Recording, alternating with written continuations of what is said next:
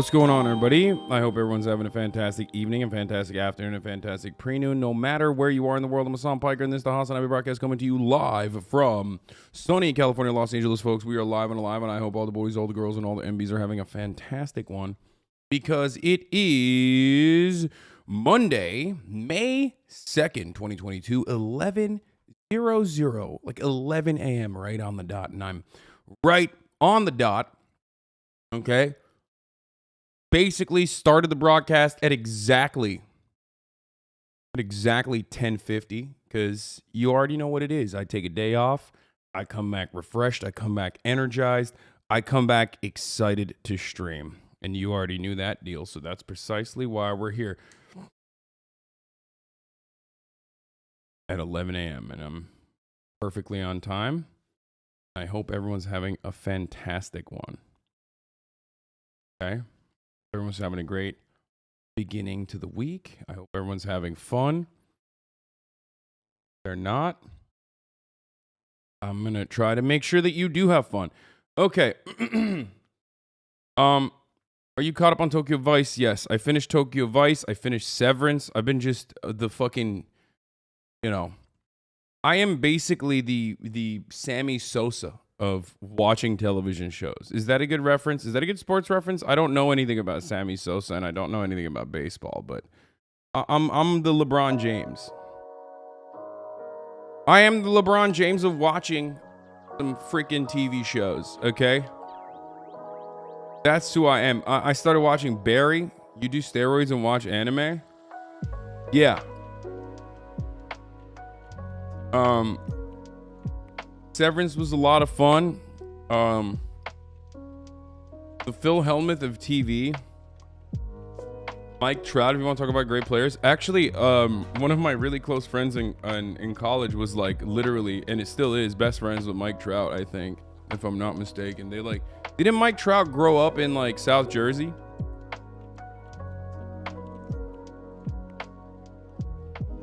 Yeah. I know a bunch of homies that grew up with him and like played with him and are really, really good friends with him.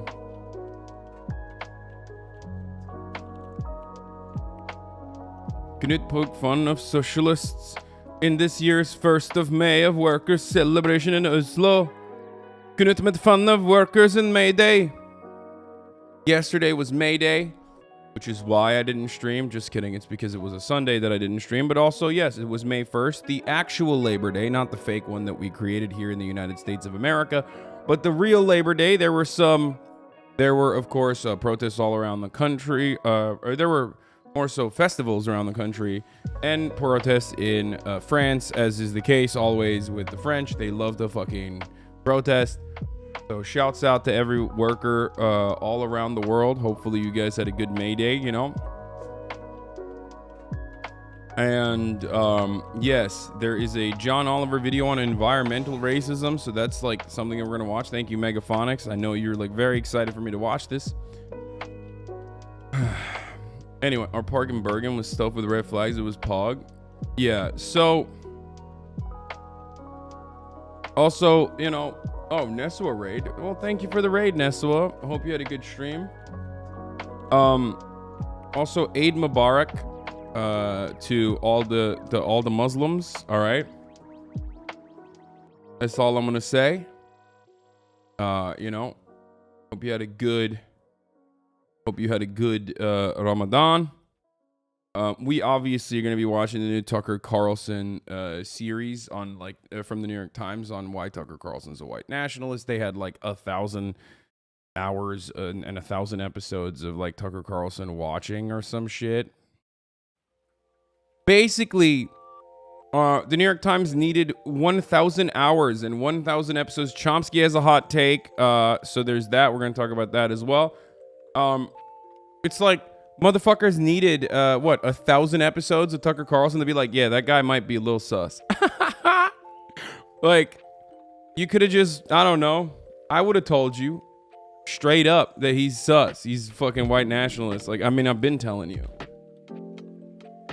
Also, one other last thing before I immediately blast off and go into fucking news, because there isn't really anything going on in the personal news realm except for the fact that I'm going to take this COVID test again and probably test positive once again, which sucks because I feel a lot better, but you know, it just like doesn't matter. I think COVID is like staying with me forever, regardless. And I'm not gonna make like a showing of the test. I'm just gonna take it casually while we talk, but there isn't really much going on the personal news front on the casual shit. Part of the reason why is because I didn't really do much yesterday. I did what you guys do, basically. I've been chilling. I've been playing Nintendo Switch Sport. My cousin is leaving now. My cousin just left. Like, he's gone. His wife are gone. So that sucks. But yeah, no, I just like, I swam and I played some motherfucking Nintendo Switch sports. That's all I did.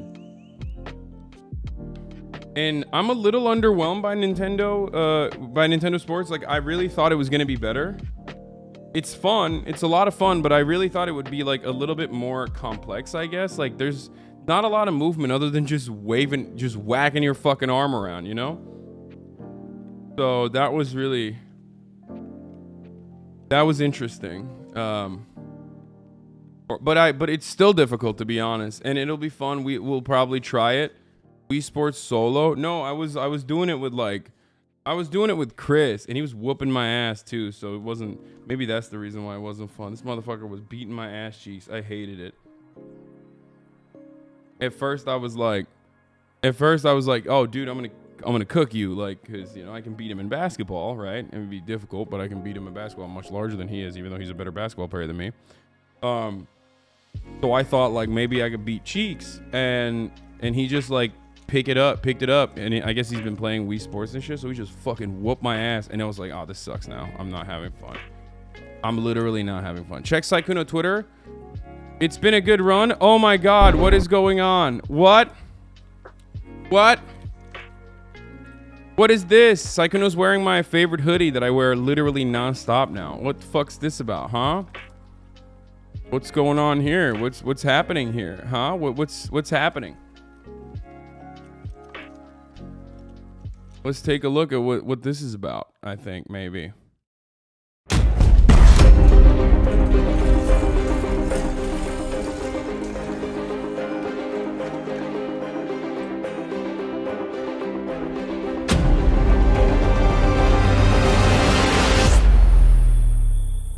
This is where it all started.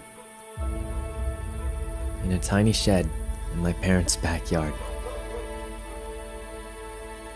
I never planned on becoming a streamer. I just wanted to play some games. Bro, this shit is straight anime, dog. I'm sorry.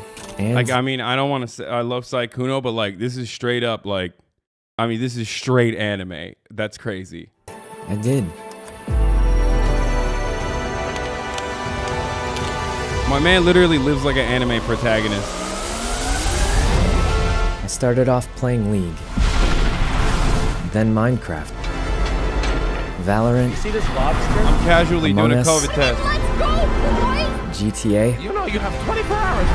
I met some cool people and made some really good friends. And I met all of you guys. Psych. Are you ready to go? Yeah. No! Where's he going? Oh!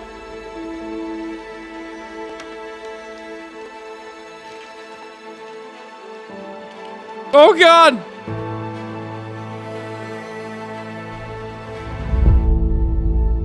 I'm gonna do what I've always done, just in a new place. Oh my god! Saikuno's going to YouTube Gaming. Okay, so as Saikuno's #1 simp, I kind of knew about it already. I'm gonna be honest with you. I can't fake it. I'm not very good at fake. I'm not very good at like fake shock. I'm not exactly I pre-watched this one. Sorry, boys. I mean, I'm really happy for him. Sykkuno's a wonderful streamer. He's awesome. I'm so excited that I'm excited that I've been able to get to know him over the past years, over the past couple of years, from just watching from afar to getting to know him. He's a wonderful, sweet person, and I'm happy for him. And that's it. And Twitch is gonna keep hemorrhaging good content creators if they don't treat them better. You know what I mean? YouTube still has a long way to go. Do not misunderstand me. Obviously, YouTube still has a very long way to go. They need to fix their community.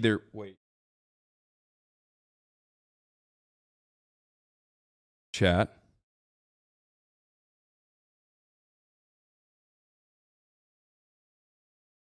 Uh-oh. I mean, this isn't indication of anything yet. Hold on. Hold on. It doesn't see. Wait. 1 second. 1 second. Look at this. Hold on.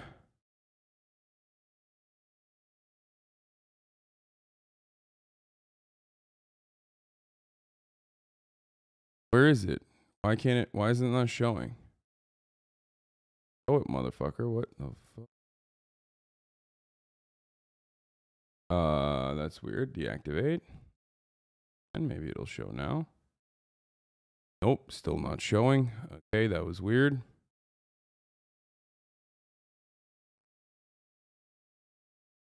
Uh-oh. What is happening? Something weird is going on. I can't turn on my cameras for some reason on desktop. I don't know what the fuck is that. What the fuck that's about, but wait, hold on. Oh, wait, hold on. I think I fixed it. 1 second. 1 second. 1 second. Boom, there it is. Anyway, I was wrong. I got excited thinking that it was fine, but the sample is still positive. No, I'm still positive. I'm not negative. I got excited for no reason too. So there's that. Yeah, it's bullshit. I'm still positive. Fuck it. What are you gonna do? However, this time it didn't turn red as quickly as it usually does. You know what I mean? Usually it's like boop, it's immediately red. You have to wait 15 minutes if the test is you're freaking out about. Yeah, but no. I mean, yes, but also no. Usually, the sample doesn't turn from red to not red. The sample is just red. If it's red, it's red. Hasan positivity week is extended. Wasn't Omicron just 5 days? Dude, Omicron is supposed to be like, what, fucking 2 to 4 days for it to take, to incubate in your body, and then like kind of out in like 5 days. But obviously it varies from person to person. I've talked about this before a million times over, both as my job and also now as someone with COVID. But basically the CDC guidelines are as follows. First 5 days, with day 0 being your first, with your first symptoms. My day 0 was Sunday. My first day of testing positive was Monday. Basically what CDC tells you is first 5 days, you have to stay in isolation indoors. These are lowered quarantine restrictions, the new ones.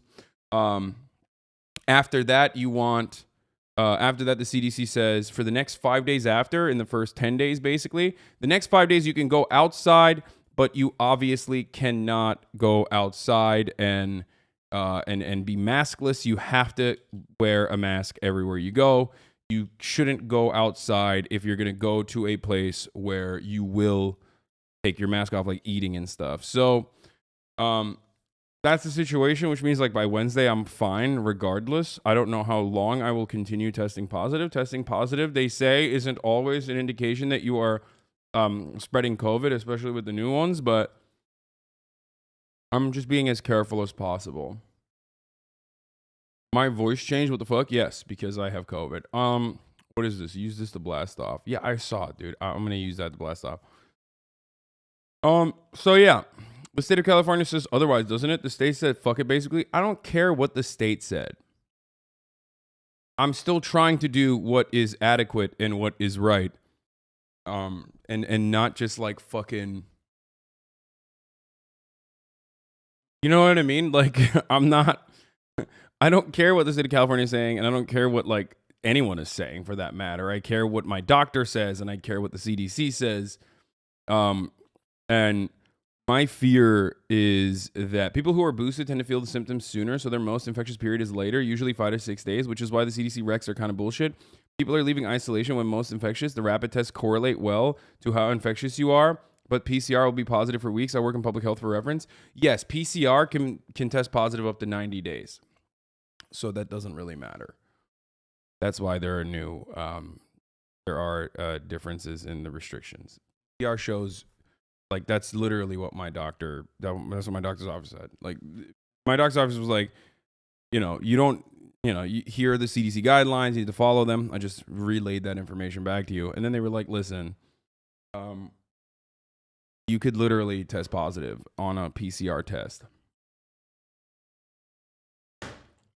You literally test positive on a PCR test. TikTok says you're a false leftist. Brother, my brother and sister, or NB in Christ. Who cares? Please do not come in here with that nonsense. It's TikTok. Your leftist information from TikTok, then we're not a leftist at all anyway. Okay. What's my overall favorite cold brew? It's by this company, Valant. This is not an ad, by the way, but it's not this one. This one's the straight black one. I like the toasted coconut one. That's my favorite cold brew.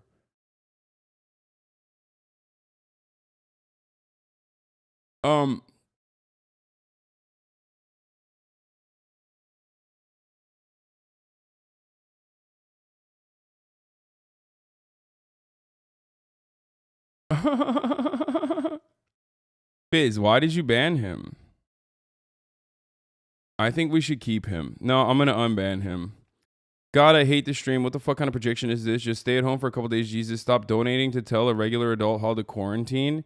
Who the fuck is donating to tell a regular adult how to quarantine, you fucking weirdo? They're literally just writing in the chat for free, just like you are. He's a false leftist. He's an annoying sped. Ban me, fuck's sake. Well, I unbanned him. I think we're trying some. Keep me. I love you. Okay. We're going to try something new today, okay? Or not just necessarily something new today, but we're going to try something healthy for everybody, which is we're going to do all we can to just not be a psycho, I think. That could be cool, I think. Like, if we were to just, not be a psychopath. Anyway.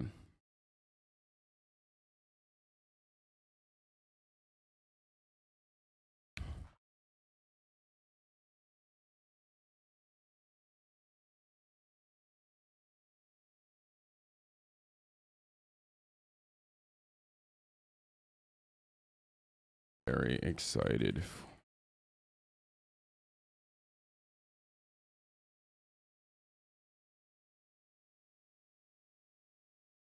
I'm just writing some nice stuff on their site. Kuno's tweet.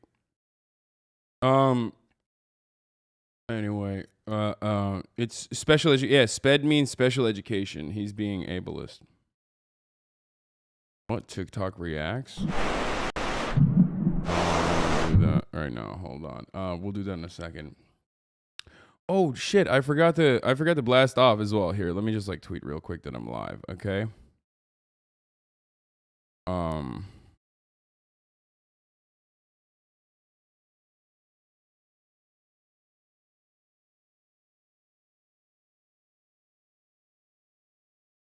right, let's do it.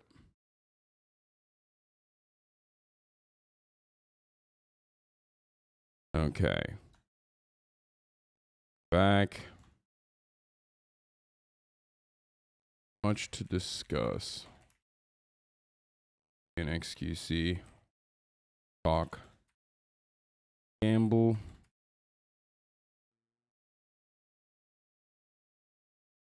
Or Tucker Carlson is outed as a white nationalist by New York Times. shocking in parentheses.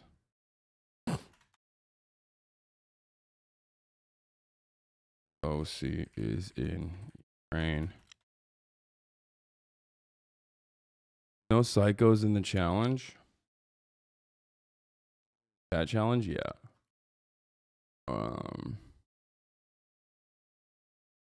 Decision to invade Moldova has already been approved. Okay. Dude, we can't make Moldova and Mama Liga jokes anymore, you know what I mean? Top watch streamers in April 22, you took time off and you fell off. Dude, what leads you to fucking show, like, why would you come in here and post this? Like, I literally don't understand. Some of my fucking fans are just like the biggest psychos, dude. Like, what, you're like a fucking 30-month subscriber and you'll come in here and you're just like, hey man, you didn't stream enough this month and now you're not one of the top watch. Like, okay, what do you want? You want me to kill myself? Like, what the fuck's wrong with you, dude?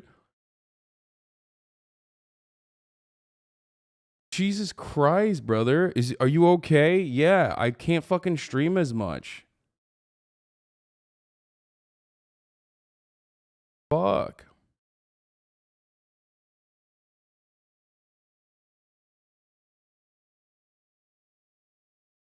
I've literally streamed through fucking COVID and motherfuckers still are like, bro, I'm just letting you know, like, you know, I have issues.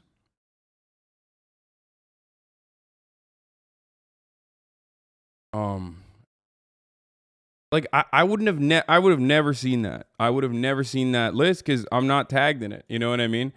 And Chatter was like, no, you got to see it. Like I want you to see this. I want you to see that like you're fucking up. Thanks, dude. Well, now I know. You know what I mean? Unironically making me want to stream less, which, you know, will lead to more of a fall off, I guess. So good job. Even if you're a fan, you're like a person who would want me to stop streaming.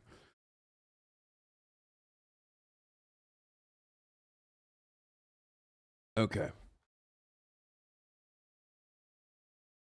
They want to be special. It's like the man wants to take days off. No, I think what it is we develop unhealthy parasocial relationships. Everyone wants to be on a winning team. So a lot of people personally turn around and think like, oh, this team is no longer winning. It's no longer on like the fucking up and up. So they jump ship and go to like whoever the top streamer is. And then they're like, well, now I'm a fan of this person instead. And because I feel happy when they're successful. And I think that creates this like really, you know, really sad cycle of, I don't know, shitty content overall. I try to be above that as much as I can, but it's difficult, even though I am winning all the time. But that's what it is. I think that's why. I think that's why a lot of people, you know, stream hop, and then I hate when you admit it makes you feel bad. Now all the trolls are gonna go harder. Stop being honest. I know. But yeah, just don't do it. If you're like a fan, don't do it. Well, and ultimately because Twitch is so top heavy, it just leads to like literally whoever the #1 streamer is being the largest fucking streamer on the platform, sucking up everything else. Which, I mean, it's the case. It's the truth.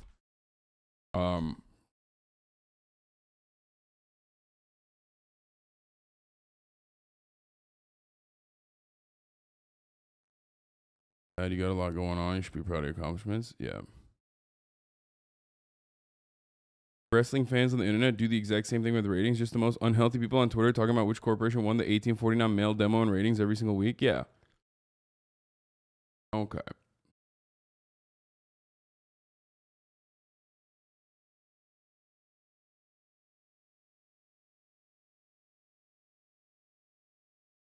See, this guy literally confirmed what I was saying. I only tune into XQC when I see as 100K plus viewers. You literally just confirmed exactly what I was saying. Yeah. And it's the same goes for me too. When I'm over like 100K, people tune in, and then like maybe if I were to normally have 120K, I have 150K, right? That's just how it works on here.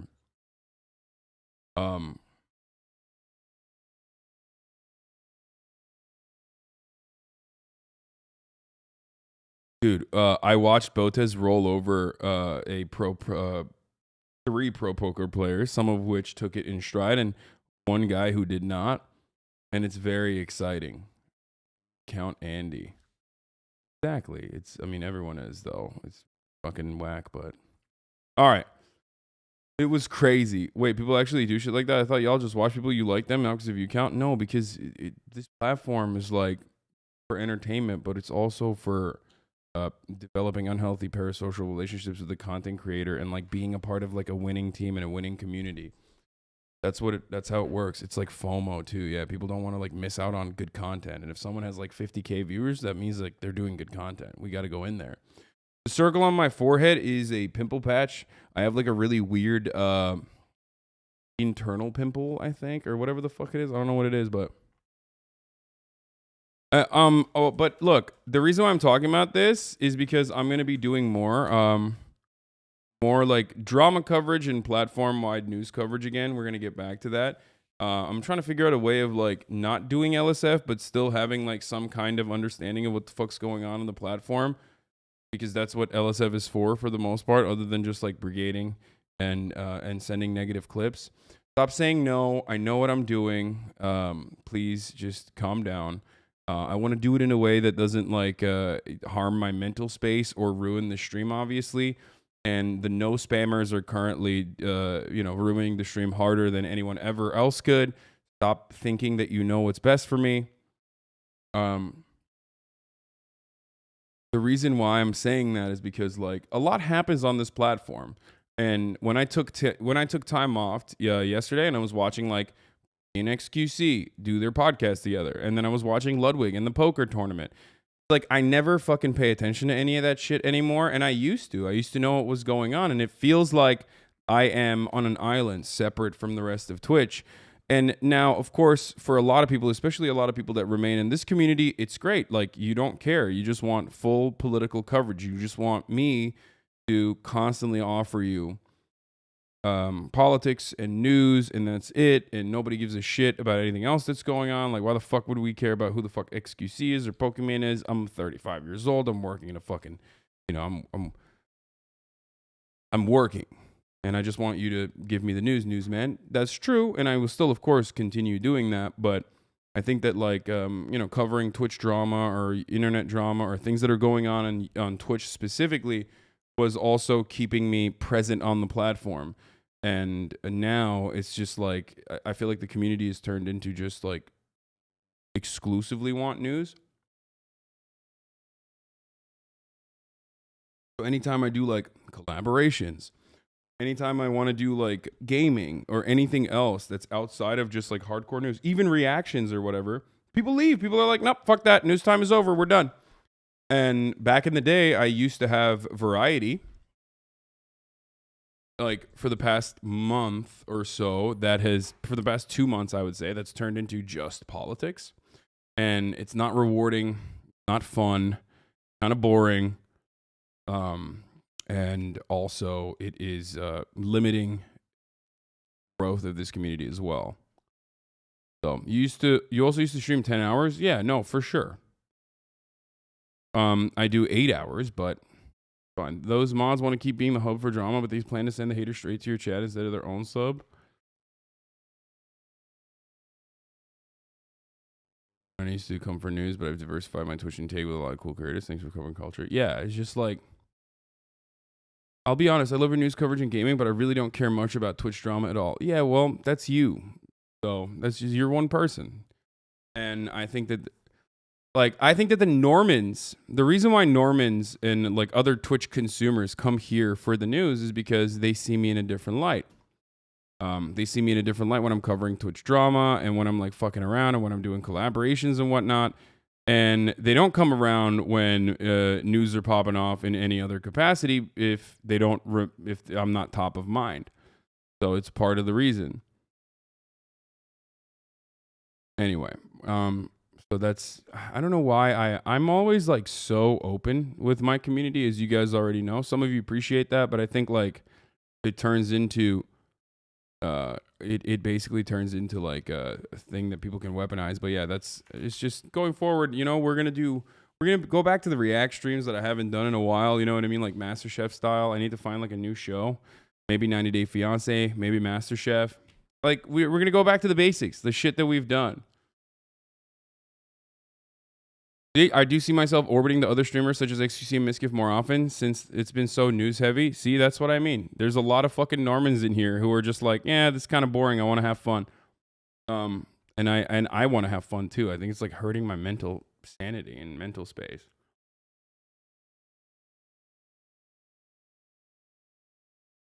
So you were going to be boring again? Thanks for warning us. What?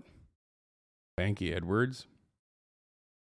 Did the same thing like 2 weeks ago. No, I've been trying to like maneuver away, but it's just been so much. It's been so much fucking news and nonstop, and like people always react negatively when you're like, oh.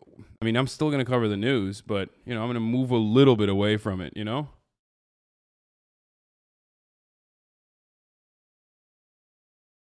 I think your Ukraine coverage skyrocketed your normie viewer count, and they subbed and got triggered when after 2 straight months of almost uninterrupted coverage, you wanted to switch it up, and they criticized you for it, and that sucks. I'm sorry, Bart. Yeah, no.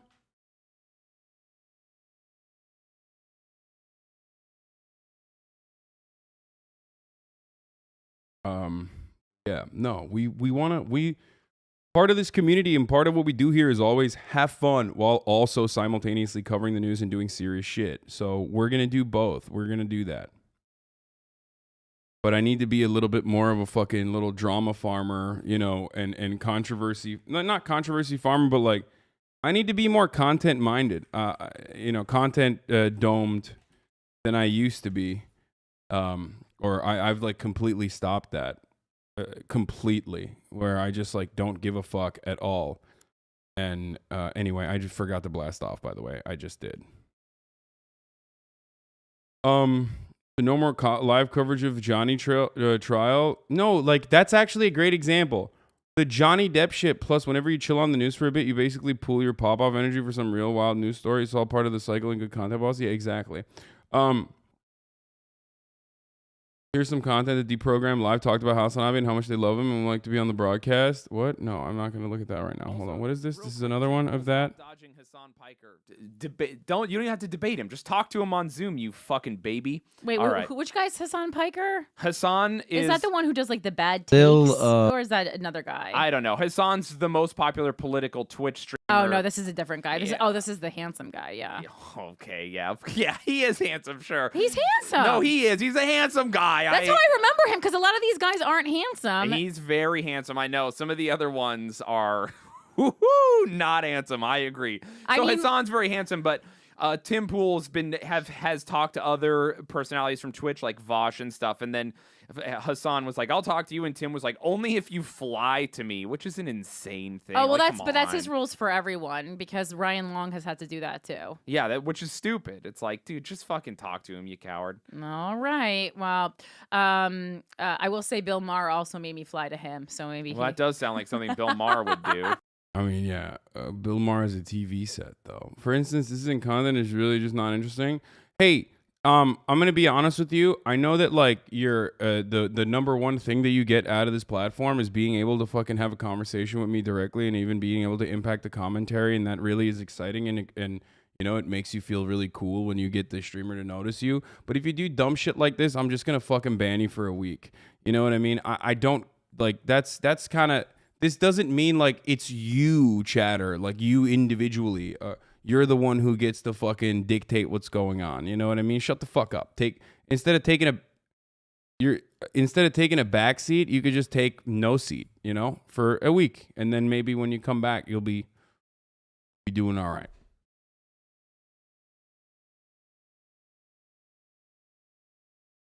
What is this one? Forward with the $2. Thank you so much. What do you think of HasanAbi? I really like HasanAbi. I think he's a great beginning of the funnel entry point for communists. And other than that, like other from the perspective of what me as a socialist think of him as a socialist, as like a perspective of like content and entertainment, I watch it pretty much semi-regularly, and I find it extremely entertaining. But I like streams. That's why I like it. And him specifically is like the only streams that I watch. So I mean, these guys get it.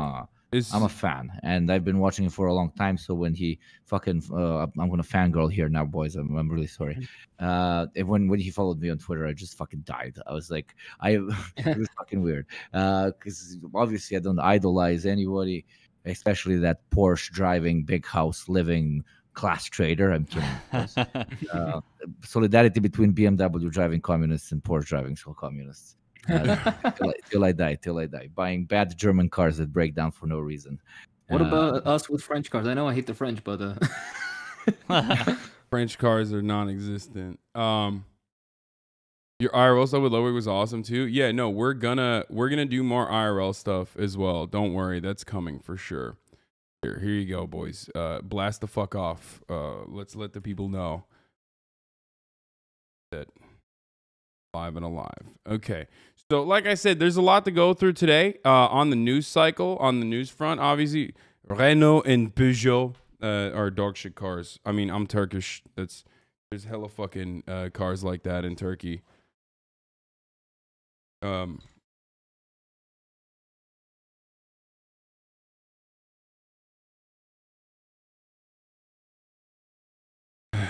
you talk about the XG podcast? Not yet. I'm gonna do it in a second. Have you thought about bringing Azealia Banks on the stream? That would be fun. Oh, dude, I'm terrified. I'm afraid of what she would do. If you didn't have COVID, would you have considered going to Korea with the OTK gang? First of all, Miskiff did not invite me or ask me at all. I found out about it through Austin. But I probably would not have gone, I'm gonna be honest. Because that's like a really big trip. And I wouldn't have wanted to go like on short notice. I would want to do it on my own terms. You know what I mean? No, they're saying if you didn't have COVID, and even then.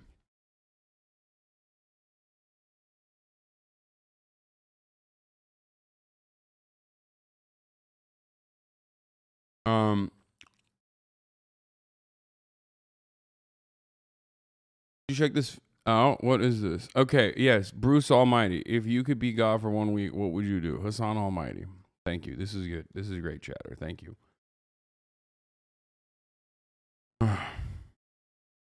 You don't want to be one of the cool kids? What do you mean?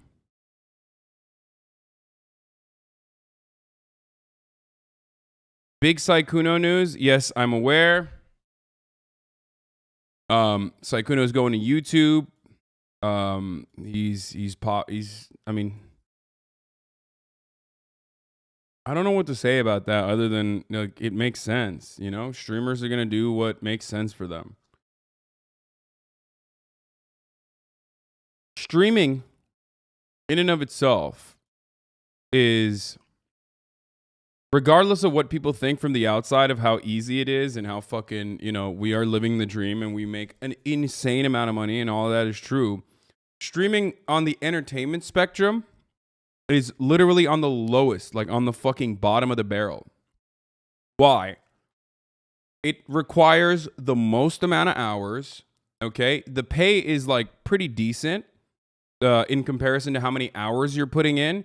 It's still better off than most other forms of entertainment, unless you're in the top echelon of like YouTube or top echelon of fucking, Hollywood and stuff like that. No. When I say decent, I mean for the amount of hours that you stream. When you break it down to how many hours you're working in comparison to how much money you're making, the payments are insane, right? I mean, they're really, really good. But when you think about it from the point of view of like trading time for money, right? When you think about it from the point of view of trading time for money, the amount of man hours you're putting in to basically streaming non-fucking stop, to be present all the time, to be entertaining all the time, in comparison to other kinds of entertainment, it is not that great. The reason why I say that is because like it requires you to, at the very least, be present and on camera for a minimum of 4 hours every single day. Like, that's the minimum, right? The minimum is every single day. You have to be live and do a one-man show, and there's a barrier of entry, there's a technical barrier of entry, all that sort of stuff. Now, at this point, I feel like you're going to quit in a year, lol. No, I won't be, because I do love streaming. I love my community, and that's what makes this so much That's what makes it so much fun, regardless of what people say, like when they do this. Even though there are like idiots in here that do this, and they're just joking. Obviously, like react omegalol or reaction is not work omegalol, whatever. You're right. But you can say that about everything. Oh, it's just you're just taking a photo on Instagram and you're getting paid $500,000. Oh, you're just sitting in front of a screen and like reciting lines that other people wrote for you, and you're looking hot and you're getting paid $10 million, right? Like, oh, you fucking are putting out music, like you're just literally. Your fingers are touching a guitar string and people give you $1 million to go listen to you and watch you. Like, you can try to fucking devalue any kind of work or any kind of part of the entertainment sector. Ultimately, it doesn't matter because, like, obviously, we're not comparing this to, people sitting around and acting like they're actually working by looking at an Excel spreadsheet while secretly listening to me. I know a lot of you motherfuckers are doing that right now. Shouts out to all of you. There's no problem with that. Keep it going. And I'm certainly not comparing this to someone in the service industry who actually is like literally fucking hands-on, emotionally exhausted all the goddamn time, has to suck the shit directly out of these fucking tyrants that come into their place of business and take advantage of the dynamic that they have for a brief moment, like they're a goddamn feudal lord over them, right? I'm not talking about that at all. I'm simply comparing it into Twitch streamers, where they are on the entertainment spectrum in comparison to other people in entertainment. And on that level, Twitch streamers make a lot, but the hourly compensation for how many hours of work they need to put in is not that great. So, why am I saying that? Well, because that is the reason why some other platforms will literally, because there's hourly minimums, right? These platforms are giving you hourly minimums. They're saying like you need to stream this many hours a month, and we'll guarantee, this level of money for you. And it's usually a loss leader, especially for these big streamers that are moving on to other platforms. And I don't know what Sykkuno's deal looks like, obviously. I have no idea. But I would suspect that it is most likely... X had a good point yesterday. He said half the streamers were given his spot. They'd cancel themselves because chat. What is that? I don't know what that means. But send me a link on that, and I would like to look at that.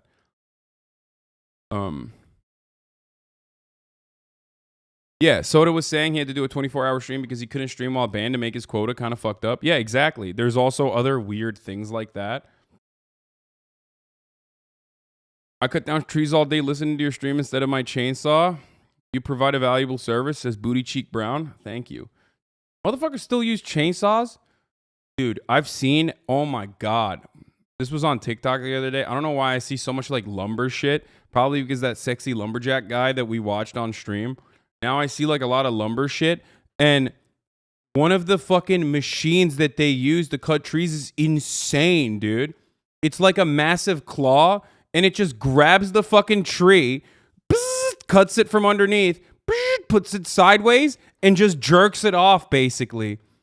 It is the coolest. Hold on, I gotta find that TikTok. Oh my God, my ADHD moment. I was in the middle of having a conversation about something completely unrelated to this, but I have to find that, dude. What is it called?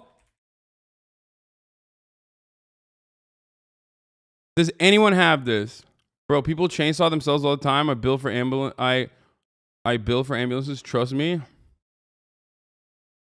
Bro, it's a machine that jerks off trees, dude. It literally jerks them off. Wait, helicopters sawing the tree? I have seen this. If this is what they use for cleaning up electrical lines, isn't it? Tube. Yeah, I have seen this. This is crazy. Basically, just as a captor. Yeah. Depending on how we. They use this to clean up the electrical lines because they don't have this. This is what you're looking for. I think this is what I'm looking for.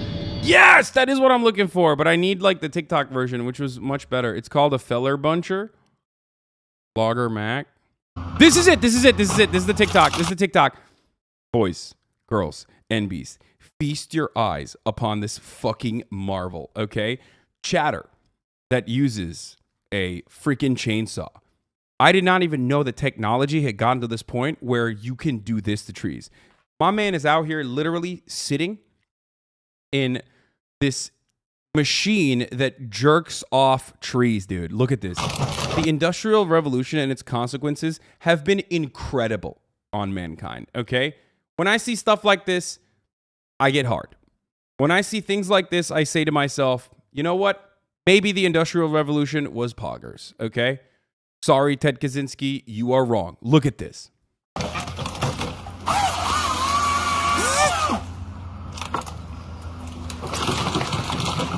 That is insane.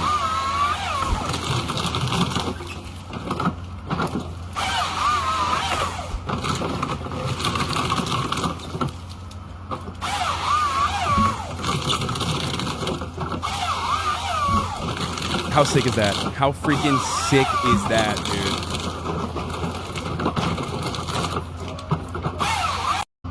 dude? That is so fire.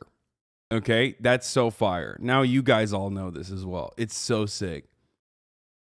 If this is being jerked off, I don't want it. I mean, you know what I mean. It looks like it's like jerking off the tree, but it's like actually clearing all the branches and shit and making it so perfect for logging.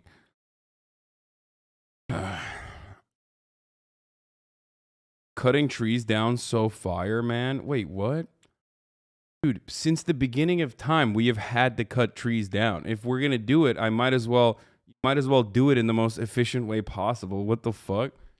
Also, isn't like logging almost like a fucking 1-to-1 for like every tree cut down, we're fucking planting enough trees on top of that, no? There are more trees on Earth right now than there ever were. Yeah, if there's one thing that people fucking get like mad at, it's not. Well, not the rainforest. No, not in Brazil. And it depends on where we're talking about, but I'm pretty sure we have like we're fucking constantly planting, like nonstop.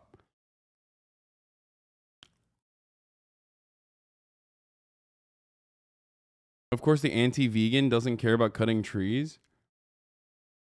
Dude, with respect to any kind of fucking natural resource that we are extracting from the earth, I'm going to go ahead and say that like logging is one of the more renewable ones. I mean, it's quite literally renewable. It takes some time, yes, but ultimately every part of our industrial development has been a burden on the earth, but you're getting upset at like one of the least impactful ones.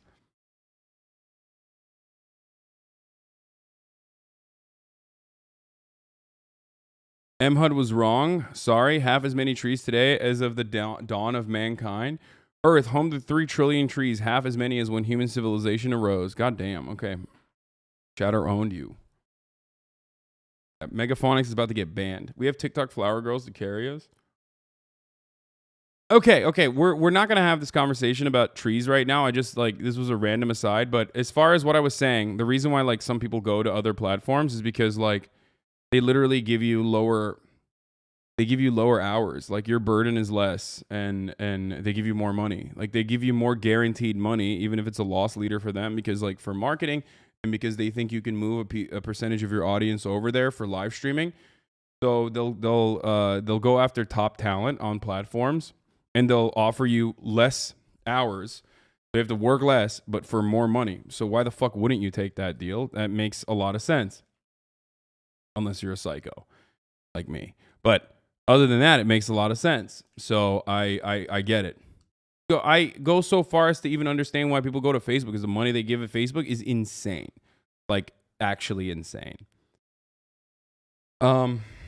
So it hurts your brand in the end. No, I don't think YouTube would hurt in that same in the same way that like going to Facebook would. But even then, I think This Guy's Toast is a great example of a Facebook move being perfect. Get the bag. They'll cut like a fuckload of YouTube content and basically use your stream as just a way to not create a sense of community, but use your stream as a way to generate YouTube content, and you're fine. You know what I mean? We will watch the video after you're done talking because I want to watch with you, or at least alone. This video, I've already watched it.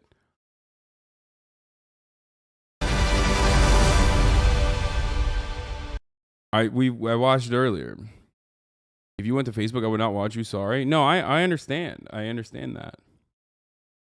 Update your Facebook. Yeah, I mean, I have a gigantic fucking Facebook. I had a huge Facebook following at the time. I kind of first popped off in the 2016 election cycle on Facebook, but I also deleted my Facebook and don't like Facebook in general. Like, I literally just don't have a Facebook account. I don't. I have an Instagram, but yeah, no, people that go there go for a lot of money, a lot more, and it's an understandable choice that they're making to make more money and for way less hours that they need to stream. And you can do it. You can do it in a smart way, like what Disguised Toast did. And you can do it in a smart way to go on YouTube as well. For me, though, the number one thing that gives me brain disease, but also the number one thing that keeps me going, is this. The back and forth interaction that I have with you guys. Being able to constantly talk to you, being able to have you show me fun shit, being able to watch it together. And as it stands, it is, YouTube doesn't have the best method of doing that. Like, YouTube chat culture and YouTube community is like difficult. YouTube live streams are hard to find. So that's another thing, I think. Like, there's a lot that YouTube needs to do to fix its platform and the way that it deals with like live streaming, for it to be like a viable alternative. But that's for someone like myself. If you don't care,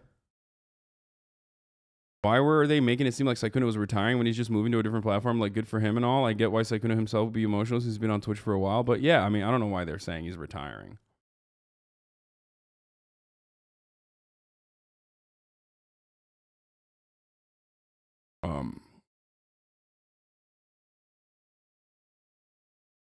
But if YouTube fixed chat and made it similar to...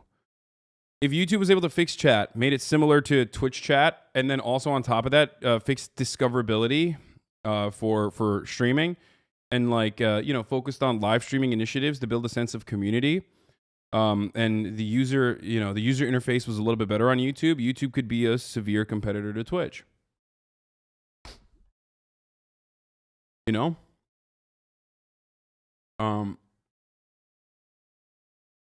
For monetization purposes, YouTube also still needs to go a long way. I think Twitch is still better at monetizing, even though Twitch itself is like, personally, Twitch itself is like basically saying, hey, like, we're really good at monetizing in comparison to other platforms, and it's the truth, right? I mean, there's obviously still a fuckload of problems for affiliates, a fuckload of problems for mid-tier and lower tier partners in the partnership platform with like 55,000 fucking content creators on there.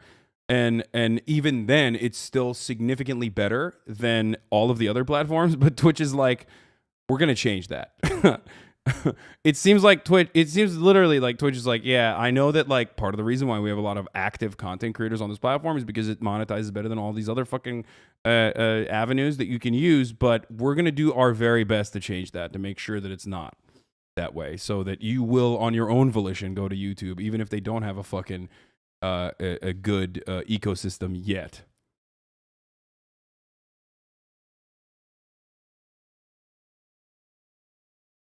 No shot they make YouTube chat similar to Twitch's. There'd be zero modularity and the emotes would suck ass, I think. Yeah. I've said all this before. Yes, YouTube seems to be too big to make these types of decisions quickly. Agreed. I've said this for a while. Seems there's too much red tape to get changed to YouTube live streaming to make it an actual competitor. Yes, I agree. Would you consider going to Mixer if it was still operational and it had a good offer? No.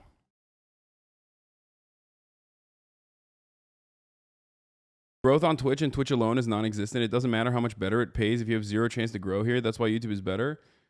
YouTube is unlimited growth. But Twitch monetization is better than YouTube monetization for live streaming, for exclusively live streaming.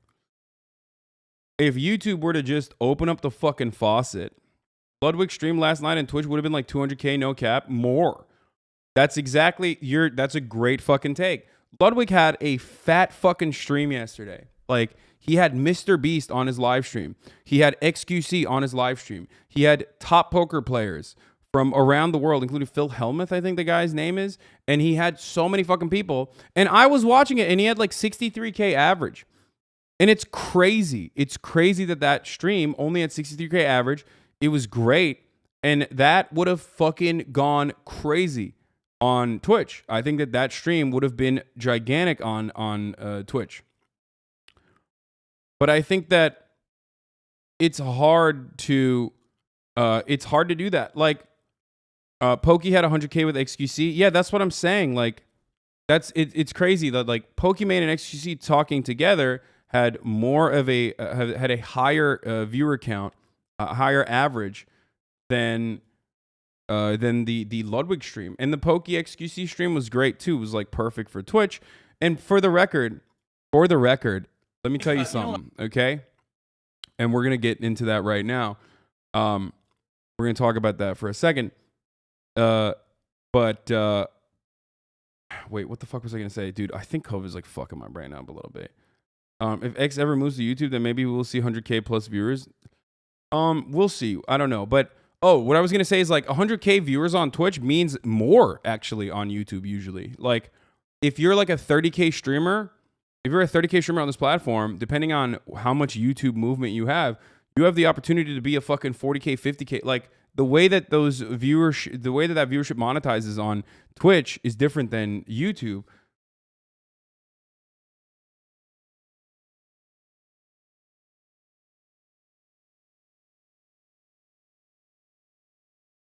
A view count or a view is worth more on Twitch.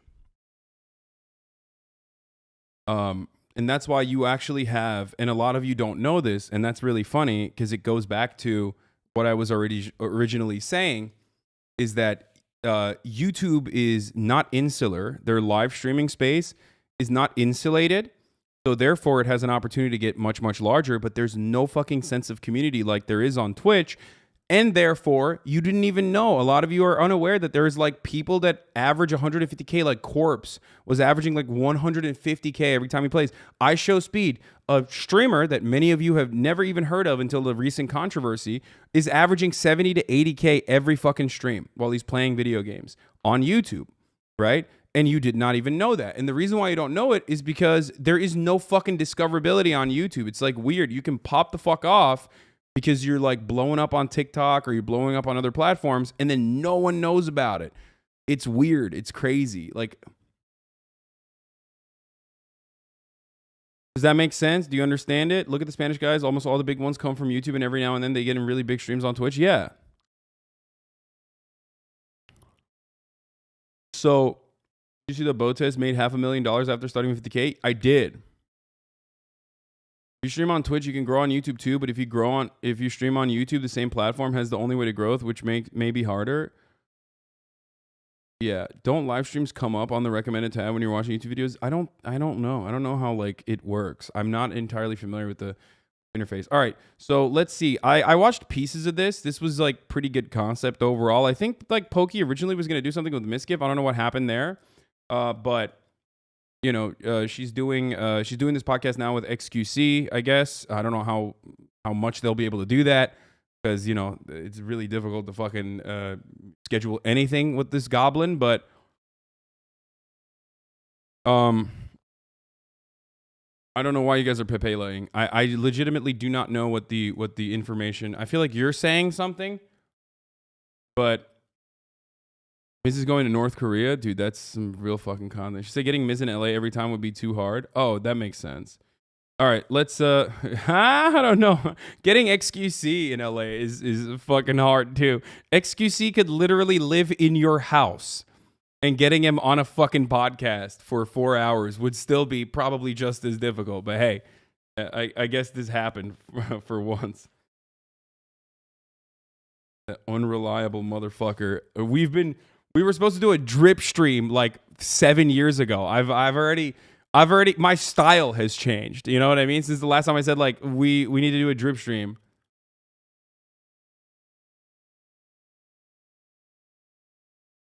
Keemstar, please tell that Pokimane bitch what? If she thinks her career is gonna last longer than mine's a fucking idiot. I will be here till the day you retire, bitch. What the fuck? Bro, you are literally 45 years old. Like, isn't Keemstar 45 years old? Like, goddamn, bro. What are you doing? You're calling like a 25-year-old Twitch streamer a bitch, dude. What is wrong with you? Have a daughter, homie. What the fuck? Okay, someone needs to tell Keemstar that when he's 45 and is like trying to fuck 18-year-olds, that doesn't mean he's like, that doesn't mean he can fucking speak that way.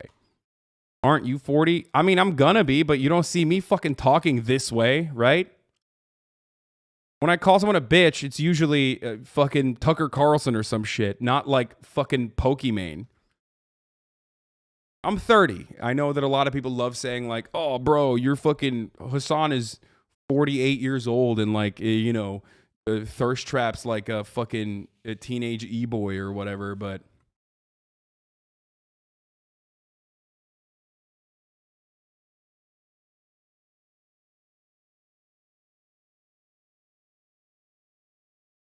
all right, let's see what this is. Like good example. I mean, I don't want to make too much drama on stream, but like Call Me Carson, right?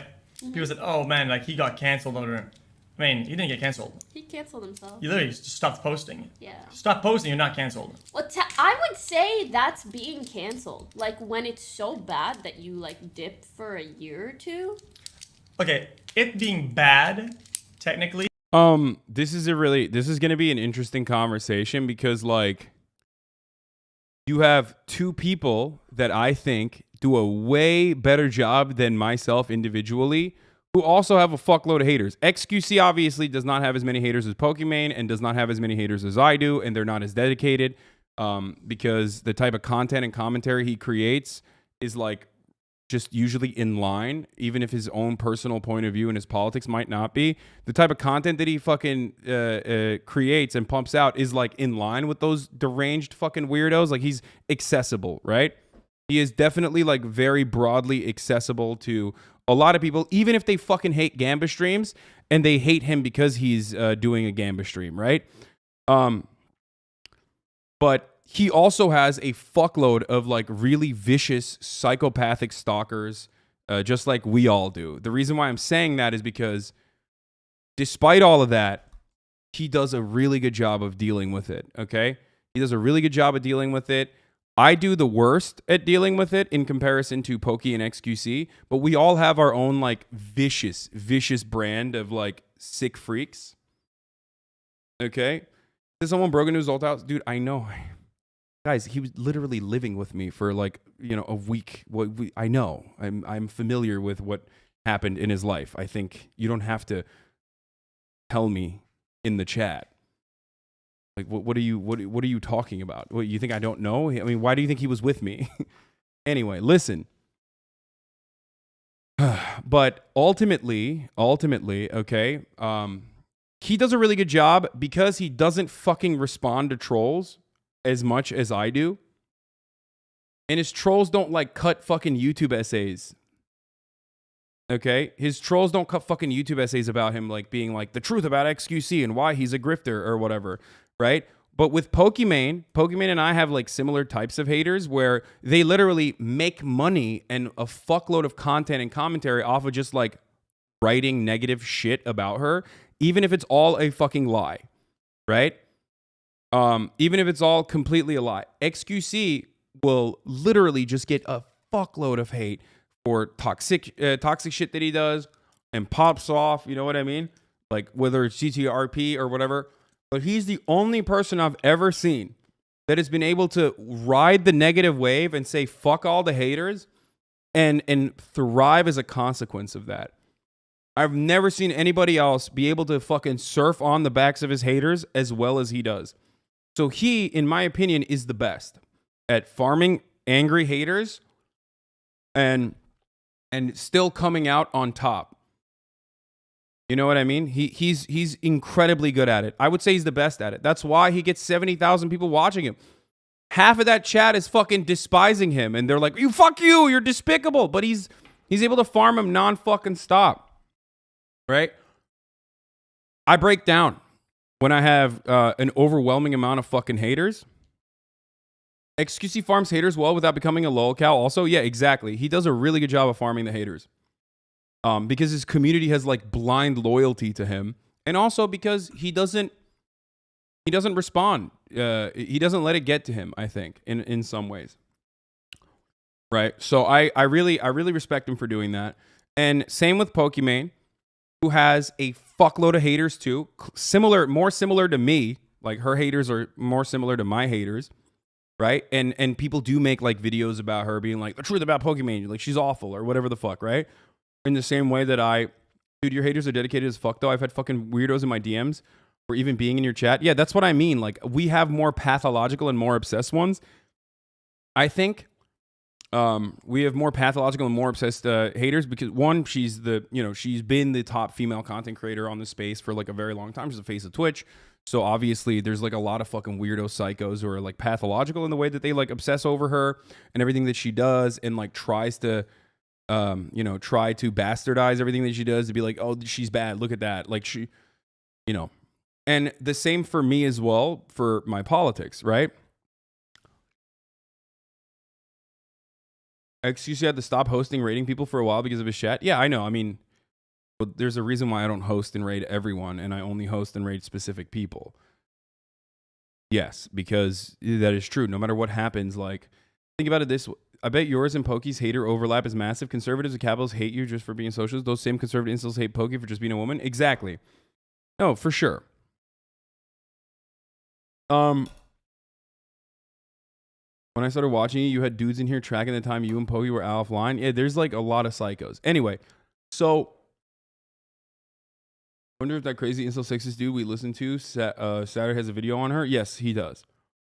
But even then, she deals with them better than I do as well, where she just literally does not respond to it. Or if she's going to respond to haters, like she will literally make like a big... She is able to stop the flood of commentary by responding to it one time and then never again.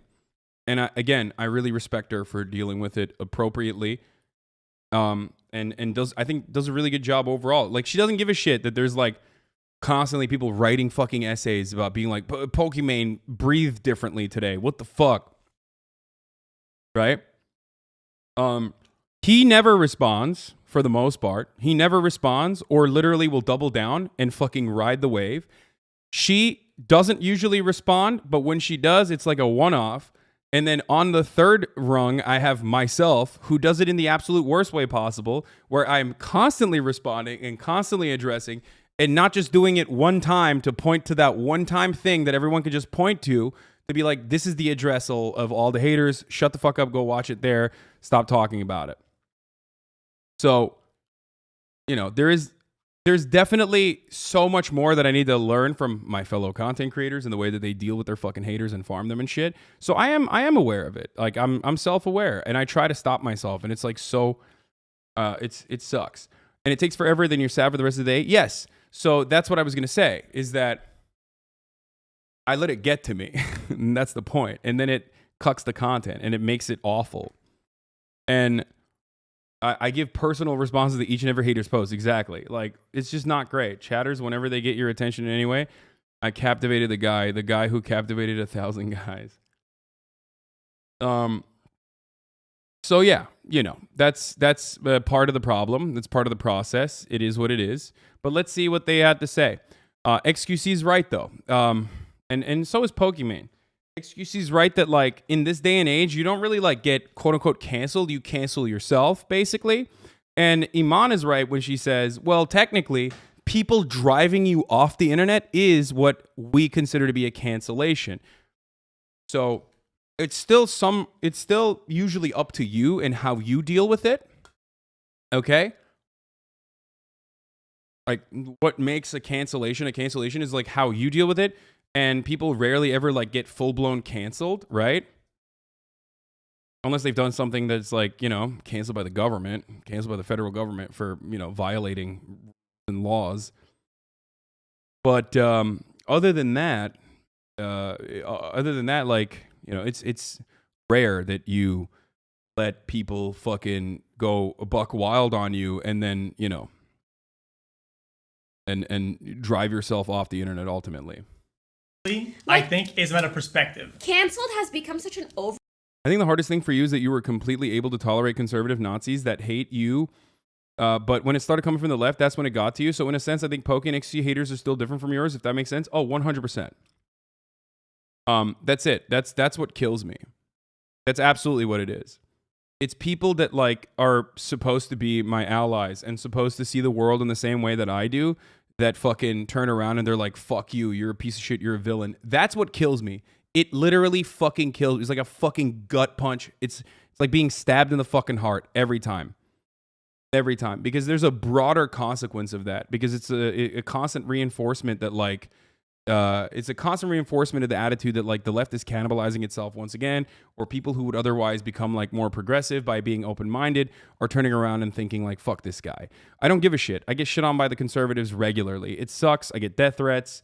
You know, they fucking harass me, whatever. Again, dad, dude, come on. Yes, we're all getting paid. Okay. We're all getting paid in this cycle. Okay. That doesn't try to focus on a broader point that I'm trying to make here. I'm not saying I'm not getting paid, please. Like your input in this situation does not, you know, it's not warranted.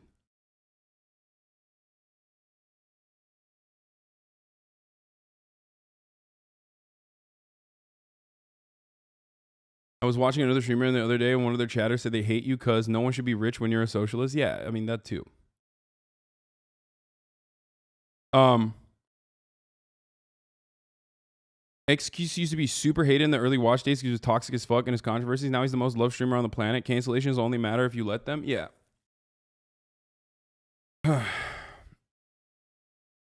Feels like it's that the left falls in love thing. People find a thing that they feel so strongly about, even if they agree with you on most things, they go against them on one thing they're strangely passionate about. You're done. Yeah, it's annoying, but if you are reading chat, 90% of all viewer listeners only know of something when you specifically answer it, only know of opposition or goofiness because you reference it, leading to more or less confident in your take. Evidence versus none. Yeah.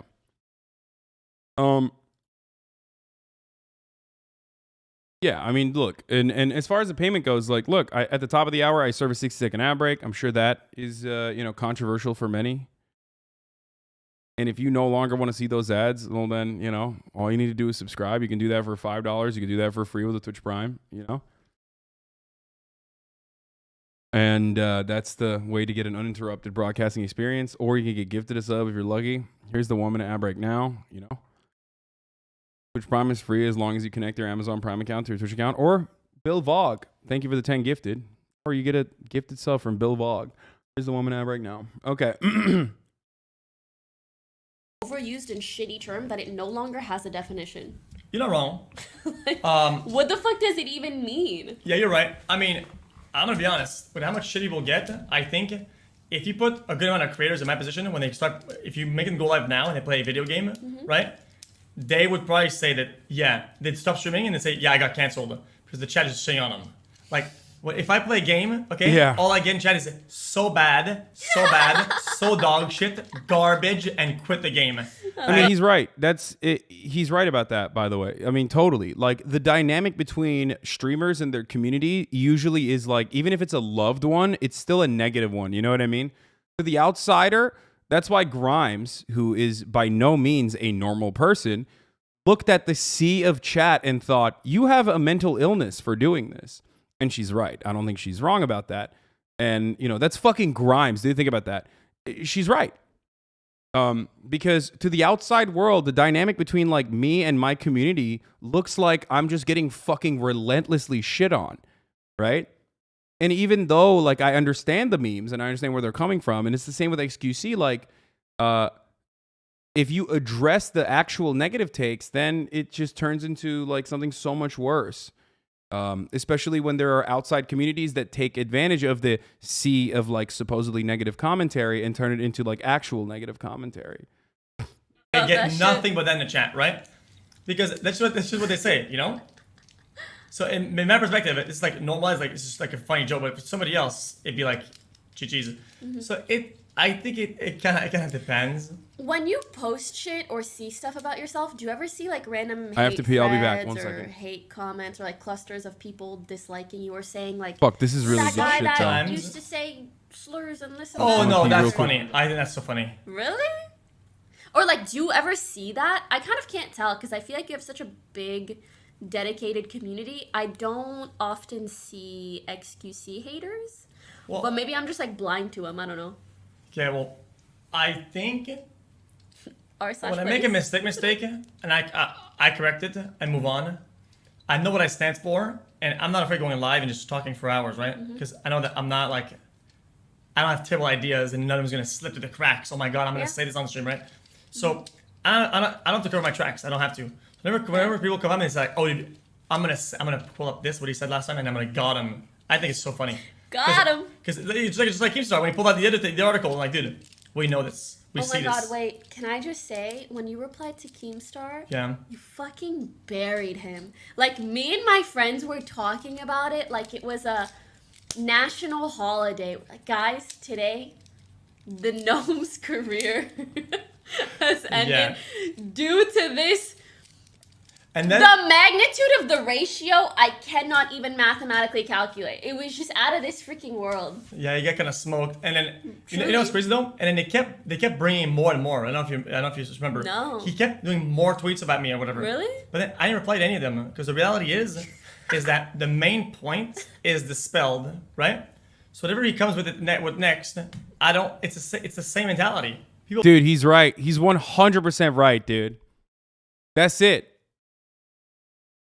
Like, you know, you come in one time, you pop off, and then you never respond ever again, and then it's over. It dies down, it goes away. But if you fucking do respond endlessly and non-fucking stop, then you're making more fucking commentary, and you're feeding an entire cycle. Also, but there is a difference, though. I'm gonna be honest. The difference between like me and someone like XQC is that XQC doesn't have like entire communities. Like me and Pokimane have entire communities dedicated, like other content creators and their own communities literally dedicated to cutting content and commentary. So there's like a self-reinforcing cycle. Whereas with XQC, someone like Keemstar is not gonna fucking, you know, someone like Keemstar has more people in his fan base that like XQC than they like Keemstar. You know what I mean? But he's right though. He's right as far as like not responding to the fucking psychos, the psychotic haters. If I hadn't, like, in Ethan has a lot of fucking haters too in a similar way. Like if you are literally just a like if you're functionally on the left politically on the internet, like you're gonna get people up your fucking dick hole nonstop. And it's not just going to be right wingers, okay? There's gonna be other leftists who are up your dick hole like a goddamn little worm, okay? Just like crawling into your penis hole and trying to eat you from within. Really fucked up and really weird.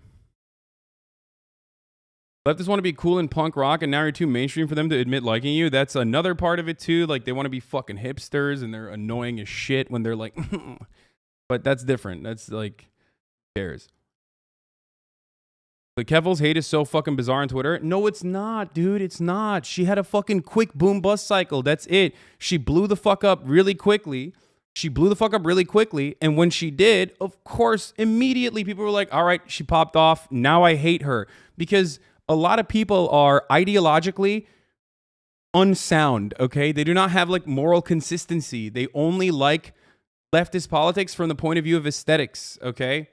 They don't think about it beyond that. So then, aesthetically speaking, if you pop off, then boom, you're bad. You're fucking bad. You're successful. That is how deeply ingrained anti-socialist rhetoric is in this fucking country and on the planet, okay? Socialism lost. It took a fat fucking L. And ever since then, because of Red Scare propaganda and because of capitalist dogma so deeply fucking ingrained in every facet of our society, we literally have people who think they're fucking leftists unironically respond in the most reactionary ways possible to leftist leaders or leftists that actually fucking pop off. Okay? It's purely spike driven, and it's basically just using any kind of like criticism that has existed since day one, that they're just unwillingly and inadvertently bringing up. Okay? There was a point when I was kind of paying attention to socialist MMA and they went mask off on you and exposed their grift. Yeah.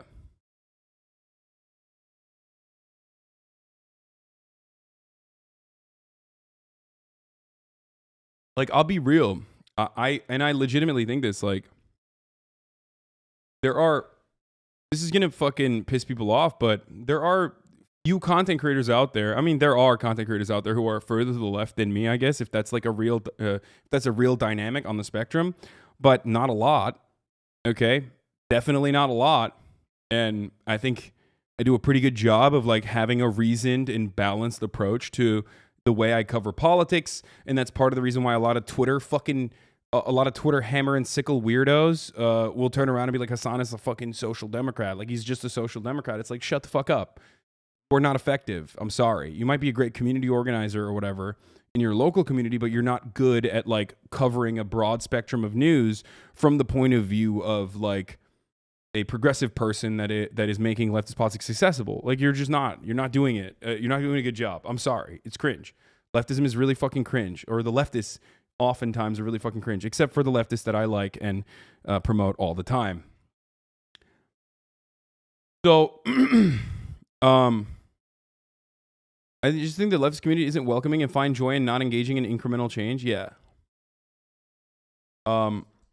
So ultimately, all of that stuff is just noise, and I just wish people would, take a deep breath and just stop focusing on that sort of stuff, because to the outside world, to the uninitiated, and that is the broad majority of normal human beings on this planet, the only way we come across as leftists are cringe, annoying, woke scolds who can't shut the fuck up and want to suck the joy out of every single thing.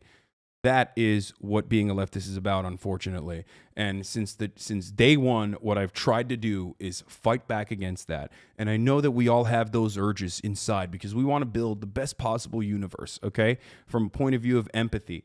But it's really, really difficult to just, not center yourself in this dynamic and try to understand that, like, it's also important to show your best face forward. Right?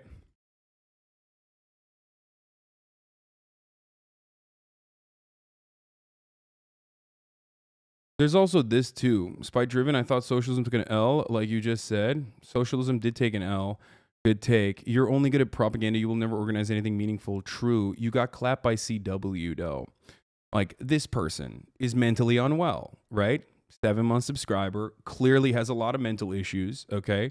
And it manifests itself. I hope you get better. I'm going to give you a day off, okay? Maybe take some time off, okay? Or if you're going to be here, just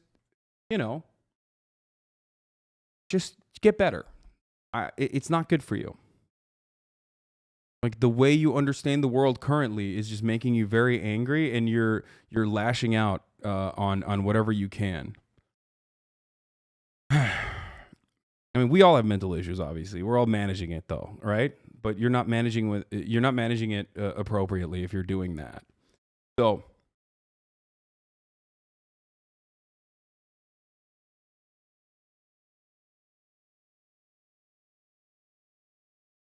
anyway.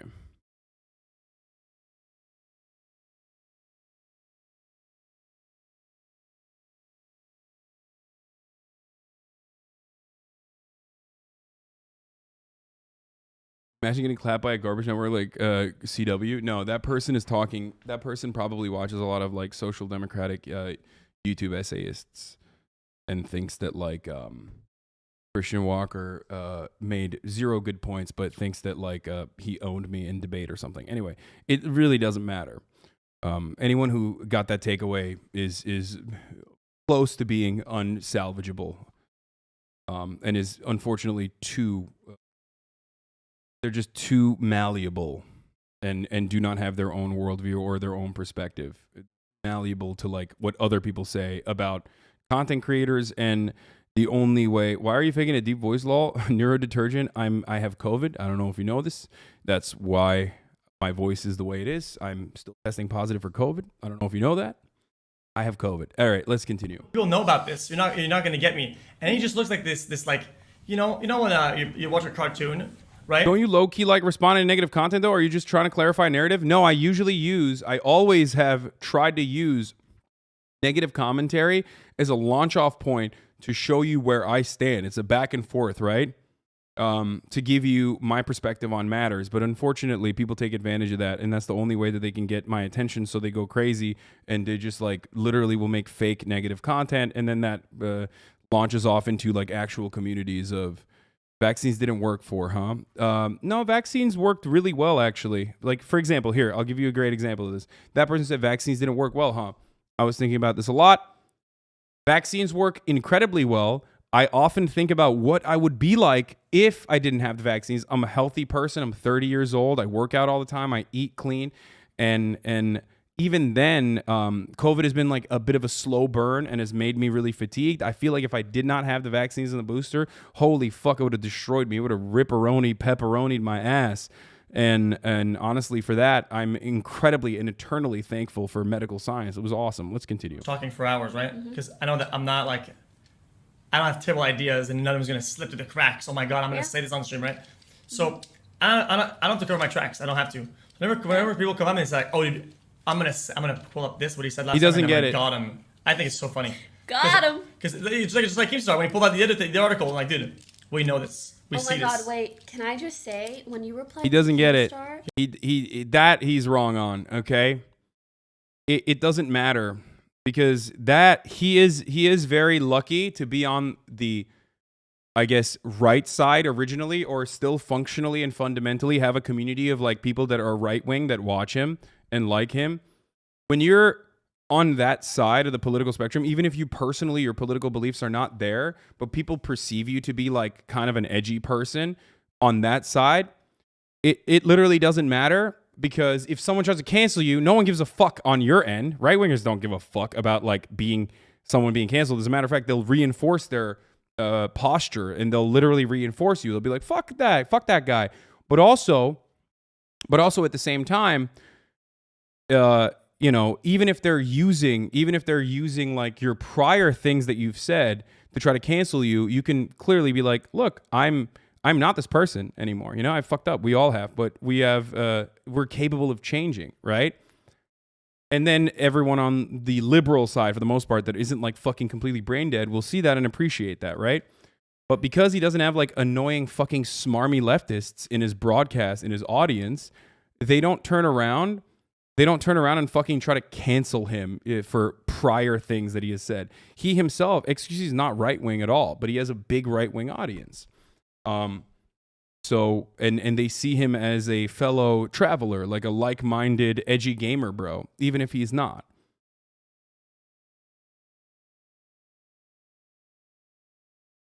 Yeah. You fucking buried him. Like, me and my friends were talking about it like it was a national holiday. Like, guys, today, the gnome's career has ended due to this.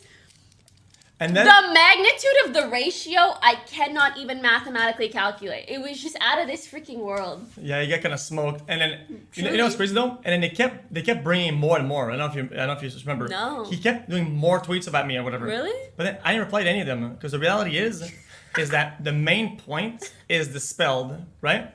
So whatever he comes with next, it's the same mentality. People know about this. You're not going to get me. And anyway, the reason why I mentioned that is because, like, yes, that doesn't work if you have like a apolitical fan base, I guess, which ultimately means like you have a lot of fucking right wingers who love you too.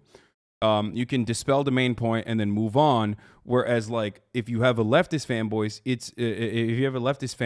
base, then they will literally take things that you have said 8 years ago and be like, wow, I didn't know about this. What's up with this? And I'm like, motherfucker, just because you haven't been here for like the millionth time that I've addressed this talking point doesn't mean that it still impacts, like, doesn't mean that that's still me right now. You know what I mean? Like, people try to do that all the time. There's like a million different fucking idiotic essayists that are like, look at his older videos or whatever the fuck. And I'm like, dog, you know, like, if I'm 320 pounds in a fucking video that you're showing that and it's 10 years old, you're a psycho for mentioning it. You're a psycho for fucking posting that. You know what I mean? And there are plenty of people who do that. There are people who still do it in the chat. There are people doing it right now. Like, it's very strange. And it does have some staying power because it does have some staying power, if we're being honest, because people fucking people on the left do jump on to it. You know what I mean? People on the left do jump onto it and go, wow, you're not perfect morally. And it's something that I try to address regularly, right? It's something that I try to address, that idea. Not for me personally, but that idea in general since day one. Since day one is something that I have tried to address and be like, you need to stop. You need to stop.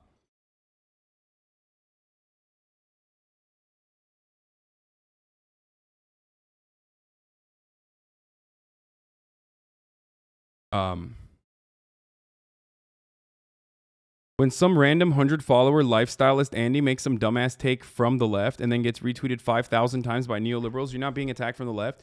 No, I am. Because for a lot of people, there is no tangible left. So a lot of random people who themselves are lifestylists or themselves are like trying to understand what being a leftist is about, they'll see that and go, what the fuck? Other leftists hate this guy. Maybe I should hate him too. Because they don't have like a foundation. They don't have a good foundation. And it's really difficult. And it's really difficult to build a foundation off of it. Okay? But it's fine, you know. We still champion on and we still move on. It's always important. That's why I always say, just be charitable, just be charitable, just be charitable. Also, the types of leftists who bring those 10 years old clips were themselves fucking Sargon of Akkad fans back then. It's wild how insane the converted zealots are when it comes to proving their bona fides. Like, yeah, I know.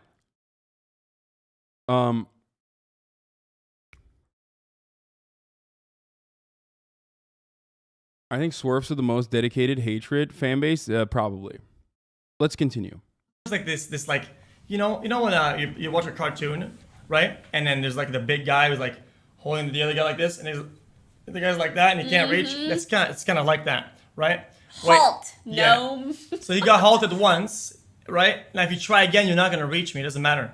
That's kind of how it is. So that's kind of how I saw it. So I'm like, I'm not gonna keep replying. And people say, you give them clout when you answer. No, you don't get it. You don't get it. Like, maybe if you answered every single fucking thing, it would be a bit much. If you answer every time, you're giving clout and everything, you're just being weird. But if you smoke them once, you're chilling. Agreed. So I don't know, but it's why the gnome, it was like a non-issue for me. Dude, okay. Maybe this is a little spicy to say, because in general, I used to try pretty hard to avoid talking about the gnome because he's just very intense. Like you say, he's not only intense though. He holds a grudge against you, and he's like, just starts spewing lies and doing whatever. But I think at this point, you know, I'm trying to take small steps to give less of a shit. Yeah. So this is gonna be my first step in saying I am so fucking glad that for someone who tried to cancel me so many fucking times over the last like 4 years. The gnome is Keemstar, and you know, we again. Pokemon and myself have same enemies on the internet, if not identical. It's a 1-to-1, like it's one big Venn diagram. It's 2 circles on top of one another with respect to people that are trying to cancel both of us, and they are relentless and they fucking do the exact same shit non-fucking stop, and they're really annoying. And for the most part, I think, and Ethan Klein as well. For the most part, I think like the best situation there. How do I describe it? Like, just not responding is the best thing you can do.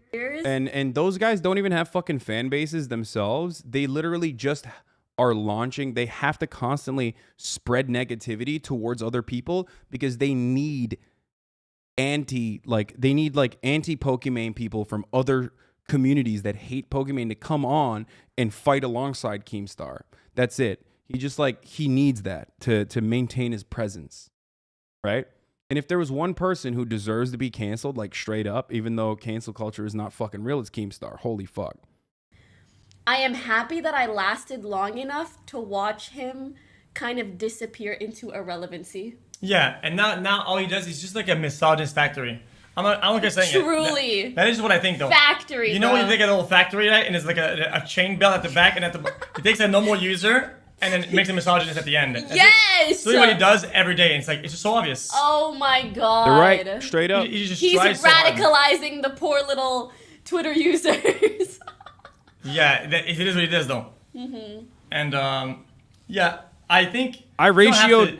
I fucking ratioed Keemstar. Keemstar so much he blocked me, dude. And then I started ratioing him with like you guys, with fans in the chat, and it's unblock me, you fucking gnome piece of shit. I want to keep ratioing him into fucking oblivion. And once in a while, you know, when he's pointing fingers, just like a reminder. Just an L nerd. I ratioed him so hard he fucking got out of a relationship. Nerd. Yep, and now we're gonna be on the next show. He's already prepping his tweets and clips. Ironically, more clout for me. Easy. True. Oh yeah. Okay. Something I kind of want to talk about: family stuff. Like I feel like you don't really talk about. Okay, so they're done with the Keem shit. Keem has literally survived on hate his entire career. Yeah, I mean that's what his career is built on. Isn't it better to just block and ignore him? Every time his name is mentioned, I'm forced to think of him. Yeah, I mean, it's kind of gross, but it's also like, because he's so fucking washed, it's kind of funny to just like shit on him. It's fun. To every time he like tries to peek out of his little fucking hole and like try to throw hatred at someone, it's always fun to just push him back into that hole, you know?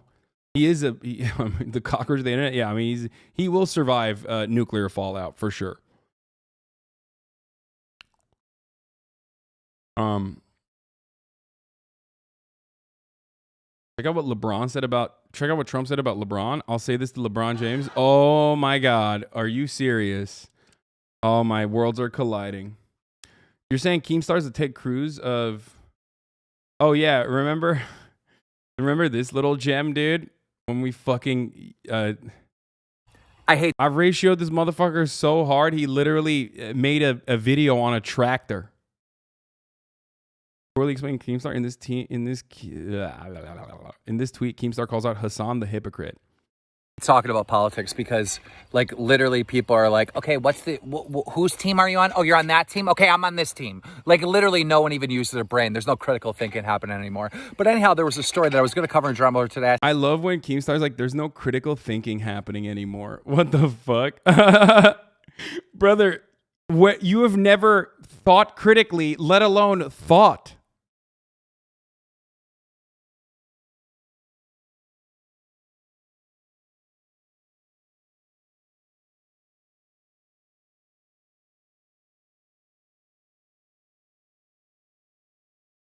Anyway, the bros are coming around. I'm in love with my gym bro. I male, fell in love with my gym bro. Problem being, I thought I was straight. This all started a few weeks ago. Dude, say no more, fam. I mean, I've said this already. Look, gym bros are, if you're a cishet man and you're going to the gym, like you're a little gay, okay? It's fine. Nothing wrong with it, but you're a little gay. Straight up. A Republican. It's a tale as old as time itself. Yep. Says you. Yeah, it takes one to know one. I'm a fucking gym bro. I know.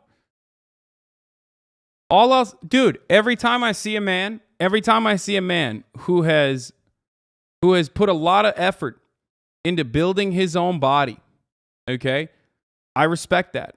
I want to see more. I'm like, what's up? What's your vascularity? You have striations on your muscles? Like, what are we working with? I want to see it. I'm like, you're keeping it tight, and I like that. You know, I respect that. Let's see the body. You know what I mean? Show off, King. You're popping off. You know, your calves look good. Seems like you're putting a lot of work at the gym. I respect it. Okay. You should check out Liver King then, dude. Are you kidding me? Check out Liver King. I am Liver King, dude.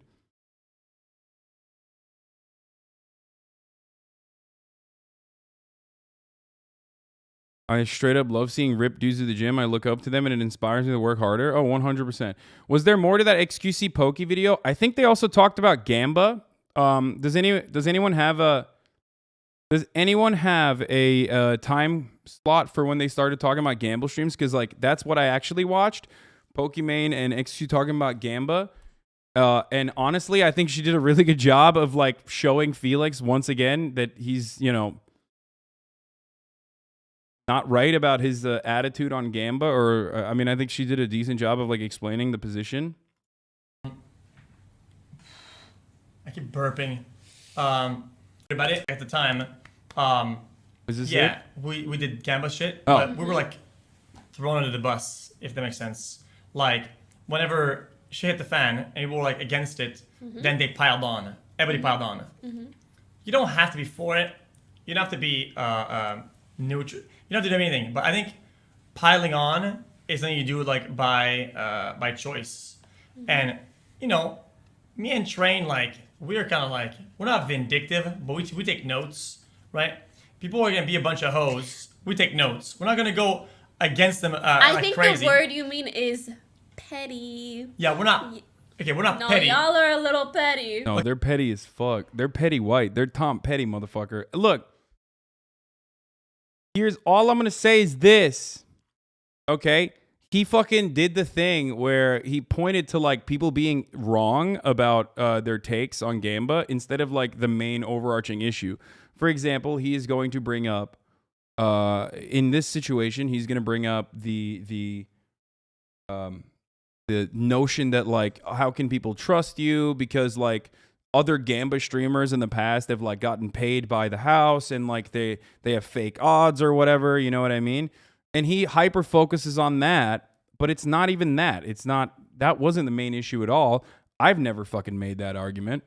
My argument always is that like what Pokimane does a really good job of describing here, which is you're making money off of like getting people addicted to gambling, right?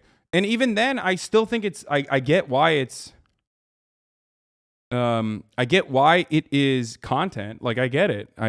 And he cares about content more than anything else, and it's content. Right? Okay. You're not sometimes we're petty. vindictive and vengeful, but you're a little petty. We're not gonna take action. I think all streamers are a little petty, low-key. But I take notes though. All I do is take notes. Noted. Noted. So I'm gonna say, because generally, if you're kind of wrong, then you're wrong. But if they're piling on, it's kind of like, okay, I'll note that, right? And then maybe next time when they're in trouble, I'll pile on it, right? But then it felt to me like we got piled on and then 180'd on. That was my concern. So it's why I talked to him off stream, and I was like, see, at the time you piled on me and you piled on us, but now you're 180ing. So it's like when you're piling on, you act as if you know better, in my opinion. But then comes up later that you don't. And that's the only thing that I didn't agree with. Well, I mean, didn't Miz do a gambling sponsorship before? So I don't think he ever acted like he knew better. I think. I don't know. Oh, he's talking about Misgive. Okay. I don't know why. Dude, the main fucking drivers of people who were criticizing XQC and Train and all the other gamer streamers were not Misgive. Misgive did what Misgive always does. I think he did a good job of like not taking on additional Gamba streams, right? He fucking did one and then was like, okay, this is not for me. And then he, you know, added himself into the conversation a little bit by turning around and saying like, I did one, I no longer do it. And I respect him for no longer doing it, right? But he just inserted himself into the conversation in the same way that he does. But the main argument wasn't coming from Misgive. The main argument was always coming from someone like myself and someone like Ethan as well. I don't remember. Anyway, I ended up being kind of wrong about it. Because I talked to him about it, and I was like, yeah, like, I was just mauled, like, because we got paddled last time, whatever. So we cleared it up, it was fine. Okay. Like, at the end of it, we kind of hashed it out, like, it was, like, no problem. Yeah. Yeah, I kind of felt bad, I kind of hard snapped, because, one, he didn't take it, whatever, and it doesn't matter anyway, it's... Oh, yeah, I think you reacted that way because you thought he did take the Yeah, they did take it. And you thought that would be hypocritical. Which would have been fine also. I would have been, I'm going to be honest with you, I'd have been out of my depth anyway if I got mad about it. You may be unaware, but Misgive recently said he was offered $10 million for slots and he thought about it. Oh, that makes sense. Yeah. Dude, slot guys give so much money. I don't know if slot guys give so much fucking money. They offer a fuckload, dude. It's crazy. I don't even. I mean, Miskiv has a tendency to exaggerate, but I'd be honest, like, I wouldn't be surprised because how much motherfuckers give money. Like, and let me tell you, for those of you who don't understand, okay, there's a couple things I need to mention here. I personally think there's a distinction between, like, poker or even fucking playing blackjack on stream, which they themselves are still, addictive and it's still gambling, right? But slots are the absolute fucking worst, okay? Slots are the absolute fucking worst. They are mathematically created so that they are the most addictive. It sucks you in.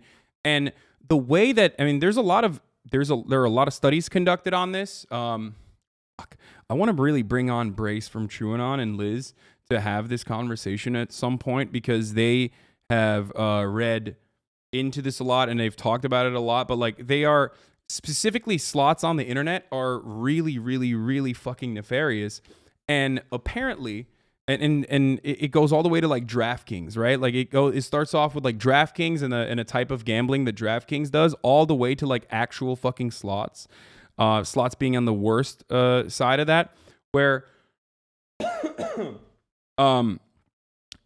most people, the reason why like you get free money to fucking gamble in all of these websites is because these guys are functionally looking for the one guy that will stay on. Okay? They make most of their money off of what they consider to be whales, people who are fucking going to lose everything. Okay? The websites are designed in a way for like, 10% of all of the people that you're targeting to stay there where they make 10% of the people that you are basically sucking in to that gambling stream, to that gambling cycle, are going to be making up 100% of the revenue, straight up.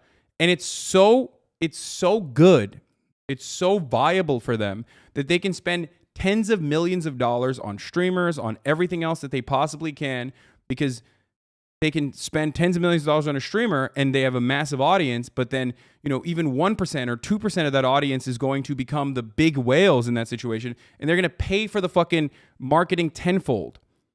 They're going to be paying for the marketing because they are compulsive and they can't stop. Same thing with the crypto scam projects targeting compulsive gamblers. Yeah. That's how it works, okay?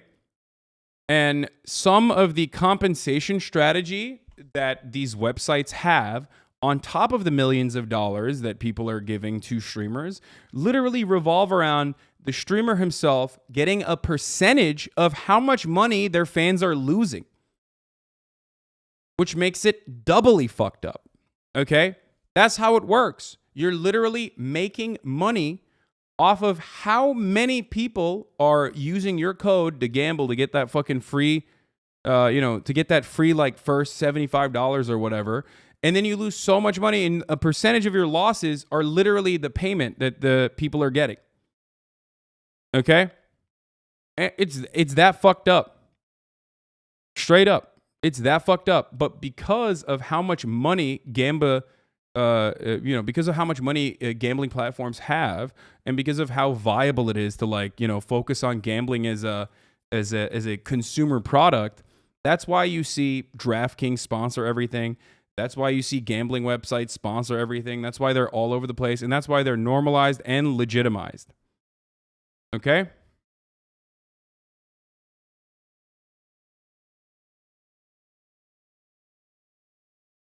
Fake sign of Drake, so Canadians have seen. This was in my grandpapa's paper mail. Yeah. I would have been out of my depth regardless. I mean, I don't know. If I was you and someone... It's amazing to me that Twitch hasn't stopped it, or that a tech journalist hasn't capitalized on what would be a very juicy story. I think the reason why they haven't done it, is because gambling is so commonplace as a sponsor, as a main sponsor. Because if you're going to tackle gambling, you're creating like a really you're creating like a weird environment where it's kind of like, if you were to consider hot tub streams to be degenerate, right?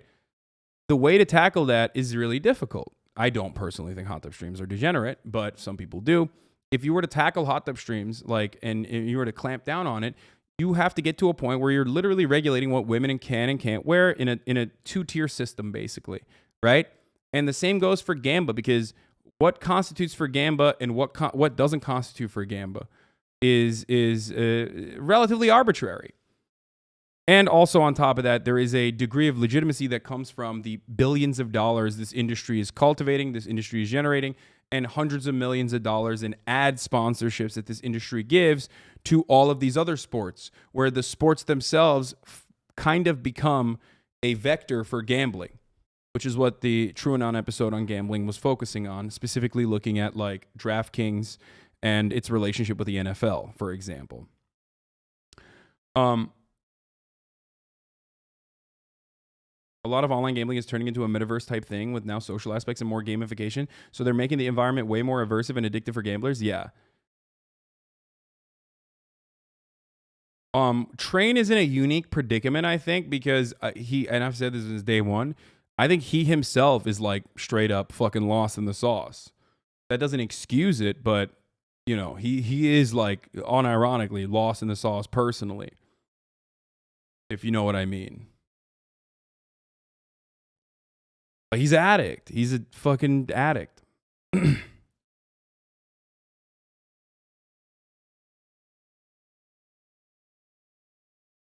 And I think he recognizes that. And I think he feels conflicted about it. And maybe that's part of the reason why he's so giving all the fucking time nonstop. Because he like battling his own demons. But I said this from day one, that like gambling is so fucking, it's just not great. It's so bad that like it'll break you. And gives away all his money. I mean, at least he feels bad about it, lol. Yeah.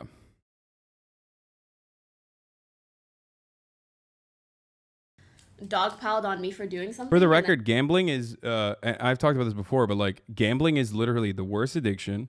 One of the worst addictions. It is the most suicidal addiction, for the record. For those of you who don't know, it's just, that is the truth, okay? And it is, yeah, it's incredibly, incredibly hard to deal with. And it leads to debt, it ruins lives, it ruins families. It is really, really, really fucking hard.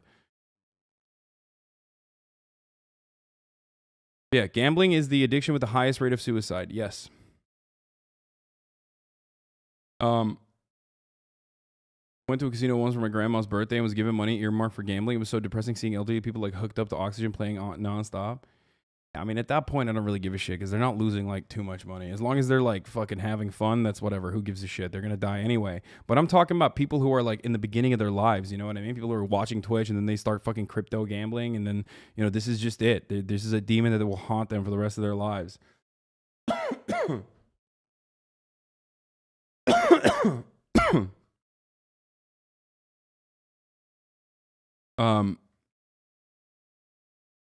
Dude, the old grandpa spin 20 cents a spin. Yeah, we're not talking about that. We're talking about 200K if fucking spin on cryptocurrency and shit. X is too. He just doesn't do it on stream, but he said it many times. He went to the bathroom for 5 minutes on the podcast that he even gambled in there. Yeah, it's just not great. I work at a casino. It's hella depressing. I feel conflicted about staying there morally. Yeah. And then 6 months later, they did the same shit. I would tell them, yeah. Perhaps. Yeah, it's just at the time, like, with all the Gamba stuff, the problem is always the misinformation. That's my problem. Because some things are wrong, but they're not, like, evil.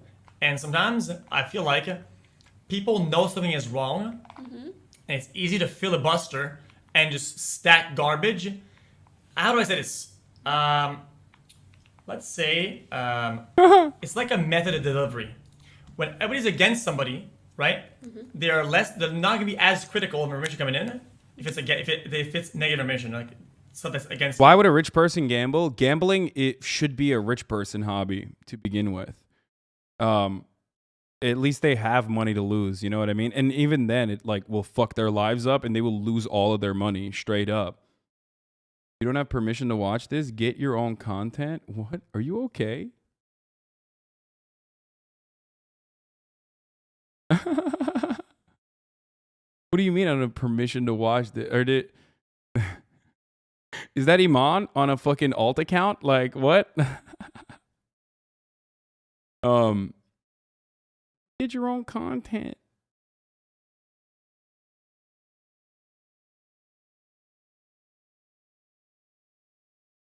Also, I mean, what do you call it? I've done like he's defending his queen's views. I mean, that's ridiculous. This is literally someone else who juice extractor who posted this, and not only that, but also like I'm pretty sure I don't think Iman has a problem with me watching this.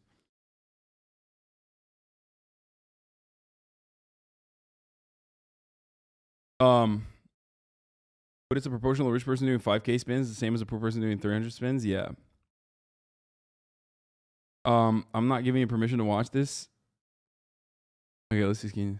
So let's say, oh, everybody hates this. Oh yeah, and he also did that. Nobody's gonna go back and check if that's true or not. They're just gonna say, yeah, true. Right? True. And the problem is that with the Gamba stuff, a lot of stuff was bad, but people were stacking garbage in the bad, making it look like it was complete. And then we were like, no one's fact checking. Yeah. And we were like, dude, why are you doing that? And then we go on H3H3 podcast or whatever, and he's doing even more garbage. And we're like, dude, you're not just wrong here, man. Like what? Like, what was he wrong about? Dude, you guys are manipulating the wins during the stream. Like, and we're like, dude. You don't. So I don't know if did Ethan say that? I don't even remember that personally, but like, I hate harping on that aspect of it because like there was no data on that. I don't even think Ethan said that.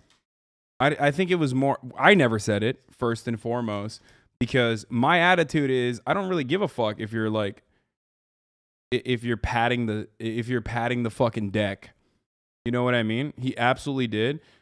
I don't even care. I don't even care if you're doing that or not. I don't know if you're doing that or not, but I don't care. That's not the part of it that is bad for me personally. I think the part of which that is bad is like, you know, they're giving you millions of dollars because there's going to be people that will literally fucking turn around. And I think that's what we hyper focused on overall.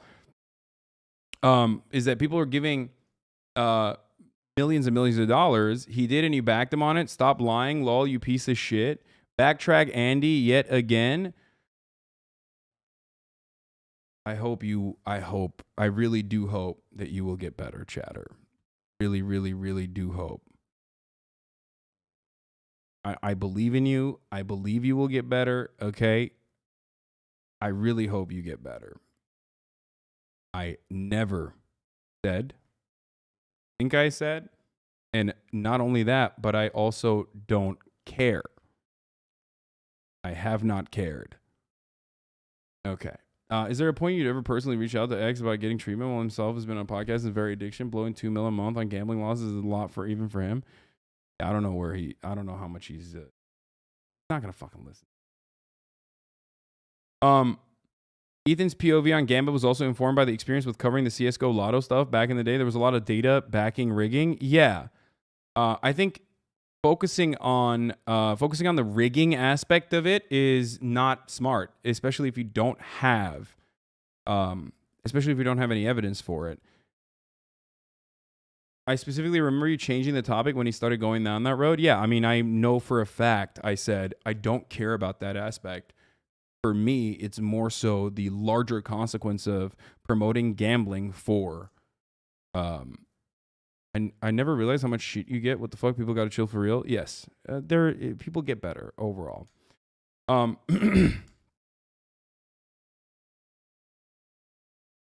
My argument always revolved around the reason why people pay you money when you're doing a Gamba stream. Might be doing it for content, and I know XQC is doing it for content because he already makes fucking millions. Okay, he's not doing it because he's gonna get like the bag. He's doing it because a lot of people watch him. I know this because I know him very well. Him and I have very similar attitudes about like community management and also caring about content. Okay. He wants to entertain people and he thinks Gamba streams are entertaining. And he's right. They are entertaining. Okay. So I already know that like his attitude is because one, it's entertaining. He sees other people pop the fuck off. So he's like, I'm going to do that. I'm going to fucking do Gamba streams. I'm going to pop the fuck off doing Gamba streams. And then if they give me money while I'm doing that, then great. That's a win-win, right? That, I think, is his attitude and how he went down that fucking pipeline of doing, Gamba content. Most people start off that way too. Some people are just like, no, I want to make money. It's great. I need to make money, and I want to make money. Still, though, it doesn't matter, because no matter what happens, you still got to think about the ethics of like what you are. Bro, he doesn't need popping off like you. Wait, what? Sure, but you still supported him, piled that shit at the time. Look at that smooth skin, though. Bro, he doesn't need popping off like you. If you think that XQC also doesn't care or has never cared about content, I don't know what to tell you. You're wrong. Why are there so many haters in here? No, they're not haters. I think they're just like XQC's little Zoomer juicer fanboys who are trying to explain his position away when I'm repeating what he's going to say here, no matter what. And then it turns into a personal addiction regardless, by the way.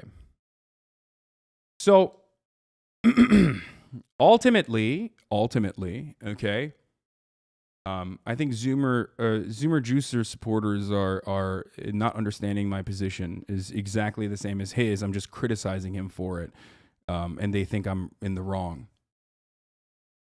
But it captures you. It turns you into a fucking addict, and it's not good. It's really, really difficult to get out of. I don't know that.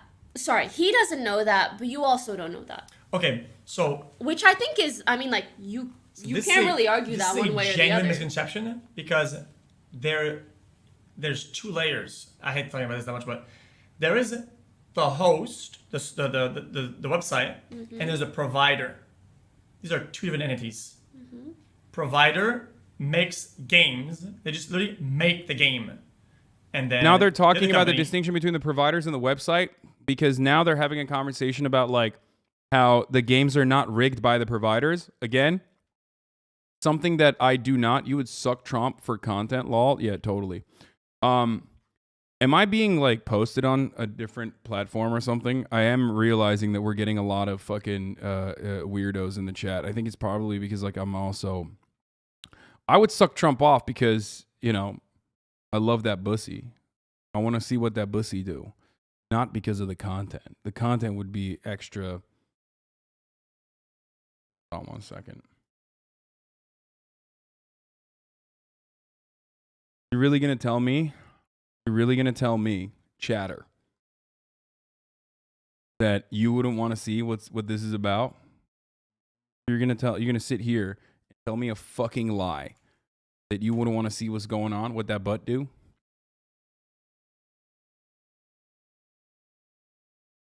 Look at that dumper. Look at that fucking dumpy, dude. That is a bakery and a half. When he comes down with his ass cheeks clapping, okay? Sound of his ass cheeks clapping can be heard from miles away. The shockwave itself sets off car alarms. Bakeries close up shop because they've thought, that's it. That's it. We're out of business. The new bakery is in town. His ass is literally the Jeff Bezos Amazon of bakeries. And you're going to sit here and be like, oh, you'd suck Trump off too? Yeah. Maybe I would. Okay. Maybe I would. Make asses fat again. You're right, chatter. Not make America great again. Make asses fat again.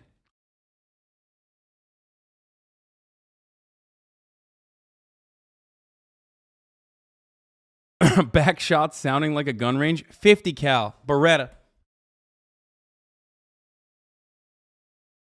Look at this slut showing off his little panty line too. Okay. Cover it up, slut. Okay. Okay, all jokes aside, let's get back to the main issue at hand here. Okay? Right? Just has the game and gives the game. Does that make sense? So saying, oh, dude, they're just manipulating the whole juice, and it's like, dude. Someone said not on stake. Yeah. I mean, it's all different companies. Plain Go, Pragmatic, whatever city. There's like a bunch of them. People are talking about the live games. I'm talking about more about the slot version of it. The slots all have a provider. hacksaw gaming, pragmatic gaming. I get what you're saying, and maybe that gives like your situation credit, but it doesn't discount the fact that there can very easily be scams on these games, and I'm sure that there are. No. Or I mean, we know it's a scam. Percentage. Everybody knows it's a scam. In the back. Not a scam, but everybody knows it's rigged. It's like, Sorry, no, I mean, I think they can very much rig it, benefit someone as well. Steak? I wouldn't be surprised. I don't think that hosts can rig providers. Maybe there are certain like that. But if someone's telling me, well, on Steak they don't do it like that. Again, it doesn't matter. It's like frustrating that he is hyper focusing on like hosts rigging providers and stuff when that is like not important. I think like the main issue at hand, at least from my point of view, at least from where I'm standing, the main issue at hand has never been about like whether there's rigging going on or whether hosts are rigging. But more so, and always has been about like feeding addiction to your followers. And I think Iman is going to do a good job here. From what I saw, the brief moments that I watched, she is going to do a good job of like, hyper focusing on that as being the main issue. Like it's all one platform. I'd be like, well, I can't trust it because it's a misdirection because like other people have brought it up probably. I was not one of those people, no matter how much people fucking point to it and be like, you did it. Okay. But ultimately it's more about the promotion of a vice that is like deeply, deeply addictive. Just like the vice I have, which is at the top of the hour, I serve you a 60-second ad break, right? Just like the vice I have about showcasing Trump's bussy, having that readily available to show you very quickly and very easily, okay, at the top of the hour. And now, if you want an ad-free broadcasting experience, regardless of that 1-minute ad break, all you need to do is subscribe. You can do that for $5, or you can do that for free with a Twitch Prime. Twitch Prime is free as long as you have an Amazon Prime account connected to your Twitch account, where you get one free Prime subscription a month that you can use on your favorite streamer. Or you can get gifted a sub if you're lucky. Here's the 1-minute ad break now. Dynamic Jab 13, thank you for gifting 5, allowing 5 people to no longer see the ads. Here's the ad.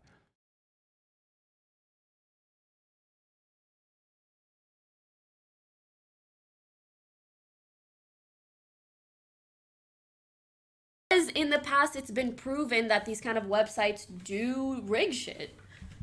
Yeah. So like, why would I trust it? I don't think they see. I think it's fine to say that you don't think they do, but you can't prove that. Yeah, but I think them saying that they do 100% and most of your wins are illegitimate. I think that's very disingenuous. Yeah, that's reaching, and like they have no way to prove that. Like he was saying, like, oh, dude, you got like multiple 400K wins, right? That can't be mathematically, and we're like, dude. But like, overall, you've lost like millions. Yeah, like we spin like fucking like 8,000 times to get fucking 10x bonuses. Yeah. I get 1,000x. Like, yeah, it's real. It's not like made. I don't know what the fuck you're talking about. Yeah. I get what you're saying. It's why it was upsetting that they were just stacking lies in the middle of the thing. What's your take on gambling now? Or streaming gambling? It hasn't changed. I think gambling is content. I think it's fun. Is that it? I think gambling is fun. I'm okay. There's some topics that I'm okay being wrong about. That's what I've done. I think gambling is fun. I enjoy doing it, and I don't see that much of a problem. I just wish people were more responsible with their thing and were more in line with how things are. You're watching degenerate rich people deprint money, right? And you're telling it's being deprinted. Like, you don't have to go copy and do it. It's like saying that people are dying in skateboarding because of Jackass. Like, yeah, I get it. It's a problem also, but like, I'm just trying to make some content, have some fun, and spin some fucking machines. Like, I'm not trying to fucking reinvent the wheel. I don't know. Do you think it's bad to take gambling? Oh wait, so I was right. He did say that. He did end up saying he started it off because of content, and he was like, I'm gonna do it regardless because I want to do content, and if I get paid for it, that's how I felt. So all the fucking Zoomers who were like losing their shit, all the Zoomers that were fucking losing their shit earlier, all the juicers that were like, fuck you, why are you shitting on him? So his take was verbatim what I had said. That's interesting. If you have this kind of attitude where you're like, I think it's wrong when you say it, but it's okay when he says it, or your analysis here is incorrect because you're the one saying it. Maybe just take a deep breath, think about it, and then, try to figure out why you feel this way. Dude, this is the problem, though. Content mindset is so shitty. The watering down of entertaining to content creators is a real thing. Changed my mind. No, I mean, I think, like, look, I know he cares more about fucking entertainment. Always maximizing what he calls the juice, right? And it's the same for me as well. I care about entertainment. I want to make sure that like everyone is entertained. And if there are less people watching for a particular subject, that means like there are less people that are being entertained. Like that's just how you can offer basically a quantitative approach to something that is otherwise qualitative, right? And that's what this is. So I get why, like he, at the time he saw like other gambler streams like popping off and he thought this is like fun content. I'm going to do it for myself. I'm going to do it myself as well. And then they were like, well, you're the largest streamer. We'll give you money. So he was like, sure, give me some money. I'm going to do it anyway. So that's why he did it. It still doesn't matter because like ultimately I think, the ramifications of that or the consequences of that are not great for your audience. Sponsorships on Twitch. I don't think it's bad. I don't know. What I'll say though is that I think it's bad to take the ones that most of them are taking. So people will go. A gambling sponsorship is the equivalent of a vodka company giving big streamers a bunch of water, telling viewers it's vodka, and having them chug entire bottles on camera and acting like it's fine. If you're being paid to gamble, you're not gambling. Yeah, I agree with that. I think that's a decent analysis on the situation. I know that people will say like, well, what if I'm using my own money? Well, you're still getting paid to do it. When you get a sponsorship, you're getting paid to do it. Even if they are like, actually, that was kind of terrible. I don't think it's a terrible analogy at all.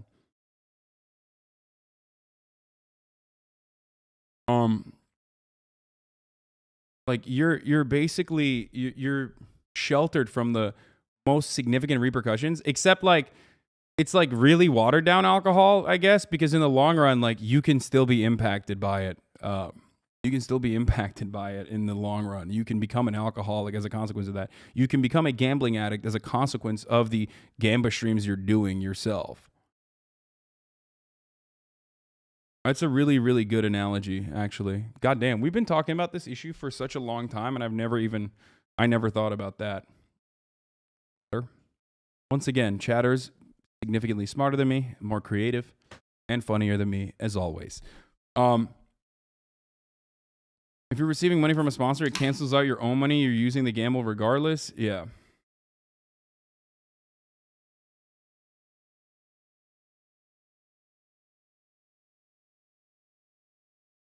Against me for this, but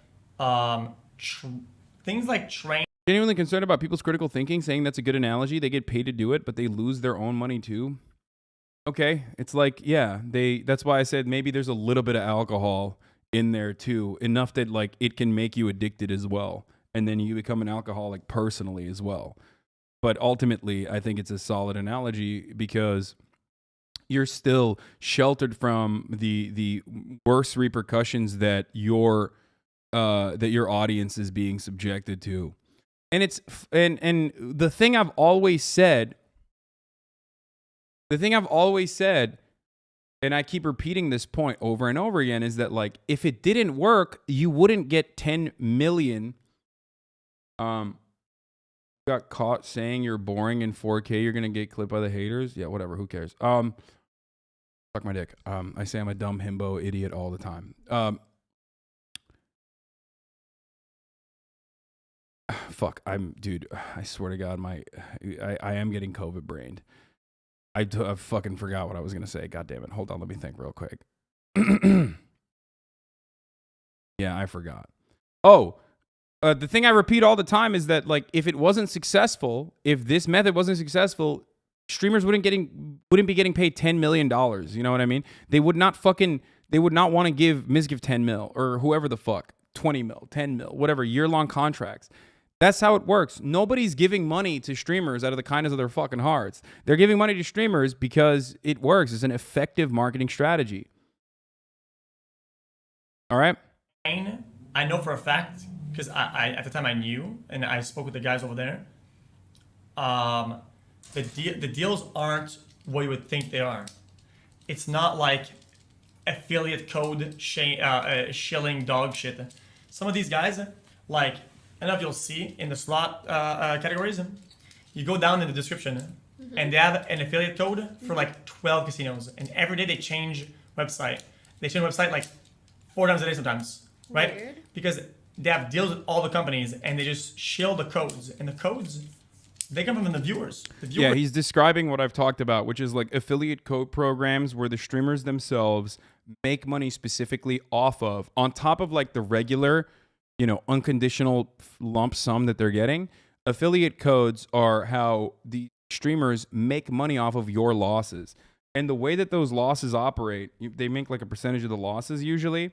Obviously, other people have like different deals. I don't know what everyone's deal looks like. But having said that, I mean, that's the worst of the worst in my opinion. You're like directly milking your fan base in that system. And that's how casinos fucking make a shitload of money too, for the record, because you're literally relying on, like, you know, maybe 100 or 1,000 or whatever, 1% of your audience to become like deeply addicted to gambling. That's how casinos make money. For those of you who don't know, the reason why, for example, DraftKings is able to give 75 free fucking dollars to people, right? 75 free dollars to people to go and do DraftKings, or the reason why casinos give you money to go into the casino and gamble is because for every like 100 people that they can't actually suck in, that will just gamble one time and then go, all right, fuck it, this is not for me, I'm moving on. There's one guy that is going to literally pay for the 100 people and then some. That's how it works. Feel the codes, right? But that's that. I think that is weird. If your main juicer is the juice in the viewers, that's just disgusting. No, but that's my point. That's what gambling sponsorships are. You're juicing your viewers. Okay. Because how else do they make money if not off of your viewers? Brilliant take by Iman here. She's right. Off of your viewers' L's. That makes sense. It's kind of hard for me to rationalize it in a good thought. Okay. It does make sense, right? But if I'm going to gamble and do that for the exact same amount, sometimes it's kind of like, okay, well, I'm doing it anyway. Like, whatever I did, like, I gambled for like 4 days. What they say about everything? For every 10 guys watching Twitch for free, there's one addict that will donate 25 subs. The addictive behavior in this situation is not a well-documented addiction or a vice. What you're talking about in that situation is not even functionally a part of Twitch's core revenue building strategy. It's just completely irrelevant to the conversation. What I'm describing to you is the 1% to 2% basically paying the way for casinos to fucking operate because they're dumping their entire earnings into it. That is completely different than, like, Twitch makes money and monetizes off of every single person that clicks on the platform and you know, monetizes off of like everyone's ad dollars. It's super duper fucking I don't even know how to describe how much more different that is. Jolene Cujo, thank you for the 5 gifted. Blind69, thank you for the 5 gifted.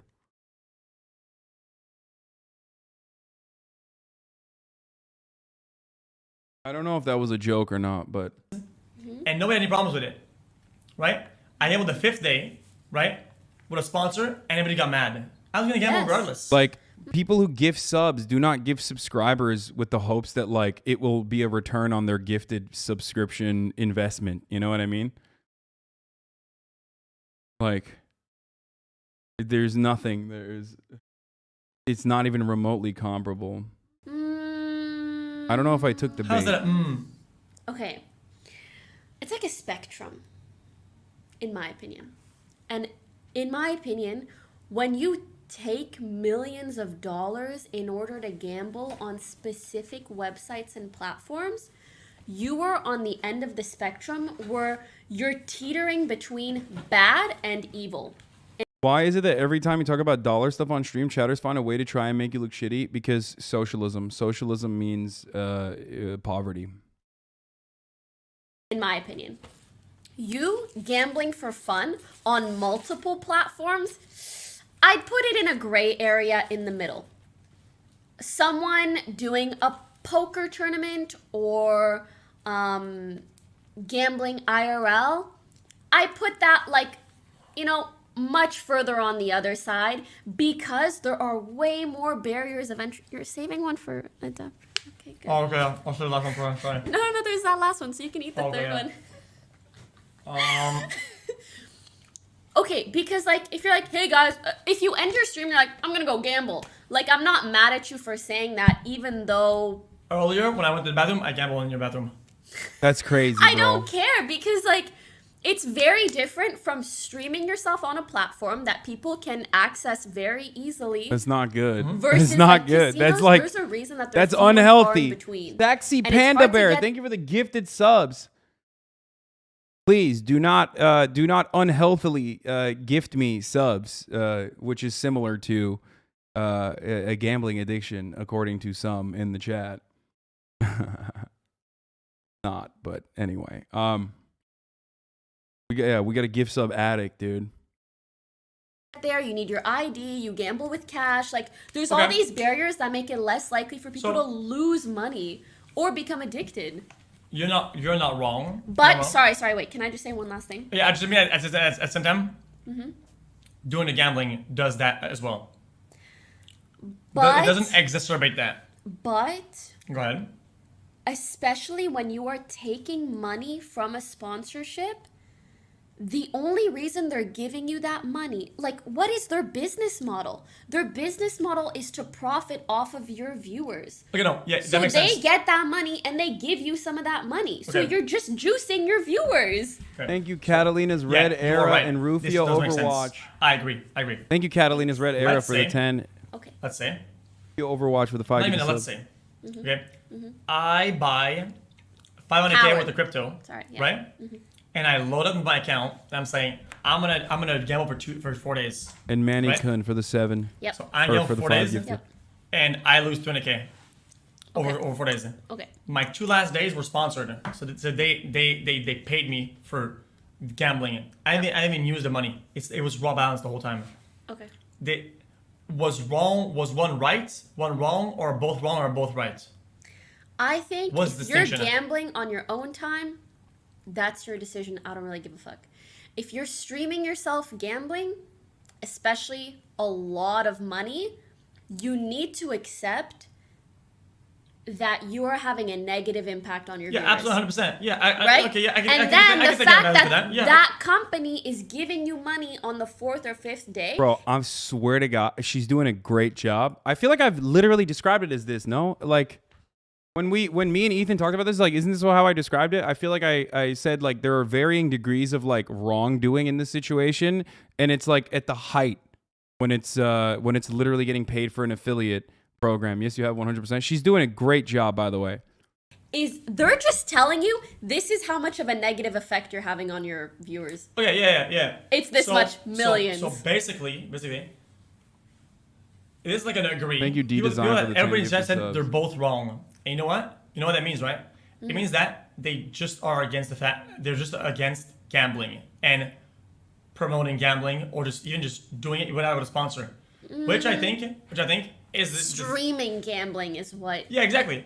Paid or unpaid. 'Cause People you say agree that- with your takes as long as it doesn't come out of your mouth. Yeah, I mean, I think people agree with my takes even when it comes out of my mouth too. They're just but that's irrelevant though. Both are wrong. If they say both are wrong, then they're just against the streaming of gambling, which is fair. You can be against it.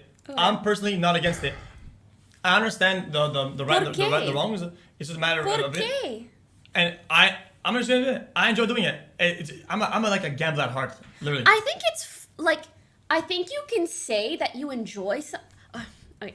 Also, yeah, Sean the Black is right. My gambling takes were pretty well received. I don't think people got mad at me for my gambling shit, for my gambling takes. The only people that got mad at me were like deranged haters. You know what I mean? That was oh God, why am I talking about this shit? It doesn't matter. All right, let's just stay on the subject. The only reason you say that you're not against it is because 1, you've done it, and 2, you enjoy it. But you can have done something and think that it's fun and agree that it is a bad thing to do. It is a bad thing. Yeah. But I feel like sometimes you say, no, it's not a bad thing. I'm not against it. Okay. Makes sense. It's a bad thing. I'm not against it. It's a bad thing. But you should be against it. Okay, wait. What do you define as being against something? Okay. I think also you shouldn't be drinking excessively, and you shouldn't be taking sponsors for alcohol on stream. I think it's bad. I still do it. If you think it's bad, why do you do it? Because I want to. I actually think taking alcohol sponsorships is so far from casino stuff, actually, or gambling. I think drinking is a massive problem, if not as big as gambling, that destroys families across the nation. I think the difference between like drinking responsibly, and becoming like an alcoholic is different than gambling responsibly and becoming a gambling addict. I don't know how to describe it, and I don't know, like, I'm sure that there's empirical evidence backing this for sure.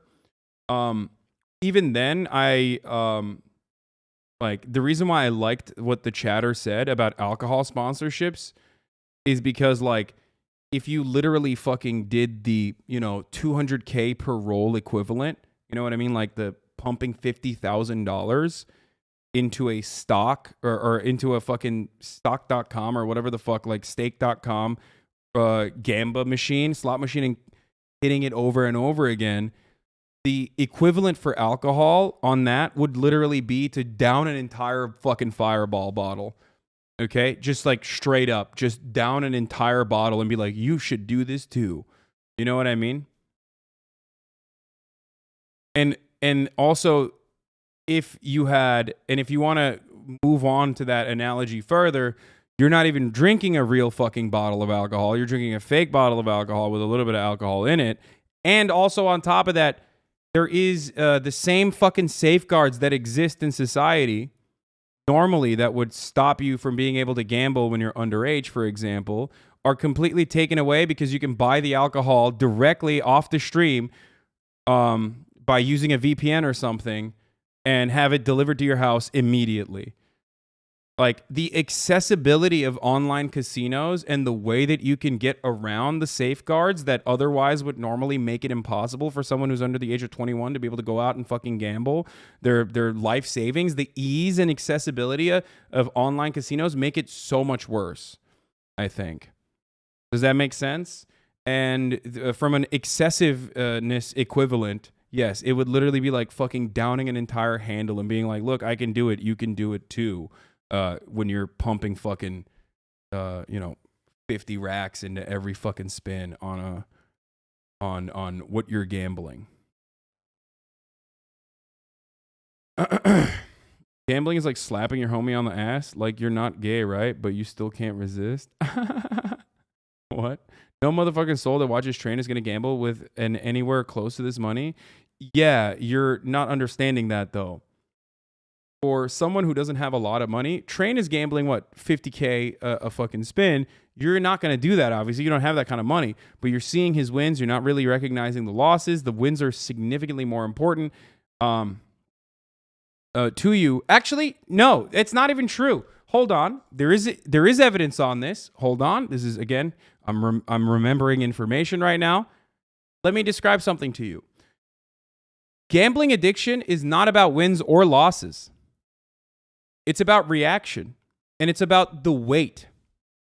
You get the dopamine not when you win. You don't get the dopamine when you lose. You get the dopamine when you're in that brief moment when you're waiting to see if you won or you lost. Did you guys know this? It's actually the chase. It has nothing to do with the wins or the losses, which is why it's such a damaging and crippling type of addiction. Many people think, oh no, I'm gambling because like, oh, I love the fucking wins and I'm gambling because I want to make money. No, you're gambling because the anticipation of whether you lost the money or you won more money is what keeps you coming for more. That's why gambling addicts like Michael Jordan, for example, will gamble on like insane shit. You know what I mean? If you've ever had like a gambling addict in your life, if you know anything about gambling addicts, like they will gamble on anything. It's not about like making money for them. It's about literally trying to create that same anticipation over and over again in your life in every capacity. Yeah. By the way, that's 100% a fact. This is like people have what do you call it? Like people have been studied. This has been studied endlessly. Like what people to gamble and what people are trying to get out of gambling. And you see their fucking brain activity spike in moments where they're anticipating more than when they win or when they lose. So, it's a really, really damaging aspect. Addiction is about how you feel and less about what you're doing and its consequences. Yeah. And for the record, that's why I was saying, like, yeah, Train is dropping 50 racks, but you're dropping the 50 racks equivalent for your own personal life. Do you understand? You're dropping 50 racks in your own personal life, whatever the equivalent of 50 racks is. For you, it might be $300 that you don't have. You know what I mean? It's an insane problem and destroys literally youth, I agree. growth, childhoods. That's a big problem. But yet one is okay and one is another. No. I think they're both bad, and I still do both. I think they are both bad. One is more normalized, and the other is just like, holy shit, why are we making something that's bad even more normalized?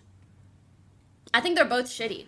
But I'm very surprised that like you're so willing to exclaim why it's so bad, but you'll still do it just fine. Like, why? Okay. That's kind of surprising I understand. to me. I understand. Like, if anything, you sound passionate. Like, alcohol ruins families. So does gambling. Gambling is worse for addictive behavior than alcohol is in some ways. At least it's the most suicidal of addictions. That's a fact as well. For the record. But I think part of it is because like the accessibility of alcohol and how many people can actually socially drink without like becoming an alcoholic creates this like weird headspace where you legitimately think like, well, alcohol has a larger impact on society. Yes, that's true. But the people that do actually end up getting addicted to gambling, people that end up getting addicted to gambling, it's like really, really difficult to get out of it. And also, like the way that they get addicted is somehow alcohol destroys your body. Why compare them? They're both bad. I mean, I agree. I do agree. I think alcohol addiction is horrible too. Do not misunderstand me. I'm not saying that one is better than the other. I'm saying that both are bad, but one can have worse consequences.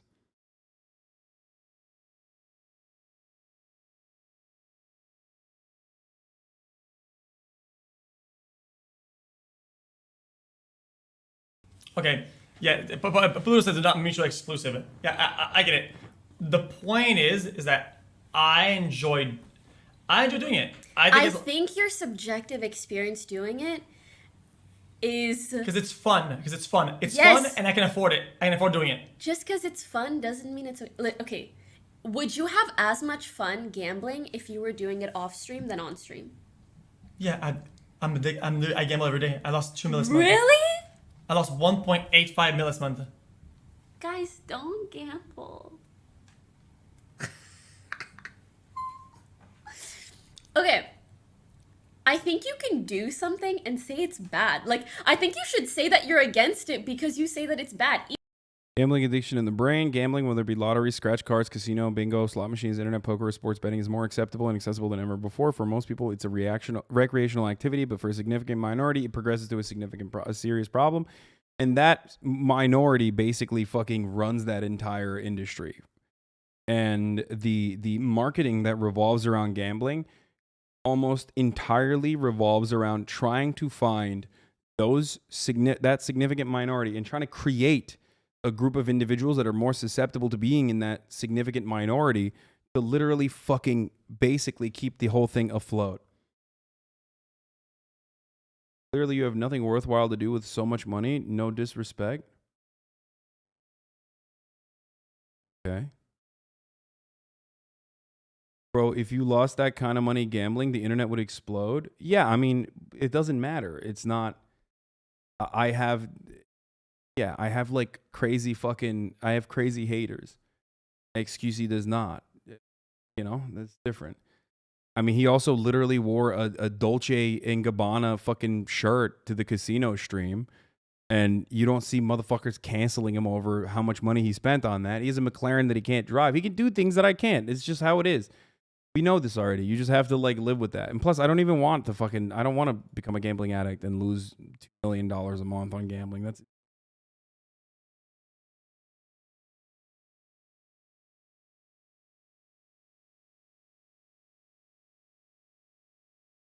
not a person saying he likes socialism. That's the cost. Unfortunately, it's not a real cost. It's only a cost if you guys are fucking stupid. That's why I always say, don't play into the dumbass right-wing memes. Even if you do it, you get what I mean? I mean, I know some people would probably call you a hypocrite for it, but I don't really think so. No, I try not to be a hypocrite. It's not that. I understand it's kind of hard. It's like a spectrum of bad. It's like taking a sponsor for a game you know is complete ass crack, and you're saying, this game is fantastic and will make you have good grades and have women, right? It's not like, okay, that's bad, but you still do it though. It's the same narrative. Pause, champ. You know it's bad and you still do it. If someone buys Pirates in Space 3 because I told them that it was good, and they end up having a shit time, that's not gonna ruin their lives or their families. Gambling is different. Yeah, no, she's absolutely correct on this, by the way. That's not a great argument at all. Like Raid Shadow Legends or whatever, or I don't even know how that fucking game operates, but like all matter of marketing is not the same. Obviously, marketing is still inherently about deception, right? If you want to consider it that. Even if you're literally fucking showcasing certain and highlighting certain good aspects of a game and not the bad ones, you're still marketing a game that's not going to be perfect. Some people are not going to like it. Some people are going to like it. It doesn't matter. But ultimately, it's not like you're fucking... It's not comparable in any meaningful capacity. Is Raid Shadow Legends gambling? People are saying it's gambling. I don't know. I've never... They've reached out many times. I've never actually fucking worked with them. I played it, so I don't... Well, regardless, it's not correct. Are they similar instances in a sense? Yes. Are they comparable directly? No. Apples to oranges, dude. Apples to oranges. I think it's why I don't think I'm a hypocrite about it, because inherently. Do you still do gambling sponsorships? Nope, I just gamble off stream. I'm on a down then streak. I don't think you're a hypocrite at all. Okay, but I still think that sponsors are still kind of fine. It depends. I think it's give and take. Why do you think they're kind of fine? Bro, you're watching a motherfucker who's addicted personally, okay? Try to rationalize it and cope with his own personal addictions while simultaneously recognizing that it's not the greatest thing to do to your audience, which is why he stopped doing it. That's it. Why didn't you continue doing it? If you don't care, if you have no moral qualms with it. But, you know, it's just, yeah, he doesn't. That's it. That's the point. Like, that's probably part of the reason why you stopped. Because at the end of the day, at a certain point, I think people can claim a certain amount, not all, of responsibility for their own actions. And people can, if you try your best. Ray just brings up the question of whether or not gacha games are gambling or not, and knowing someone who spent $800 a month on Genshin Impact is definitely gambling. I don't know what gacha. I don't even know what gacha streams are or gacha games are, to be honest. So I'm not aware of what Raid is. But if you understand that, like, there are some games that have gambling in them, right? Built into them, like loot boxes and shit like that. Even then, it might be seen as a gateway drug into like hardcore gambling. And for that reason, it's like still bad. However, we're talking about the difference, for example, between like poker and poker streams, right? Which I watched last night and it was very entertaining. And like straight slots.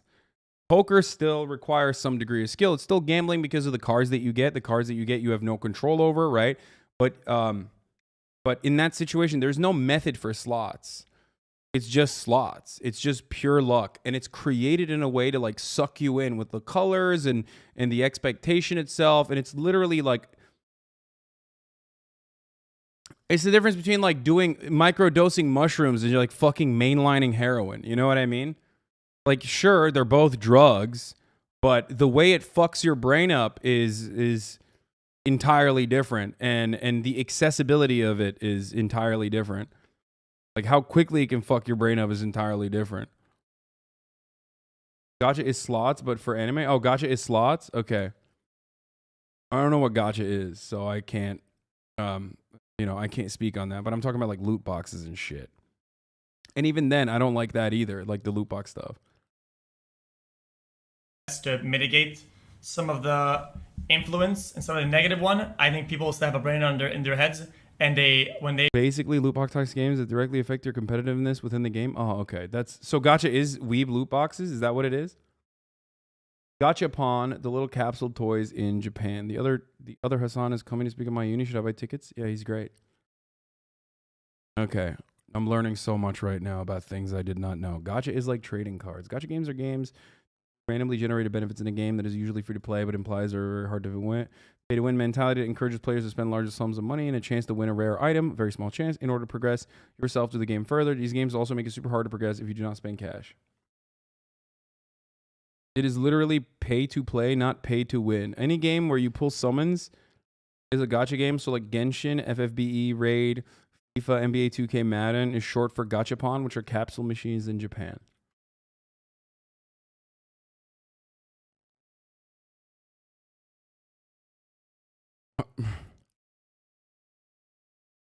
Okay, got it. Dude, as soon as I said, I don't know what gacha is, I know that there's someone in the chat that said, you talk a lot for not knowing anything about the things you're talking about. Let me guess. Someone say that? Not knowing anything about gacha doesn't fucking... All right, let's see.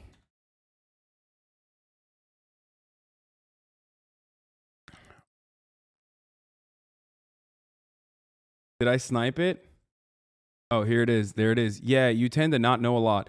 Motherfucker, we're talking about gambling addiction, and I'm giving you empirical evidence as to how gambling fucking works in your brain and teaching you things that you had no fucking idea on how it works. Just because I don't know what fucking gacha games doesn't mean that I don't know what the fuck I'm talking about with respect to how addictive behavior works, with respect to dealing with addiction, both from all of the research that I've read, and not only that, but also my own personal experience as well. Suck my dick.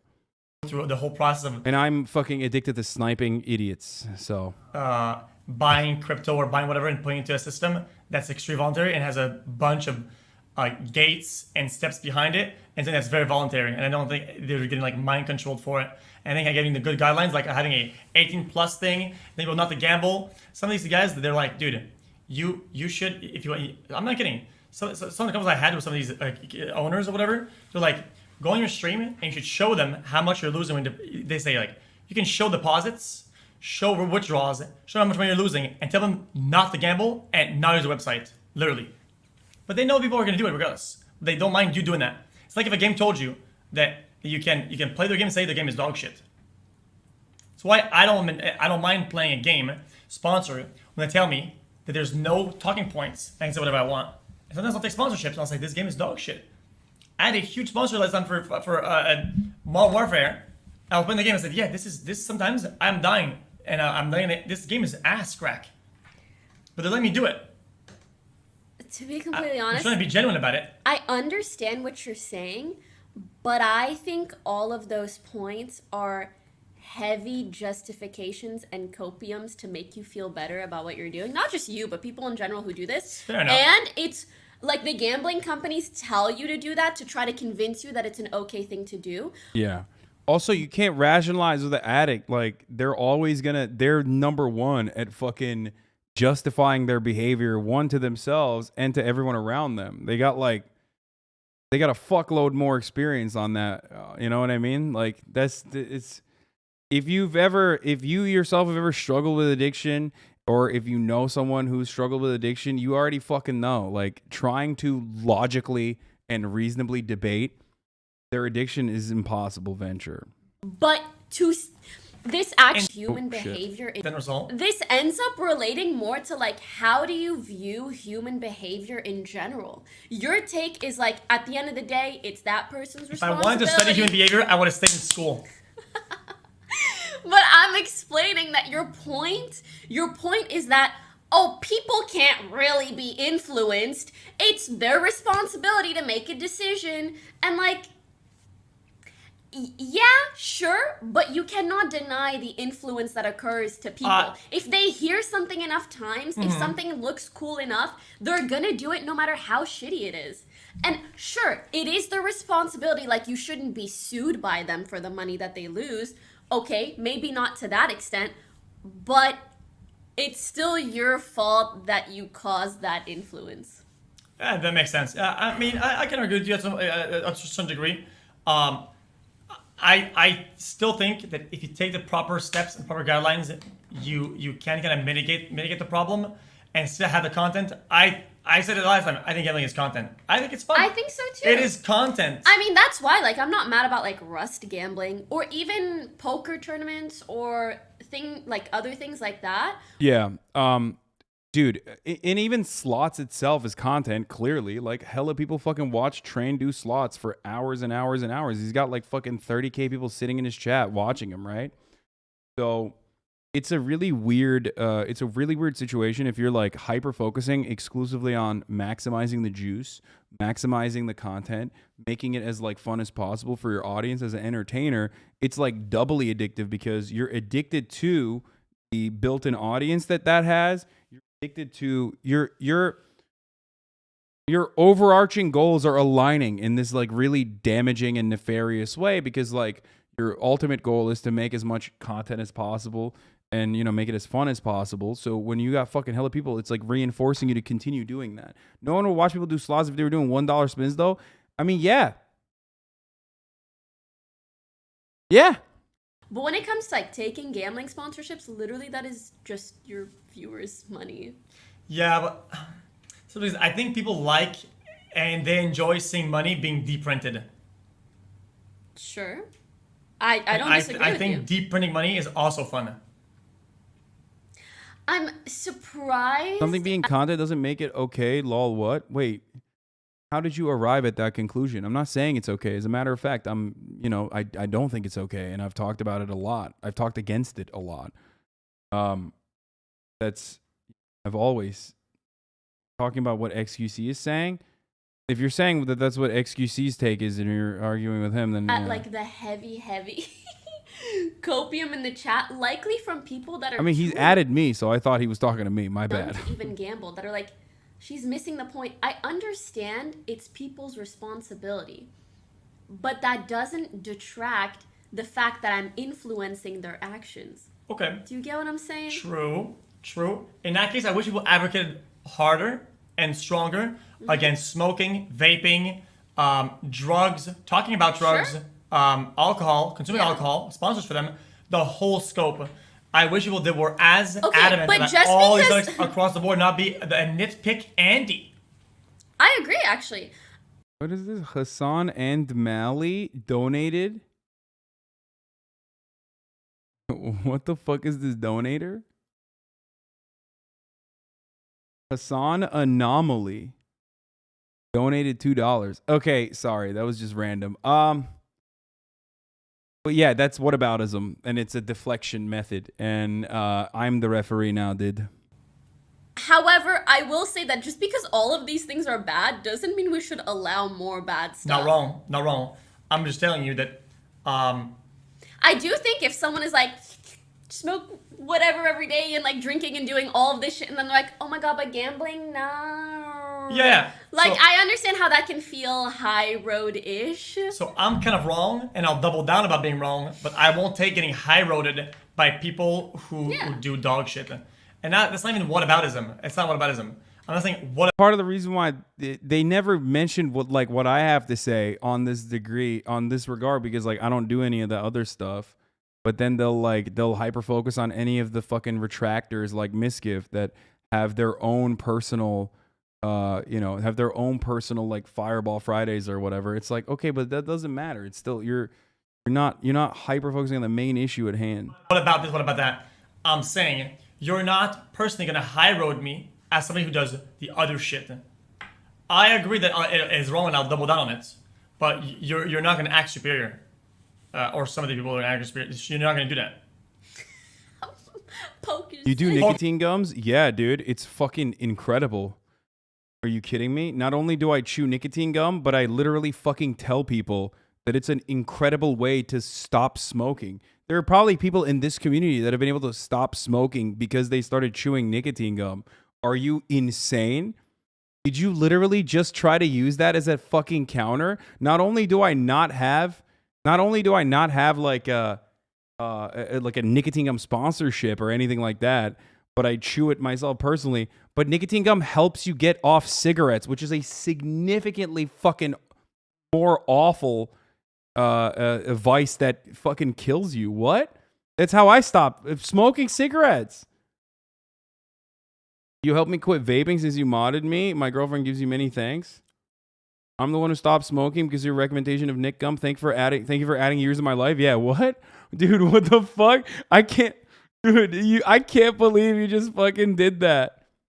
I can't believe you just used nicotine gum as an example, dude. Are you kidding me? It's literally fucking, it's awesome. I should promote nicotine gum further. Your whole brand is you being fucking high. What are you talking about? I think he's talking about Ethan. Is that what he's talking about or something? I'd rather someone promotes weed than gambling, though. I'll be honest. I would much rather.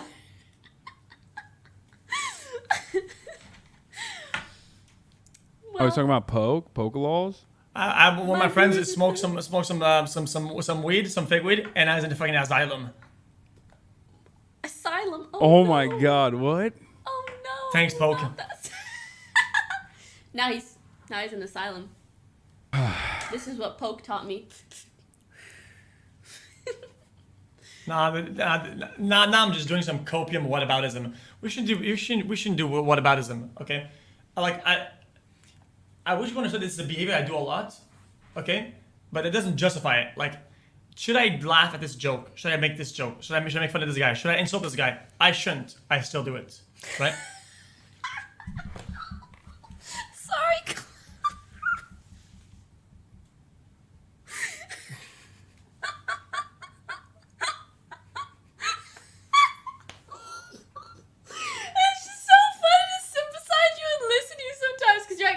Should I laugh at this guy? Should I shit on him? Should I be an asshole? I shouldn't, but I do it. It's like the inner monologue. Sorry, go on. Okay. How do you understand a word he said? That's gonna happen about these things. Enough. And I just wish that people understood Nicotine gum sometimes. is just another ploy to get people addicted to nicotine. The real nasty shit that got me to quit was pouches for 2 weeks. They're disgusting and got me off nicotine completely. Fuck no, dude. Pouches are fucking awful. Pouches are really addictive. What are you talking about? I literally started smoking cigarettes. I started chewing tobacco first, and then I started smoking cigarettes. No, you're absolutely wrong. And pouches still have carcinogens in it. Nicotine gum, at least, the worst part of nicotine gum is just nicotine. No, you're wrong about that, chatter. Ugh, pouches are terrible. Homies don't know. I used to fucking literally do grizzly long cut wintergreen, okay? Straight up, horseshoe, double horseshoed up, spitting everywhere. I had my fucking little water ball that I'd spit into, you know what I mean? Yeah, dude, I was a grizzly boy. Okay, goddamn. I was dipping like a freak, dude. Whoo! Shit was fire. I mean, it's not. It's really bad. Don't do it, obviously. It's really, really horrible. and it'll fuck your life up. Cigarettes are really, really difficult to quit, dude. I will never go back. Nicotine patches are better though because the gum still reinforces the addictive highs and lows. The patch gets you out of that. I have heard of this, but the reason why gum is actually pretty good is because you can substitute it for regular chewing gum. Because I have an oral fixation. Stop saying Florida man. Stop saying Florida man. Stop saying Florida man. Okay, it's not Florida man thing. They're talking about salt, nicotine pouches, not chew. Wait, pouches are like still they have tobacco in them, right? Are there actual like nicotine pouches, just pure nicotine? I don't think so. It doesn't come across, or does it come from another narrative in my head? Some ulterior, other sort of mind pattern. That's where it comes from. Snus still has tobacco in it. That is something I replicate a lot, right? Yeah, maybe you're gonna convince yourself to have another mindset or another thing, right? Mm-hmm. But the reality is I don't. I know it's bad. I still do it. I understand the points behind it. Maybe I need to have a shift of perspective. Maybe I need to go out there, look around. Snus. I don't know. I think if you ever saw a family that was like detrimentally impacted by gambling, you would understand why it's the kind of. I lost a family member to gambling. The fuck? He's like, I still don't give a shit. Yeah, like, I mean, the person is no longer with us. Really? Yeah, to gambling. Can you explain? Yeah, but I understand that. What? Because But then why wouldn't you want to minimize the influence that it has within a society? And I feel like allowing it to be something that you can do online. It's something I like doing and I want to do it and I can afford to do it. And so I'm trying to tell people is that yes, but when you're streaming it, you're encouraging this to people who cannot afford to do that. Yeah, that's the issue. I think to an extent. I'm not mad at you for doing it on your own time. Doing stuff on stream influences people overall. Yes. Right? Yes. And it's kind of hard to dodge that. Yes. And that's going to happen. Yeah, I don't know. I think it's content. I think it's fun to do. I think it's generally fun to watch. But I understand the problems about it. So I don't know. It's kind of like a. Yeah, I don't know actually. I have to have more thought to it. Okay. I would think spinning for hours, dead spins, getting absolutely nothing. Sometimes it's a good anti-gambling ad, but I understand that people, gorillas, will still be influenced by the one win or the one fucking 1000x on fucking Razor Shark or whatever. Like, oh my god, dude, seaweed, ding, ding, ding, ding, ding, ding, ding. But it's like, dude, I spun for 8 hours only dead spins to get there. And they'll only get that segment. When you say, like, we should talk about it more, at the end of the day, the proof is in the pudding, and the pudding is how much money these companies are willing to She's right. So, y'all are mad at XC for streaming gambling while Tucker Carlson streams to millions on Fox. Wait, what? What kind of fucking insane take is this? Do you think we're not covering Tucker Carlson regularly? What the fuck? What? That was a wild one, dude. Especially here of all communities. Like, there's got to be a joke. Anyway, this community famously loves Tucker Carlson. We love Tucker Carlson famously.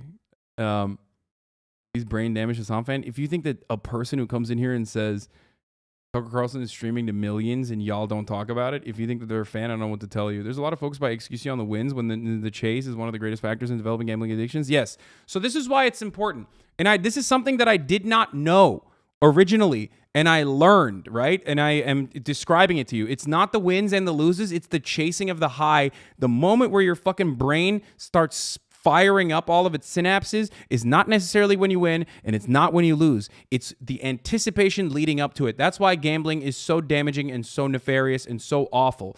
I did not know this.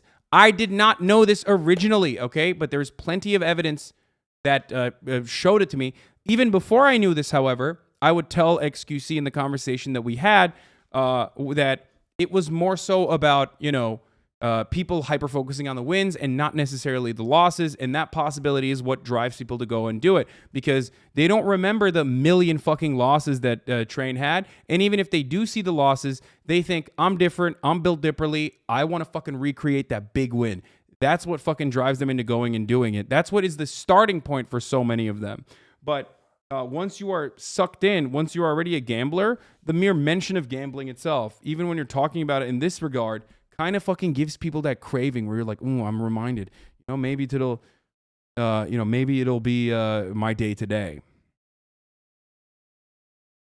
So yeah, that is how it works. I knew this because I watched Kakegurui, the anime version of Mean Girls. Yeah, Kakegurui. Wait, they talk about that? That's wild. They talk about the top of the hour ad break at Kakegurui. At the top of the hour where there's a 60-second ad break that if you no longer want to see, all you need to do is subscribe for $5 or for free with a Twitch Prime. If you want an ad-free broadcasting experience. Did they talk about that or did they not talk about that? Because it's coming right now at the top of the hour. Yeah. Throw your fucking tomatoes at me. Okay. They do talk about that? Oh, nice. Okay, cool. Well, it is coming. Or you can get gifted a sub if you're lucky, but sometimes it's better to make your own luck. Here's the 1 minute ad break now. Boom. That's a form of gamba. The luck from getting gifted a sub. Are rappers bad people for influencing drugs and gangs? Great question. Now, here is the reality about art and culture. I'm not going to sit here and fucking complain about Casino or any number of different movies that have gambling in them. That is, because I have a brain cell and I can figure out that there's a difference between people literally directly gambling for 8 fucking hours, someone that is profoundly influential to a broad audience, and like seeing gambling in movies, okay? As far as rappers promoting drugs and gangs or whatever, they are describing their livelihood, their lives, their lifestyles. It is more so a reflection on what they do. It's also art. Okay? I am not an advocate to ban video games because I think like video games are causing violence. I'm not an advocate to change culture in any capacity like that, because there's a difference between XQC raging, for example, or XQC making content by killing motherfuckers in a video game versus XQC playing XQC doing gamba nonstop. Okay. Taylor Swift didn't actually kill a guy, Lamau. Yeah. I once heard Future and now I'm addicted to perks.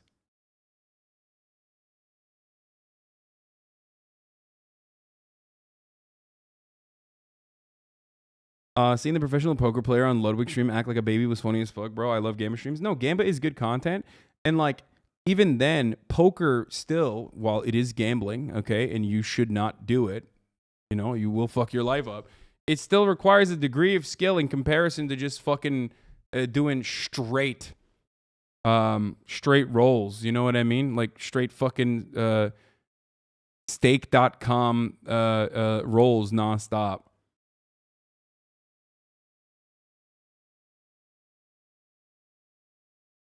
I've been dying for you to talk about this. There's a difference in art between something like Uncut Gems, which literally has a man destroys his life by gambling, and something like Wolf of Wall Street, who's now glorified as a girl boss who's gotten millions of followers in business school looking for ways to be the next Belfort. But even then, like, poker is player per player. It's not player versus an automated machine. There's a degree of skill involved in it. Even with blackjack, I would say there's a degree of skill involved in it. No such thing exists for just clicking a button. So on the varying degrees of bad, I would say that is so much worse than the other ones.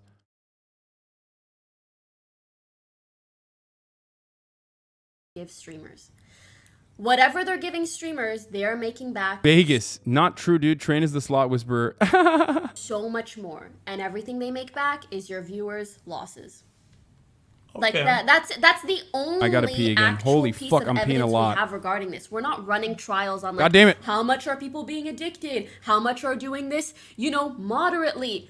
Yeah. We can't we just don't have enough data like that. That's the only point that we can actually go off of. If I were to have this perspective right now, then I can genuinely tell you with absolute certainty, and I feel bad about this almost, that I've taken game sponsors that have, because I know the stats behind it, that have been actually worse than some of the Gamba shit. Just because I think games are no big deal. I played and got sponsors to play games that are absolute dog garbanzo, right? For insane amount of money. Yeah, I really don't think that's a and big that deal. money that money's people's money. No? No. They're very different things because like, listen, do I think it's good to promote something that you hate? No. But is it as detrimental as promoting gambling? Not even close. Because again, if someone spends $20 on a game and it ends up being shit, oh well fuck, that's $20 down the line. If someone ends up doing what you do and gambling and then loses their entire livelihoods, that's their life on the line.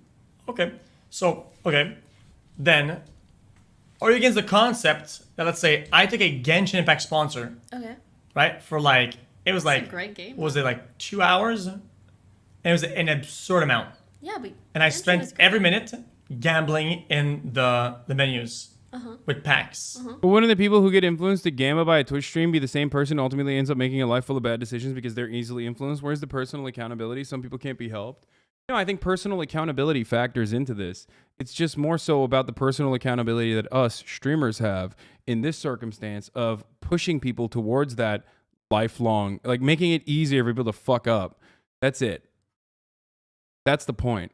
Like, so yeah, personal accountability is important. You should take personal accountability, but what you also should recognize that we as content creators also have personal accountability in pushing people towards that, making it easier for them to get involved with bad choices, a life of bad choices, especially considering that, like, again, and I don't know how to describe this to many of you, but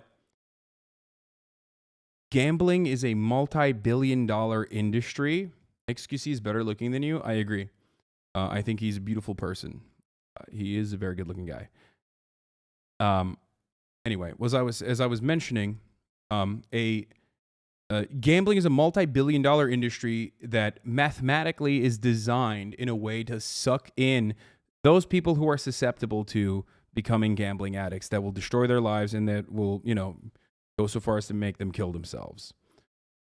That makes sense? I hope you guys understand that. So it's really, really, really nefarious. It is much, much more serious than you understand. You think you're built differently. You can think that you're above it. You can, say like, oh, well, it's the person's fault. But like ultimately, not all things are the same. The impact that certain things have on people's lives is a little bit different. Like, yeah, all marketing can be considered to be nefarious or bad, but ultimately some kind of marketing is worse than others, especially when you're marketing gambling in the same way. Right. But again, so is the drinking industry, so is the cigarettes industry, so is the consumer industry, all which I love apart from the cigs. No, consumerism industry is not the same as like deeply addictive substances. Every single thing that you just mentioned have a varying degree of problems. And by the way, it is bad if you're fucking taking a vape sponsorship or if you're taking a fucking cigarette smoking sponsorship. And people would be way more fucking angry at someone who is taking a cigarette sponsorship if such a thing even fucking existed. But there's a lot of rules around that. Okay, there's a lot of rules around what, even with alcohol, there's a lot of rules with like what you can market and how you can market it. On television, for example, you will never see someone drink beer, right? You won't see someone put alcohol on their lips. Why? Because we're fucking halal? No, it's not, because it's illegal, because, that's a visual trigger. There are rules that you are unaware of that you probably take for granted. There's a reason why you can't just like fucking walk into a casino and start gambling at the age of like 12. You know what I mean?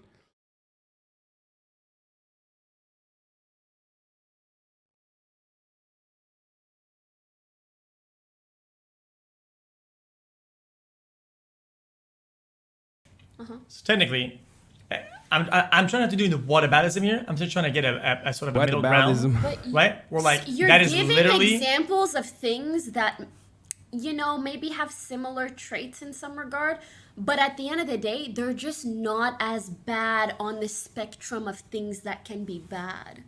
Okay. And I don't even think that is something that is bad enough to run around and be like, that guy's doing something terrible. Like, it's not about being perfect when it comes to any, like, moral or ethical issues, but when something is very evidently bad, like, listen, guys, if you want to come at me and try to... And for the record, once again, that's not as bad. Does not change anything. Like, that's not... You're just... Pointing to other bad things does not change the conversation around the bad thing that we're talking about right now. Okay? It's called a deflect... That's called deflection. And that's what you are engaging in when you do that. What about this? What about that? What about this? What about that? Well, you know, that's... Again, you're deflecting away from the main conversation. You don't want to have the main conversation. Gambling is not evidently bad. Bad take. Prove that there are just as many... That there are just as many people who lose their whole livelihoods to Genshin Impact as there are that do to, like, legitimate gambling. Like, there are gambling... Like, people do lose a lot of money with mobile gamba. They really do. Yeah, especially when you get a tank and you gotta kill it in an Inferno Tower. Like, yeah, people do lose a lot of money. Listen, and I'm not saying... Not deflecting, just want to bring up how this can be said about another massive... Imagine massive industry that preys on potential addicts, but also conducts sex trafficking and grooming on the low in order to fuel it. What? Happening. Imagine a massive industry that preys on potential addicts, but also conducts sex trafficking and grooming on the low to fuel it. What are you talking? What are you trying to like make this into porn or something? Is that where we're going with this one? Like,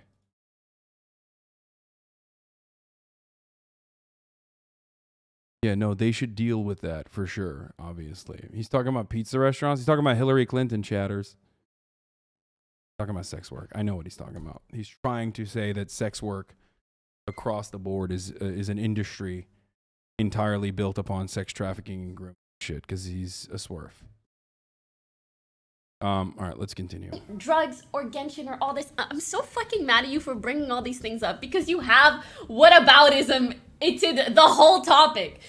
Guys, I'm not talking about all of those things. I'm talking about this one thing that is worse than all of those things. It's a spectrum. I get it. It's a spectrum. One has more upside, downside, like in terms of like, oh, how much can you dump money? Can you wire your bank account and roll it in? If you did that in Genshin, it wouldn't be as bad because you probably hit a cap at one point where you only stuck to 1,000 instead of hundreds of thousands, right? Yeah. I get it. It's a spectrum. Mm-hmm. That's why I wish sometimes people discussed other things. Yeah, and I wish we could be. I wish we could be open to a point where the influence would be the same impact as the actual gamba. If you were open enough about it and say, yo guys, this is gonna be only dead spin, only loss, only garbage for hours on end, and we're just gonna, and it had this, but it's not. So I get it. It's haram, yeah. It's also very haram. It is haram. Every time I gamble, on that point. Chat says, so someone said, oh, yes. Oh my god, good. Very good context. Oh, Habibi X Gamba. Why is an alcohol and tobacco sponsorship different though? I mean, if you say gambling sponsor streams encourages viewers to gamble, then alcohol and smoking sponsor streams encourage drinking. Again, now they're like entertaining the deflections and it's just like always a silly convo to have. It's just, that's not the point. And you shouldn't talk about that in this situation. Okay? Who cares? That's bad too. Move on, okay? Because when you try to get to the weed, when you try to like differentiate between that, the main argument is completely changed now. Now you're having a conversation about like what's less bad, you know what I mean? And then you're parsing through like what the varying degrees of bad is. You've moved on. You've successfully moved on from the main conversation, which is gambling streams, right? And even though Pokey mentions it, it's a really it's a really common thing that happens regularly, right? It's just it's hard. It's hard not to take that bait.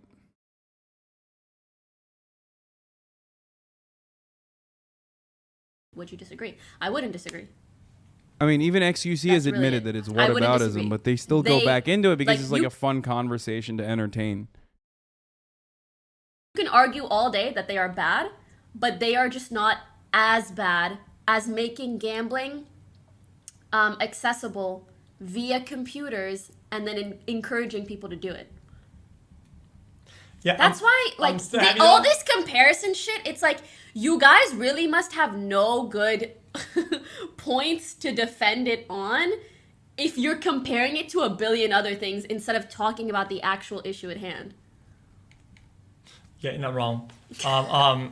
There's also I just feel like from my perspective, whenever I try to do it on my own, there was, as somebody who was like 20 whatever years old, there's so many steps to get to the point where I actually gambled that I actually gave up because it's so fucking annoying. And I feel like that's where like my personal like, oh man, look, man, if you want to do it, like you actually have to fucking go all the way, and you have to, it's so many, it's like. And there's a reason for those things.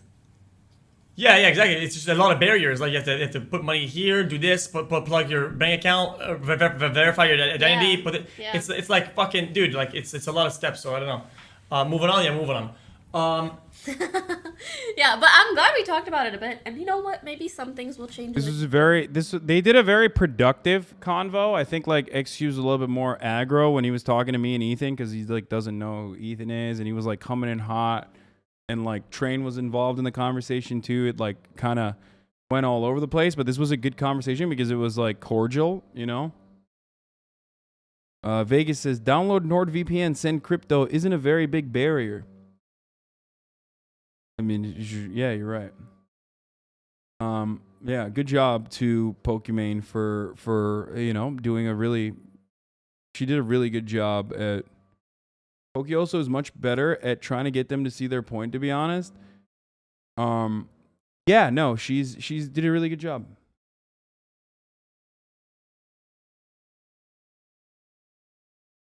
I don't know why you're like turning around to be like, no, she was like literally better than you. She was literally so much better than you.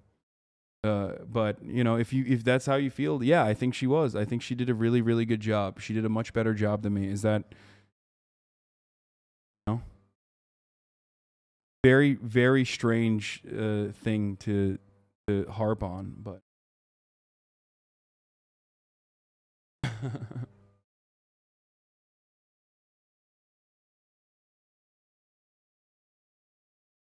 better than you. That shit was like 8 months ago. Chatters need to move on. Yeah, I mean, I made the same takes. I made the job of staying on convo.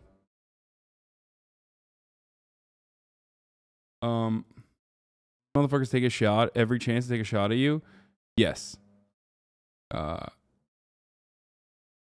But it's yet another instance where like I think it's yet another instance where like it's the confrontational nature of a debate format makes it less productive. You know, if it's contentious, it's confrontational, it's like less productive as a conversation. Whereas if it's two friends having a conversation with one another about like, and both are being patient in that situation, it's a little bit different. You know?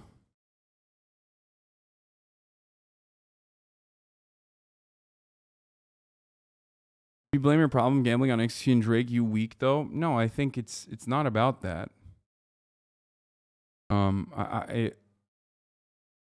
I don't know why you think that that's the case. It's more so about like us as content creators and you know our obligation, our recognition of like what we are doing. You know what I mean? Our audience.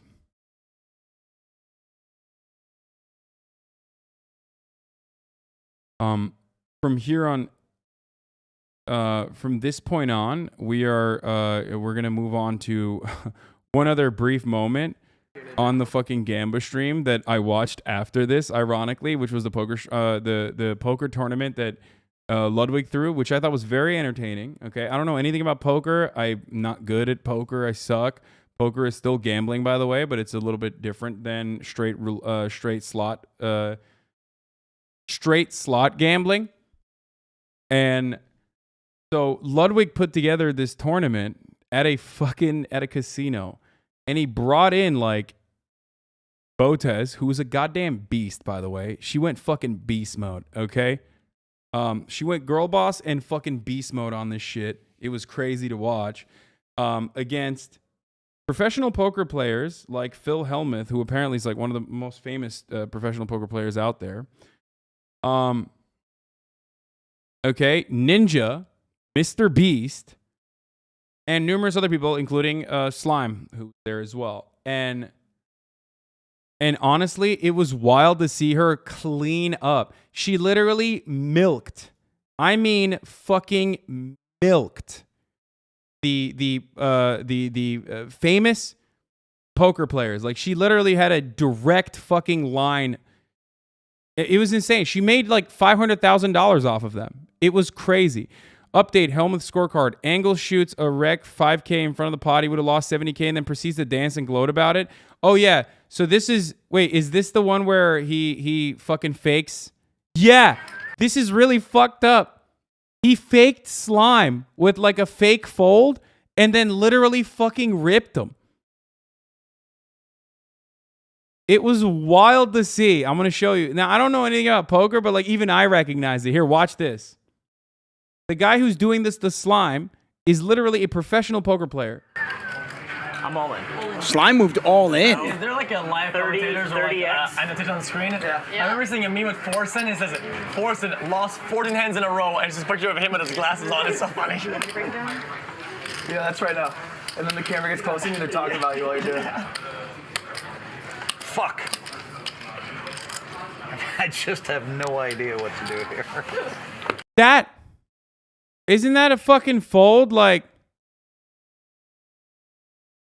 am I crazy?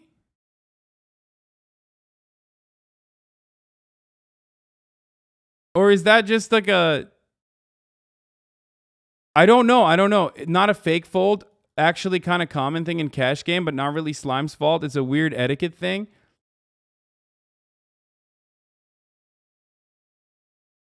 And then the graphics say he folded as well, right?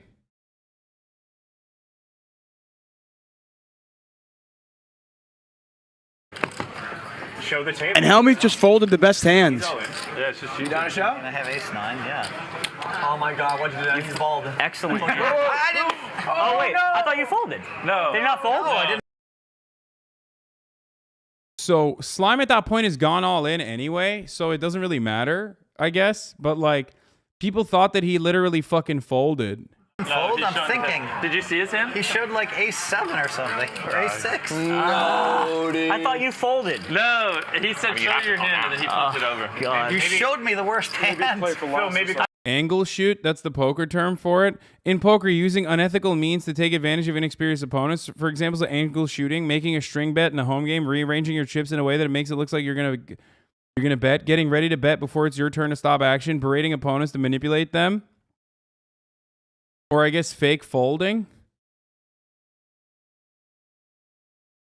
I thought you folded. Come up with a deal. Yeah, let's have a deal. You shouldn't be punished for that. I don't think you should be punished for folding your hand. All right, so what kind of deal? I don't know. I guess just take your money back. Or put in 5K. Yeah, put in 5. Put in 5,000 fair. What do you think's fair? 5? Yeah, 5 or 10 or something. This is a professional poker player. Fucking milking 5 racks off of Slime, who himself doesn't have like a lot of money. You know what I mean? It's not like all these other people like Mr. Beast has a lot of money. Everyone else there at that table is like fucking caked up. I don't think Phil intentionally angled him, but multiple angles to get an amateur to show occurred. Cards push forward, finger wiggle to turn over cards, turning your hand face up. He never called. At worst, this pot should be chopped, in my opinion.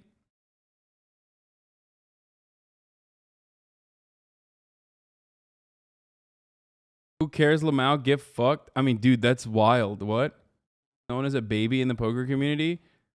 Yeah, everyone was saying like that's his attitude, that's his style, that he like fucking yells a lot. Well, by the way, it doesn't even matter because after this, So this made him the villain at the table, okay? And everyone got mad at him for this. I thought it was like kind of fucked up. But after this, dude, after this, he got fucking milked, okay? He literally was like a cow with his fucking titty out, and Botez was just suckling on that titty, okay? And the milk was just hundreds of thousands of dollars, okay? And he got so pissed. It was awesome. A little unlucky. I've just never seen someone show and then We've literally been doing it the whole game. I know. I'm just not used to it. I think it was confusing that the hands were in that's a good deal if you call it doing really I gave you a pretty good deal. All right, I call it. So next card. He's like, I gave you a pretty good deal. I mean, you fucked him, dude. Nice deal, brother. No, you're just now it's my conceding the action. pot. No. What I happened? just folded up. Yeah, because he's already seen it. Oh, thank you. Yeah. We're only charging you $5K. I think that's generous. I don't know, whatever. I don't care. That's a good deal. It's all good. Good deal for you. Interesting. So Phil did not fold. He did show his cards, which is totally fine in the cash game. Slime thought he folded. Don't run it out. We'll get all pissed. And a little bit of business going there. Oh my way. How lucky am I? Oh my God. Nice fold. Fuck just happened. Wait. Oh, I didn't even realize. Oh, wait, does that mean Slime would have won too?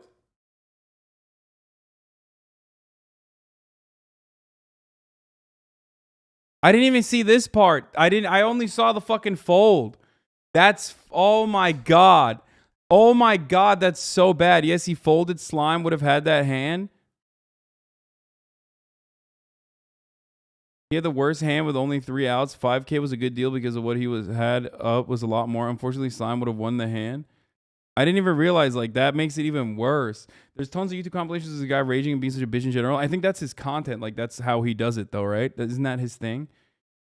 He created the implication that he folded and then let the other players say he folded while he stayed silent. Would have won. He made aces and sixes. I mean, he had to hit a 6 on the next. No, I didn't see that. 2 cards. It's all right. And then he forfeited his hand. Wait, what was your guess on what you saw? You said ace what? Ace 7? I thought it might have been ace 6 or ace 7. I knew it was not. I knew I had the best hand. Anyway, it doesn't even fucking matter because ultimately he got literally dicked on, okay? Botez absolutely straight fucking cumpstered and dumpstered my man. It was awesome. She literally straight milked every poker pro at that table, including one of the dudes who actually was simping super hard for her, who literally was just like, he kept buying in over and over again, I think. I think there's a chance here, Ninja. I think there's a chance for him. Can Ninja hit the 7? One time. But I am sleeping outside tonight if I don't hit a 7, so. Oh no! Unless queen. That's pretty good flop. Queen. Queen 10? 7s could come out technically. Oh, chop. A 10. I'll suck a dick for. It's a 9-hour stream. Phil mauled it for a total of 3 minutes of that stream, and everyone's crying about it. They all seem to be having fun with him. I just thought that it was. I personally thought it was like really weird that a guy who's like a professional poker player was behaving that way, like an adult behaving that way at a table full of like younger content creators who are like clearly inexperienced in comparison to him. I thought it was like really odd. It's like if you fucking play basketball with LeBron and then you fire off a 3, like luckily off of him, and he just starts maulding at you. It is like going crazy. You know what I mean? He's like, whoa, what the fuck? Like that. We got to do something about that. He starts taking charges on you and shit. You know what I mean?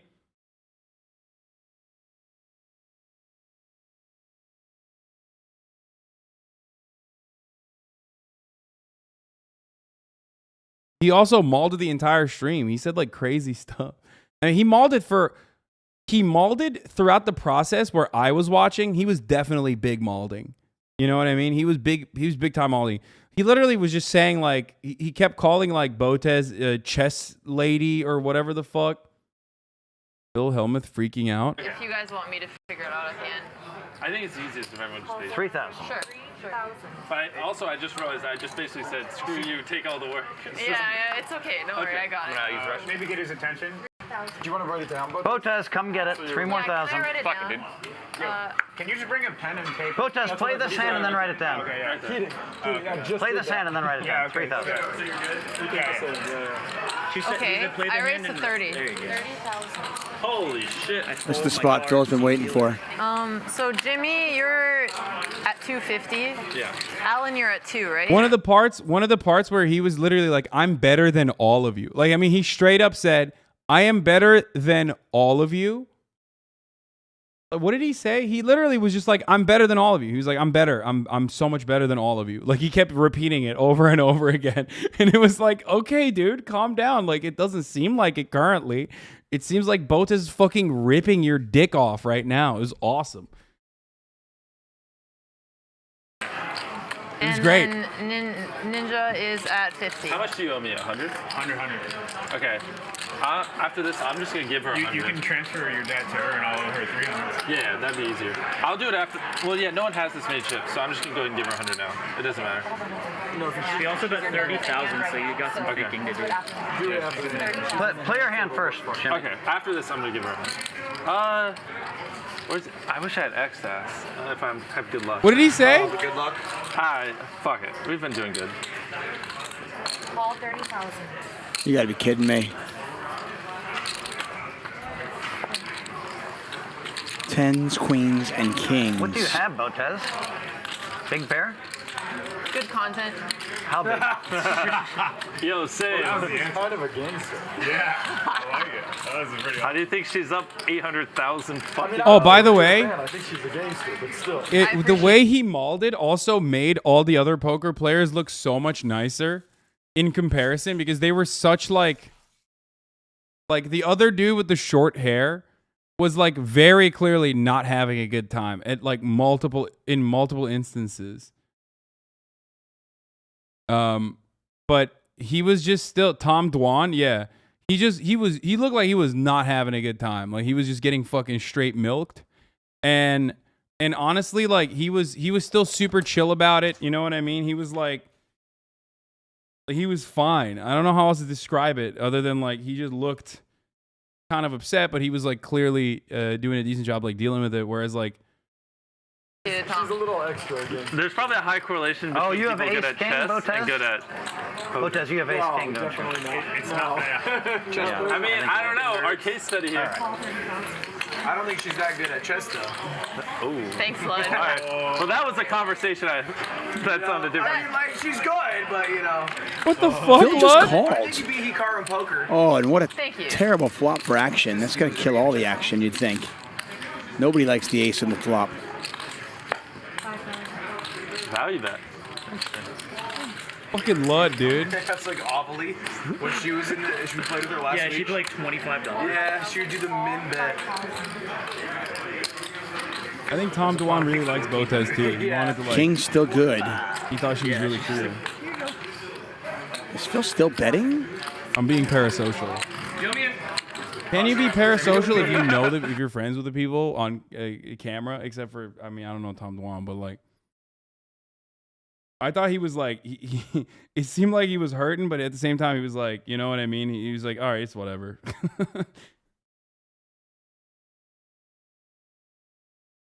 Tom Dwan knew her before this. Dwan doesn't pay his debts. Lol, he owes the guy 7 figures for the past 20 years. I'm like trying to remember what I had. Pot is now 124,000. Mr. Beast gonna win this 91% That's just stalking, my guy.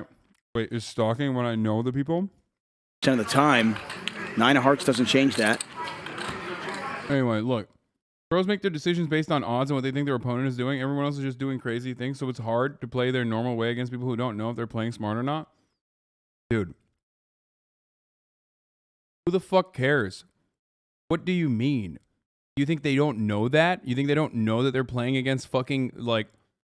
He knew he was playing against inexperienced people when he fucking did that fake fold.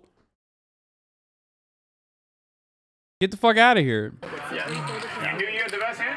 And more importantly, he's not even, he's just like going crazy. After he showed his hand, Smart play, he had the best hand. I was going to call. No, you're good. I mean, You're fine. You're fine. You're fine. You're fine. I'm good. I'm good. Yeah. I'm gonna hear shuffling poker chips. Oh, by the way, let me explain one thing for the view. I don't mind at all. This is top 10 most controversial rules in poker. I'm in the highlights right now. Are you allowed to show your hand? It's totally in the fine. middle? Let me just explain this to the table, and Alex, to you too. So normally I wouldn't show my hand, but Tom looked, and then Alex said, "Flip your hand up and show us all." Because we've done it before already. Precedent's been set. Heating said, it's all good. Alan said, "Flip up your hand," and so then I showed it at his suggestion, just because I was thinking about what to do. So nothing really happened there. He assumed you went You got a good deal, except you ended up in the end getting fucked. Because it's 6 games. Which I shouldn't have known. I shouldn't have known about the.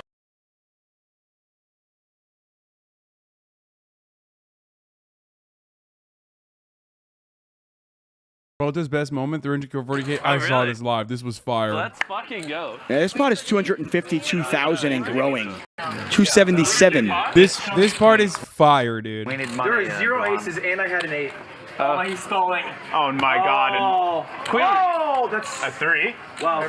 So she's winning. Everybody pairs but Beast. Everyone but me. What is happening? Everyone but me. That means, Come there's, on. that means there's 6 left for you, King. How in the hell can someone? That's fine. It's a queen. I'm calling it right now. This is a Asian queen. queen. I'm calling it right now. This is a queen. No queens. I will literally tip you $20,000 if you put a queen. 3, 8. He's praying. He said, "I'll give you $20,000 right now if you pull a queen."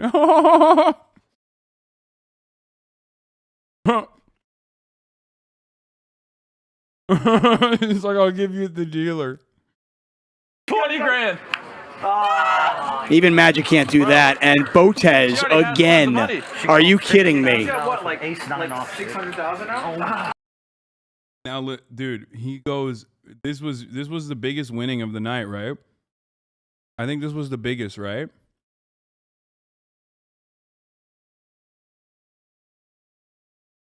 I mean, I'm uninitiated. I don't really know how, like, poker. I don't even know the fucking rules. But it just seemed like he didn't take it in stride. Top 100 female poker earners. That's it. Did you crack it just now?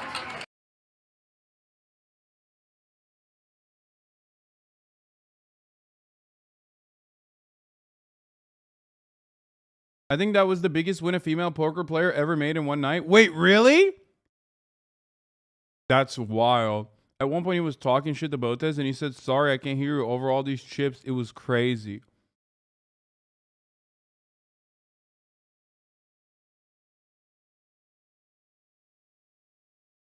I recommended.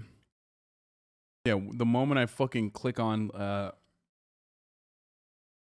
By the way, is this not hypocritical to have just been saying how bad streaming gambling is? Oh, fuck. I didn't realize I was literally fucking saying gambling is awesome. You should go do it. Or gambling is bad, but you should do it with my fucking sponsorship code. Let me go play the slots a little bit. Remember when I literally said, I think that, one, even if I was doing a poker tournament or some shit, it's still different than like direct slots when I said a million times over. But also, I'm not even doing it right now. I'm just watching other people do it currently and making jokes about what the content was. This is more so the dynamic between my friends who are streamers and professional poker players. But again, of course, I will do it as I always do. I will describe to people who have absolutely zero fucking capacity mentally to understand nuance. I will, even if they're being disingenuous, I will describe it to them. Okay? Just like I describe to motherfuckers the joke half the time when they're like, "I don't get it. What's the joke?" It's like, I think murder is abhorrent and wrong, but I watch fucking JCS videos, as one of the chatters pointed out. Does that mean I'm hypocritical about my takes on murder? Is that what you think is going on?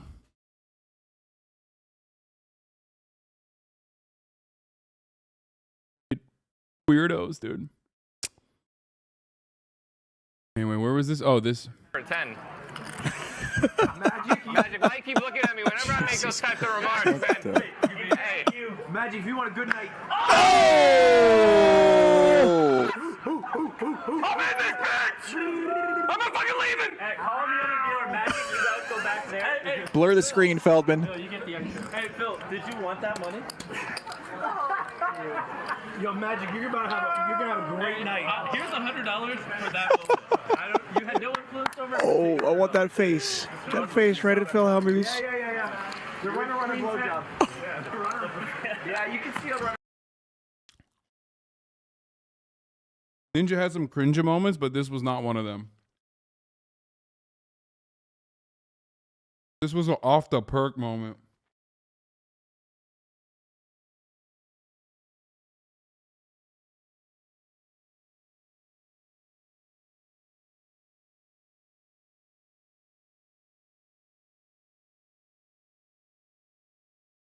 Man, Phil Hellmuth.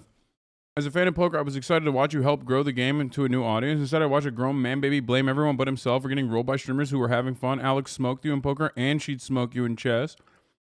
I'm seeing people try to tell me it's been his brand for 15 years. I know that. He's been one of the faces of poker. He is not the face of this table. I'd argue most people tuned in haven't watched poker before. Just tone it down. Laugh at the hilarity of the table. Don't berate it. Great take by Courage, by the way. Because, like, I don't fucking know him. And I don't even know anything about poker. And when I watched last night's stream, the only thing I could think of was, one, my friends are fucking killing it, which is great. Okay. Shouts out to the Twitch streamers. Respect. And two, oh my God, it's fucking bananas how much this grown-ass man is like losing his shit. He is so tilted.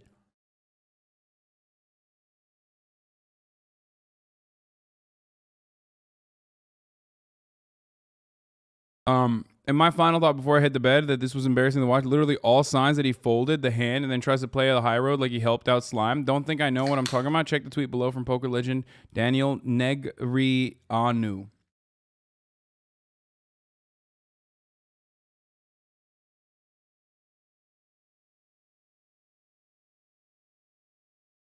He's made a fool of himself, losing all that, complimenting himself, and now stop berating Alex. Yeah, he did. He did do that.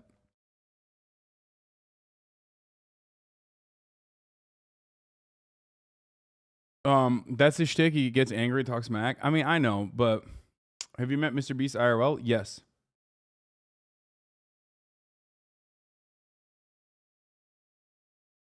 She took 50K from the guy who was into her. Oh, wow. And Keating has just stepped in it again. Alex picks up kings. I can't tell if this is tilt or this is real. World Series Poker, you let him Wait, what are you talking about? I mean, they're not going to Yeah, she could have said what she had. One. Oh my God. Oh, I thought I was being clever. Oh, dude. One jack left, and that is not a jack. 10 of clubs on the river, and Alex is now doubled up. She wins herself a $102,000 pot, and Keating on to bullet number 3.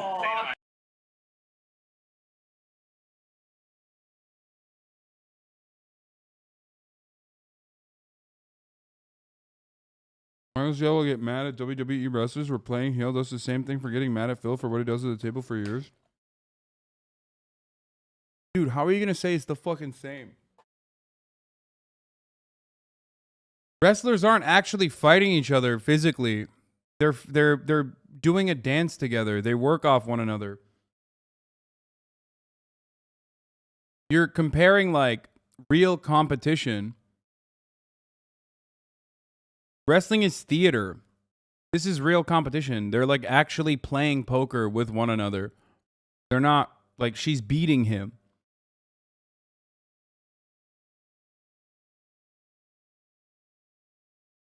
And he's not even playing against pros. He's just literally playing against, people like Alex. This was funny. Stake Kings Hustler Casino, the Beast game giveaway, 10K in value. This was ridiculous. They were literally fucking running ads on Mr. Beast's likeness without like asking. That was wild.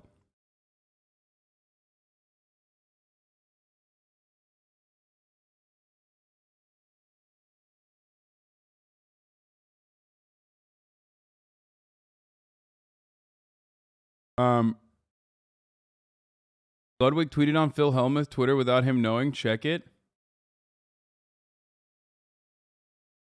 They ran ads using you too. Wait, what? What? What? What the fuck is this? Dude, stop. What the fuck is this, dude? I don't even know. Stop, you're an idiot. People are gonna see this and be like, this is real, by the way. Like, you just got me. Here's what you did, chatter. You got me canceled. All right, let's hear it. White House Correspondents' Dinner, which is like Nerdchella. Okay, worse than Coachella. The only event that is literally fucking worse and more evil than Coachella happened this past weekend. I couldn't go to it because I have COVID, but also because I hate the White House Correspondents' Dinner.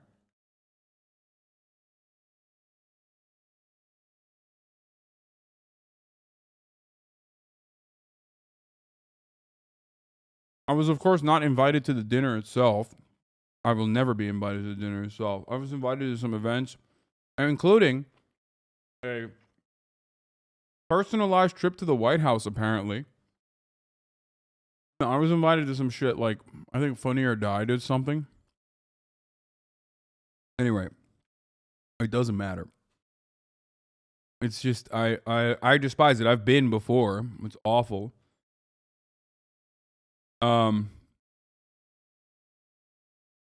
are the top jokes from Biden's set. Yeah, Biden popped off. Brandon, in his glory, popped the fuck off. Let's take a look at one of his highlights. Well, Republicans seem to support one fella, some guy named Brandon. He's having a really good year, and I'm kind of happy for him. This is the first time the president attended this dinner in 6 years. It's understandable. We had a horrible plague, followed by 2 years of COVID. I know there are questions about whether we should gather here tonight because of COVID. Well, we're here to show the country that we're getting through this pandemic. Plus, everyone had to prove they were fully vaccinated and boosted. So if you're at home watching this and you're wondering how to do that, just contact your favorite Fox News reporter. They're all here, vaccinated. I did. Call me a liberal, but I did like this one. And then the camera fucking zooms into Ducey. No, this one was actually good. Yeah, I'm a lib. I'm a lib for this, but like, he said that, and the camera literally zoomed into Ducey mauling. And boosted. All of them. Wait. Will they show him? Yeah! Yeah! Look at him! He's like... Fox News, I'm really sorry your preferred candidate lost the last election. To make it up to you, I'm happy to give my chief of staff to you all so he can tell Sean Hannity what to say every day. In fact, Ron Klain is here at the CBS table, which hired Mick Mulvaney.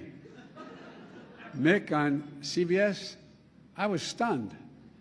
I figured he'd end up on Masked Singer with Rudy. I'm not really here to roast the GOP. That's not my style. Besides, there's nothing I can say about the GOP that Kevin McCarthy hasn't already put on tape. But Republicans seem...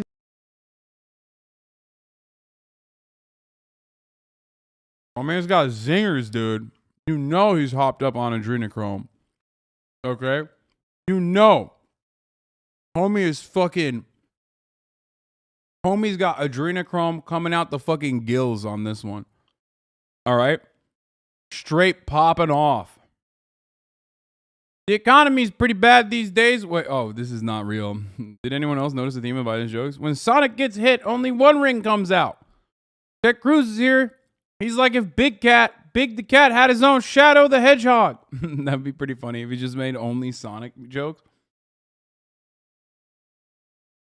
At least 10 babies' blood were consumed for this event. No, he was popping off. But meanwhile, here is my favorite comedian. Honestly, slept on joke. What is this? And folks, it's been a tough few years for the country. There's one reason why it's great to be here again. Everyone at the White House is so excited. I told my grandkids and Pete Buttigieg they could stay up late and watch this show tonight.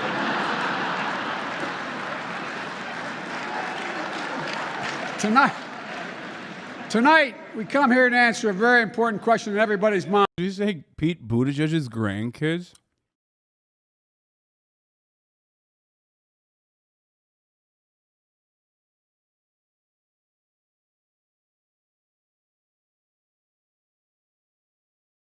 Oh, he said my grandkids and Pete Buttigieg. This show tonight. And everyone at the White House is so excited. I told my grandkids and Pete Buttigieg they could stay up late and watch. Got it. He's saying Pete is a baby. My bad. I didn't understand it. There was a Bernie joke. How dare they? How dare he make a Bernie joke? I will fight him. More importantly, First Lady Dr. Jill Biden is here, everybody. Give it up for her. You know, interesting fact, even as First Lady, Dr. Biden continued her teaching career. Yeah, the first time a presidential spouse has ever done so. Ever. Congratulations. Now, you might think it's because she loves teaching so much, but it's actually because she's still paying off her student debt. I'm sorry about that, Jill. Yeah, I guess you should have voted for Bernie. Oh! More. Okay. Okay.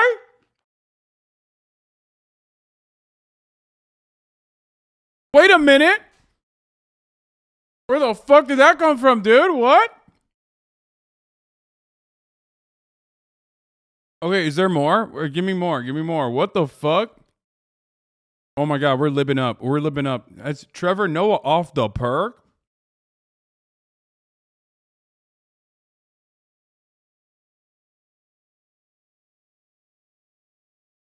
Trevor isn't a super bad lib. Trevor made an Epstein joke to them. It was insane. Wait, what? Okay, give me the link. Give me the link. Link me. The linky, boys. The linky. Also, here's the real comedian. Okay, hold on one second. A real American and a real comedian. Let's hear what he has to say. I'll say to LeBron James, who I don't like very much, I'll say, LeBron, did you ever have thoughts of going woman? Because if you did, I'd like to have you on my basketball team. It's true. Wait, what? What? Bro, this man's going to be the next president. What is he saying right now? What? What does that even mean? What I am what?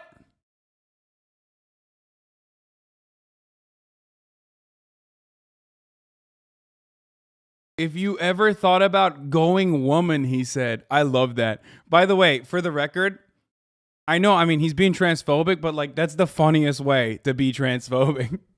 You ever thought about going woman? Oh, no. Have you ever thought about going woman?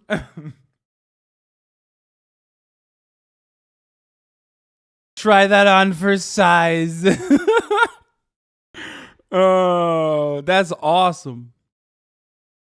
Oh, Jesus Christ. Wait, Senator McConnell, don't you think? Wait, hold on. We'll watch Trevor Noah's remarks. We'll see it. Going woman. He's so fucking. The only thing that would have been better if he called him a le woman. Le woman. LeBron, more like le woman, am I right? Maybe le bisexual, believe me. Le baby girl. Oh, no. Oh, that's my favorite, dude. I don't know. It's just so incredibly fucking stupid when someone says le China or whatever. But le bisexual is like the dumbest one. I don't know. I'm sorry. Let's just... Le baby girl. Oh.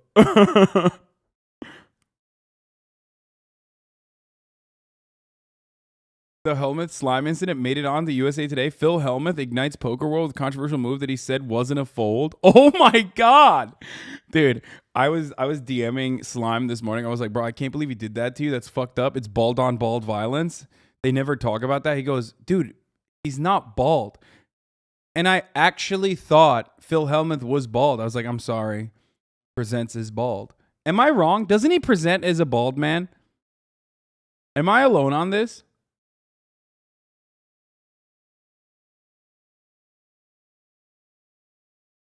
He's bald presenting, right? He like carries himself like a bald man. He is bald coated. He's bald. No, he's not even bald passing. He's bald coated.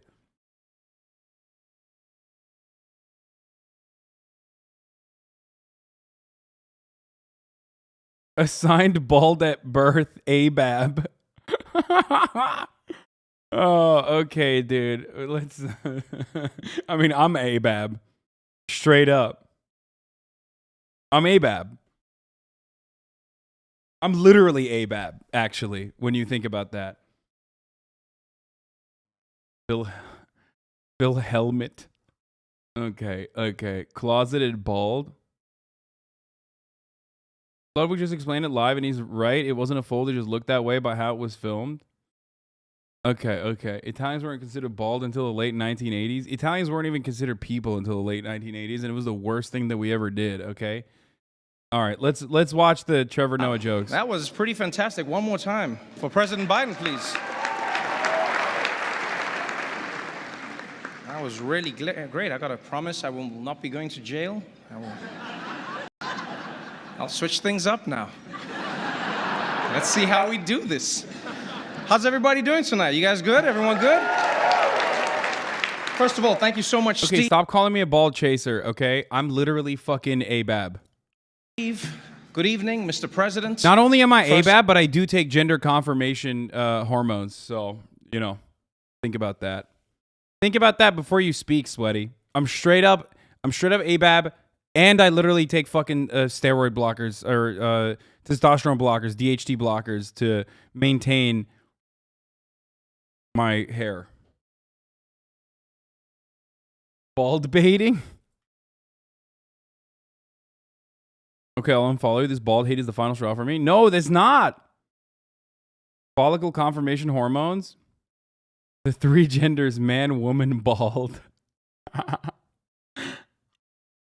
See, you can see this is an example of making jokes about trans people without being transphobic. Look at that. It's possible. It can be done. It's crazy. Even if it's a cis dude who's making the joke. That's wild. It's almost like if you understand, things about the trans experience a little bit better, you can at least, even from afar, make analysis that doesn't immediately revolve around your fucking helicopter. Ugh.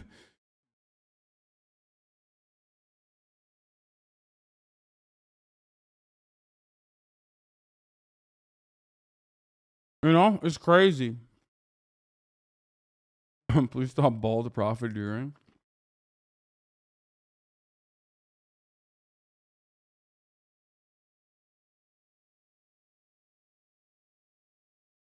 Wait. I literally have trans friends that have used Impossible Pussy coming soon on Tinder and stuff. Oh no, Impossible. I admitted that was his best joke. Uh-oh. Minor F. We're good. F for a second. I don't know why. But yeah, no, I literally said that the only good trans joke that Dave Chappelle made was sandwiched between transphobia. So it went unnoticed, but the Impossible Pussy was that was actually funny. That was funny. But you can't be funny about trans people if you're literally sandwiching it between transphobia and not even jokes, just basically saying I'm transphobic, by the way, over and over again.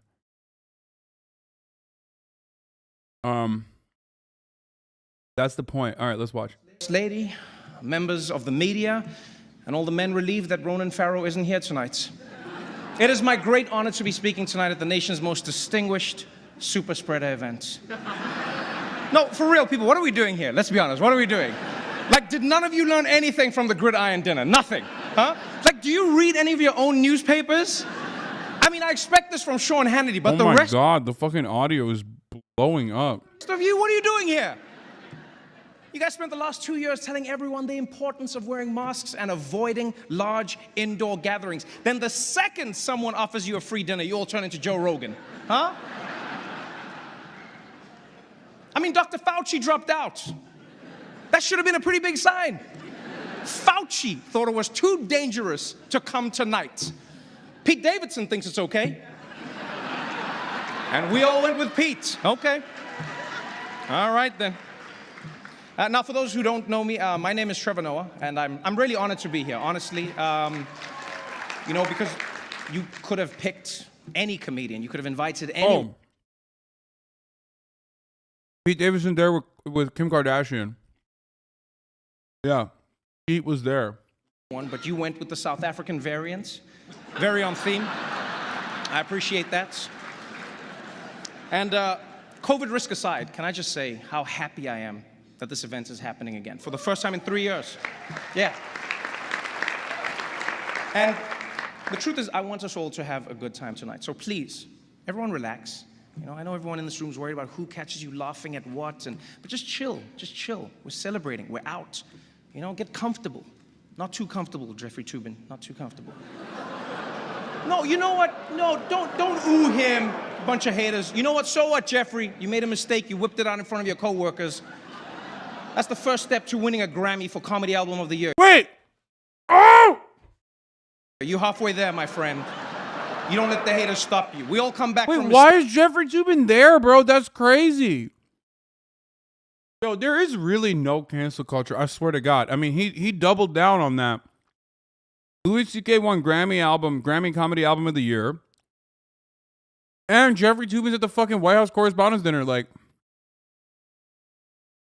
There you go, dude. There's no cancellation in that situation. I mean, to be fair, like in a weird way, like, I don't think Toobin was doing... I mean, he didn't do it on purpose, right? Like, it was awkward and shit. But goddamn, he came back from it. That's crazy. Mistakes. Now, you might have noticed I'm going to be telling some jokes tonight. But I want you to understand, I am not here to tear anybody down, okay? Yeah, I might roast you gently, you know, like a pair of testicles on a Tucker Carlson special, but I'm not doing this just for the attention, all right? I'm a comedian, not Kirsten Sinema, all right? And by the way, give it up for Kirsten Sinema. Whoever thought we'd see the day in American politics when a senator could be openly bisexual but closeted Republican, huh? That's progress. That's progress. Not bad. And yes, I know a lot of you are worried, and yes, it is risky making jokes these days, you know? I mean, we all saw what happened at the Oscars. I've actually been a little bit worried about tonight. I won't lie, you know? I was like, what if I make like a really mean joke, you know, about like Kellyanne Conway, and then her husband rushes up on the stage and thanks me? I just hope we all stay calm. Because it is exciting to be here, even though some people don't think this dinner should even exist, as you said, Mr. President, you know? Because some people think this shows that the media is too cozy with politicians. But what those people don't understand is that you guys have integrity. You would never allow personal connections to affect your ability to be good journalists. Isn't that right, Chris Cuomo? Where is Chris, by the way? Is he here? Couldn't make it? Oh, by the way, people are... Dude. That's what people are not appreciating it. God damn, dude. Wait, before we really get going, a few quick announcements. Anyone here who is a Democrat in a swing district, I've been asked to remind you not to hand your resume to the cable news execs at your table until after the event, please. Thank you very much. Also, a quick note before people order their Ubers home tonight. Governor Greg Abbott is generously providing free buses for the Telemundo table. Very classy, very classy. But man, what a room this is, huh? Look at this room. Everyone is here tonight. We've got politicians, huh? We've got the media, we've got celebrities, basically anyone who's been to Jeffrey Epstein's island. This is an exclusive event. In fact, coming in. What? Wait, what?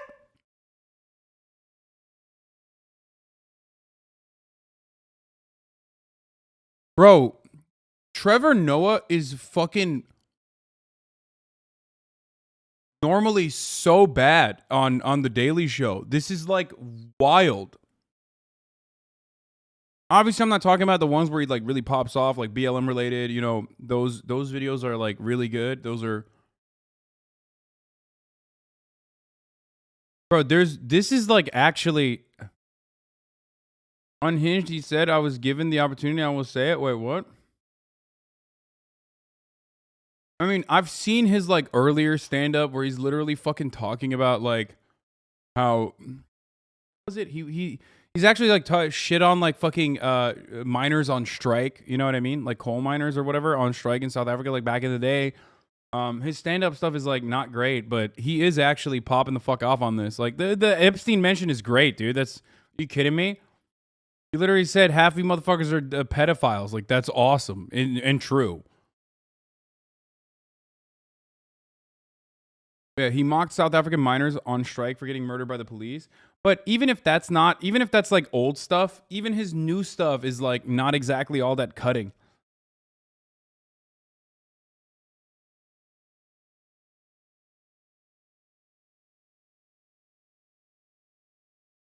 I heard Meghan McCain telling the bouncer, "Do you know who my father was?" And they were like, "You have a ticket, you can just come in." But she insisted on telling them who her father was anyway. And I'll tell you, as somebody coming from Africa, I mean, I've just got to say, this is so exciting, you know, to be at this swanky party full of Washington's most powerful people. You know, it's not as exciting as Madison Cawthorn made it sound, but still very sexy. Very, very sexy. There's many big names here tonight. Yeah, one of my favorites, Ron DeSantis, is here. Yeah. Oh, man, I'm actually surprised that he found the time.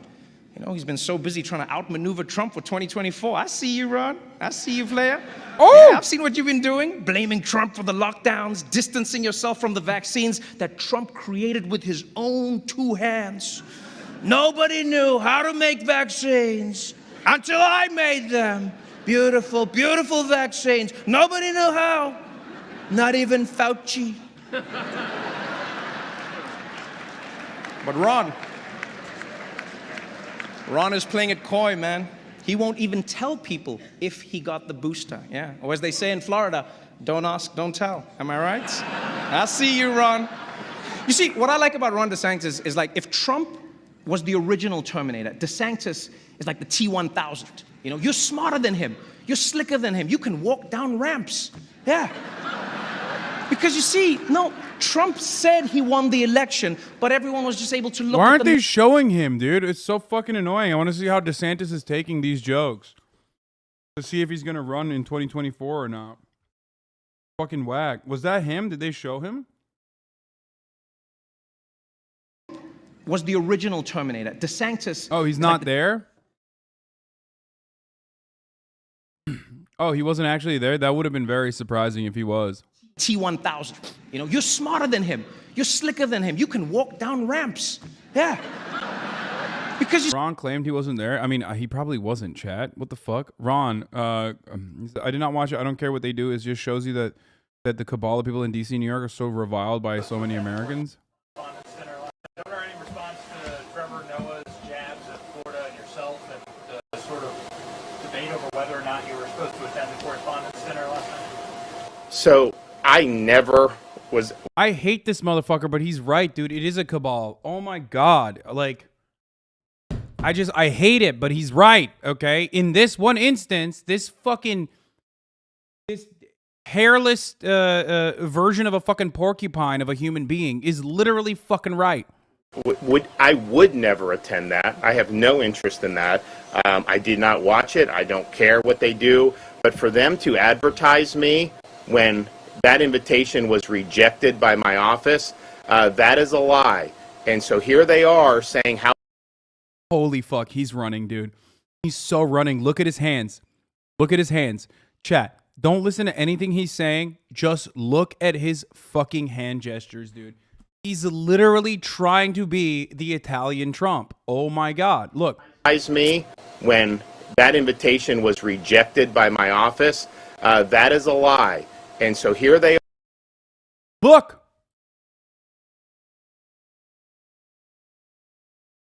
Oh, dude, he's doing it. He's literally doing it. Bro, how do you know what a hairless porcupine looks like? Why would you go for that example? I don't fucking know. I just wanted to say that. Shut up. You have a problem with that? About something that is readily verifiable. And so Doesn't cabal imply it's run by Jews, though? I don't think so. Isn't it like deep state? I don't think it means that it's like run by Jewish people. I think it just means like it's a it's like a conspiracy of people getting together and shit. But I also don't think that they're like, pedophiles, all of them. You know what I mean? I'm just saying that like not wrong when he fucking says that these guys are like all getting together and jerking each other off. Yeah, secret political clique or faction. Yeah. There you go. I think that's what they're implying though, right? Just they, them, Ron DeSantis. Ron DeSantis got that they, them pussy. They, them pussy hit different when it's coming from Florida.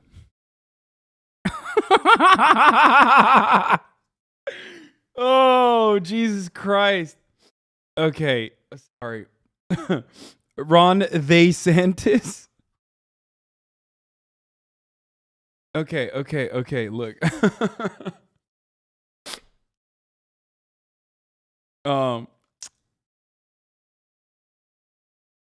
So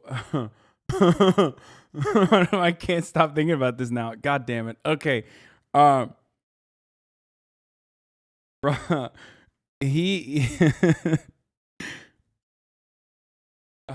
done. I can't. I got no. So the idea I got nothing else for that. Okay. I was I'm there sorry. is false. The idea that I would have ever gone is false. And why they would want to try to perpetuate a lie about that, I don't know. But I think it just shows you why that cabal of people in D.C., New York, are so reviled by. Cabal derives from Hebrew, so it has some Jewish connotations. I did not know that.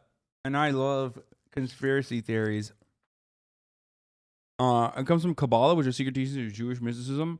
It's not even remotely surprising that it's inherently anti-Semitic because literally every conspiracy throughout history in perpetuity almost always, what do I always say? Almost always revolves around somehow the Jews, okay? You could literally be like, flat earth conspiracies. When I found out that flat earthers are anti-Semitic, when you like go far enough into a conspiracy, they become anti-Semitic. That's when I was like, it's over. This shit's over. Every single one inherently revolves around Jewish people somehow. Like they always fucking find a way to bring it back to Jewish people.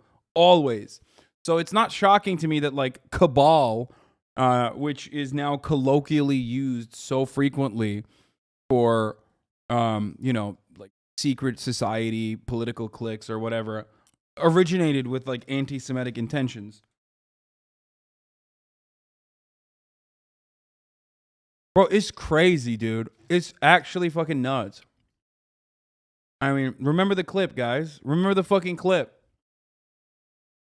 Remember when we were watching the fucking Vice clip and I was like, when are they going to say some anti-Semitic shit? There has to always be some anti-Semitic shit. So many Americans. I think it's a reputation that's been well deserved. Governor, any response to Trevor Noah's jabs at Florida and yourself and sort of. I'm wrong. Totally comes from Hebrew. Did you see this yet, Ajan? I did. Is it Ben? Yeah, we're gonna make Ron DeSantis a one-term governor. We were talking about, right?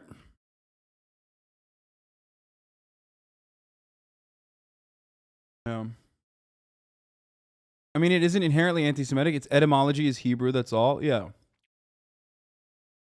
Followers of the chosen people. Everyone else around you will shit on you until you feel like you're not. What? Dude, this is awesome. This is the stupidest thing I've ever heard, dude. Yeah, the Holocaust, it happened because you called yourself the chosen people. That's dope, dude. Are you aware of what you're just saying right now? What the fuck? This is literally the fucking Holocaust version of victim blaming, dude. What the fuck? You think anti-Semitism is or historically blood libel and all this other shit happened because Jewish people called themselves the fucking chosen sons of God? Is that why? What are you, insane? I mean, I don't even think he is aware of what he's fucking saying right now. Okay? Like, there's no shot this dude is like aware of the ramifications of like what he's stating. Like what the meaning is behind what he just said, because it's so psychotic. He said Jews have bad optics. Yeah. Sweaty. The Holocaust happened because of bad optics, okay? All the fucking pogroms, bad optics, Sweaty. Shouldn't have called yourself the Chosen. Also, what fucking religion doesn't believe that they're like the main character?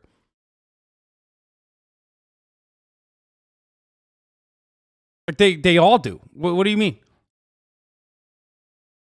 Anyway.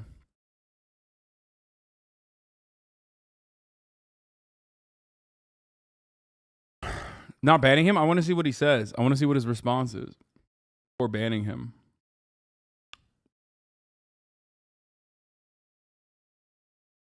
Oh, yeah. Here, Ben Shapiro. We're going to make Ron DeSantis a one-term governor, says Nikki Fried, Florida Agricultural Commissioner. Ben points to the weed thing to say she's wrong. And then Cody posts, poll, 75% of Floridians support of legalized pot. You know. The Jews couldn't defeat the Nazis in the marketplace of IDs? Of course, dude.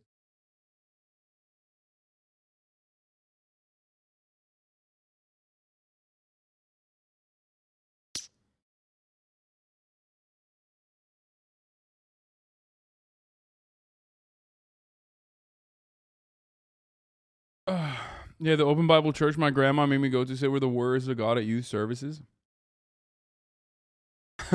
Ben Shapiro was wrong about something. Keck, wait. Oh, yeah. It's... Wow, this is unique. That never happens. All right, let's get back to Trevor Noah.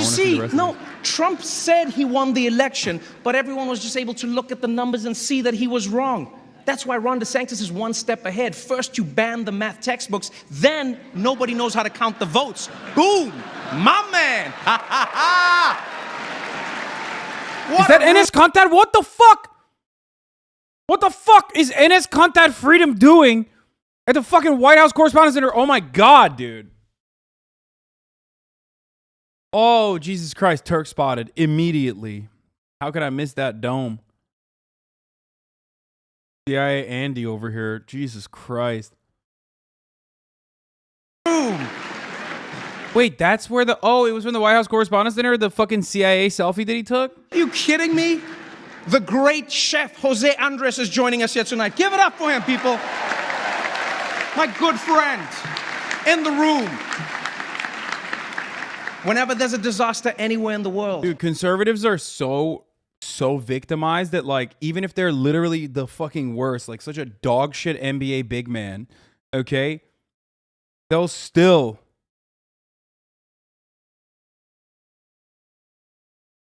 turn around and invite you to the White House Correspondents. Sorry, I just got an email. Makes me sad. Chad, I just got an email. It says, as you may have seen, Sykkuno will no longer be partnered on Twitch as of May 2, 2022. In recognition of your support as a current subscriber to Sykkuno, we are extending you a one-time limited offer to obtain a free 1-month subscription at your current subscription tier. Please note that this offer is available only for channels to which you are not currently subscribed.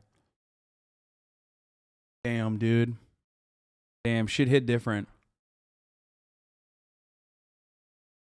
Of course, you should use yours on me, obviously, especially at the top of the hour when there's a 60-second ad break, which I forgot to run. So at the top of the hour, there's a 6-second ad break that I run. If you no longer want to see those ads, all you need to do is subscribe. You can do that for $5 or for free, baby. That's right. Literally farming our laws? No, I mean, I also did forget to run the ad break, so I'm running it right now. Shameless? Yeah, well, still makes me sad.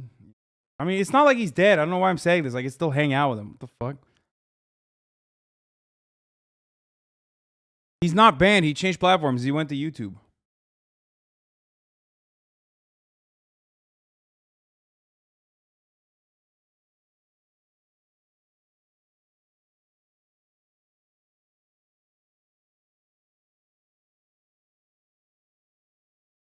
I'm hurting and you just turned that pain into a commodity. How dare you? I mean, I was fucking joking, you weirdo. You don't have to subscribe to me with that. But it was a good way to remind myself that the top of the hour ad break is upon us. Okay, here it is. Here's a 1-minute ad break now. Don't believe his claims that he got kicked out of the NBA for no reason. He's a slow and awful defender and couldn't shoot mids and three-pointers. No, I know. Chef Jose is there, which I guess is why he's sitting at the CNN table tonight.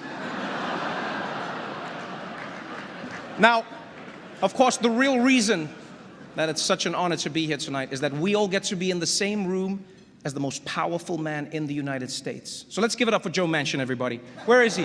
Is he there? Good to see you, sir. Good to see you. No, for real, Mr. President. How's music? Thank you for the 10 Thank you subs. for being here. Thank you for having me And it's here. not there's about as good at basketball as you are. Thank you. You know, I was a little confused about why me, but then I was told that you get your highest approval ratings when a biracial African guy is standing next to you, so, Oh, shit. So let me just say, Joe, I'm glad that I could... Dumbass. He got banned for criticizing China. Bro, how are you in this community for as long as you've been? Come the fuck on, dude. Can't actually believe this. No shot. Do you actually believe that Enes Kanter got banned for criticizing China? You are out of your fucking mind, dude. Do my part. And hopefully this will work. I'm not actually him. I just did the voice. More importantly, First Lady Dr. Jill Biden is here, everybody. Give it up for her. You know, interesting fact, even as First Lady, Dr. Biden continued her teaching career. Yeah, the first time a presidential spouse has ever done so. We heard ever. this already. Congratulations. Now, you might think it's because she loves teaching so much, but it's actually because she's still paying off her student debt. I'm sorry about that, Jill. Yeah, I guess you should have voted for Bernie.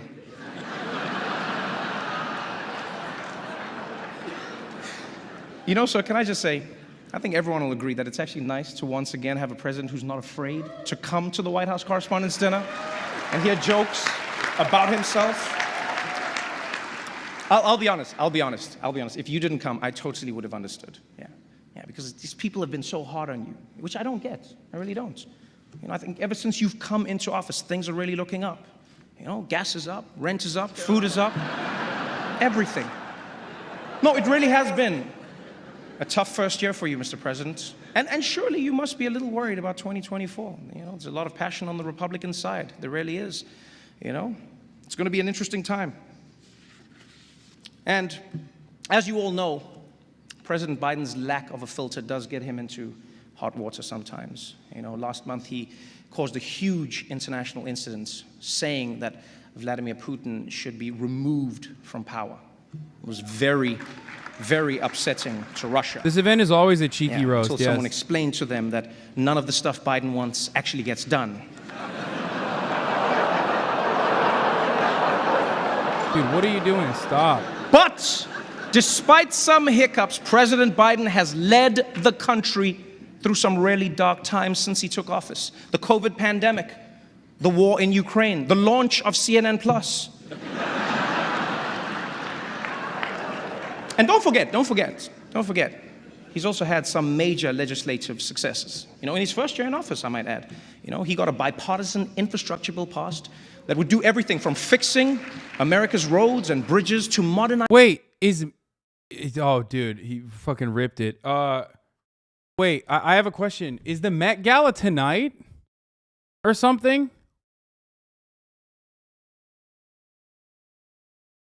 The Met Gala is already happening? It's been 1 fucking year since the Met Gala happened? It's been 1 entire year since I got fucking canceled for not even going to the Met Gala, but then people were like posting the photo of me from a while ago. The photo from like 2014 or 2015 or something where I'm wearing the Make the Rich Pay, and then people were... No shot. That hasn't been a year, right? When was the last Met Gala?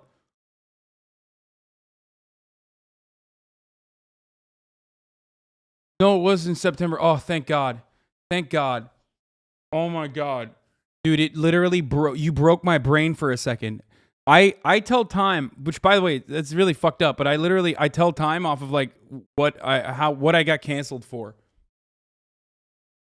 Like literally, for me it's like, oh, August 2019. Oh, that's 8/21. You know what I mean? Like that's my 9/11 take cancellation, my house cancellation. Like that's how I tell time now.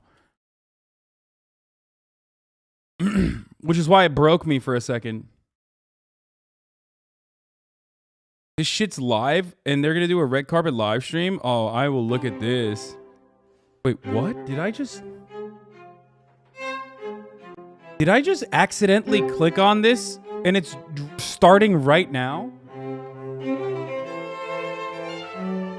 What is going on? How does this happen?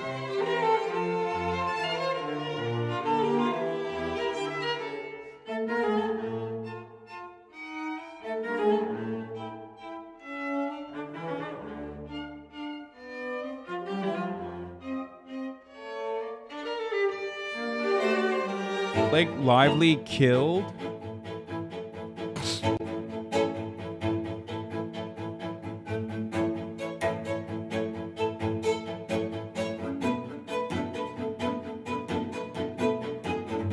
Lala Anthony, Vanessa Hudgens, Hamish Bowies.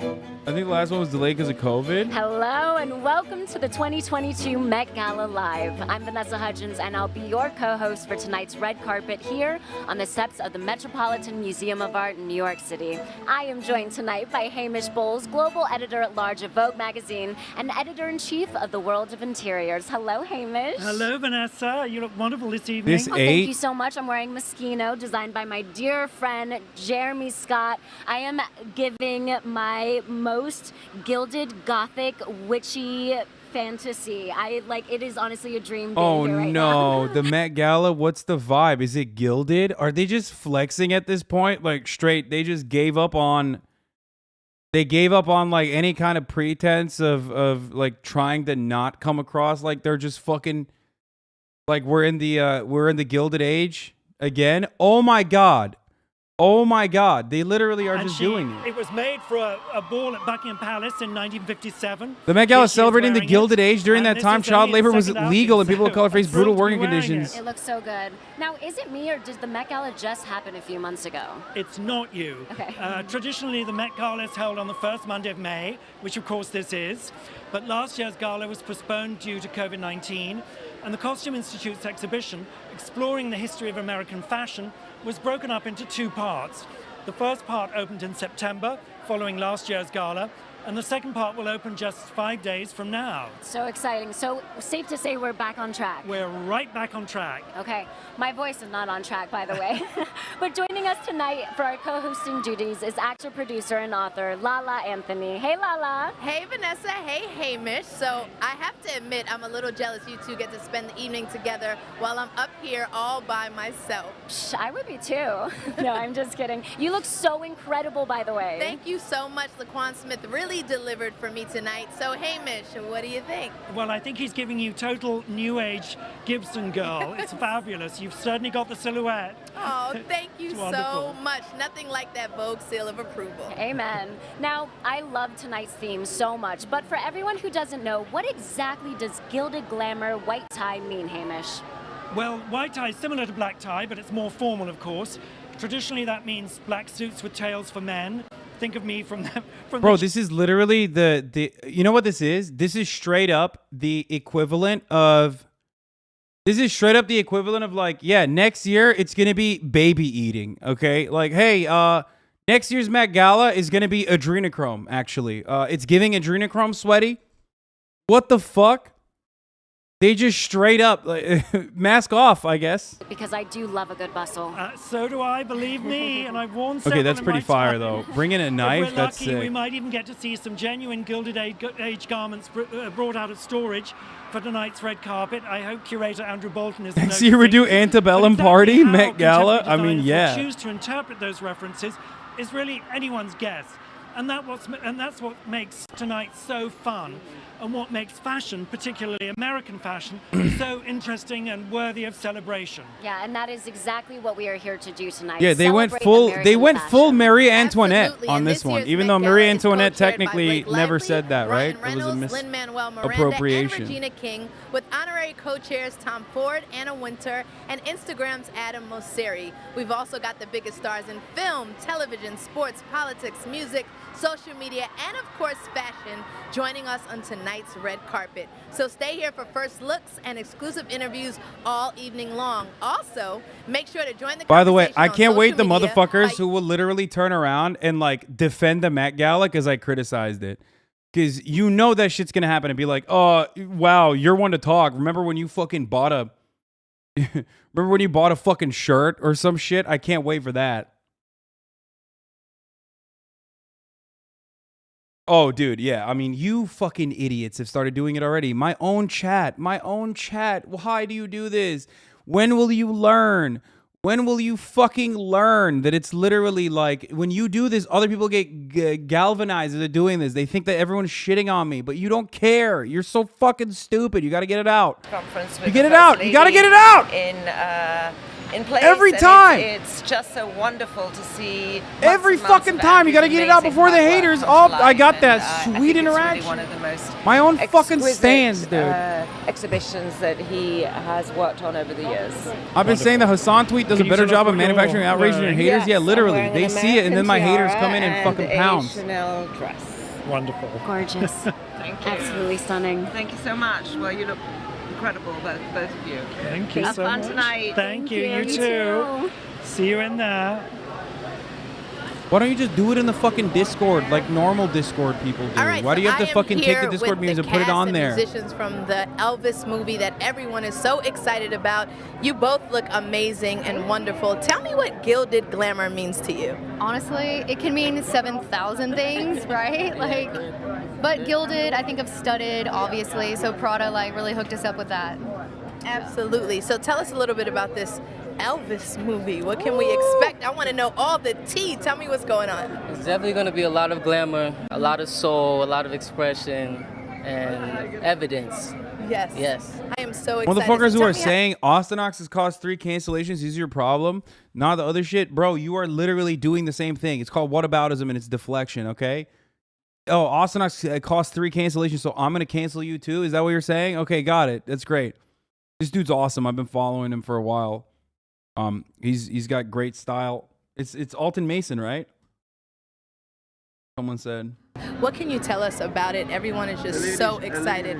Hi, introduce yourself. Hello. Everyone Hi. jump in. We're taking over now. My name's This is fun. Olivia. I played Priscilla.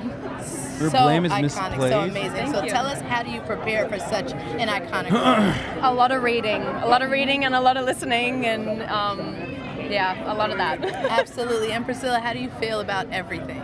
I feel great. I love a movie. I think that the young generation is going to be able to see and know what Elvis is all about, learn a bit more about him. And I think it's a movie for everyone, even the people who have heard stories about Elvis before, they're going to learn something. Well, we are definitely super excited about it. Tell us in your words, what can we expect? We are so hyped for this movie. You know, well, I literally finished it yesterday.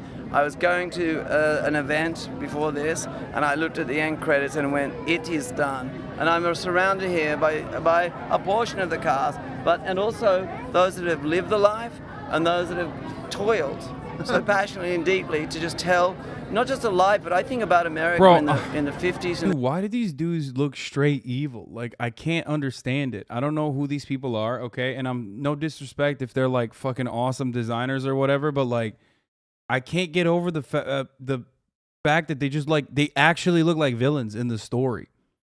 Like, they just woke up and they were like, I'm gonna look villainous today. Priscilla and I got to see the film together. I worked with Elvis, and we kind of grew up at Graceland, and we're blown away. I mean, it's history. It's the real story, and as It's gilded glamour is naturally evil. I mean, dude, it's gross, dude. At least like. We are. Hey, Austin, I was looking for you. How I guess are they you? can't. How's everything? I guess they so can't excited hit like. to see you here. I might keep This burping. is just. I guess they can't hit like every era without saying it's cultural appropriation, right? I mean, the thing is, and I've said this to Priscilla and Jerry here, making them proud was really at the core of it all for me. Making all the people who loved Elvis so much proud and do him justice. And so I just set out to find his humanity as much as I could and bring Dude, that out he's got Hollywood life speak. as I He could, speaks you like a know? Hollywood guy. We are super excited about it. Thank People you that all. have like Can't wait for grown the up movie. in Everyone- the Hollywood spaces kind of have a way of talking like this. Alton. Hey, how Is are that you? Welcome. Welcome. Is You that look is that supposed to be the Elvis amazing. guy? Yeah, so what can we expect from you in the film? Well, I get to play the legiondary B.B. King, and then it's such a beautiful thing to be able to tap in with this guy and show the brotherhood That's right. between It's Elvis great. and B.B. Very So, nice. You know, the rhythm and blues, baby. Rhythm and blues, baby. We are so excited about it. Casey, who's behind? Yes, we talked. Come on. Those are the Yes, Hawthorns, tell a us about your song. hemorrhage-based family of bosses that were cut out of the final version of It's Elder. one of the most iconic songs of all time. It will stand the test of time. I can't help falling in love with you. It's a song that I deeply cherish. It'll never get old, and it was such an honor to do a rendition of my own for the movie. Well, again, we are so excited. I thank you all so much for coming to say hi. Enjoy the night. Everyone looks amazing. How do people and not hate wonderful. capitalism And after everybody this? check out Because this Elvis. is like It's for coming a soon, lot and of I'm sure we're normal all gonna people. be I blown think. away. Well, I mean, because most normal people don't think like when they think Gilded Age, they don't think of like child labor, slavery, racism, Great Depression, income inequality, oil barons, monopolization of every fucking facet of American life. They think, oh, the glitz and the glamour. You know what I mean? Like they think, yeah, no weekends. Again, child labor. They think like glitz and glamour and glory. You know what I mean? It's like motherfuckers that look at, damn it, what's the story of the guy in the lake and he throws parties and there's a green light across. What the fuck was it? The Great Gatsby. Like they don't think of, they think of Great Gatsby as like a good story. You know what I mean? They think of like, they look at that and go, wasn't that sick? It was a guy who threw great parties. It's like, oh, Fight Club. Like it's a guy who's just really cool. Or Jordan Belfort, like Wolf of Wall Street, is a guy who is a industrious person who was able to, you know, do a lot of drugs and fuck models and stuff. It was sick. Everybody just constantly misses the point and only thinks about like the positives of it. They think because we all have, whether we like to admit it or not, but especially in America, we all have like the accidental, temporarily embarrassed millionaire mindset. Okay? People straight up think that they are temporarily embarrassed billionaires. Like they will become that. You know, the American dream is real and that they will eventually become that billionaire. So, you know, this is how the billionaires party. We're going to watch them and I'm going to learn from them.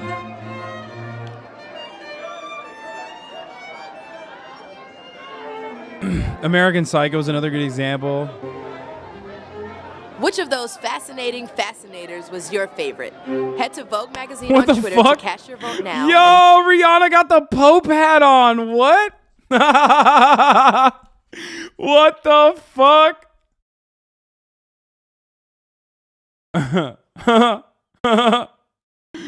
Dude, what? As an old one? 2018 Met Gala. Damn, y'all are so gay. Oh my God. Immediately, there was like 8 people. I was like, that's old. That's old. That's from 2018. This is 2018 Met Gala. Like, there's no... This community is insane, dude. Straight up. How did you immediately know that? +5 faith. Des and Alex from Emmy, you guys are here representing Gilded Glamour all the way. How are we feeling tonight? I'm feeling like I'm arriving at my debutante into New York society. Thank you. Gorgeous and gorgeous. How was it coming up those steps? It was actually... Homie's got a I don't know, reverse hairline. This is my second Met, and I feel like the first one I was definitely way more nervous, and this year feels a little bit more at ease. And how are you feeling, It's my first one, so I feel like very intimidating. A bit. I'm very well surrounded. I have the best partner in town tonight, and I feel we are in a date. Like Yeah, we're on a little date tonight. A little date. My fashion husband. Yeah, I love that. I love that. Well, you both look beautiful. What do you have coming up?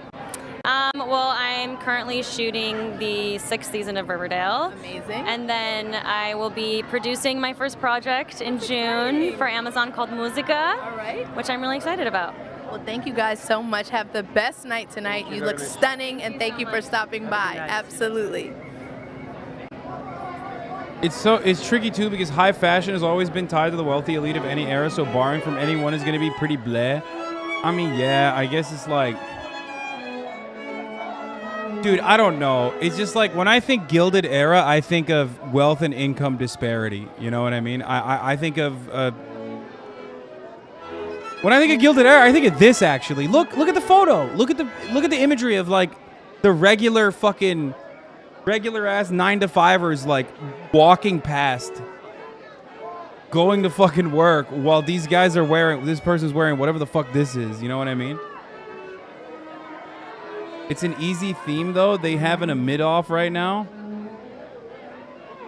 I mean, that's kind of sick though. What the fuck? Okay, that's sick. I would wear that. Not the dress part, but the fucking what?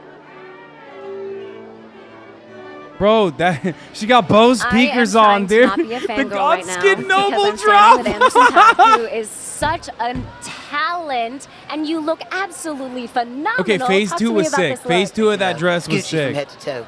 Yes, it is. It's giving very East London, actually. And, I feel great. I used to shop at Burlington Coat Factory. I don't know if you heard of that, but now I'm Gucci from head to toe, and this is great to be here. Why is Anderson Amazing. Paak It's so doing iconic. this? I have been dying to get out to see you and Bruno Mars perform together. How has that been for you? It's the greatest show. You gotta come. Residency at my age, it's unheard of. I thought I'd be at least, 50, 60. Bruno, he's an old guy, so I understand. Me, this is what dreams are made of. I love it. It's so iconic. Will you genuinely do it all? What are Why you is he looking forward dressed to like most that? about Is he a tonight? Beatle? Is that what Hopefully he's there's food doing? here, and yeah, just mingling. Just try to live in the moment. I don't know. Anderson if we'll Paak ever is look this dope, good by the again, way. so, Chatters who don't know. I mean, he's awesome. I have He's a feeling brilliant. you He's super definitely talented. will. And he's cool as Thank you so fuck. much. Take care. Everyone who says his accent's better than yours is a fucking liar, though. Let's be real.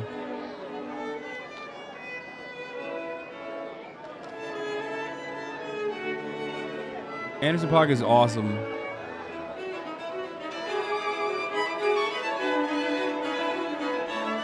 Is this really? It looks so dystopian. I mean, this is how it is every year. It is dystopian every year. His fit was kind of mid. You're right.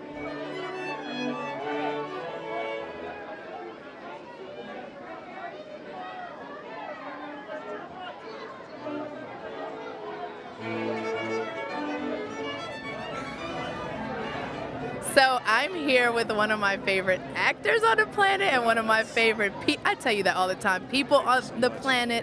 Ashton Sanders is here, so let's talk. Yeah, let's talk. Who are you wearing? Because your outfit is perfection. Thank you so much. So I am wearing Lala Casablanca with custom bangs. Yes, that looks so What good. the fuck? We have the custom contacts. We have the custom boots. And yeah, man, we're wearing Casablanca. That And you're outfit's such pretty cool. a fashion person. Like, you've walked runways before. You really embody it. So how do you prepare for something like Gilded Glamour tonight? Yeah, well, I actually only had a week to Pulled it together. pull this together. So yeah, man, I think this is my interpretation of that. Recently, I've been on a blade tip, a vampire tip, so I wanted to embrace that with the eyes, with the fangs, Bro, and he's of wearing a course, quirked up staying World true War to I the uniform. I mean, it's Gilded cool. I Glamour like it. aesthetic. You know what I'm saying? Well, you look amazing. And I know you're filming Wu-Tang, so everybody be sure to tune into also that. Look out for the Whitney Houston biopic coming out too. I'm playing Bobby Brown. You are. am. Okay, that's amazing. Well, thank you It's so the much. You know JoJo how much I love you. convention? Have Oh a my great time, God. and I will see you soon. No, All right, this- Vanessa and Hamish, who do you guys have down there? What? We are here with Daisy, looking spectacular. It's absolutely stunning. Talk to us about this look. Yes, so this is Oscar de la Renta, and yeah, I just feel like a disco ball from the 70s. So Wait, it's disco ball gives me a little bit of Daisy. Damn, girl, Buchanan. you didn't try at all, huh? Great That's what we were Gatsby. going for. So thank you. Gilded Age. It's so beautiful. What inspired you about this theme? I feel like you definitely hit the nail on the head with it. So is that something that you I'm thought out just, come on, beforehand, or chat. just Really? worked out Am I that way? wrong for this? Am I wrong for saying this? I wanted wanted to kind of like have some fun with it, and I feel like, you know, it's quite easy to move and it's not too scary to go up those stairs in. So I was like playing it safe. Someone says she's giving nothing. It's great not to have to deal with a train. Yeah, I'm a mess over here. I'm getting stuck on everything. What are you most looking forward to about tonight? I can never win with this chat. If I It's said like, she I looked think the Olympics glamorous, of you'd be people like, watching oh, you love every white girl. excited to sort of, like, And if I'm being honest, I think this is not great. This is like not even a mid fit. This is like. So just really the people watching, and yeah, just amazing. We should have gotten you some binoculars. It would have been appropriate, and you could do really good people watching. She's giving Zara. I mean, yeah, she's hot, but that doesn't matter. This is like the glamorous fucking Met Gala.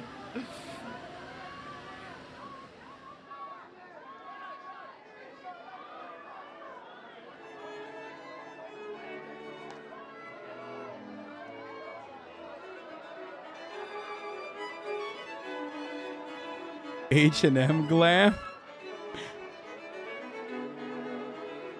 That's something. That's cool, I think. That's a cool look. I like it. Very cool dress. Wow.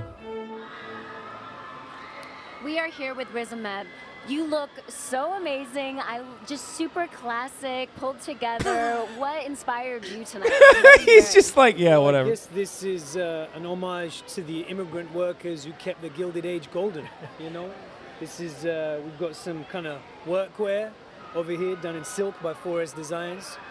You know, got my uncle vest on. And, you know, a little homage to some streetwear with the shoelace. And this over here, this is a Cartier piece that's actually, you know, very much inspired by India, and some of the jewelry that comes from. I mean, Riz Ahmed is cool. He's just, this is, you know. So yeah, just trying to elevate and celebrate those working class immigrants, you know. He's cool. It's He's so cool. And I your think. short was nominated for an Oscar, and it was so incredible. Talk to me about what that meant for you to receive that honor. Well, yeah, we won the Oscar, Yes, which was fantastic. I'm so sorry. No, sorry. It was so beautiful, and I watched. I can hardly believe it myself. No, it was. It meant a lot. It meant the world to us, and particularly when you make something so personal, for people to connect with it that way, it really meant the world. And you know, it had a tough message at its heart. But I think what's really interesting is to see. I love people are 4 ready for Lines. that. It was They wanna have great. those conversations. They don't want to kind of shut their eyes to what's going on in the world right now. And if you can present that, then you know, there's an audience for it. It's so amazing. Well, congratulations. Have the best time ever. And Lala, you have Amy Schumer over there. What's going on? Uh-oh. Yes, I absolutely do have one of my favorite people in the entire planet. Amy Schumer's in the building. What's going on? Nothing, just at the Met Ball, not a big deal. And this is our friend Shia Bastilla, sorry. Hi, I'm Shia Bastida. She's a climate activist, and I'm just in the climate. I love everything about you. I love you so much. Gilded glamour. Tell me what that means to you. A vibrator. What do you think? What does it mean to you? I mean, you know what I'm gonna say. It's ridiculous. You look amazing. I I want to know. hear like the inspiration behind this look. Okay. Shia about her jewelry. Oh yeah. So This is jewelry. yeah. This is Otomi, which is indigenous community in Mexico. Amy's wearing an ankle bracelet, and I'm You get it? wearing the necklace. It's a ceremonial piece. It's jade. Okay. And yeah, we're here. I'm a climate justice activist, and I'm here because I think that climate justice should be present in every space. We don't I mean, see at enough least she of brought that, someone who and we like are in a will planetary fucking crisis. make the most out of That it. is amazing. Thank you so much. And I'm also here for the drinks. And tell me, each year when you attend the Met, your style evolves. You do You know what I something mean? different. Like, that's How do you chill. keep coming with the heat every single year? Everybody's always at home. Just what is Amy gonna wear this year? You know, they're on the edge of their seats. And when Gabriella Hearst says she's gonna dress you, you put your Spanx on right over your C-section scar, and you get on that carpet. Am I right? You are right. Am I right? You are right. And I love you so much. And I will see you inside and have the best time. Bye. See you later. Thank you so much. Never a dull moment with that one right there. Love Amy Schumer so much. That's a fucking fit, dude. All right, so joining me now, I've got one of tonight's co-chairs with me, Blake Lively. Welcome. You look incredible as always. Very much. So do you. Look at you. My goodness. Thank you so much. So I saw like That's a fit. color change, the dress change. Explain to me what we just witnessed on the carpet right now. Patinaed. I arrived copper, and then like New York City classic architecture, I patinaed. This dress is an homage to New York City and so many of the classic iconic buildings. This is detailing from the Empire State Building, some of the draping from the Statue of Liberty. This is the constellation. Bro, she getting from, rusty? Grand She says she's Central Station rusty? painted there. This is and my then fit. My crown has 7 spikes because the Statue of Liberty, she has 7 spikes representing the 7 seas and the 7 continents, which represents inclusivity, welcomeness, and freedom. So I thought that was sweet. And then she has 25 windows. So I was like, Lorraine, Yo, can you I put swear to 25? God, pretty people could get away with everything, Counting dude. the stones, It's just like me. fucking nuts. I'm a Virgo. She's like, I'm America's crumbling infrastructure, and everyone's like, y'all are eating it up, dude. You're like, oh my God. Oh my God, we love She's Lorraine's giving voice. Now, rust. Blake, you've been to the Met. She's giving rust, sweaty. No, you didn't, but we knew. Versace. It's beautiful. So you've been 6 times. Tell me, what is the process like when you first receive the dress? She's giving code? rust, What goes bestie. on in your mind? She's eating all the It was crumbs. especially nerve-wracking because She being ate. one of the hosts, you know, you feel like you really need to bring your A game. And, you know, when I work with Versace, all the designers I work with, but Versace especially, every time they bring their A game, and I'm like, how can you guys get any better? This is a problem. You've been too good every time. So yeah. She's giving so, rust. always She's kind of honor the serving theme, but having pothole. the perspective of actually looking at the city that I love so much and the architecture rather than Tetanus just the queen. Amazing. You did an amazing job. So thank you. Have a great, great night. See you inside. Have fun. You look absolutely stunning. Absolutely. All right. So Blake recently sat down with Vogue to share some stories behind some of her most memorable fashion moments. This is Blake Lively's Life in Looks. You see his fit? I was looking at, it's the Gilded Age, but rather than looking at fashion from the Gilded Age, I wanted to look at architecture. New York has been such a critical part of who I am. It's the place I choose to live. It's the love of my Dude, life. honestly, my family. okay, I don't give a fuck about this. Honestly, it's hard though. Like Riz Ahmed tried to do the right thing, right, and try to do something that like matters and try to have a message, but like I think failed in its execution. Because like when you're rocking fucking Cartier boots to be like, I'm with the working class, like I mean that's, you know what I mean? Like even Amy Schumer at least like brought like a climate activist or some shit. You know what I mean? It's like a little bit more. I don't know. The Gilded Age thing is not it. Okay, it's not. You literally fucking can't make that work in a way for people who understand the concept in a way where it is literally like not optically disgusting. Or maybe it's just me. I don't know. Who would your activist plus one be? Bro, in their eyes, I would be the activist. What the fuck are you talking about? Like, these are Hollywood celebrities.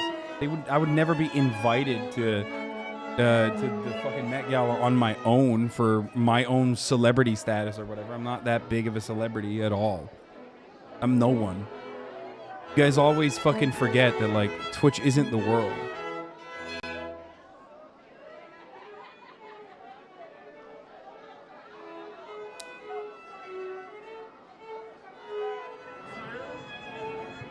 You know what I mean? Another You should one wear of the my most bougie thing faves and has say, come yeah, through we to know say we're hi. pussies at Venus an Williams is here.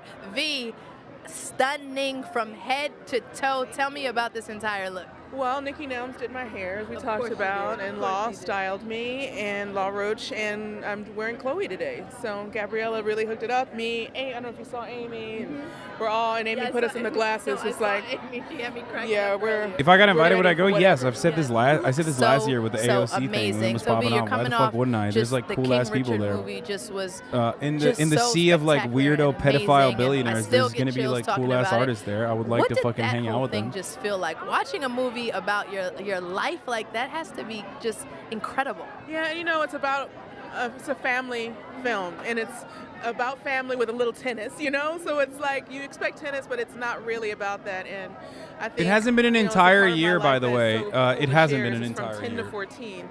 And I think it's inspirational for all families to like stick together and do your thing together.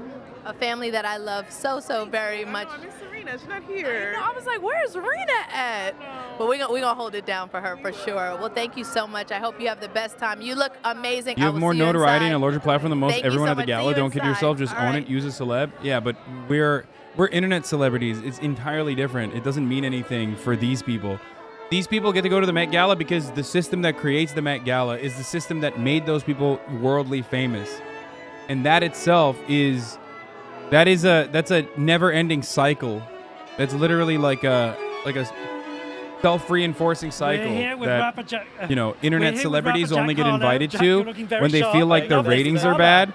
So they want to get more they want to get more fucking notoriety around it. That's the only looks reason why they amazing. ever You look invite fantastic. influencers to Now, shit like your this. new album drops May 6th. What is different about creating this album compared to your first?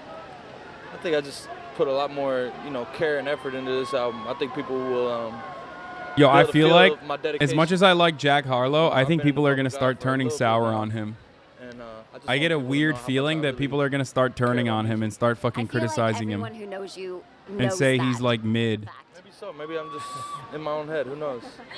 And you're also set to star in White Men Can't Jump, the remake, which is so iconic. Were you familiar with the original movie? He's like too present. He's too present and he's been popping off too hard. Yes.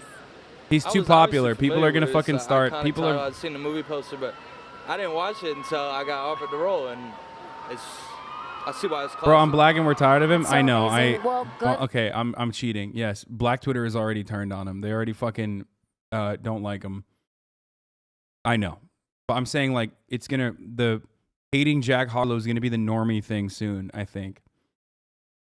You be looking good. Oh my gosh, I'm here just having a little girl talk with another one of my favorites. Janelle Monáe is here.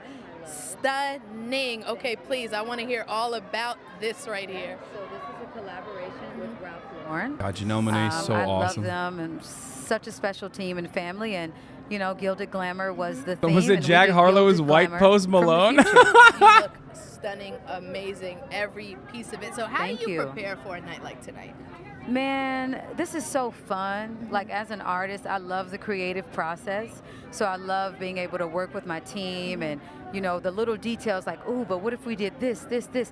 I'm like still an art school kid, student. So this is always great to go through the experience. I listen to a lot of movie themes. I'm listening to Henry Mancini.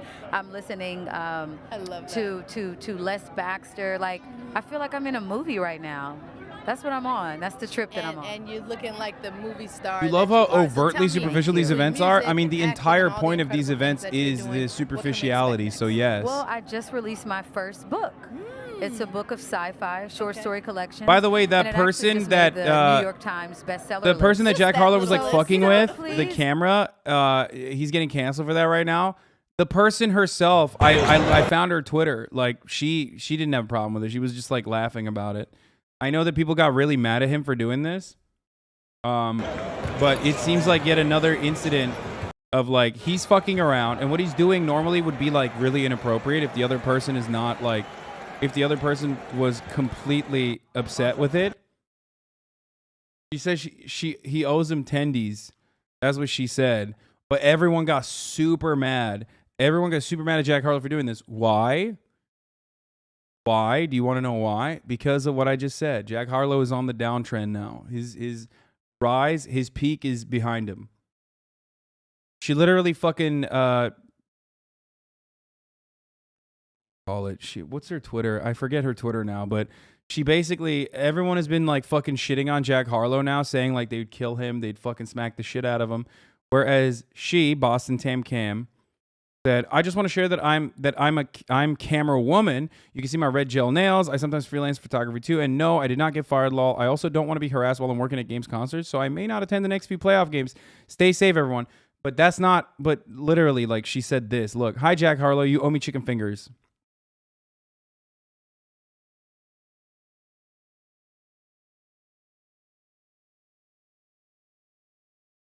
But yeah.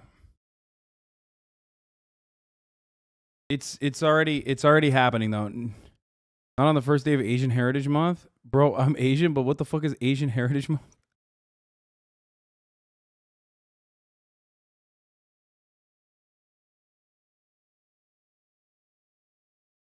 This is quite annoying, but ultimately the switchy flip wouldn't affect the camera in a detrimental way to the operator. This is my job, smile. No, I mean, it could have been really fucking annoying, ultimately. He doesn't know what the fuck he's touching. And he shouldn't do that. And he obviously shouldn't do that, but like, it's a little fucking joke, and a famous person will be able to get away with it. However, having said that, again, the reason why people are like really fucking mad at him is partially because what he's doing is fucked up, certainly, but also because he's on the tail end of his clout. What the fuck is this Willy Wonka? What in the Willy Wonka fuck is going on right now? What is this? Speaking to us. We'll see you in there. See you. Thank you. Thank you. What the fuck was that?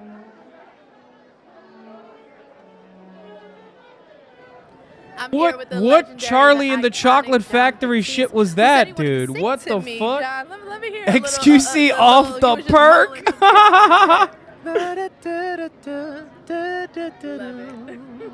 That person showed up was like, I own the factory. You guys said gilded? I went gilded, sweaty. I am literally a fucking robber baron. There's a little man under that hat. Doug Dimmadome, owner of the Dimsdale Dimmadome hat. Our people sacrifice so much so that we could shine right now. And we are shining for sure. Yeah. Thank you so much. So tell me, what are you most excited about tonight? I'm excited about the camaraderie, everybody coming together, being in these public settings again after the last couple years. It's exciting to see friends and to meet new friends. So really it's just a camaraderie, and I know our industry has all kinds of ups and downs, but it's really just a bunch of people who really want to share their love for creativity. And I'm excited to come together with everybody. Same, and thank you so much for coming to say hi. I wish you nothing but the best. I can't wait to see you inside for a little party. Yeah, we're gonna be in there. Hey! No one's on theme. I mean, yeah, because the theme is fucking whack, and also that is on theme. That fit, like a regular tux like that, that's supposed to be Gilded Age. That's like, you know, think fucking Great Gatsby. They're all wearing Great Gatsby shit, kind of. I mean, a lot of them are not going balls to the wall, which they should be doing, because this is the one opportunity where they are able to do so. So here we are with Hugh Jackman and Deborah Lee. Wonderful to see you. Great to see you too. The music man himself. Yes, on my night off. And here you are. What a pleasure it is to have you here. How excited are you for tonight? You guys look so incredible. What are you wearing? I want all the deets. Tom Ford. I'm on stage 6 nights a week. Gatsby's not gilded. It's Art Deco. I have to say, and look at my beautiful date. We get to dress up like this every Monday night. Are you having fun on stage? I'm having the time of my life. Wow. It is so much fun, and the cast is amazing. It's such a joyous show. The audience seem to really sort of love that, so it's really lovely. Yeah, it's such a feel-good thing. I came out so euphoric. I thought it was the same shit. Broadway is back. It really is, and you're absolutely. I mean, doesn't it slide into Great Depression? Am I wrong? I mean, I don't know. I don't. Vanessa, I have to say, we did know you were in because. Yeah, I thought it's like an overlap. I think you guys are being like. 49 people are you being nitpicky or are you being serious? Because I don't know. I thought it was like.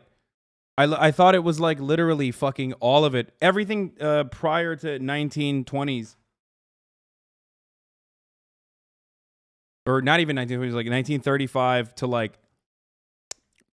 1850, 1870, I thought. But maybe I'm wrong. I thought, like, isn't it Gilded Age, Edwardian, mostly? Okay, wait, hold on. I got to learn more about this outfit. First of all, you have the best body in the game. Everyone knows that. I think it's that Pilates. Shout out to McKenna.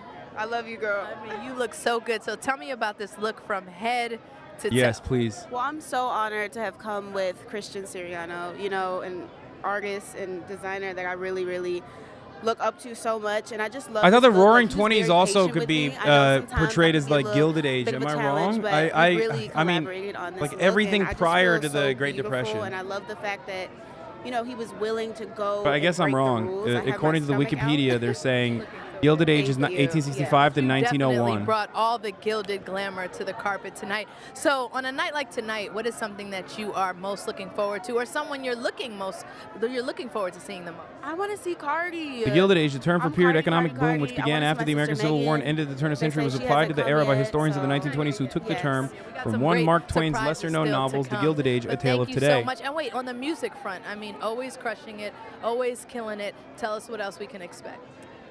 You can expect that up-tempo that you all are waiting for. With a lot of dance? You already know. I know what the people want.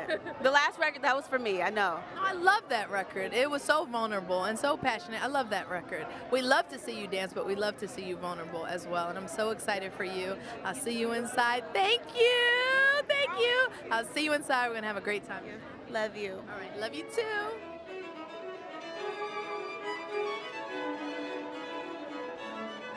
Art Deco was when New York City building structure was popping. Alphonse Mucha was on Vogue. That. So we're here with Max and Nina Holine. Is that- So we've met Anna Winter, the woman who makes this night tick. This is the man who makes it all tick, the director of the Met. Tell us why this evening is so special for the museum and for you. Mucha was Nouveau, not Deco. Deco. Okay, you fucking nerds, shut up. I think we have to be proud of that. But it's a fantastic gathering. It's a fantastic gathering of all people from culture, celebrating New York, celebrating the Met, celebrating fashion. And that's, I think, something really what we need, what we want to have right now, and what makes this a really special moment. Yeah. It really is truly such an incredible experience being inside and having You know what's dinner funny? and rubbing shoulders with all these. When I watch this beautifully stuff, dressed I immediately have resentment, right? Immediately, I have resentment when I watch this sort of shit. And then I realize, like, oh, fuck, this is what, like, most of my haters think I live my life as, okay? Like, they literally think this is me. I mean, there's an element of it that I do love, like, you know, fucking celebrities that I appreciate who are fucking sick and cool that make, like, arts and whatnot. But then I understand. I'm like, okay, I get why some of you motherfuckers hate me. Like, if I was, you know, if you think that I'm doing this, if you think this is me, then yeah, no wonder you're gonna fucking hate it. This is what I low-key think you are like. Yeah, that's why I'm here in my Carl Jacobs merchandise watching the fucking Met Gala with you clowns instead of being there at the Met Gala. I'm serving Carl right now. Waiting for the next couple of months. It's a major achievement. Wonderful. Well, congratulations. Thank you. It's going to be a blockbuster, and it's so exciting. We're very happy seeing with those that. You're rooms closer come to life them like than that. we It's are just a to you. magical Come thing. on, man. Thank you. Thank you. So Great. lovely. You're closer to them than we are to you. Dude, the distinction is meaningless in that situation. What? You think I'm closer to like fucking billionaires and shit? No, motherfucker. You and I have a better shot at getting invited to something like this on accident than you do, but I'm not closer to them than I am to you. What the fuck kind of dumb take is that? Also, that is like entirely arbitrary fucking, that's an entirely arbitrary fucking distinction.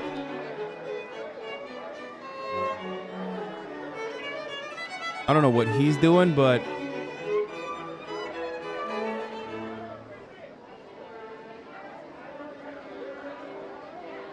HasanAbi is the only streamer I know who has no branding. What are these chatters on? Close to this my ass? Yeah, I don't fucking... We are here with Cody Smith-McPhee, a dear friend. We go back so many years. I mean, you're but this is 100% closer to a actually your very CW star first getting Met. invited. How are you getting feeling? invited to the Met Gala than you are to a wage cook sitting in Iowa. I mean, yeah, that's true. I am. But again, I'm not, you know, not getting invited to the Met Gala anytime soon. I'm ever getting invited to the Met Gala. Maybe I'm wrong, but you are closer to getting the top of the hour ad break served to you right now. Okay. I need to eat way more baby spinal fluid to be able to get invited to this shit than I currently am. The amount of baby spinal fluid that I'm currently consuming is 0 liters of baby spinal fluid. So yeah, chat, help me reach more baby spinal fluid by subscribing at the top of the hour for $5 or for free. go if you were invited? Yeah, fuck yeah, I would. What a fucking silly question. I've already said this. Who the fuck wouldn't? There's like cool ass fucking people that get to go there. It's not appropriate, you know what I mean? It is definitely a gross example of fucking wealth disparity, especially the fucking the Gilded Era shit, and it's you know, it's incredibly fucking gosh. And fuck yes, I would do it. 1,000,000%, and I would get canceled, and I'd be like, fuck off, whatever. I don't give a shit. I got to hang out with Frank Ocean. That's fire. That's cool. If I pop off as a designer, I'll invite you as my date. All right, cool. Let's make the chatter pop off.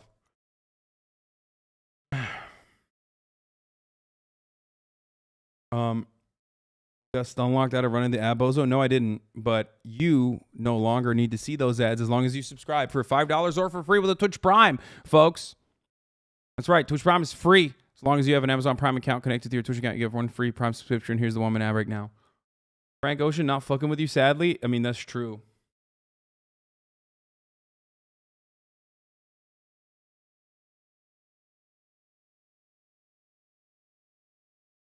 He unfriended you on Twitter? No, he unfollowed me on Instagram, and that's it. Who are these people? Well, it's Prabal. He's the one that made this whole look. I know, He is they're so wonderful, aren't they? iconic and amazing. How do you feel tonight? Gilded Glamour is the theme. How do you prepare for a theme like Gilded Glamour? Well, when you come with Prabal and Philip Lim, they just prepare you. You don't have to do... come on. Philip's here. I am so excited to have you guys here. This is such an amazing night. Gilded Glamour all the way. Thank you. What do you think about when you hear the words Gilded Glamour? Bro, I do want a fucking video game sometimes, though. I was right. I talked about the fucking Gilded Age Met Gala shit, and Hammer and Sickle Twitter is literally fucking defending Met Gala now. Straight up. And saying that I'm worse than the Gilded Glamour Met Gala. I called it. Hasan owns the mansion, has flown private jets. I'm gonna steal something out of your fucking house. You're such a fucking tool. This brother talking too.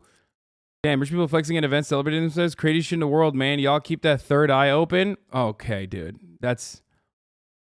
Lemo, is he memeing? He can't seriously be saying this after the Coachella debacle. Baby, we just got back from Coachella and you caught COVID there. Let's sit this one out. Dude, again, I have to mention this, okay? Anyone who does this, you don't have any fucking critical thinking or no way of assessing. You literally are just a reactionary. You do not have a fucking worldview that is consistent. You do not have anything going on in your fucking life. You literally just hate me, and that's your politics now. Please, get out of this toxic cycle. If you're in here, get out of this fucking toxic cycle. Holy shit, dude. It's so bad. I own you. I occupy too much space in your mind. That's not good for you, man. I swear. I will never remember you. You are a blip on my fucking radar. A brief moment where I feel like, oh, Jesus Christ, these guys are annoying. Like a festering cockroach in the corner of the fucking room. But it seems like I hurt you every single thing I do. It hurts your fucking soul. That's crazy. I want, and I make pretty simple, classic, chic evening clothes, and hopefully... I called it. Well Motherfuckers will literally defend the Met Gala to be like, Hasan sucks. Quite good friends. I can't wait to see that. Now, I'm always so curious. How important is it for you to stay on theme? You know, I don't really do themes. These fucking idiots are comparing Coachella to the Met Gala in an effort to make an argument. Coachella is like accessible to infinitely more fucking people than the Met Gala, you dumb bitch. I almost wore a tiara, but, you know... Well, I'm glad I got there first. Also, very importantly, you designed a room in this year's exhibition celebrating the Battle of Versailles. Could you give us a little background on the Battle of Versailles? Yes, that was so much fun. It's in the Vanderlyn Room, which is a room that was painted in 1815, 1816. So if you stand in the middle, you feel as though you're in the gardens of Versailles.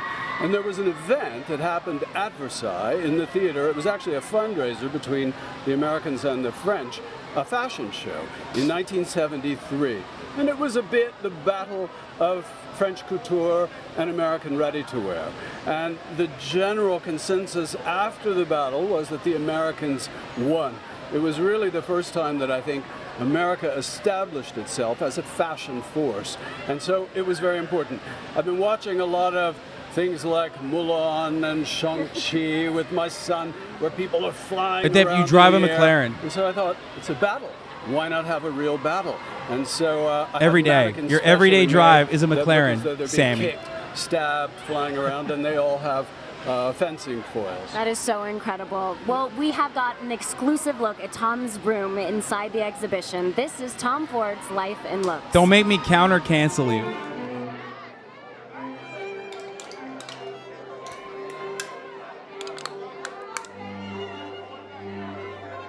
The last picture is a shot of me taken by Annie Leibovitz just this year in a room that I was doing for the Met. The Met had asked film Can't kill directors somebody no one to knows? do a No, room everybody for the knows. reopening Everybody in of the here American knows. Wing.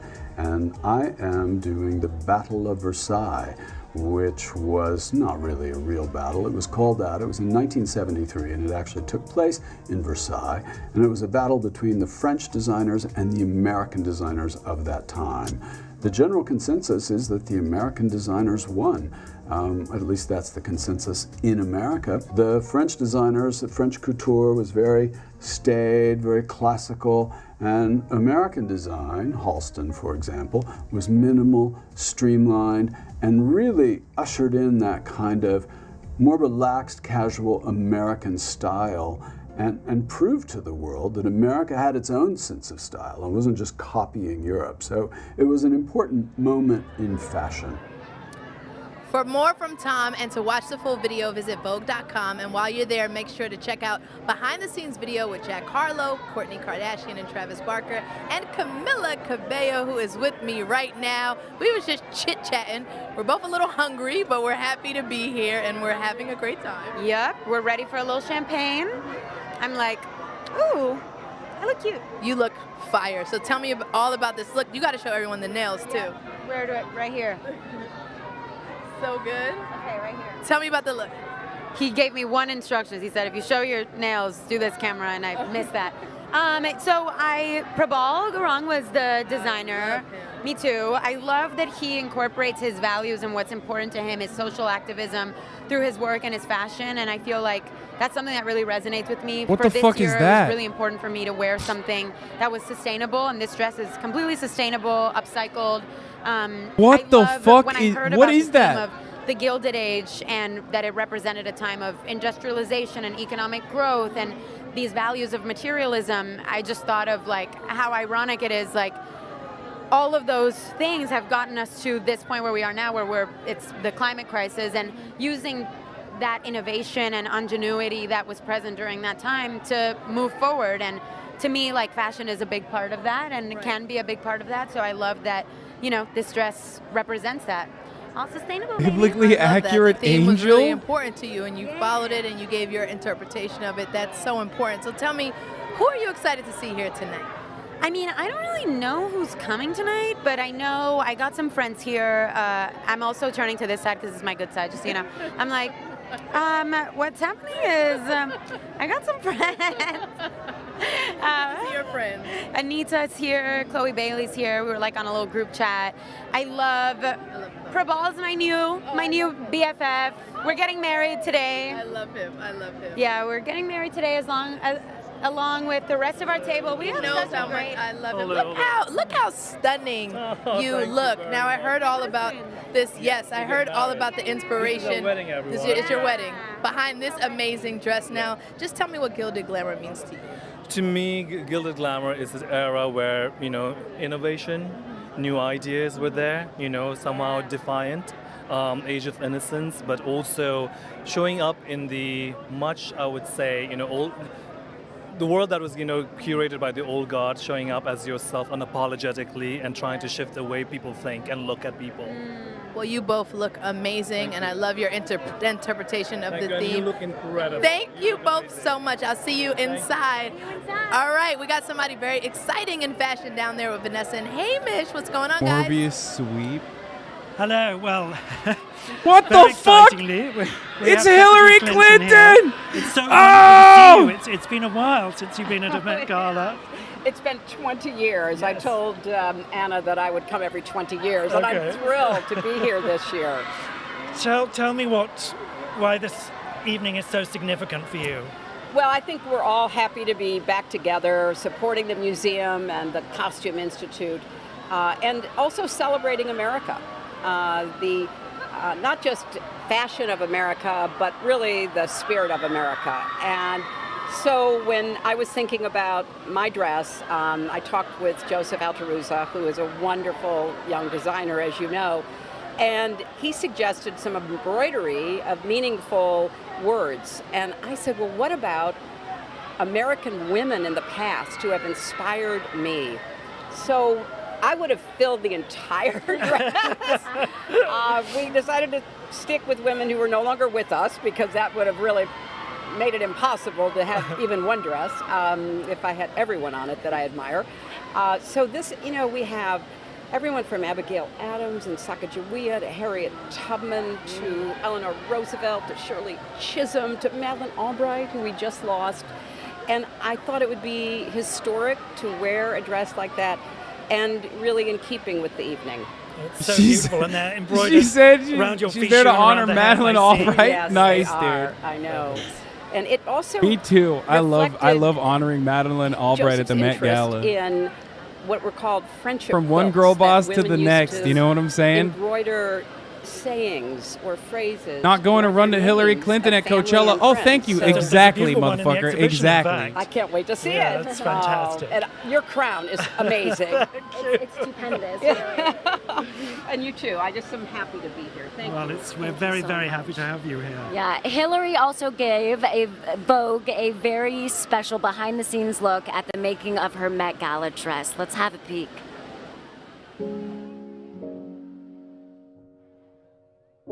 Dude, motherfucker, I mean, listen, do not dunk on this person, but this is the perfect example of like what I mean, where I've lost all fucking cultural capital and social capital I have. You're right, but I wish someone else was saying this. Like, what does that mean? What have I done that is like even remotely resembling the fucking Met Gala? Like, going to Coachella is not going to the fucking Met Gala unless you're just fucking broken, okay? Your brain must be broken. From all the fucking Twitter freaks that use every opportunity to be like, I'm a leftist, and the more I shit on Hasan, the more leftist I become. You know what I mean? It's fucking psychotic, dude. It's psychotic. These are the same people who shit on AOC last year for going, that are now turning around and being like, actually, the Met Gala is good. Like, or the Met Gala was always bad. Why are you pointing it out now? Fuck you. It sucks. It's a perfect representation of like you're watching someone not be able to deal with their own cognitive dissonance in real time and openly admitting it. But because there's enough fucking negative attention around it that people jump to that. It's wild. Amazing. I love what you're wearing. You look incredible. Yeah, we're just here together. It's really exciting back at the Met. All right, so tell me the inspiration behind this look and gilded glamour. What's the inspiration behind this look? I really wanted to focus on the silhouettes of that time. I was really excited to do the whole, bodice and a big full skirt. It's a silhouette that I've never worn to the Met before. So Victor and I just kind of collaborated along with H&M and kind of brought together some ideas to make it happen. I just love that. Victor, how are you feeling tonight? I get so happy when I see you. So happy to see you, Lala. I'm so happy to be here with Laura. It's amazing to be at the Met, to pay tribute to Andre Leon Talley, who used to be right here, this area. I'm thrilled. I can't wait. Absolutely. Well, I'm wishing you guys a fun night. You look stunning, gorgeous. I will see you inside. And thank you for coming to say hi. Of course. See you guys.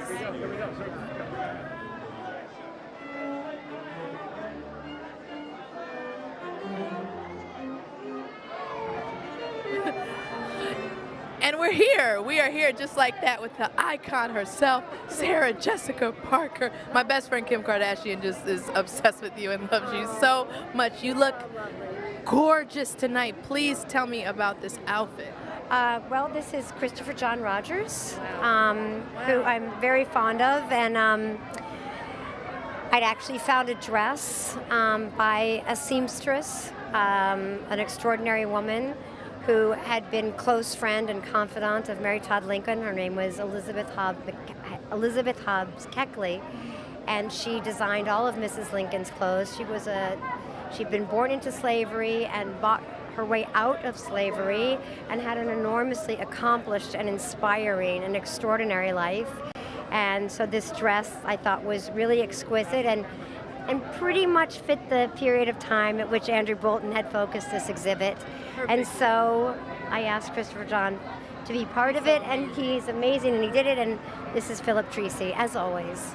I just love you. I love you so much. All right, so we have a question from somebody in our audience. Okay, so they said, Vogue magazine and Sarah Jessica Parker, what role has the evolution of American fashion played in your perception of style over the years? That's a good question. Okay, let's bring it back. Bro, one stop more trying to time. Can we moralize the bring it Met back, they're guys? celebrating a Okay. slave age. So Yeah, what that's what role I'm has saying. Like, at least like prior fucking incidents or prior eras is like not so overtly about celebration of fucking just straight up inequality. Obviously, no matter which historical era you go to, there's always going to be some fucking there's always going to be undertones of that, because that's how our history is. Our history is riddled with this stuff. But the only thing that comes out of the Gilded era, the Gilded Age, is literally just inequality. Like that's what's most famous about it. It's like, yeah, antebellum South. Like it's pretty much doing it's pretty much saying like we're gonna do an antebellum South themed. We're gonna do an antebellum South themed fucking gala this year. You know what I mean? Like the one thing that comes to mind in that situation is not like the fits or anything. It's just straight up. It's slavery. You know, in short, Gilded Age, it was a period where greedy, corrupt industrialists, bankers, and politicians enjoyed extraordinary wealth and opulence at the expense of the working class. Yes. So that is that is what I'm like surprised by. You know what I mean? It's just it's an industry most recognized by robber barons.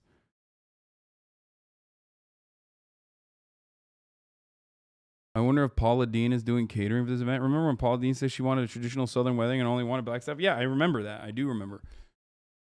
So it's kind of like that is what is like additionally mask off about this, even though obviously every single fucking Met Gala is a depiction of like income and wealth inequality in this in every capacity. Clearly, it's like all of the most famous and richest people getting together in a glitzy, glamorous fucking party where they try out their craziest fits, okay, and they sit together in a room and they eat. I think, not entirely familiar with what they do once they're inside, but ultimately, is that Megan Thee Stallion? Oh shit, I'm a hot girl.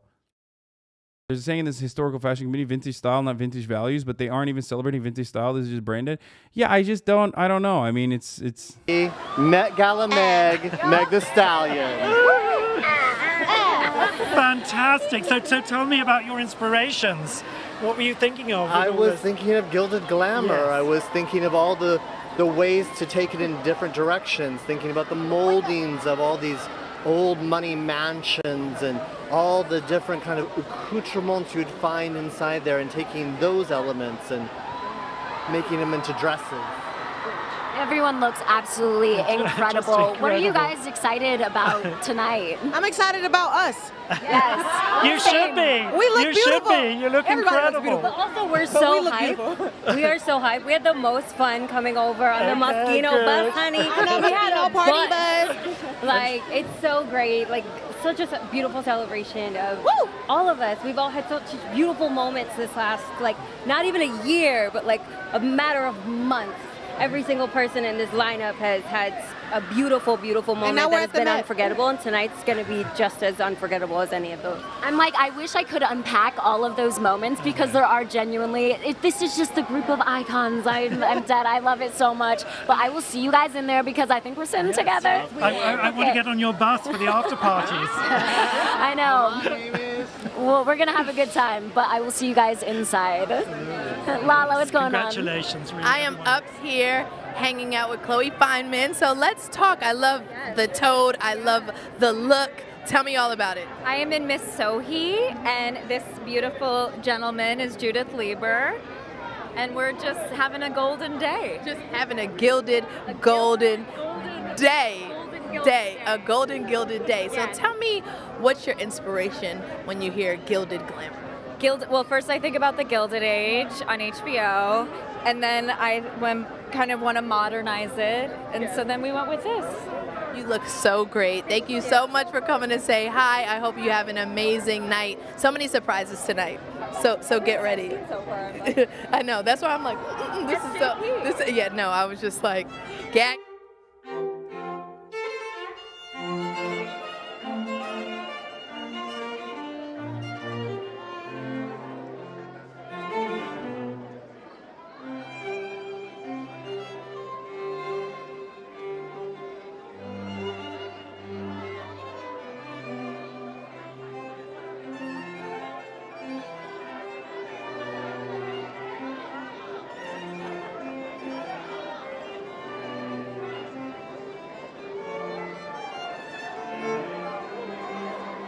No, I'm not scrolling Twitter. I just tweeted underneath. I said, obviously, every single Met Gala is about rich people wearing wild fits, but the Gilded Age is simply an era defined by robber barons melting the poor for profit. It's the most Marie Antoinette theme yet, in my opinion. Then again, I hadn't really paid attention to prior themes.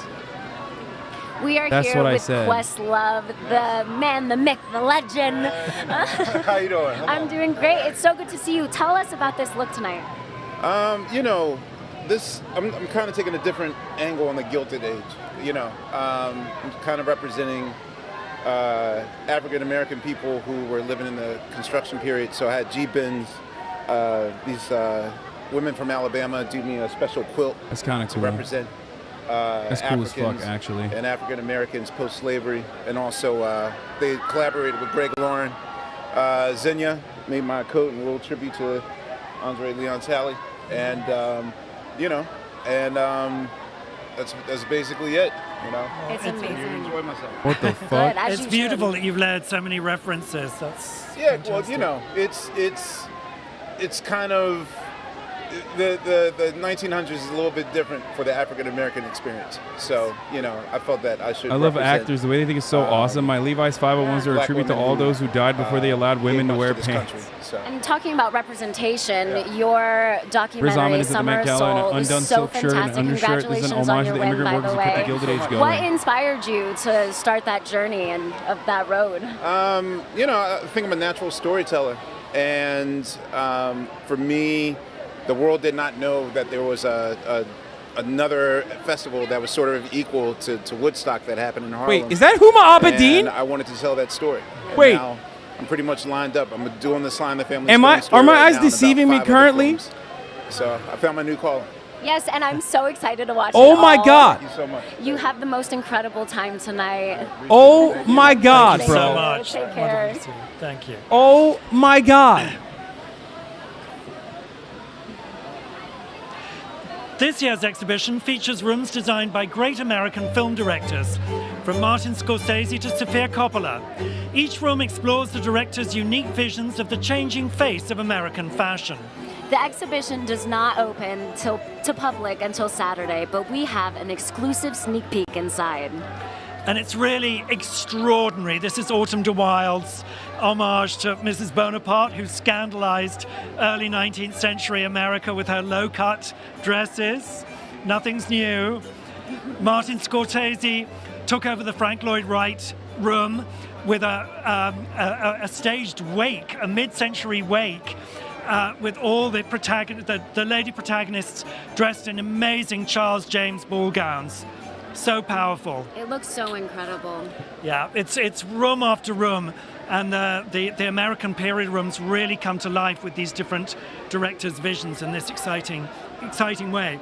For more behind-the-scenes footage, visit Vogue.com, where you can also catch exclusive videos with Bad Bunny, Lizzo, Ariana DeBose, and many more.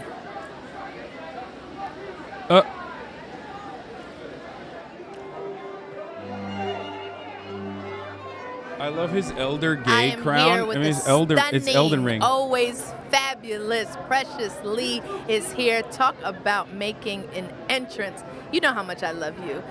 Tell me everything about this look. I mean, this is iconic. I mean, we're giving galactic ascending mermaids. You know, I was really excited to work with a designer that was super collaborative on like bringing this like gilded idea together and not just going for an obvious gilded and just really embracing the theme. I love that. We're in the Metropolitan Museum of Art. You know what I mean? Like it's something that brings out like the fantasy in me that I really feel like this look Eric really Adams is embodies. not So at the I love Met it. Gala. You Shut the said fuck you up. love gold. You put all these amazing gold Oh my God. accessories with this. And your eyebrows. Is everybody seeing that? That's stunning. We're giving a gilded brow.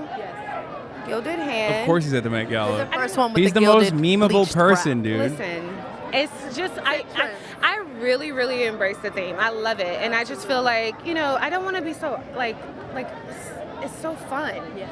I'm having Bro, fun. if you want to see, fun too. if you We're want to gonna- see yes. peak mental illness, literally look through my QRTs. It's just my quote retweets are peak mental illness, dude. Straight up. I mean, dude, look at this, dude. This $1,000 shirt, $200,000 car, $2.7 million house, right? But you're right. It does seem like this year's theme is flexing. Bold of you to admit it. Shut your ass up. You literally travel around in private jets. Please shut the fuck up. You're not the one to be talking. Your fashion style is truly disgusting. Dude, you have a hammer and sickle in your fucking... you have a hammer and sickle on your Twitter description. And you're fucking defending the fashion fits of the Met Gala. You bought $1 million mansion. These motherfuckers think I'm Jeff Bezos, dude. I'm gonna snap. I'm gonna fucking snap, dude. I'm gonna fucking snap. I'm going Joker mode. I am literally. It's over. I'm going full Joker mode. It's done. I'm gonna fuck it, dude. I am the villain that you think I am. I swear to God, I am literally the villain you motherfuckers think I am. I'm gonna make fucking Milton Friedman look like a libertarian socialist, dude. Holy shit.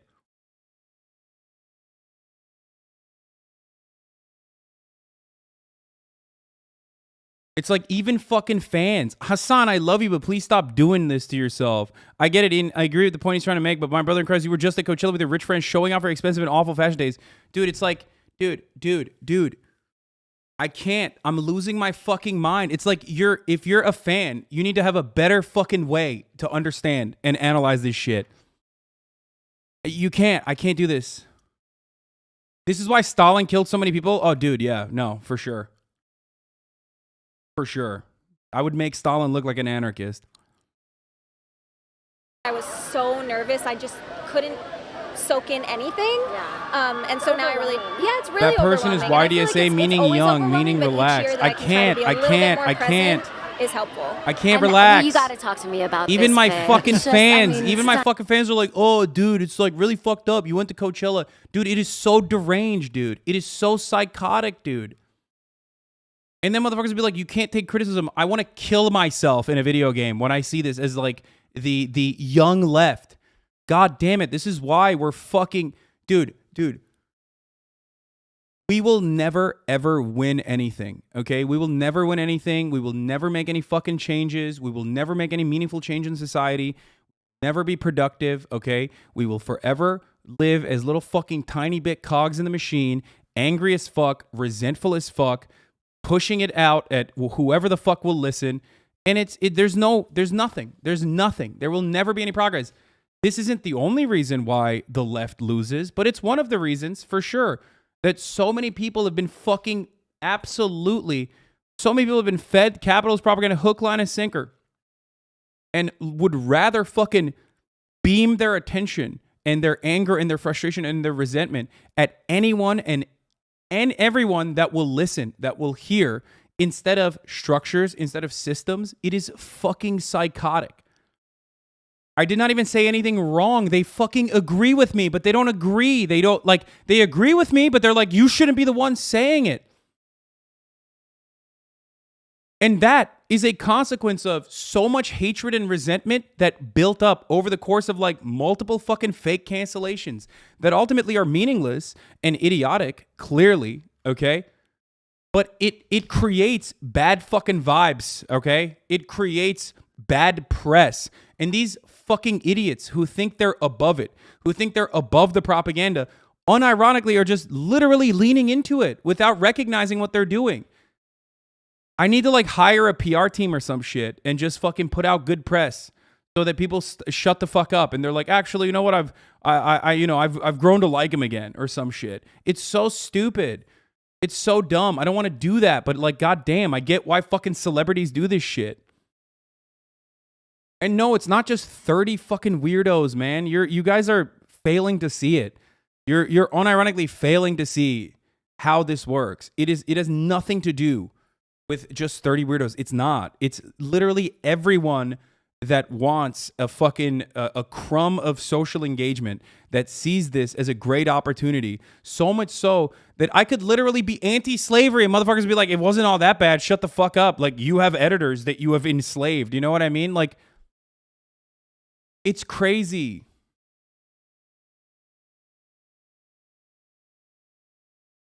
It's not just 10 guys. It's true. It's what makes it so funny, to be honest. Yeah, I mean, it was funny. At first it was funny, but like after a certain while, it gets to a point where people genuinely think these are legitimate criticisms. It's crazy. My favorites are the Felix reply guys who are clearly just mad at the engagement you're getting because that's all they'll ever have and they think you're too normie or something, just incredibly lame. I know. They're like, oh, dude, you're cringe. So it's like you should be murdered for being cringe because I don't like how many normies appreciate what you have to say. Half of these motherfuckers are leftists because they're hipsters, dude. Like they just want to be on, they want to be the underdog. They want to be on the fucking losing team. Oof. Anyway, here. Back in swing. I feel like tonight, I think it just appropriate bathroom breaks, and maybe not too much, like, yeah. But I gotta ask, who are you most excited to like rub shoulders with as you're like washing your hands in the bathroom? Oh man, I mean, I just saw Hailey Bieber leave. That was pretty cool. I have some of my Crazy Rich Asians castmates here with me tonight, so I'm just happy to like see some people, meet some new people. Yeah, I love it. Well, you look so phenomenal. You are going to thrive tonight. Have the most incredible time. Of course. Bye-bye. See you Lara, later. how are you doing over there? Yes, so I am here with my family, Swizz and AK, Alicia Keys. So AK, let me ask you a question. I don't like it. Did you just say, I'm just going to shut down the whole carpet tonight like that? That was your inspiration? I'm just shutting down the whole carpet? When I looked, I said, oh! My inspiration is our city, New York City forever, and just being able to have the Empire State. We're both from New York, all of us, and Ralph Lauren is also from New York. So we really wanted to just bring New York to the gala. Yeah, I saw Jared Leto. That was Jared Leto, apparently. Alert. The person we saw in this dress was Jared Leto. When I said, what is that? The answer to that was Jared Leto. Looks of the night. Bro, you're not doing too bad yourself. You come through Morbius, and hashtag shut it Morbius down sweet. every single time. Tell me what you both are looking forward to tonight. Just having fun and seeing a lot of people we haven't seen in a long time. This is a night of art, supporting the Met as artists and collectors ourselves, and we just want to have fun and just have a New York state of mind. Of course, you have so many big New York records and just embodying the city. Wasn't Morbius like a flop? Said, How dare you? It was on your clothes sweet. tonight. It It's was just not a flop. so amazing and just so iconic. I love Hashtag it. That's Morbius exactly sweet. right. My newest song, City of Gods, is another New York anthem. Empire State of Mind is just, it's such a blessing for that to be something that people they were singing it right out there when I was standing there. So I have to say it's an honor to represent our city. I love New York City. I'm so proud of our resilience. And tonight we're looking forward to being together, like all together. Woo. And having some fun. And having some fun. And partying. Okay, so somebody wrote us from Twitter. They wanted to talk to you. So let's see exactly. Okay, so that was you. You wrote that. Lights out. We ready. One time for NYC. Complete shutdown. her inspiration was, I'm just going to shut the whole carpet down today. You know how much I love you both. Thank you for stopping by. I'm going to see y'all inside. And we partying tonight. We repping New York tonight. Always, always, for sure. All right, see you guys.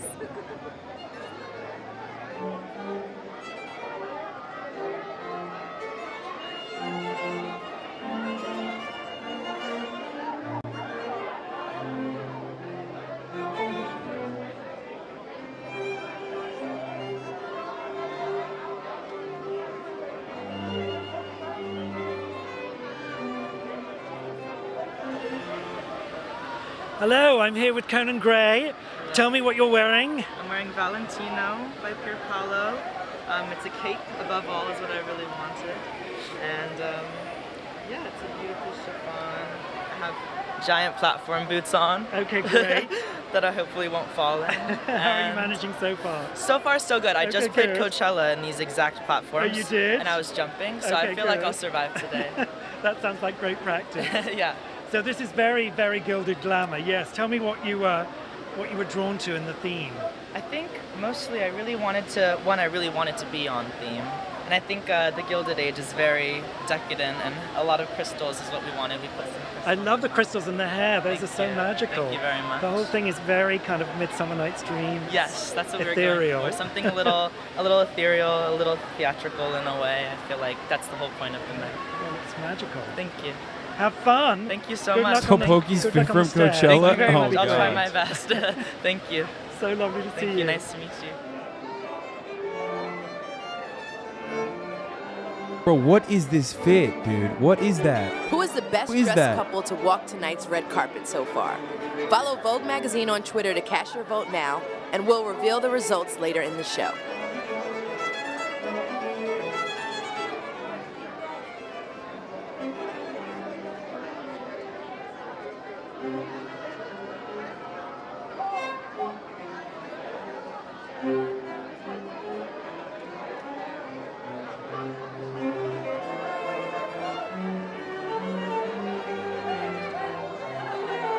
Trisha Paytas? No, I don't think that's her.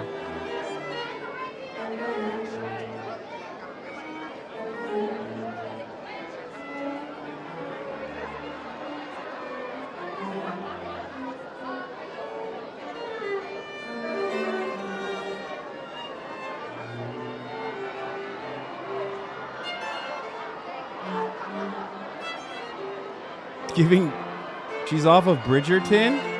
Someone said it's giving pincushion? Stop.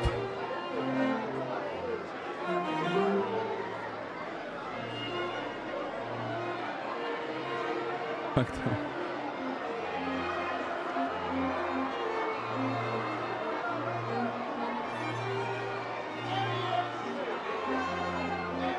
A Grant says she leaves quietly with Pete Davidson On out January the back. 28th, I hope. 2022, the fashion world lost one of its greatest champions and most beloved storytellers. Author, journalist, creative director, and editor-at-large of Vogue magazine, Andre Leontali. This past Friday, the fashion world gathered to celebrate Andre's legacy at the Abyssinian Baptist Church Is this in the dude you Harlem. guys were talking about who was It was an dope? extraordinarily moving ceremony led by the Reverend Calvin O. Butts III. Someone in the and chat it was talking about his featured legacy. He's actually tributes he's like a from cool Anna cool person, Wintour, right? He was Beth Ann like Hardison, revolutionary Marc for Jacobs, black cultural Diane von critique. Furstenberg, Naomi Campbell, among others, was really a powerful and stirring day with the most celestial music from the church's choir. Yeah. Andre, of course, worked at the Costume Institute for years alongside Deanna Vreeland and was always a great lover and supporter of the Institute. In acknowledgement of his profound contributions to American fashion, one of his iconic robes has been added to this year's exhibition. The ivory and black silk satin Duchesse robe was designed by Ralph Rucci for his Spring-Summer 2010 collection and worn by Andre to the Met Gala in 2010 and the SCAD Savannah Film Festival in 2018. Thank you for everything, Andre. You're very much missed.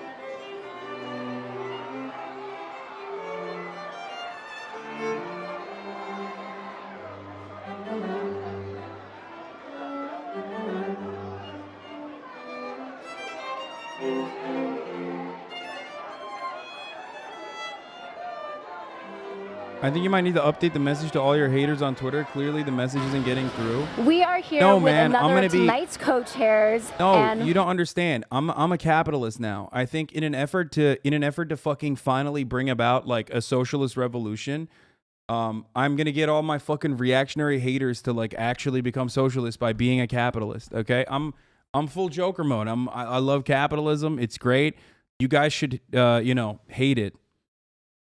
It seems like the only fucking way that Twitter leftists, who are completely inconsequential and literally 3.5 seconds away from just ending it all regardless, are their only method of understanding the universe is by having a reactionary approach to whoever the fuck they see, like moths to a fucking beam of light. That like the only way they can like have a cohesive worldview is by being whatever I'm not in their minds. So yeah, I fucking love capitalism. It's awesome. It's just like there's a reason why so many of these fucking celebrities think these people are ants, okay? There's a reason. They stay far the fuck away from the common person because they don't want to deal with the fucking resentment and the anger that they're getting, okay? They don't want to deal with it. That's where it comes from, okay? That's literally what it is. And you are a fucking ant. Here's the reality. You are an ant. You get mad at me for caring about you and for trying to fucking say the right things and trying to do the right things, and you get mad at me, okay? You get mad at me instead of getting mad at the fucking system. I tell you it's broken. You get mad at me instead for telling you that the system is fucking broken, okay? And you resent me, and then you fucking simp these people. These people don't care that you exist, and they don't care that if you're thrown into a goddamn volcano, okay? But you still simp for them. And the reason for why you simp for them is literally because, and I'm not talking to the people in my chat, obviously. People in my chat are, they get it. You get it. You're here. You get it. You understand it. But like, those motherfuckers will literally be like, Hasan, fucking kill yourself for saying what you said about the Met Gala, and then literally simp for Hillary Clinton. There's one, I was looking at the QRTs, like, there's one person who unironically was like, fuck yourself, kill yourself, you fucking piece of shit. And then straight up was like, Hillary Clinton's kind of serving. She's kind of serving cunt. Hillary Clinton would serve you as like a meal, okay? She'd serve you as a meal if you were young enough to her fucking psychotic friends. And you're over here like, I don't know what to say. Like it's so frustrating. And it's just the more I can't stop myself, the more I fucking respond, the more I get angry. And I don't get angry because people are saying like, fuck you, die or whatever. That's fine. I get angry because it just hurts my soul to see so many people who are like otherwise consider themselves to be leftists, to be like, I'm a leftist, but I fucking think you're worse than the Met Gala and the institutions that have created this kind of wealth and equality, and celebrate it. Why are you enjoying it on stream but hating on Twitter? They'd be like, they don't understand that just because you're watching it doesn't mean you're supporting the lifestyle. Yeah, I mean, I know. It just hurts my soul, man. I don't know what to do. You know how much I love you. We said Iris is like, as a designer, is like a work of art. So tell me about this. She creates masterpieces when it comes to all of her looks, down to the headpiece, everything, the detail. Yeah, this is my second year coming with her, and it's just an honor every time. So what does Gilded Glamour mean to you? I mean, dipped in glamour, making sure that everything is up It's a major to disappointment the to T, see and so I feel many like people that's what who Met like is in general. So many people literally have these kind of fucking idiotic takes and then have other people support those idiotic takes. I'm looking forward to the performance. I wish it was just like performance, but also seeing everyone. I want to see leftist what Twitter is everyone's so wearing. fucking Like, your stupid. headpiece You is guys giving all me life. suck, dude. I'm looking forward to Seriously. getting more life all night. All night and partying all night. I can't wait to see you inside. You know how much I love you. Have so much fun, and I will see you inside. All right, for sure, for sure. All right, I think my sis is about to come up. We need a second. Oh,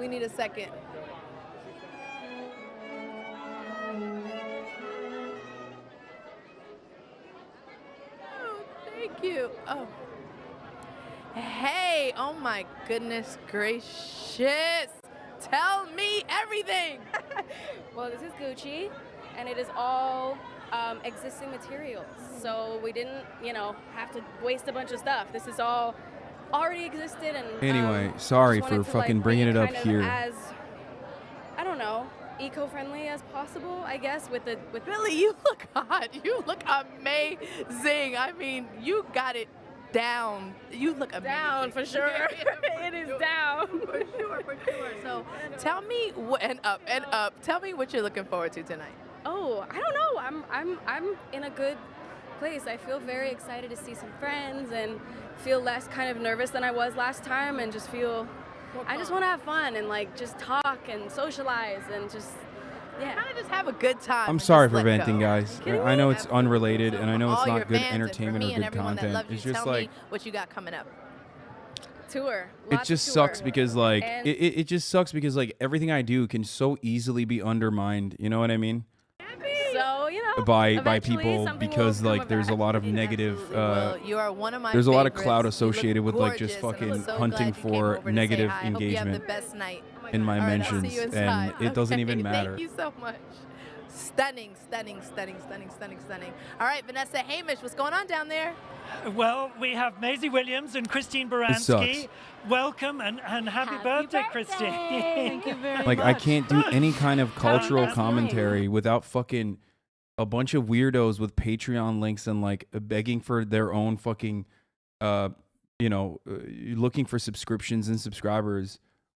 You know what I mean? Like I can't get away with them. I can't get away with any sort of cultural commentary without people who like want their own Patreon subscriptions to pop off from just fucking losing their shit. And it's so deeply frustrating at a certain point. You know what I mean? I can't like, this is my job. My job is to, at a certain degree, criticize things that I'm seeing, make jokes, whatever, be entertaining. And like, they're literally fucking, I don't even know. I don't know what to say. It's fucking insane. And it, like I said, the more frustrating element here is that like these are supposed to be leftists. You know what I mean?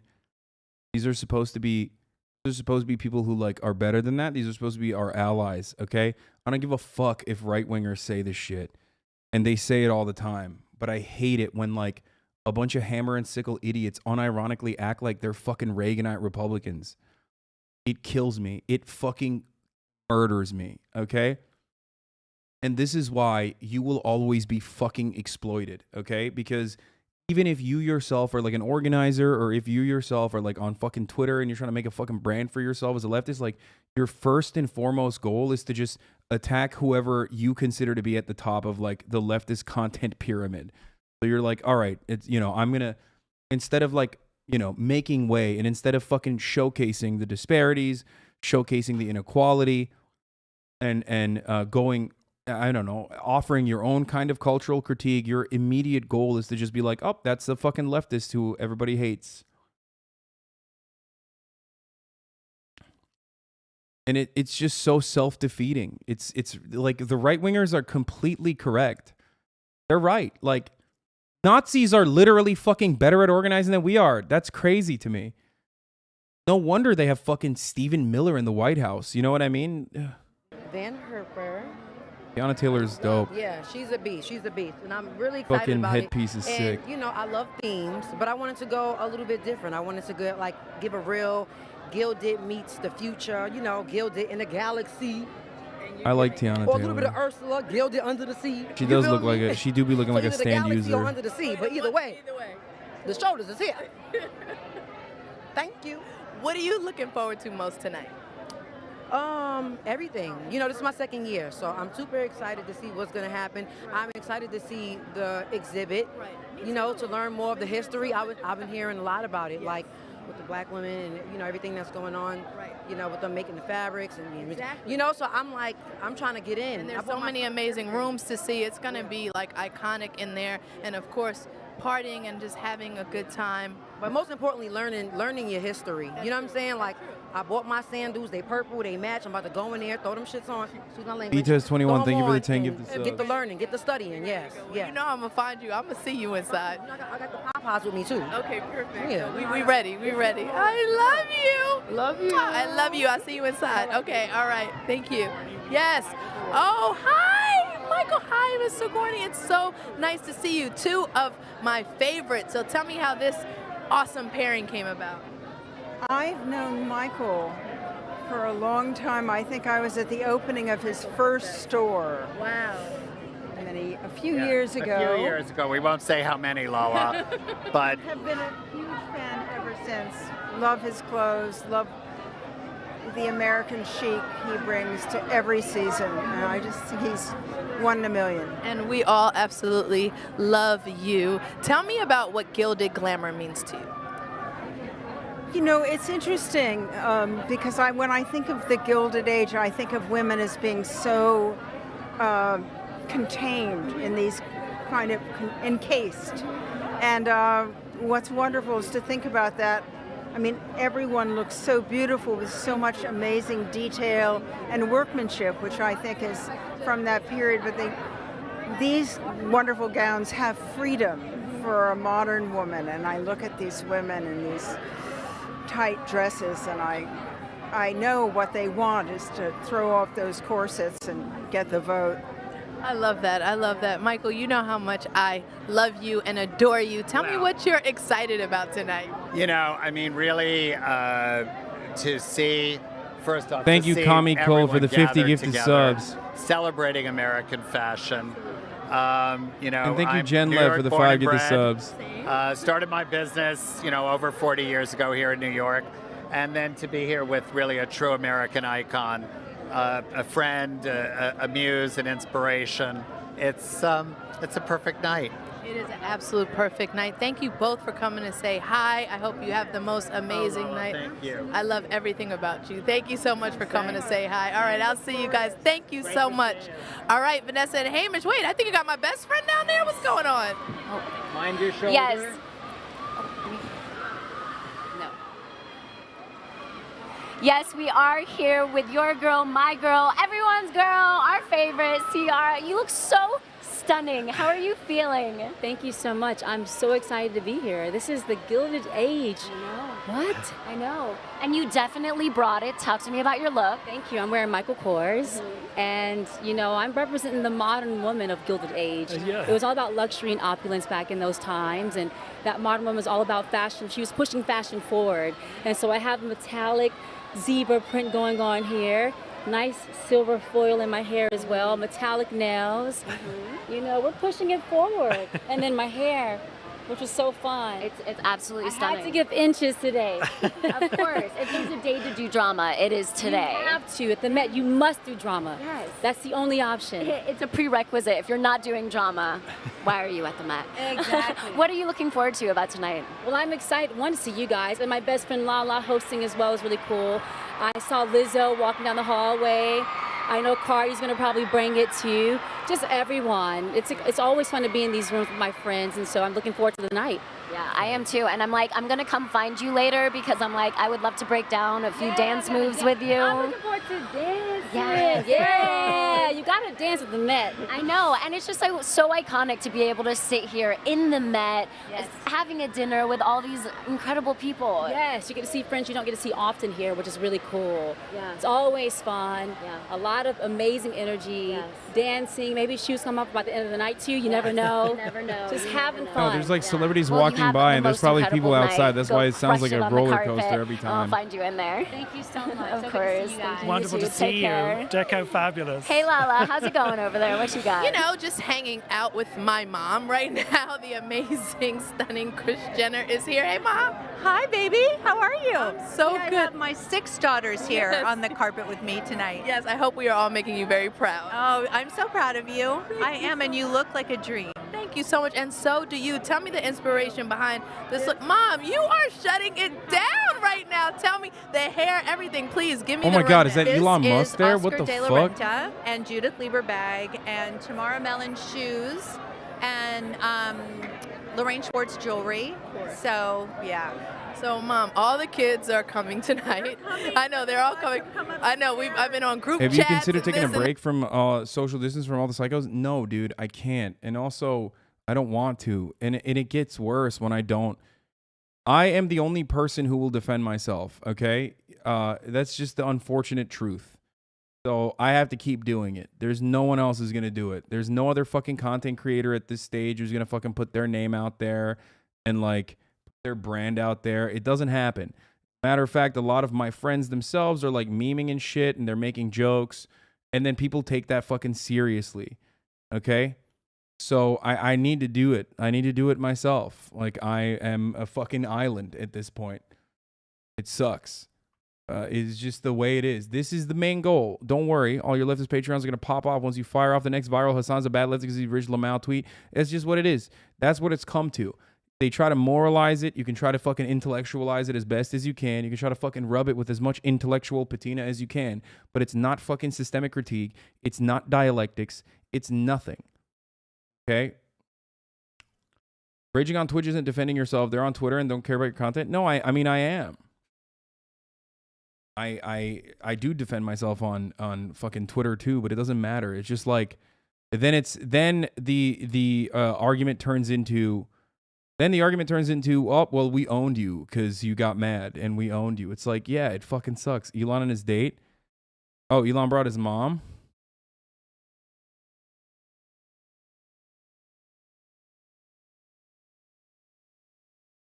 It's just disappointing. It is disappointing.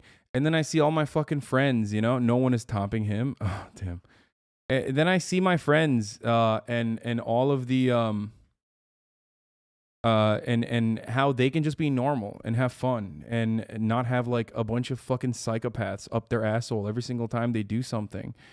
You know, and I get envious. I wish that I could have that too. I wish that I could just have like positive interactions without a bunch of fucking pathological psychos who obsess over every little thing I do up my ass at every given moment. You know?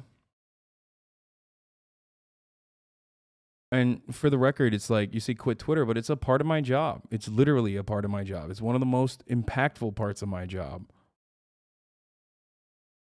And I don't know. I don't know how to get, I don't know how to deal with it. You know what I mean? I don't know what to do about it. I don't know how to stop it. And it's really, I know it's easy to just say like, hey, you know, just don't pay attention to it. But I mean, this, at a certain point, you have to realize like, at a certain point, you have to realize like what these people are doing isn't just like talking shit or whatever, but they're like regularly obstructing me from getting my message across. Even if it's like a joking message, you know what I mean? There'll be motherfuckers in here who just like, I'll make a joke. I'll talk about like the Nintendo Switch being the worst invention of all time.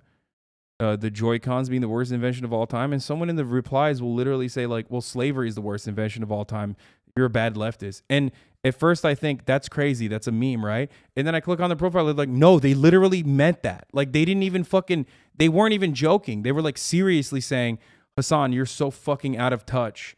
Slavery is actually worse than Joy-Cons. How dare you fucking bring up Joy-Cons like this? What am I supposed to do with that? Like, what am I going to tell a PR team? If I literally fucking hire a PR team, what am I going to tell them? Hey, you have to deal with like deranged, mentally ill people every day.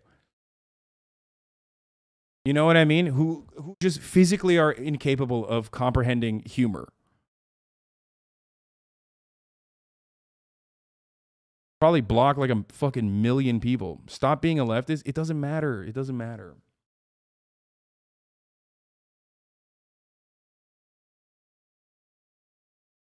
People are so desperate in their fucking ploys to be popular, I guess. Like, it just, but it sucks. There's never, I think it wouldn't be, I get shit on nonstop by the right, okay? That's why I'm telling you, it's not about criticism. Not. I get criticized all the fucking time. Who cares? It's not the criticism that kills me. It's who the criticism is coming from that kills me. You understand? Anyway, I don't know what happened in the fucking gala. Is it over?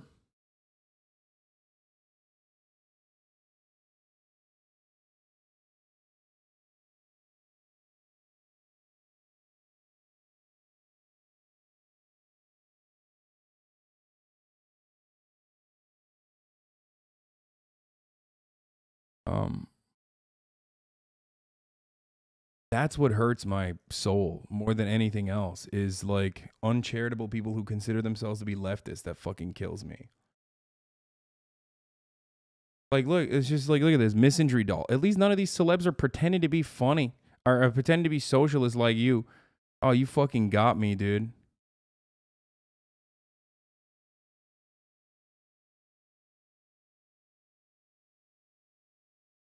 When you're in a dick riding competition, but your opponents are HasanAbi fans, yeah, totally, dude. Oh, man. God. Therapy might help you learn to not internalize the criticism. Dude, people who say your position of prominence comes with a target on your head, just brace it, enjoy the house and the car, your psychos are not unique and PR teams are used to this, don't realize that, like, no, that's not where this comes from. This is beyond the normal level of fucking hatred people get. I get Elon Musk levels of hate, dude. What do I do? What have I done that deserves Elon Musk levels of hate? People act like I'm Jeff Bezos, dude. People act like I'm literally just as bad as Jeff Bezos. Like, that's the fucking crazy thing. Like, if I was doing something bad, like, then it's fine. It's understandable. My life is fucking shit all the time. Like, it sucks. I can't have a fucking moment of, like, I can't take a breather. I truly think you can discount almost everyone who's anonymous on Twitter. They're fully hiding behind that and screeching nonsense. I know, but, like, still.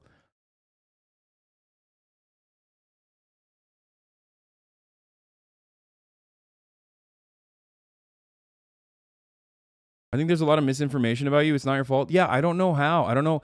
I'm the most accessible motherfucker, right? People need a punching bag and no one's there to defend you publicly. So that's what I'm saying. I need people to fucking defend me, I guess. I need people that like other people like that have social capital and prominence to like come out and be like, you need to stop with this shit. You're gonna cause this dude to fucking kill himself. It's crazy. It's crazy that because I don't have anything, they just have made up shit. Or they have decided that like enough things that we yell at him for will have staying power in the end. And that's where we're at. Like, think about all the things that the reason why these people despise me is because what? I fucking bought a house and a car and a shirt.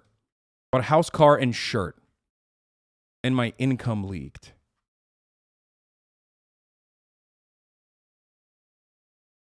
Like, that's crazy. Go to therapy, Hasan. You're internalizing these things and they should be addressed professionally. No, it doesn't matter. You're failing to comprehend this. I'm not just angry about it because I internalize the criticism. I'm angry about it because it literally fucking hurts what I'm trying to accomplish. If my job is to be as palatable and as approachable and as appealing to as many people as possible and try to promote a leftist socialist worldview and try to get people to understand that the capitalist dogma is a part of their everyday existence, and I'm cutting agitative propaganda specifically against that, these people are actively, from the left, unironically undermining that goal, and that's what's frustrating about it. Everything I do is for that goal, okay? And along the ride, of course, the many fucking fortunate, I'm an incredibly fortunate, incredibly privileged person, and I try to use that privilege for good. And some of that fucking fortune comes along with like me being able to purchase things that the average worker is not going to be able to purchase. Okay?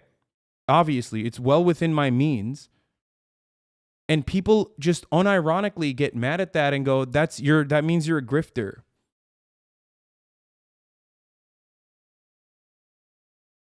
And the problem is, there was a time and place when like I used to reach out to a broader audience. Just mention how much you're spiraling. It's even affecting your favorite thing, which is the stream. So I think either take a break or speaking to someone professionally will help. It doesn't matter. I took a day off yesterday. There used to be a time and place when like I would take a day off and I would feel a lot better when I came back. You know what I mean?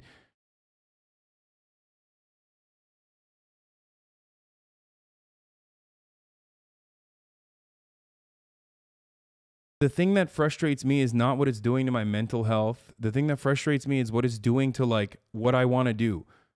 What is fulfilling for me is what I am able to do. Build a community like this one that I'm in right now, okay? Build a community like this and be able to reach even a broader audience with this kind of message and be able to have them at least be charitable. That's all I need. I need someone to be charitable. When they come in here and they click on this broadcast or when they watch a video, I need them to just be charitable, okay? That's all I need. And so many people have changed their minds as a consequence of that. But when the only broader access I have is people fucking dunking on me and being like, dude, you fucking suck. Shut the fuck up. You fucking suck. It doesn't matter why I suck. Not a single person is ever going to be like, why is he problematic? Why is he problematic again? What's wrong with him again? No one is going to ask that question. They're just going to know me as the problematic guy. So that will shut me off from millions and millions of other people who could potentially see what I am saying and listen to what I have to say and approach it in an open-minded capacity. Like, I want to know why these people fucking hate me. It sucks from that point of view. It sucks from a narcissistic perspective for sure. Why not tweet about these thoughts? If you say it on stream, it will get through none of these people. Because when I tweet about these things, no one will ever turn around and think that this is... No one will ever turn around and think like, oh, wow, let me just like take a second and approach this with charitability. They will just use that as an opportunity to say, I'm successful. I'm successful with my undermining of Hasan. I got to him. I destroyed him. Look at me. You know, I won. Because that's ultimately what it is. They want to fucking... Their big dub is... All right, here, let's listen to Elon Musk. He's live right now. I want to see what he has to say. But tonight? I feel great, actually. It's exciting. Yeah, they literally... I have done it before. I've done it before. You see it here, too. You see it here as well. They will literally turn around and go, ha, you're whining. You're fucking whining. Just stop whining from your $7 gazillion mansion with your $700,000 car. I'm honored to be here. It's just lovely. An honor to have you here. Also, I'm sure everyone is asking you and wants to talk about this big Twitter purchase. What can you tell us about what you're going to bring to Twitter now? Well, my goal, assuming everything gets done, would be to make Twitter as inclusive as possible and to have as broad a swath of the country and the rest of the world on Twitter and that they find it interesting and entertaining and funny and that it makes their life better. That's amazing. Thank you so much for that. I love seeing you guys tonight. Have the best time. Thank you. And I'll see you inside. All right. Thank you so much. What's going on? This is what I mean, by the way. This is it. No, it's because even with all your fame... See? There you go. What did I tell you? See? I said, don't worry, all your leftist Patreons are going to pop off once you fire off the next viral Hasan is a bad leftist because he's Rislam out tweet. No, it's because even with all the fame and success you've accomplished, you're still thin-skinned as hell, making your advocacy as tenuous as your ego. When he's the representative of a political movement, his ability to handle pushback does matter, even if it's completely unfounded. You're basically saying just handle him with kitty gloves because you're in agreement. This is a fucking person he has a child. This is a 26-year-old person with a child, dude. Think about that for a second. A whole-ass human being who's 26 years old recognized that the fucking, recognized that the criticisms are unfounded and still was like, yeah, fuck you. You know, you need to be better at fucking getting criticized. Stop saying it has 3 likes. It is representative of so much more, dude. That's the problem. It is a representation of the manifestation of hatred on the internet.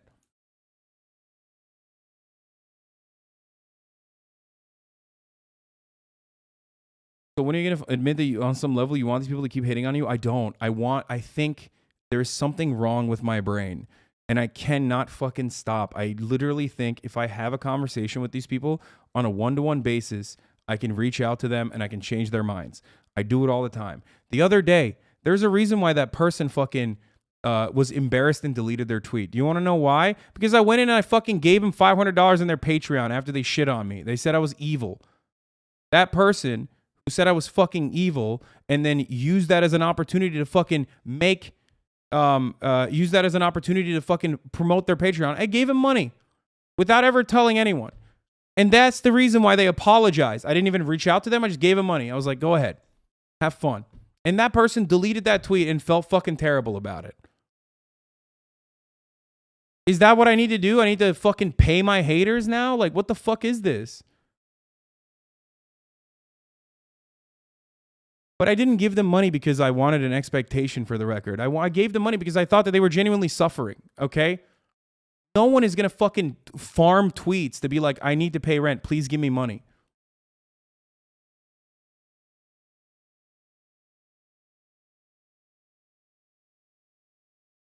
And it's fucking insane. It's insane. So many people literally do that. They literally are just like, yo, fuck Hasan. Also, please, cash out me some money. And it sucks. Like, I'm not a fucking bad person. I think a lot of negativity surrounding you starts on TikTok among younger leftists. I think you need a PR presence to counter that, or at least a lot more presence on TikTok. That battleground can't be ignored. No, I agree. I think it is. I do need to make a fucking TikTok. I mean, you've noticed it's a cycle. You've had these lows probably 10 times now. You can't seriously believe that you can convince people to stop. It's the same thing that will repeat forever until you change because others won't. I know. I need to.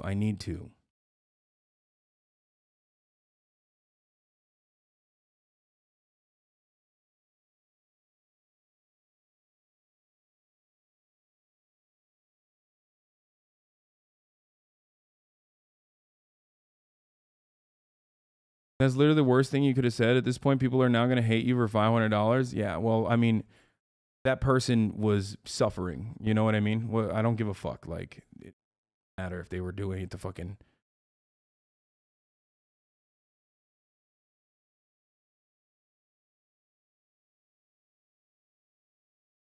Even if you fix people by talking to them one-on-one, there's thousands of them and only one of you. No, I know.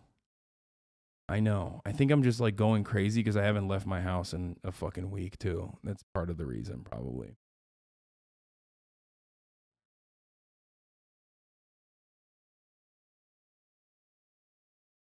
But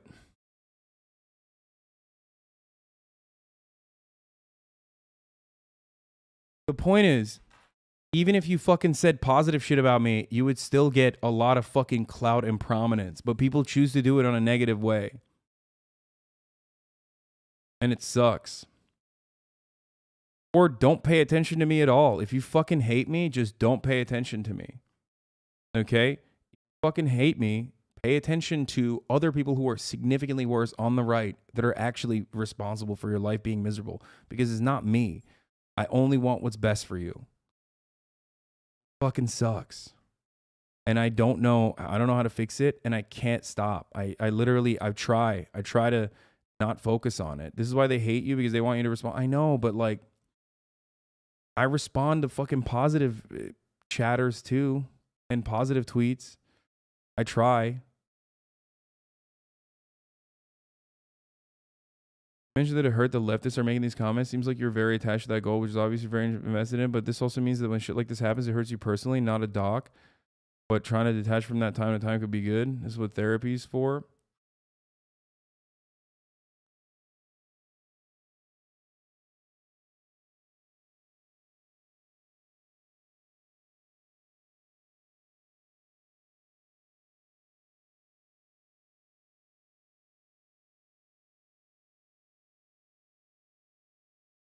Yeah, obviously, when you shit on Ben Shapiro, you're not getting the same level of like immediate clout, I guess, from other leftists, so it doesn't matter. They don't give a shit.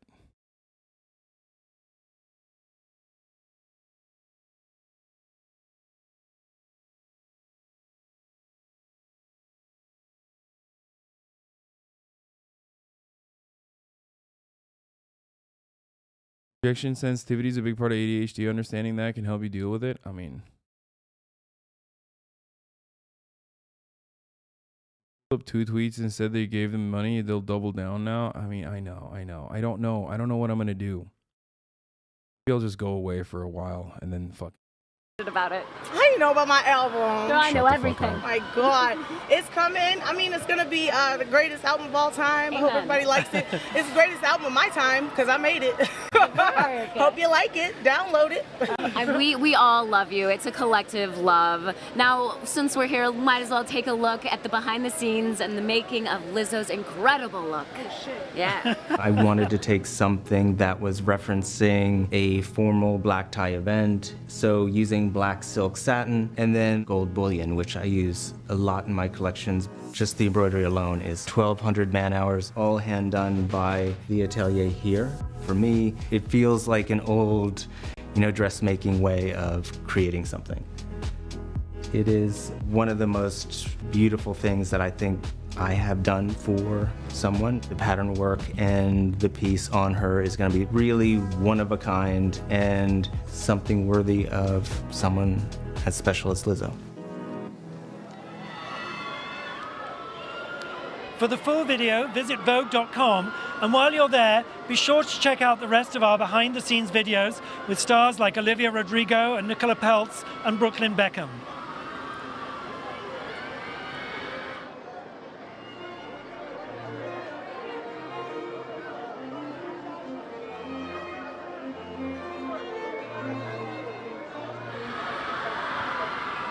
Now, tonight doesn't just come together all on its own. It takes the work of skilled artists and craftspeople led by event designer Raul Avila, who's been overseeing the Met Gala's design decor since 2007. This year, Vogue went behind the scenes with Raul and his team to see what it takes to build out this incredible event. Let's watch. Met Gala. Well, it has a couple different names. It is known as Party of the Year. There's no cameras allowed, there's no phones allowed. It's really private what goes inside. That's as far I can go with that question. Every year is a different theme. Our goal really is to do it better than last year. For that, we got to do a lot of work. To get there, I have a meeting with my team. Every single detail is really done to perfection. And we start going to my archives, my books. We do mood boards for fabrics, we do mood boards for bases, florals. Any element that we're going to be using is a mood board for it. Everything is timing. The museum closes at 5:30 p.m. on Sunday, and by 7 a.m., 10 a.m. the latest, I have to be done. It's a lot of hard work in a very small frame of time. Your heart stops when you walk into the Great Hall. And that's the reaction that we want from the guests. They arrive to this event. This year, the theme is the Golden Age. That's a dress code. So I look up, things that happened in that era, in the early 1900s, and how people used to dress. And it's fascinating. To me, it was just all about having something that when people come into the Met, they knew was about America. Oh, Raul is like a magician. It is genuinely so incredible what he does here. I respect that man so much. I know. Well, having been here this morning and nothing was done, it's incredible how it all comes together. And that is just the tip of the iceberg. Visit Vogue.com for the full video and more exclusive behind-the-scenes content. Lala, what's going on over there? Odell, what's good? So my friend is here, someone I'm super excited about, someone my son would probably be even more excited about. This is Odell Robin Beckham Hood. Jr.'s in the building. This look, this is you. It's fire though. I like This it. is me, Cactus Plant Flea Market. Last minute decision just kind of came together. It's always an honor and a blessing to be here. So much life going on for me, and it's just an incredible moment. So very excited. You look so amazing. So when you heard Gilded Glamour as the theme, what did you think of? I thought might have to put a chain, 2, 3, or 4 on. A couple of rings. I knew that everybody else was going to be stepping out with some pretty impressive stuff. So again, always an honor to be invited. Always an honor to be here. Well, you stepped it up, and you right here with everybody else, looking real good. I love your outfit. I love the inspiration. Can't wait to see you inside. We're gonna have a fun night. We always have fun at this. Always. Next year, I'm gonna have a Super Bowl ring on, though. I'm gonna have to add to the little jewelry. You know you are. I can't wait for that. I'll see you inside. Yes, ma'am. All Love right, to see you. see you. All right.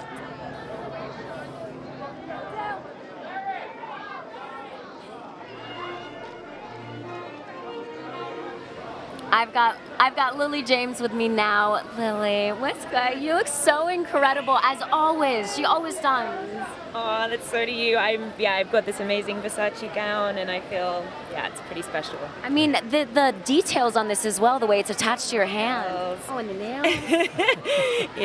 It's something else. I'm just feel so lucky to wear it. You look incredible, and you are also incredible in Pam and Tommy, as I have told you before. What was it that attracted you to that part? Just the opportunity to do something so different. The scripts were so incredible, the team involved and the other actors. It just felt it felt like a very essential story, but also just, for me, just such a challenge. Yeah, and you crushed it wholeheartedly. And now we have Pamela on Broadway playing in Chicago. Are you going to go see that while you're here? I don't know. It's so exciting. I've heard the most amazing things about it, so I would love to. But yeah, I'm sure she's like a knockout. Yeah, totally. It's so exciting. And what are you looking forward to most about tonight? Oh my goodness, getting inside and getting warm. Yes, we feel you. No, you know what, this is just it's like so exciting to be here and just so coupled with this, be inside the Met, look around the exhibition, be with Donatello, who I just love so much, and just have a good night. Yes, well, you are stunning as always. We'll see you inside. Have the best time. Thank you. So lovely to see you.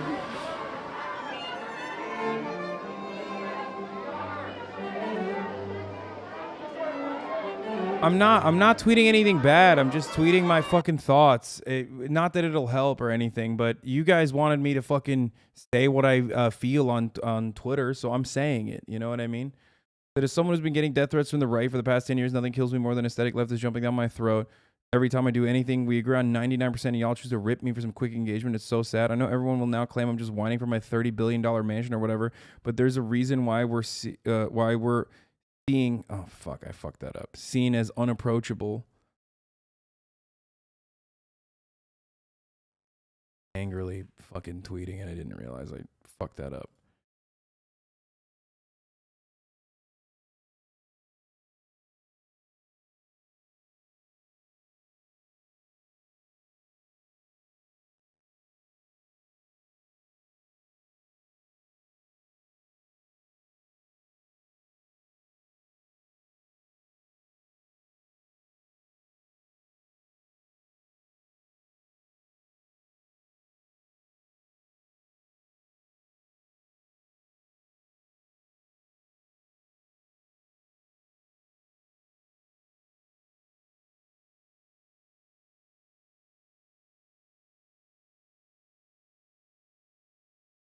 Sucks, dude.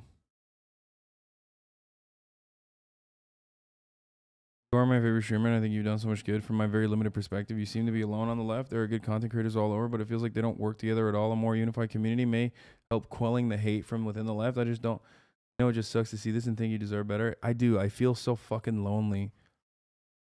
I do. I think it's important to remember these people choose you because you're accessible, to be honest. Not saying anything about you responding to it, but in their minds, they know people will see it. If it wasn't you, it'd be someone else. Doesn't make it less shitty, so I get it. No, I know.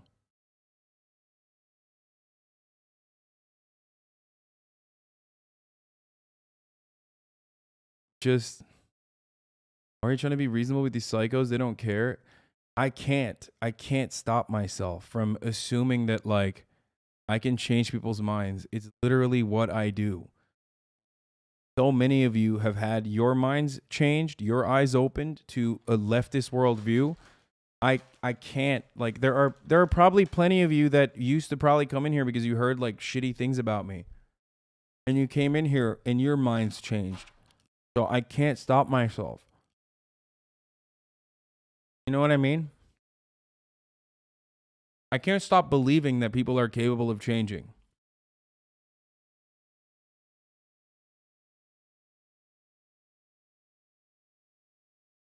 You have a meltdown once a month, you need therapy? Dude, there's just no other comparison. And I feel very lonely on that front too. You can't stop because you know you've changed a few cycles for the better. I get it. Yeah.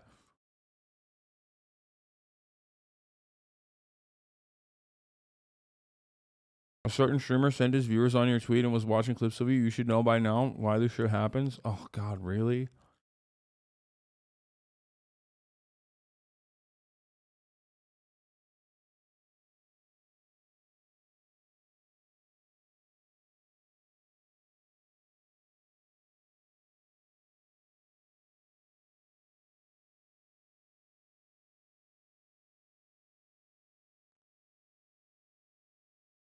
And it doesn't help that I have like an actually very active community that just thrives only when they're fucking shitting on me. Crazy. But it's like, but what I don't see and what I don't understand is how it turns into like fucking hammer and sickle weirdos. You know what I mean? Bro, they were literally fucking, they were losing their shit over me thirst trapping, dude. Like, how? How? I posted a fucking photo of myself and motherfuckers found a way to be like, dude, kill yourself.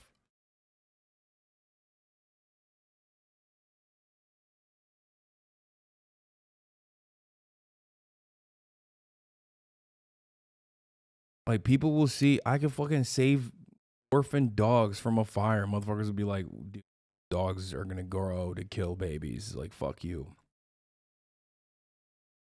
And what I'm saying is not even fucking far off. Like, I'll raise money for causes and they'll be like, he just did it for fucking PR.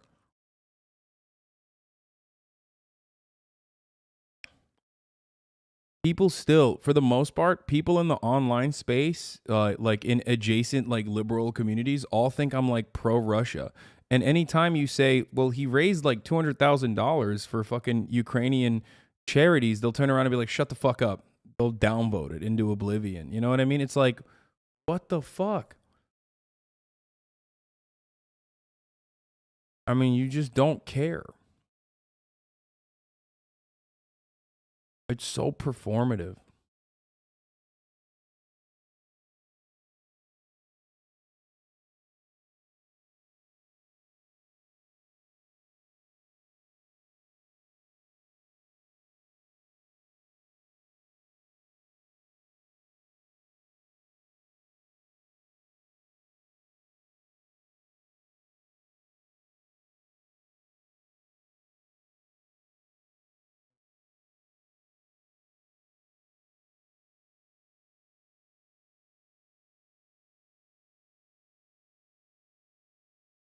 Someone in your quote tweet said that you're in the top 0.1% of earners. When I consider the crypto I own, they make up their own realities and I have no idea how to combat that. Yeah, that's the other thing. Like, half the shit people are mad at me is either completely inconsequential and they would never get mad at anyone else over, or just made up.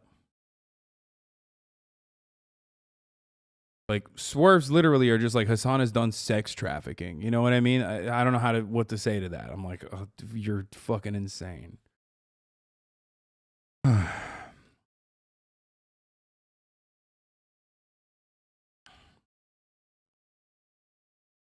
Any form of success by leftists warrants self-loathing, pessimistic projection. That's why you're attacked by literally anything just spitballing. I mean, no, it is the truth, but I want that mentality to change. I want it to change desperately. It's self-defeating and it makes us look fucking horrible to everybody else.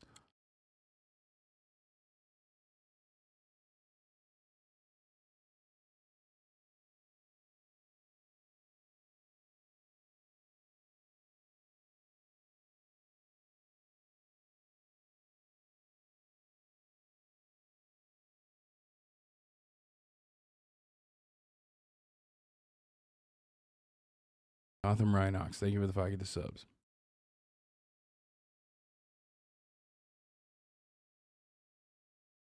Because you don't have a company and a group of people behind you like literally every other streamer pundit does. I really think you just got to be big before it stops being, got to get big before it stops being easy for haters to hate with no clapbacks. I am big already. I only have you. I only have fucking... Am I joking? No problem with people clipping your stuff and re-uploading it for money, but God forbid someone secures the bag with a little critique from the left. No shot this guy's serious, right?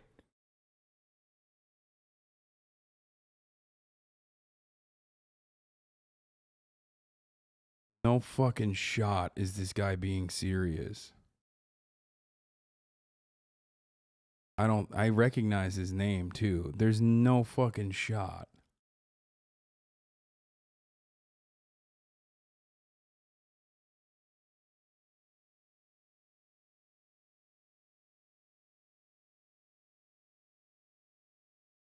No problem with people clipping your stuff and re-uploading it for money, but God forbid someone secures the bag with a little critique from the left. Guy's joking, right? Bitch.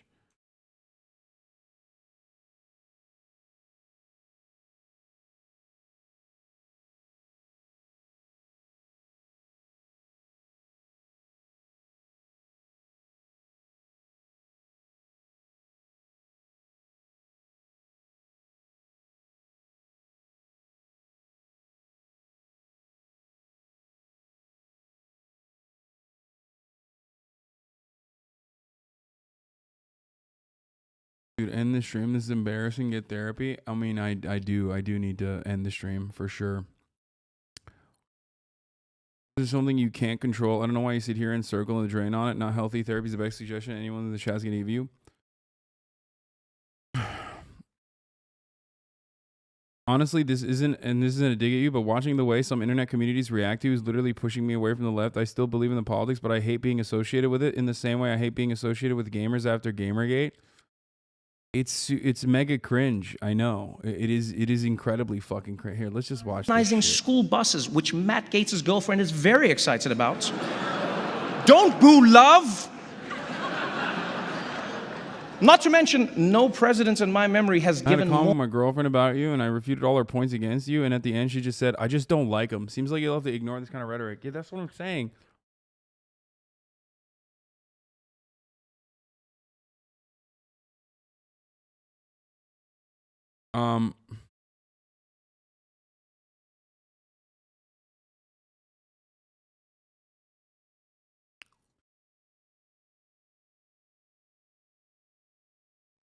More marginalized groups opportunities. You know, I'm talking about women, the LGBTQ community, the Taliban, the list goes on and on.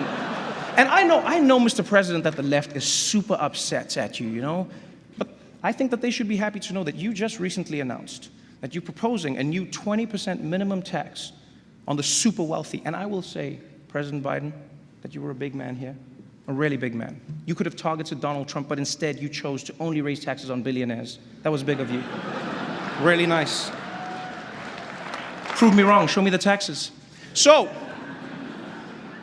personally, I think that President Biden could do a better job at taking credit for. Bro, you've actively removed people from your life that are critical of you. You're surrounded by yes men when the rest of the world can't stand you. You are out of touch.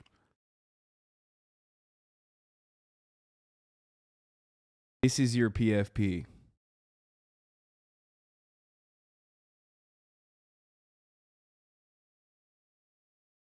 You are the most irresponsible person on Twitter now. Shut the fuck up. Diversity hiring bad. Nice take, buddy. 3. Why won't they care about socialism more? Literally, this is your profile picture. This is your PFP. Have fun.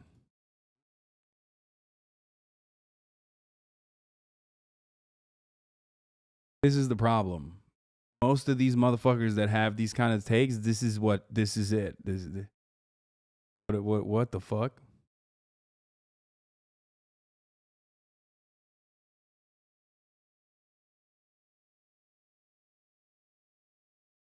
Yikes, bro. Things that are going right, you know. I mean, unemployment is currently at 3.6%. Think about that, people. 3.6%, 2% if you don't count the Cuomo family. And I will say, President Biden came into office and he's done well and he's done badly. And in this room, I know there's a lot of mixed reviews. You know, there was a lot of talk about how the president really respects the press. But what has he really done for you guys, huh? Think of all the journalists whose careers have been hurt by the Biden presidency. People like Daniel Dale. He used to be CNN star fact checker on TV every day. But now, there's barely anything to check. Same for Glenn Kessler of the Washington Post. On the way here, I saw him on the street offering 4 Pinocchios for $1. Mr. President, that's on you. And what about Maggie Haberman? For 4 years, it was exclusives, huh? On the Russia investigation, corruption. The president doesn't read his daily briefings. On and on. Now look at her. Don't show me this stuff. This person literally has TV in their name. They're literally a fucking clout demon, dude. What's wrong with you? Like, stop. You're a 21-month subscriber. You're a 21-month subscriber. Is that your favorite content creator? Is that why you're in here? Like, why? You're literally fucking trying to get a fucking deranged, mentally ill person clout right now off of saying psychotic shit. She spends all day fighting with random people on Twitter like a common political reporter. You've ruined her, Mr. President. Now, of course, President Biden doesn't often have to deal with the media directly. Yes, that task falls to Press Secretary Jen Psaki. Yes. Glad you could make it tonight. Really glad you could make it tonight, Jen. It's nice that you're willing to come over here and risk getting COVID for, like, what, the 10th time now? Let me ask, how do you keep getting COVID, Jen? Like, your boss hooked us all up with free tests. Does he not have your address? What's going on there? The word on the streets is actually that Jen Psaki is going to MSNBC next month. Yeah. Apparently, just being on C-SPAN, the ratings were too high, and she wanted more of a challenge, you know? Wanted to switch things up. She can't laugh at that. Don't put the camera on her. If it's true, congratulations to Jen on your big career change. But you know, moving to MSNBC is going to be a big switch up for you, because right now your current job is to make the Biden administration look as good as possible, you know, at all costs. Now you're going to be at MSNBC, and you're going to have to, you'll be fine, actually. No, sorry. I don't even know why I apologize. By the way, MSNBC, can I just say you guys are doing great work? You know, I love watching your shows. You know, when Trump was in office, your shows were all about how bad he was. And now that Biden's in office, your shows are all about how bad Trump was. Consistency is important. We appreciate that. We really do. Also, shout out to Joe and Mika. Yeah, I love you guys. The most adorable HR violation in town. I love it. So adorable. What? And that's why we're really here, people. We're here to honor the media. Yeah. So, first and foremost, let's give it up for the White House press pool. Let's give it up for them, please.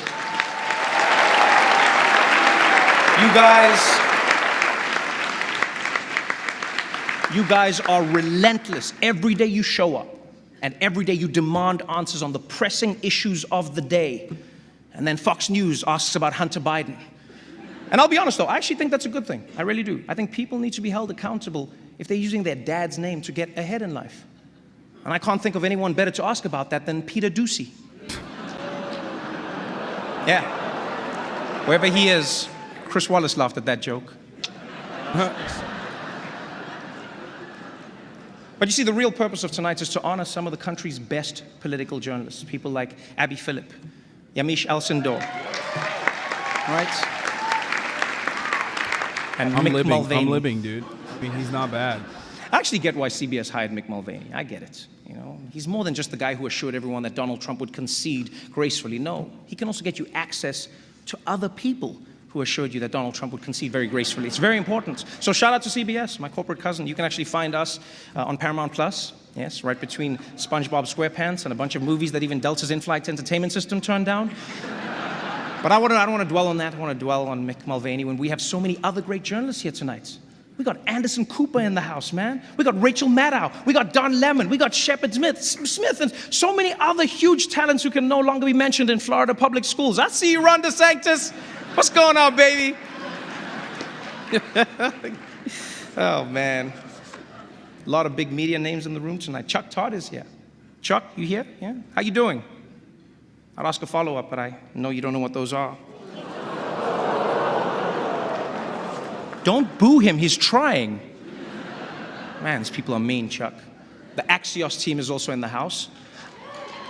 I didn't know this, but Axios is actually Greek for political playbook without the birthdays. Yeah. And you know, Axios got a lot of flack a few years ago for releasing a staff photo that had fewer black people in it than CPAC, but kudos to Axios. They fixed that problem by not releasing any more staff photos. And Jonathan Swan, my man, I'm a fan, personal fan. You've been crushing it with those interviews. Congrats on the award. People are always asking, how does Jonathan Swan get these politicians to open up to him? I'll tell you how. It's the Australian accent. Yeah, American journalists sound too aggressive. What did you do with the money? An interview with Jonathan Swan is like being interrogated by a koala bear. But Senator McConnell, don't you think it's strange that you and the devil have never been seen in the same place at the same time? Holy fuck. No shot. For the first time in my lifetime, news of a Supreme Court ruling is leaked. They're overturning Roe v. Wade. Supreme Court has voted to overturn abortion rights. Draft opinion shows. We hold that Roe and Casey must be overruled, Justice Alito writes in an initial majority draft circulated inside the court. What the fuck is going on?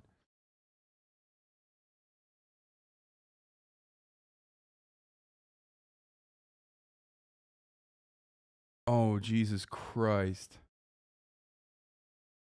Supreme Court has voted to strike down the landmark Roe v. Wade decision. Please tell me this is a fucking joke, right? There's no shot.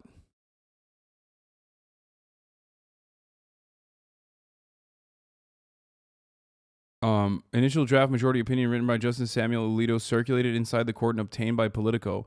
The draft opinion is a full-throated, unflinching repudiation of the 1973 decision, which guaranteed federal constitutional protections of abortion rights, and a subsequent 1992 decision, Planned Parenthood versus Casey, v. Casey, that alleged that largely maintained the right. Roe was egregiously wrong from the start, Alito writes. We hold that Roe and Casey must be overruled, he writes in the document labeled as the opinion of the court. It is time to heed the Constitution and return the issue of abortion of the people's elected representatives. We are literally fucking regressing. And it's going to happen under a democratic administration. That's awesome. Now, for those of you who are freaking the fuck out, what does this mean? For red states, what this means is nothing is going to change. For blue states, what this means is nothing is going to change. Things are going to get much, much worse in red states, however. Red states have already started their effort to undermine Roe v. Wade and have been doing so even under Roe v. Wade. Other methods. The only way to actively fight back against this is by legislating or codifying some kind of federal abortion protections, which of course is not going to happen anytime soon. Not with this Congress.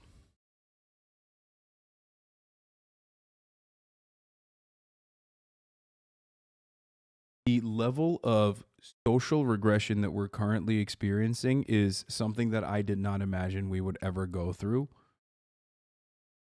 It truly is mind-boggling. Straight up. At a time when other Catholic countries, like Ireland, for example, have gone forward, in Mexico, abortion is now legal. Like, think about that. Latin American countries that are significantly closer to religious fundamentalism in their way of governance have, as a consequence of also their material conditions that they've been subjected to, have taken progressive steps towards loosening the restrictions surrounding abortion. America is going in the exact opposite direction.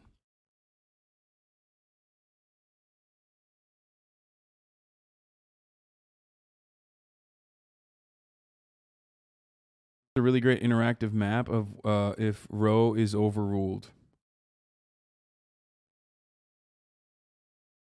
Abortion will remain legal in Nevada. Abortion will remain legal in, blue states, firmly blue states. But red states will 100%, as they have already started taking initiative, will make sure that abortion is completely illegal. And not only that, but they will continue. They will add additional measures like, for example, Connecticut yesterday, or today, I guess, passed or is slated to vote for a bill that will make it so that a Connecticut resident can countersue someone in Texas if they are ever subjected to additional legal scrutiny for getting an abortion elsewhere.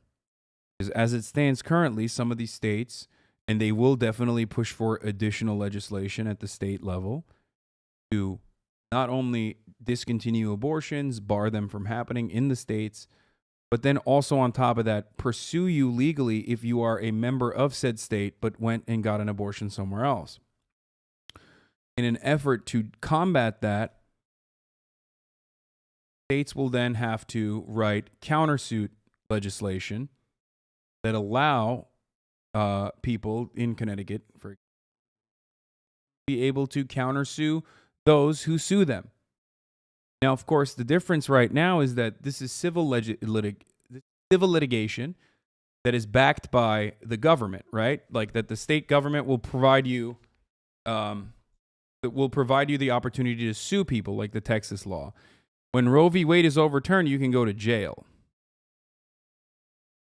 Because currently, the reason why Texas and Alabama and other states have different laws around Roe v. Wade, different laws on how to legislate away abortion, is because Roe v. Wade is the super precedent, right?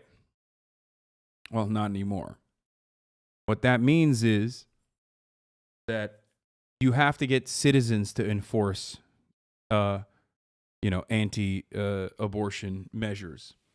Can't have the state government do it because it's federally protected. That will change, and therefore they can rewrite laws and literally make it illegal.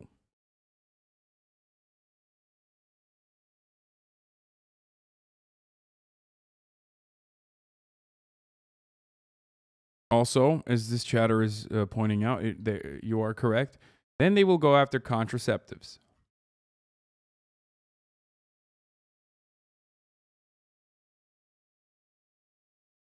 The next frontier of the anti-abortion movement is a potential federal legislation to outlaw abortion after 6 weeks.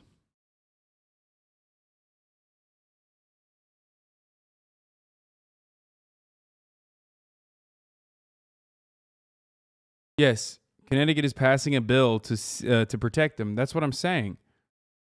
That's what I was mentioning. Yes, Connecticut is passing a bill to protect abortion seekers and providers from out-of-state lawsuits. Yeah. Did you not hear what I said? I'm saying the state of Connecticut literally got a bill through Connecticut to protect people who are seeking abortion in Connecticut. And an opportunity to, countersue if there are out-of-state lawsuits that target them. You get it?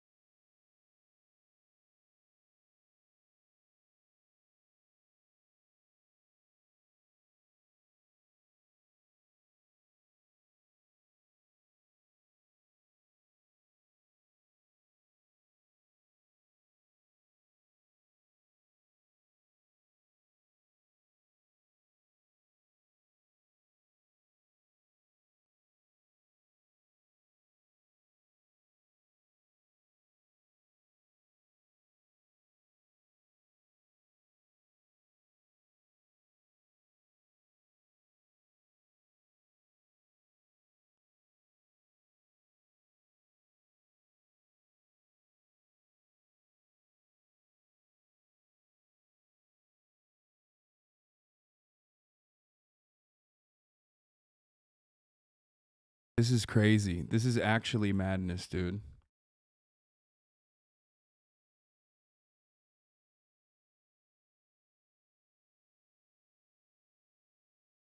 Republicans are going buck wild, and if anything, this proves once again that simply voting hard is not working.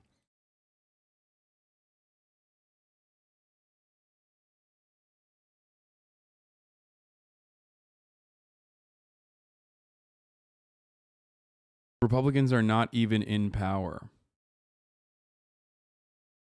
They're just using any facet of power that they have.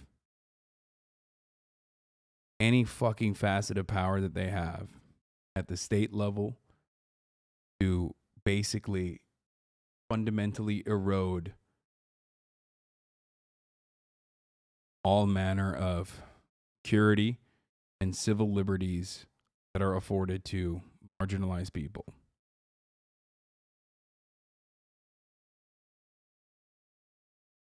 Just remember, that this conversation around abortion oftentimes goes to very weird places about baby murder or women being sluts or whatever, and simply about forcing women, okay, forcing people to carry pregnancies to term as though they are simply baby incubators. It's about ridding them of their bodily autonomy. That's it. And there is a million different studies that have been conducted on the matter. That time and time again, it's proven that abortions illegal does not stop abortions from happening. The fetus cannot live without the carrier, which is why making abortions illegal simply turns them into back alley abortions, which is very unsafe for the carrier. Then again, it's about punishing women anyway.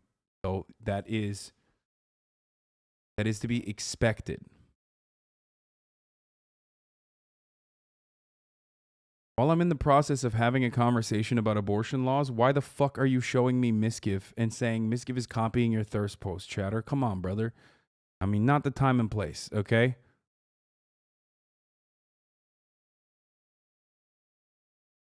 Read the room. What's going on right now? Read the room.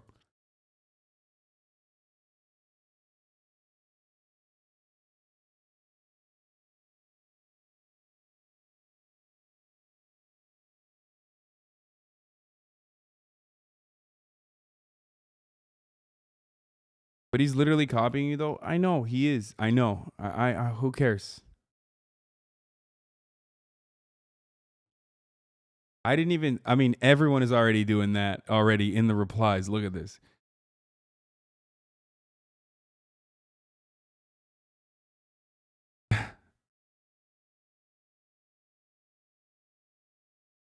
Last straw. Time to get the old ovaries ripped out. Could overturning Roe v. Wade cause an upturn of Dems at the midterms? Dude, who gives a fuck? My friend, who cares if there's an upturn in the midterms for Democrats? What? Dude, I don't even... What? Like, I don't understand. What will this do for the Democrats' chances of winning over in the winning the midterms is like my least... I can't even comprehend a world in which, like, I care about what is going to happen to the Democratic Party. When the Democratic Party itself has shown time and time again that they are not defenders of your fucking rights.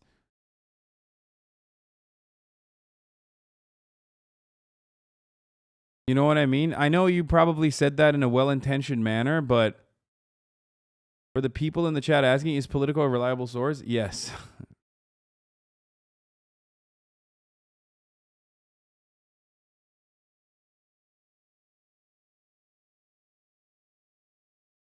Neil Katyal, who's a Supreme Court lawyer and a law professor and an extremist centrist, is... God, he scanned through it. My thoughts on the political story saying the court voted to say Roe v. Wade is fully overruled. I've quickly scanned the draft opinion and it appears it's fully legitimate. This means there was a preliminary vote to fully overrule Roe v. Wade and then the majority of the court agreed. There are lots of signals that the opinion is legit. The length and depth of analysis would be very hard to fake. It says it is written by Alito and definitely sounds like him. It's 60 plus pages long. If this is a deep fake, it would require a state actor or someone like that. I can't imagine that. It's possible the court could pull back from this position, but this looks like they voted that way after the oral argument. The opinion says states can criminalize abortion with no rape or incest exception. It is exactly the hardline position I've been saying the court is going to impose for the last 3 years. It will set women back in profound ways. Congress must act ASAP. This is the equivalent of the Pentagon Papers leak, but at the Supreme Court. I'm pretty sure there has never been such a leak, and certainly not in the years I've been following the Supreme Court. I've never heard of a Supreme Court. I've literally never heard a Supreme Court fucking leak a decision ahead of time. Okay, that's not a thing.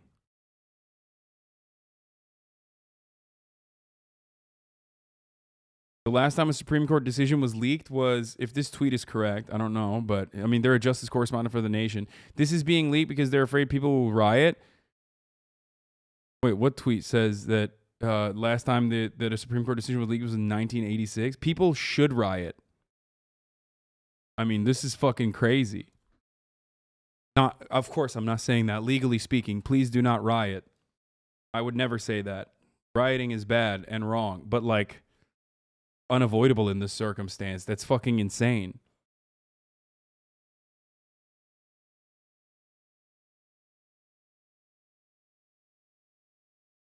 Of course, I would never say that. But this is fucking psychotic. The tweet with the sauce. Oh, that last leak from the Supreme Court about a decision in advance like this, I remember that was in 1986 on Graham Rudman Holdings. What? Dude, this is insane, dude. Nobody's gonna riot. Sorry, Americans are too beat down. Yeah, dude. Listen. What the fuck have I said always? You cannot, dude, the most significant part of our coalition is weaponized Karens. And this is a profoundly important piece of legislation and a piece of liberty for white women specifically, in general, for women across the board. So let me tell you something, okay? You will be surprised, I think. And, you know, they were completely justified.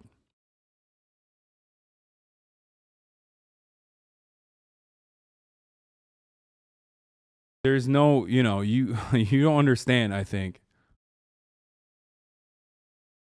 Like, there's nothing that fucking riles up. There's nothing that riles up women, like, you know, telling them that the government is going to control what they can do with their own bodies. Understandably, I think. A pretty normal fucking reaction to the government being like, hey, by the way, like, you literally can't do something that you can do to your own body, if you will, with a safe medical procedure. So, yeah, women do be wanting bodily autonomy. Am I right, fellas? You know, women be shopping and wanting bodily autonomy. They will, you know, they will fucking rise up for this.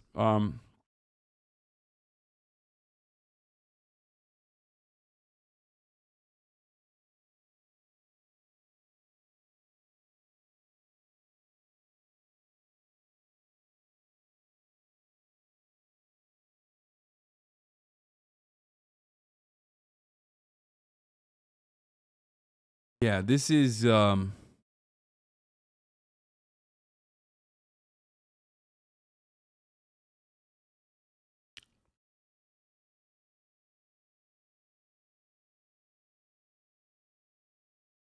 Goda's blog. This document linked to Politico is almost certainly an authentic draft opinion by Alito that reflects what he believes at least 5 members of the court have voted to support overruling Roe, but as Alito's draft, it does not reflect the comments or reaction of other justices. I mean, who gives a fuck?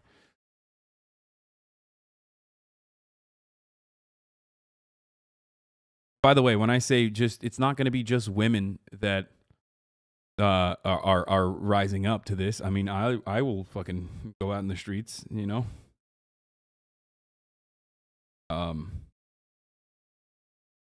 Yeah, this is bananas. This is completely fucking bananas. This is in tandem with DeSantis' don't say gay shit is making me very doomer pill for the future. I mean, the don't say gay and anti-trans bills, what is it, 250 anti-trans bills that have fucking been pushed by Republican majority legislatures all around the country? Like, they are, once again, ideologically aligned to fucking burn shit down. And they're motivated to do so. And that's what happens when you truly have a vision and motivation to do so. You actually get it done, right? We on the left, especially if you are a Democrat voter, do not understand what that's like, because outside of like Bernie Sanders and a few others, like maybe like Ed Markey on certain issues, you know what I mean? Outside of like a few fucking Democrats, when have you ever seen Democrats advocate for something and try to pass it by any means necessary, Democratic politicians by any means necessary, when it's not, I don't know, bipartisan support for a military bill, or I don't know, fucking defending big pharma if it's important, if it's an important industry in your fucking in your state, or I don't know, tax credits for middle-class suburbanites. That's it. Those are the only things that they fucking actively... The perverse attempt to create public pressure against the court by leaking this opinion should be prosecutable. It is absolutely unprecedented.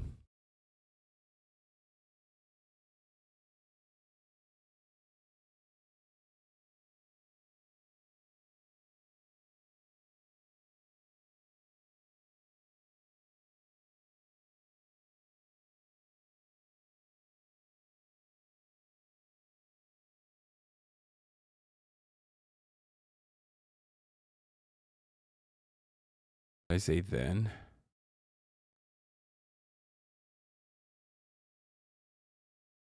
Got it.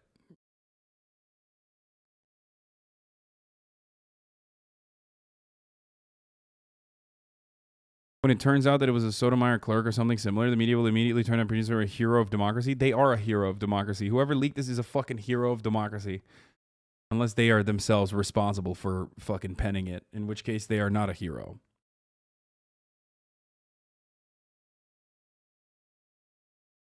Bro, this is crazy. I mean, this is like I don't know what to say. I actually don't know what to say about it other than holy fuck. That's what I have right now in. This is abhorrent.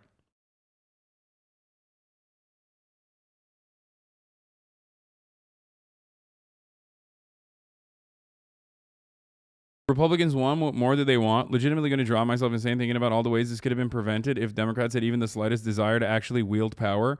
No, literally. I mean, it's true. That's another issue here that is impossible to fucking address. But like, there is one side who is intellectually and ideologically aligned, and they have the motivation to do this. They have an agenda that they've set forward to do. Do they actually care if poor people can't get abortions? They don't give a fuck one way or the other. There is no real reason why the Republicans are doing this. They're not legitimately like, oh, we are stopping women from getting abortions because we think it's fucking murder. No, they don't give a fuck. It's poor people that won't be able to get abortions. They're fucking rich they're rich girlfriends, okay, that they cheat on their fucking horrible ass cunty fucking wives with, are going to be able to get abortions regardless. Their daughters are going to be able to get abortions regardless. It's the fucking poor people that are not going to be able to get abortions. So they don't give a shit, okay? There is no real moral reason as to why they're doing this. It's not because they legitimately think it's like baby murder or some shit, okay? It's because this will win them votes, okay?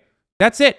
This will win them votes in a tiny fucking sliver of 30% of white evangelical Christians who are completely psychopathic, okay? They are off the fucking, they're off their rockers. They're completely insane, and they get more deranged year after fucking year as the Republican Party keeps welcoming them into their fucking ranks and saying, no, you're right, and we will do everything for you because you go out and you fucking vote. Meanwhile, the Democrats keep pushing away their fucking working class voters over and over again by over-promising, or not even fucking over-promising, under-promising, and then even then somehow under-delivering because they don't care. At least Republicans want to win. Democrats just want to fucking make money off of how horrible Republicans are. That's it. The only way that the Democratic Party wins elections in this country is by showing you how fucking horrible Republicans are. We are in a never-ending reactionary spiral, and of course these kinds of consequences are going to come out. Of course. Think about it this way. Biden teased possibly fucking removing or eliminating student loan debt, and Republicans immediately started chirping about how horrible of an idea that would be. Why? Because the Democratic Party, for once, gave the Republicans something to react to. Okay? We need to push for legislation, progressive legislation, even as a defensive measure, so that Republicans don't get comfortable and start killing gay people and trans people and women in general. Okay? But we can't even do that. The Democratic Party won't even fucking put forward fake bills so that the Republicans have something to fucking yell about. So that there is like some kind of ideological distinction between either party.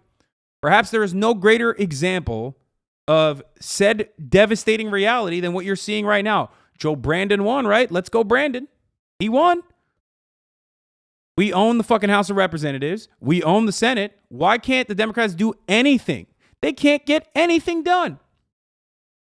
Meanwhile, the Republicans are like, yep, YOLO, we're going to use the state legislature in majorities everywhere around the fucking country.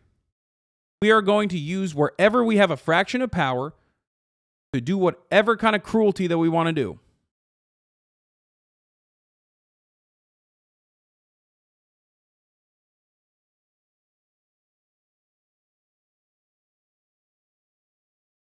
Alito says abortion activists are trying to suppress the black population. Read the draft. It's fucking insane. Oh, that's awesome. That's great.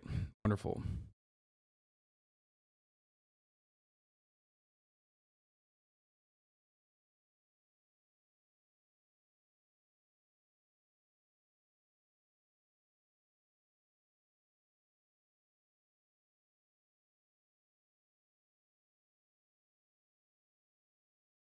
Suck Brandon's dick. You love him so much. What?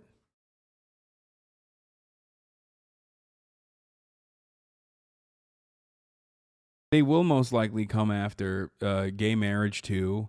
And gay marriage is symbolic. Like, gay marriage itself isn't the fucking main issue. Obviously, there's a lot of financial components that and you know, moral components that are associated with it. But like, gay marriage is symbolic.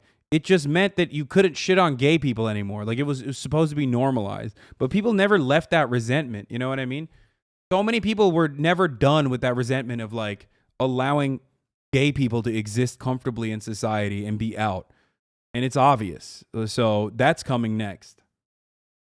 But like I said, gay marriage, the abolition of gay marriage or whatever the fuck, and like turning marriage back into a state-by-state basis. Who knows what is next after this? That will, you know, states' rights as a means to defeat gay marriage will mean there will be additional scrutiny towards being gay in public.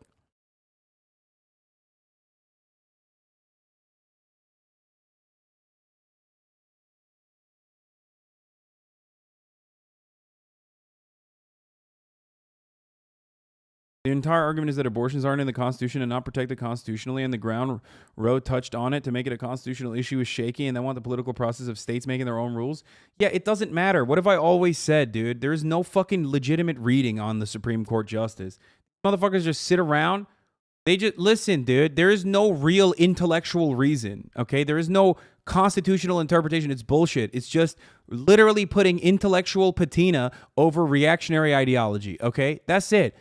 They're reactionaries. They're psychos. They're just trying to moralize it. That's it.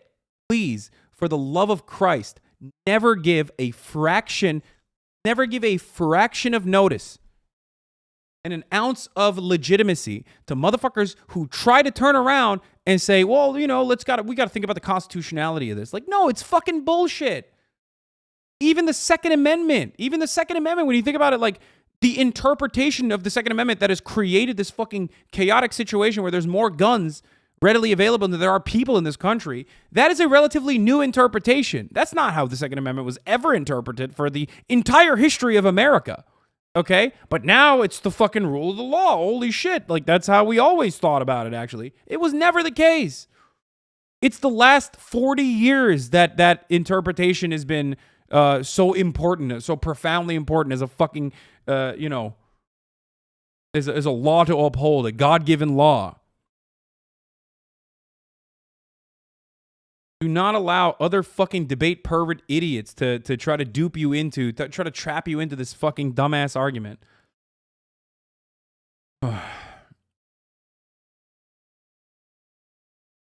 Dude, I hope this fucking crashes and burns the Supreme Court as an institution, by the way. Part of the reason why they didn't want to do this in the past was because they thought that this would severely undermine the intellectual, the institution of the Supreme Court. Like, that was a big reason for why prior reactionary Supreme Court justices said that they would not do this.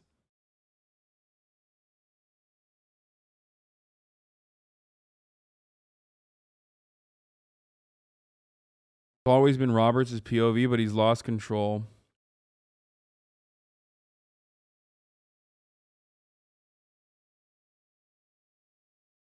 mean, yeah.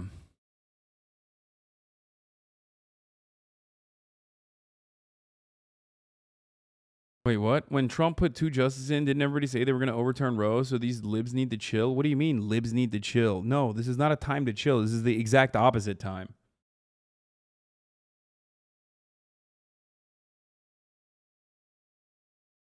This is exact opposite of chilling time, okay? This is time to not be chill. If there was ever a time not to be chill, this is it.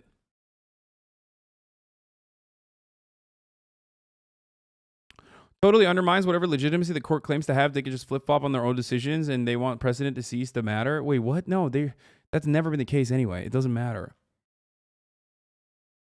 That's never been the case.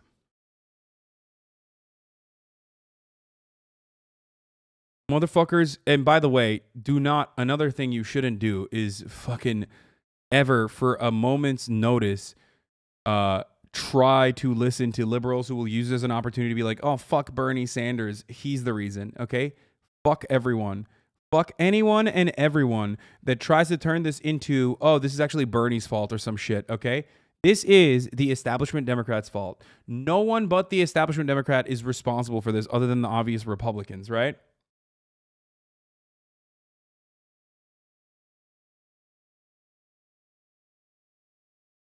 Do not allow that to be a fucking part of mainstay discourse. It is completely psychotic. The establishment Democrats put Hillary Clinton in a position of power, in a position of prominence. They thought that she would be able to defeat Donald Trump. She was fucking wrong. The establishment Democrats also were the ones who did not choose to retire Ruth Bader Ginsburg, who fucking croaked, okay, under Donald Trump.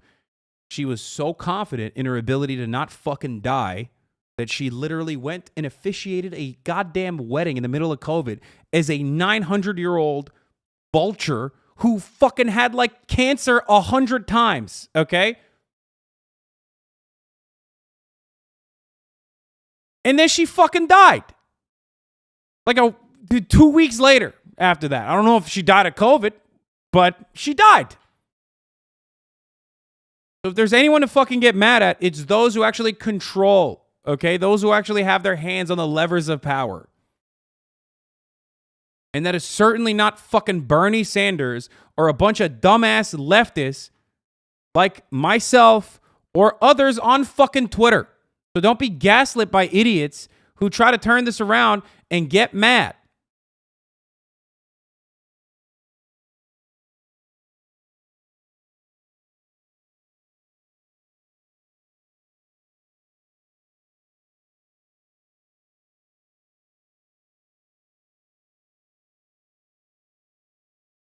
Ain't you Muslim? As a Muslim, you shouldn't be saying that shit, bro. For real? What the fuck? Suck my dick.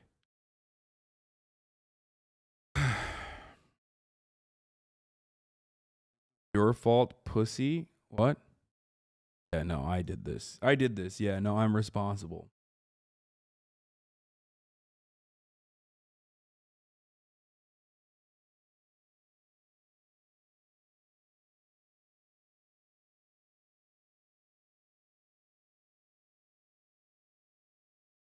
Roe v. Wade has been overturned. Yes, I know. Stay in my lane. Well, I'd love to be posting about the Met Gala, but this is the only attendee I care about. President Hillary Clinton would never let Roe be overturned.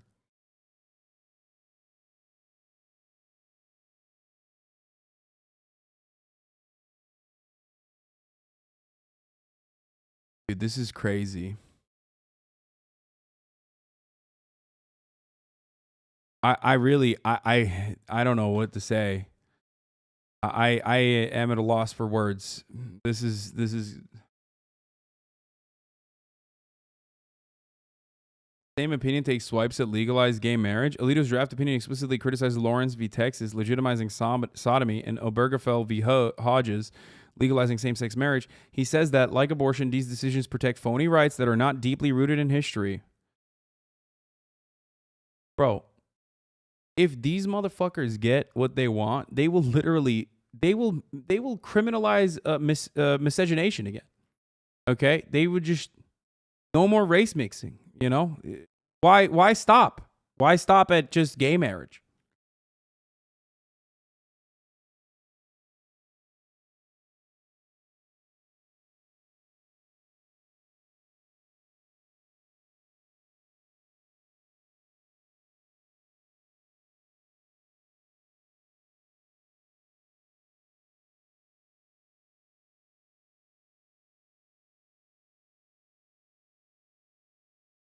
I don't know. I don't know what to do.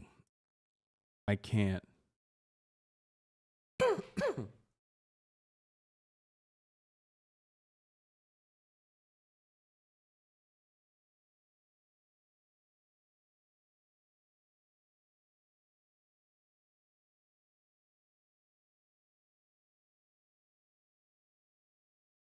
I mean, yeah, we did have a senator talking about Loving v. Virginia. Yeah.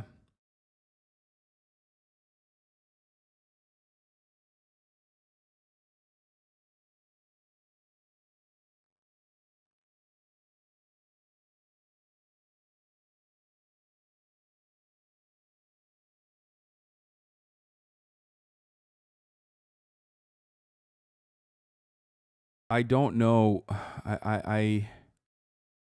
Alito's draft opinion gives a shout out to Amy Coney Barrett's theory that safe haven laws diminish the need for abortion by allowing new parents to relinquish their child lawfully. Alito's draft overturning Roe and Casey approvingly cites Clarence Thomas's debunked claim that abortion is a tool of eugenics against black people. Alito's draft opinion explicitly criticizes Lawrence v. Texas and Obergefell. Alito's draft opinion gives a shout out to Amy Coney Barrett's theory that safe haven laws diminish the need for abortion by allowing new parents to relinquish their child lawfully. I love how it seems that they're trying to do this at night while the Met Gala happens. I mean, I don't think they give a fuck about the Met Gala one way or the other, my friend. I think this is something that they've been working towards for a while. I legitimately did not think that they were going to do this. I thought that this would be too much of a fucking... Like, it's too much of an awesome way for Republicans to cause division. You know what I mean? Without actually doing it, because they're functionally doing it in red states anyway. I literally thought that this was like a good way to dangle that carrot in front of the fucking the white evangelical Protestants. And I thought for that reason that they wouldn't go as far as to like fucking actually do this.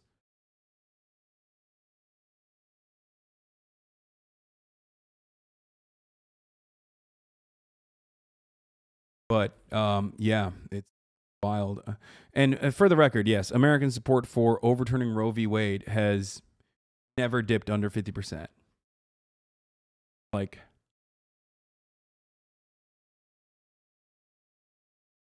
so there's that too. There's that to consider as well. So the idea that like Americans are conflicted on this is a silly one. Depending on what you're looking at, depending on what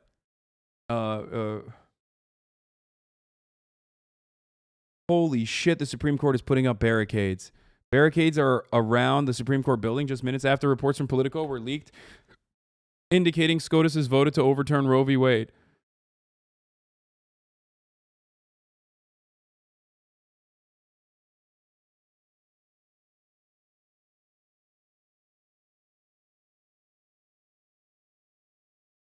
I'm not trying to be cringe or bait, but the ad break passed. Yeah. I know. I'm going to run it right now. Sorry. I have to pee as well, but I'm going to run the 60-second ad break. I forgot to run it the last hour or two. And then we're going to... Fuck, dude. This is like... This really put into perspective all the fucking dumbass infighting and leftist shit that is completely irrelevant, didn't it? Eerie Theory for the 5 gifted subs. Marjorie Taylor's Greene's take on... Oh, with a video? Oh, Jesus, she's celebrating it? Okay, hold on. I'm going to run the ad break right now, and I'm going to play it. I'm going to pee, and then I'm going to come back real quick to listen to it. Jesus fucking... What a disgusting monster. Hi everyone, this is Congresswoman Marjorie Taylor Greene, and I just want to make an announcement, and I'm sorry I'm overwhelmed with emotion because this is the best news of our lifetime. The Supreme Court has voted to overturn abortion rights. There's a draft opinion out now to overturn Roe versus Wade, and this is a great victory. It's a great victory for God and the unborn who have been innocently slain for years, my entire lifetime. And I'll just read this. It says, Roe was egregiously wrong from the start. Its reasoning was exceptionally weak, and the decision has had damaging consequences. Over 63 million unborn have been murdered in the womb. Innocent people. And far from bringing about a national settlement of the abortion issue, Roe and Casey have inflamed debate and deepened division. And this was from Justice Samuel Alito in his initial draft, his majority opinion. I want to urge everyone to continue to pray. People all over our country, people all over the world have been praying to end abortion. And I want you to understand that there is going to be a major pushback in our country, because there's going to be people that are going to fight to keep it. And they're going to fight to keep murdering the innocent unborn. But I want you to dig in. That's a abortion that should have happened but didn't. Okay, if there's any if there's any fucking proof that, like, everyone should be getting abortions, is Marjorie Taylor Greene's parents. I don't even think she has parents though. I think they were just manifested. Dude, I'm glad though. Hey, listen, guys. I know the abortion stuff's popping off, but while I was peeing, I found a way that psychos can still use the abortion stuff to be like, dude, you fucking suck. Let's look at that. Hold on. Where is this? Roe v. Wade is getting overturned. This dude is out here mad he didn't get an invite. You really showed you care about Roe v. Wade, brown trans game chick plant mama. Bylines in the Pace magazine. Don't you live in a mansion and drive a Porsche, says bimbo Marxist. Cash app me, please.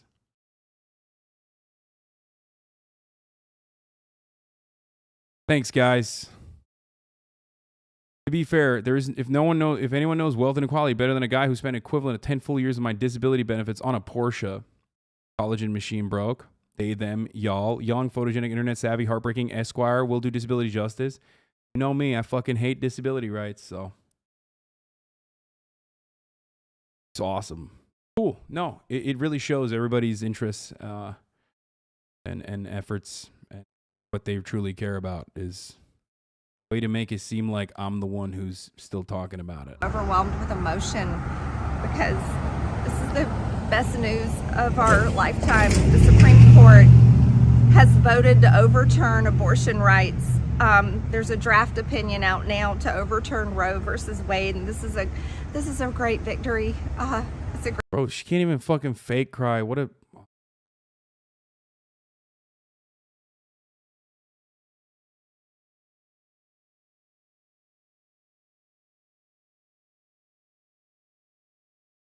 Great victory for God and the unborn who have been innocently slain for years, my entire lifetime.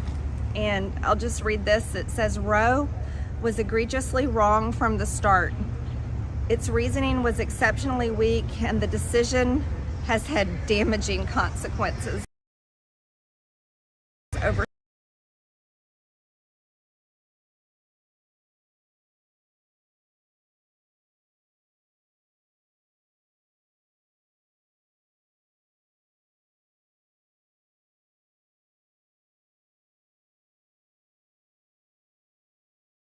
They should been aborted.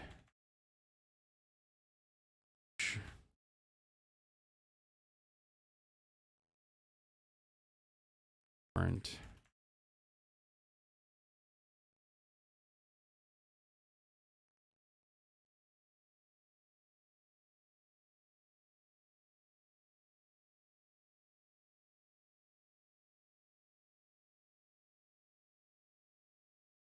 Am I writing conceived wrong?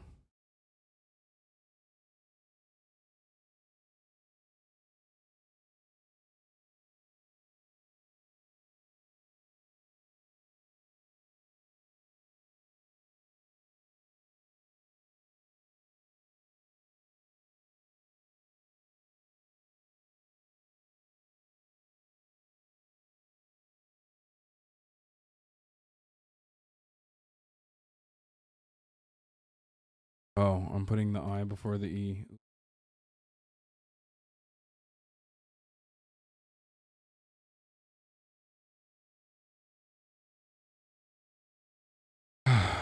Congress must pass legislation that codifies Roe v. Wade as law of the land in this country now, and if there aren't 60 votes in the Senate to do it, and there are not, we must end the filibuster to pass it with 50 votes. The weirdos are out on Fox News right now. Oh, I'm sure they're fucking doing the touchdown end zone dance. Oh, look at that. Josh Hawley. Let's see what Missouri Senator Josh Hawley is. Time to heed the Constitution, return the issue of abortion to the people's elected representatives. There's been a lot, I have a lot of skepticism, although I do find Professor Dershowitz's theory very fascinating, Professor interesting, Dershowitz? plausible, all the above. So I really don't know what That's sick. Having notorious, allegedly pedophile, but definitely notorious best friend of fucking Jeffrey Epstein, Alan Sean Dershowitz reads on. a lot like Justice Alito. The I've Dersh, worked at that dude. court. I've litigated at that court. I'm reading this leaked opinion tonight, and I think it's legitimate. This, to me, and there are details in this that would be very hard to know. Details in the reporting about when the justices voted, about how they voted at conference. It's pretty hard to make that I up said out what of I whole said cloth. about And Marjorie there are Taylor all Greene. I kinds don't of give a fuck. indicators here that it sounds like somebody who really does know. And I can tell you, there's a small universe of people who would know the details that are in that report. Basically, we're talking about a justice or clerks or maybe an employee, someone who works in one of the justices' offices. But it's not very big, Sean. And I have to tell you, it sounds real to me, and I think this is plainly an attempt by the left to try and change the outcome in this case and corrupt the process. And the court must not allow that to happen. Senator, this has never happened in the history of the court, certainly not in my lifetime. Professor Dershowitz can't remember a single instance. What does that mean if somebody would leak what is only a draft, it's not a completed document, to potentially alter the outcome of a Supreme Court case? Well, I've got to imagine laws might apply there for the person responsible, no? Well, certainly the ethics rules for lawyers. If this was a lawyer who did this, a clerk, or anyone who practices law, who is They're talking about the bar, leaker. They're more focused on the leaker. That's say, what they care about.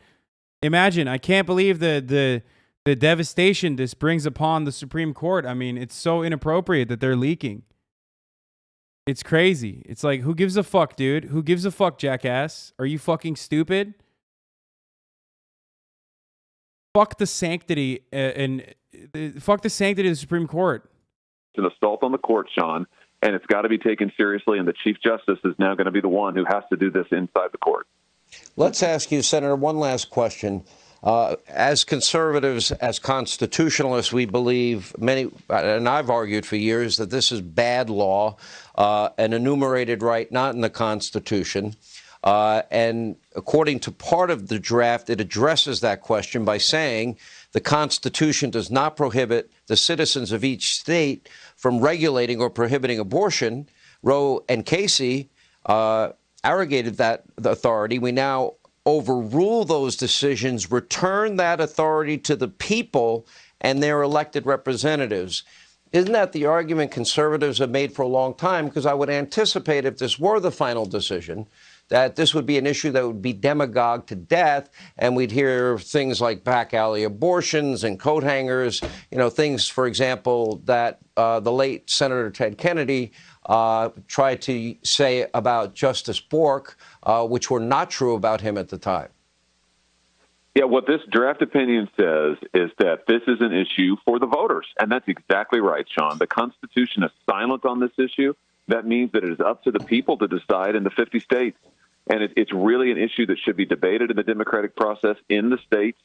And that's where this opinion, if indeed this becomes the majority opinion, that's where it would leave it. And that is exactly right under the Constitution. The people should get to decide, not 9 justices wearing robes who aren't accountable to anybody. All right. We really appreciate it. Senator Josh Hawley, thank you for joining us last minute. Thank you. We appreciate it. All right. Here with more, author of the big new book, Suppression, Deception, Snobbery, and Bias, Why the Press Gets So Much Wrong and Just Doesn't Care. Ari Fleischer is with us, along with former Arkansas Governor Mike Huckabee and Fox News contributor Joe Concha. Well, I know we got a lot going on with this story breaking here, and you guys are free to talk about it. One of the things that America is dealing with, especially with what we call the Ministry of Truth issue, which seems to be a big part of the topic of your book, Ari Fleischer, your new book that's coming out soon. People can get a first edition copy at Amazon or HasanAbi.com. But the fact is, the media gets it wrong constantly. They get it wrong on purpose. They get it wrong because they have an agenda. They get it wrong. The very things they accuse talk show hosts, members of the press, that do straight news investigative reporting and say they give opinion, they do themselves, don't they? Yeah, they did, and particularly during the Trump era when they made... Bro, why they got 4 fucking dudes that look like botched abortions on here talking about this shit, dude? Straight up. Like, this is medical malpractice in display. You know what I mean? You just... These are abortions that didn't take. They should have tried twice. Fucking abortion survivor. The ruling Andy's itself, over here. I accept and respect that ruling. But the leaker... Oh, Make the no leaker. mistake, Oh, Sean, God, this the is an leaker. insurrection against the Supreme Court. I've already seen people on the left celebrating this leaker, calling him brave, trying to throw a Hail Mary to stop the ruling Sometimes you got to from double being tap issued. on the abortion, Who straight at the up. Supreme Court will trust each other now if they know that their drafts are going to be leaked, just like everything else in Washington? The Supreme Court seemed to be the last institution standing that had internal integrity. This is an insurrection against the court, and it needs to be found who did it, and whatever legal Dude, means it's can be wild. taken. It is wild that they're more mad. They're not even. They are literally so good at deflecting. They're not even fucking doing the touchdown dance. You know what I mean? They're not even fucking celebrating yet because they're like, we know that people are going to get mad, so let's get mad at something first. Let's get mad at who leaked this really important thing, undermining the integrity of the Supreme Court. Dude, fuck the Supreme Court, okay? I don't give a fuck. I don't give a fuck. I'm sorry. I don't care. Fuck the Supreme Court. Fuck every single Supreme Court justice. They can suck my dick, okay? Straight up. Who gives a fuck about the integrity of the Supreme Court? They are literally undermining the overwhelming majority of American people's opinion on what they themselves consider to be a fucking super precedent. Like, all these fucking fake reactionary judges literally were like, well, man, Roe v. Wade is a super precedent. It's a super precedent. What happened? I thought it was a super precedent. I thought it had been established that Roe v. Wade was the law of the land, and it was the adequate interpretation. So why is it no longer a super precedent all of a sudden? When you have a super majority, oops, I guess it's not a super precedent, right? Not that it fucking mattered. It never mattered. It tells me that there are no accidents and there are no consequences. They went to Politico, obviously, for a reason here. And documents and drafts like this, Sean and guys, are leaked because, and Greg pointed out before... Yeah, decades of lies from Justice Alito and his ilk about the respect for the president and not legislating from the bench. All of this was just complete and utter bullshit, and self-evidently so. Yep, there it is. We emphasize that our decision concerns the constitutional right to abortion and no other right, Alito writes. Nothing in this opinion should be understood to cast doubt on the precedents that do not concern abortion. Yep. There you go, dude. They literally all fucking said Roe v. Wade was a super precedent, okay? That's why you can't trust any of these motherfuckers. They're all liars. And I said that they were all fucking liars. But it doesn't matter. 9 geriatric fucks could just completely undermine the will of the majority of Americans. The entire institution is just fundamentally broken top to bottom, dude. It absolutely sucks. So fucking bad. Straight up. Here, let's tune into CNN. Let's see what the fuck they're talking about. If they're covering the Met Gala, I'll lose my mind. And Jeff is right, Anderson. I mean, I don't know what this how the Supreme Court recovers from this, both with regard to how much it's going to galvanize opposition on the left and frustration on the left and hostility on the left oh, no. to the perception that the court is acting politically, and to just the optics and the politics of the leak. And of the fact that this is a court that has historically kept its opinions incredibly close to the chest. And here we are, perhaps weeks, months away from the final decision, and we have this 98-page draft that, certainly looks like it's a complete draft opinion purporting to overrule these 2 critical precedents. So, for those of you who don't know what a super precedent is, a super precedent is a phony terminology. Again, all of this shit is made up. Phony terminology created to say, like, well, this is well established. This is a well-established precedent that this constitutional amendment stays no matter what. Our interpretation of this is that because it's been tested time and time again, and because the public has routinely agreed with the broad support, with broad popular support, that this is not just a regular precedent for something. It's a super precedent, as in it's unchanging. We're not going to go in and try to reinterpret it. We're not going to change it. Now, obviously, it doesn't matter because it's a fucking lie, as you have seen, okay? So it's just still bullshit. It's bullshit. It was all bullshit. It was always bullshit.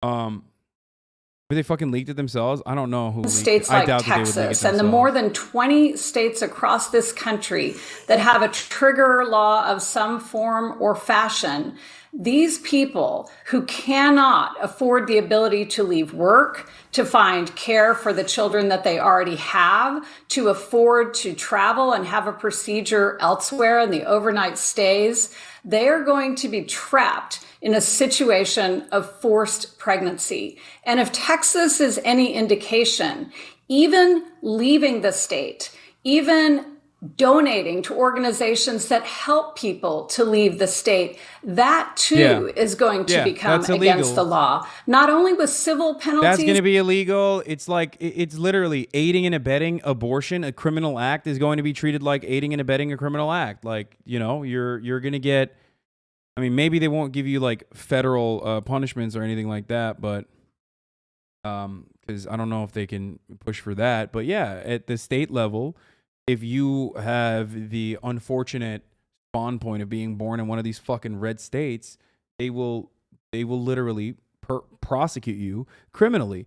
Before this happened, they were trying to prosecute you through civil litigation, opening up the state legislature to, at the very least, like I don't know, fucking have some kind of award for catching someone in the act of doing an abortion or something like that. But now you're gonna have fucking, you already ratioed MTG. Yeah, I mean, that doesn't really mean anything because ratioing women across the country with her fucking attitude. The bounty system is a way. Hold on, let me just go back to this. The bounty system that they currently have in Texas is simply a way to get around Roe v. Wade. When Roe v. Wade is gone, they could just jail you. They can, and they will, and they have historically, and even now, criminalized miscarriages. Okay? They have criminalized miscarriages. Okay? And that is what's going to happen, because the difference between a miscarriage and an abortion is hard to fucking comprehend. It's hard to figure out. How are you going to figure out if this was a back alley abortion or was a simple miscarriage? Are we going to start prosecuting women who are pregnant, who fucking drink alcohol or do, I don't know, physical labor, for example? You don't know. How are we going to do that? And we have done it in the past, for the record.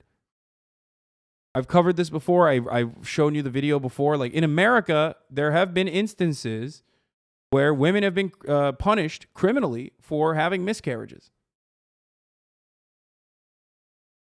It's great.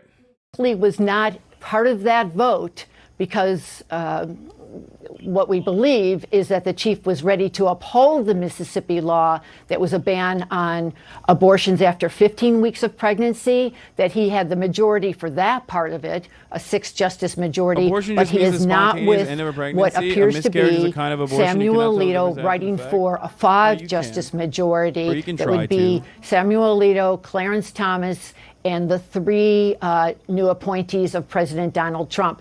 Again, this is what... For the record, like, I voted for Hillary Clinton. I mean, I did. I voted for Hillary Clinton. I told people to vote for Hillary Clinton, unfortunately, even though, you know, I knew that she was fucking dog shit. And it didn't work. And guess what? Do you want to know why? So did Bernie Sanders. So did fucking... Bernie Sanders literally ran... Bernie Sanders campaigned for Hillary Clinton harder than Hillary Clinton did. It didn't work. Who was responsible for that? The establishment Democrats. Don't ever fucking let a single one of these fucking sick, twisted freaks on the liberal side try to make it seem like it was Bernie Sanders' fault or some shit like that, okay? This is 100% the fault of the establishment Democrats, who only operate as controlled opposition and not a serious fucking party with actual goals, okay? Actual goals that they will do everything and anything to push for or defend. You're also ignoring the Electoral College. I mean, the system is also fundamentally reactionary and fundamentally right-wing as a consequence of, like, it being designed by slave owners, you know? That kind of plays a serious role in it as well. Obviously, everything is fucked from top to bottom. And that's why you can have fucking 9 dickheads decide, you know, fuck everything else. Fuck millions of women in this country. We will forcibly make you carry pregnancies to term.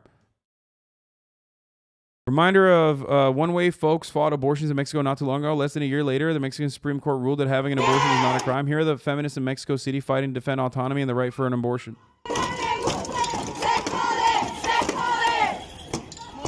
And Mexico is a country that still has like a fuckload of femicide. You know what I mean? They still have a shitload of issues.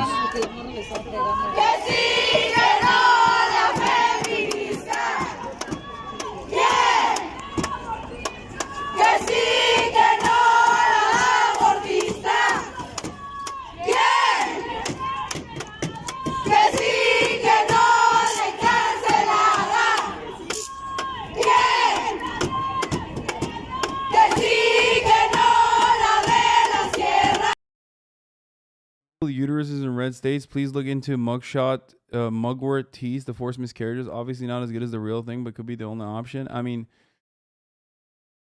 I don't know. I don't know what the fuck. If you can, you're in a red state, you can go to Mexico and get one, I guess. So there's that.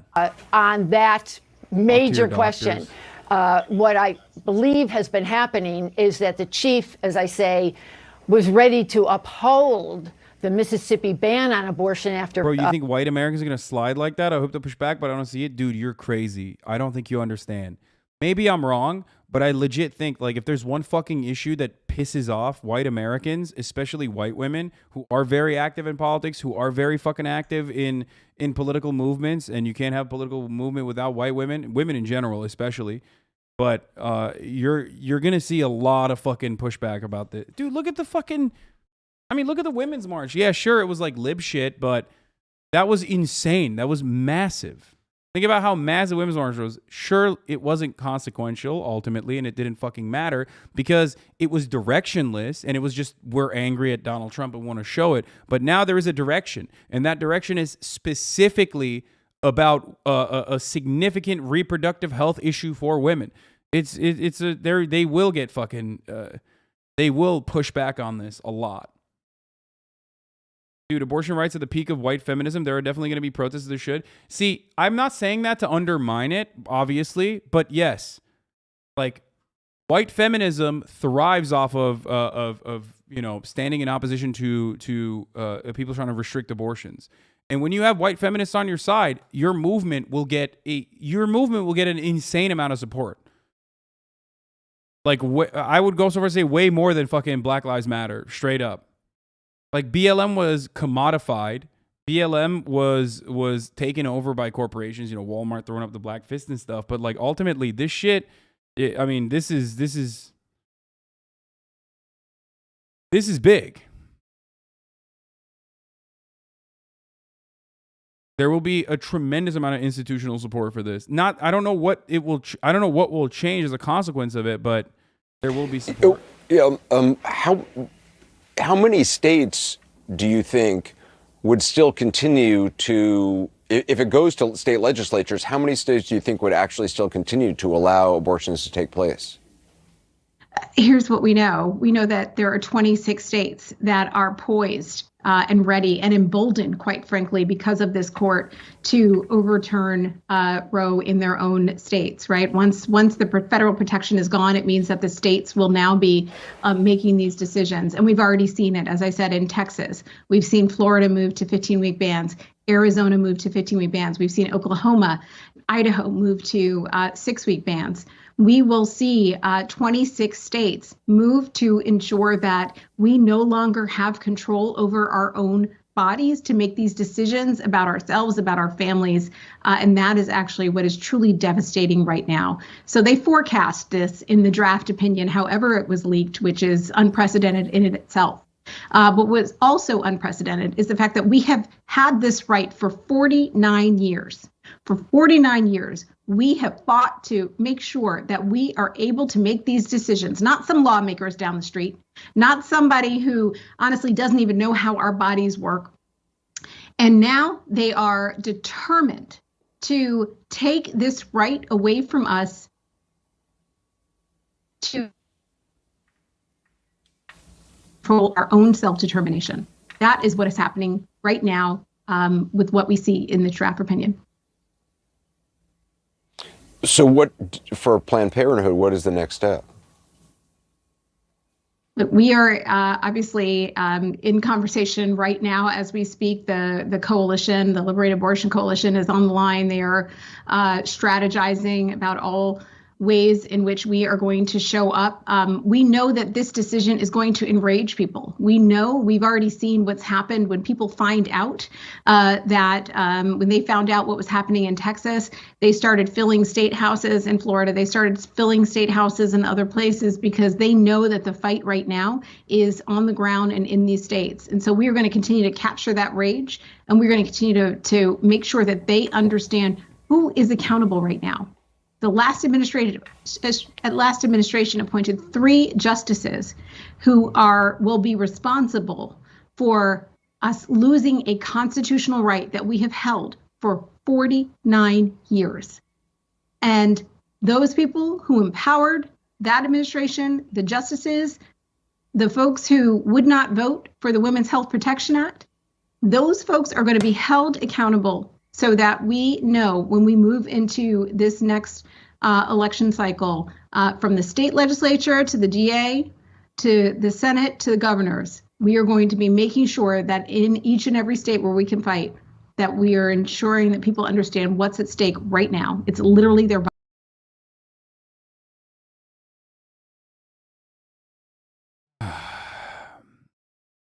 American conservatives get everything they asked for and then scream that it wasn't given to them perfectly. What really troubles me, not about the ruling itself. If that's the ruling itself, I accept and respect that ruling. But the leaker. Make no mistake, Sean, this is an insurrection against the Supreme Court. Metro DC DSA is going to be rallying. Is this the official DC DSA bringing socialism to the nation's capital? DC DSA is going to be holding a rallying on the steps of the Supreme Court beginning at midnight tonight. Banning abortions will harm millions of people, especially people of color and working class people. See you there.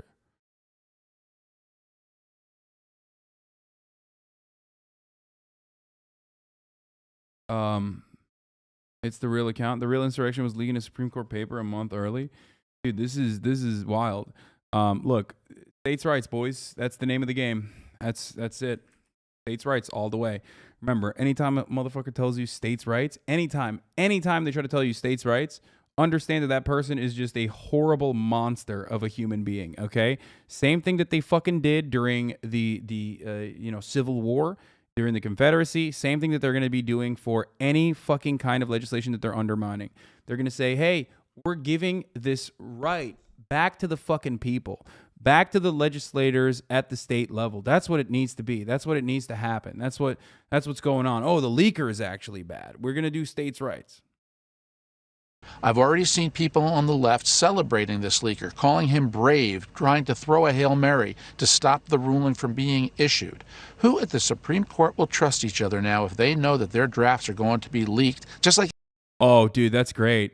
We warned you for years, but some of you in the lofty lefty platforms told people not to vote Democrats to send a message in 2010. You didn't heed our warnings in 2016. Now you are shocked that the Republican Supreme Court will overturn Roe, but you should be ashamed. Hey, quick, check what Henry Cuellar's position on all this is and whose mom is campaigning for him right now. Fucking Felix with a great dunk. Already, first thing that liberals are doing, I'm trying so hard not to fucking focus on dumbass liberals who are like literally using this as an opportunity, as every other opportunity, to fucking find a way to cut out fucking leftists and be like, this is why, this is because of leftists. Because of leftists that this is happening. What is this? What did he say? I would hate it if they all brought guns to their jobs. Okay, dude, Jesus Christ. I do not condone. I condemn. Little known fact, but the Democratic Party currently controls Congress and the presidency and can pass a law that enshrines a woman's right to choose. Could they? I don't know.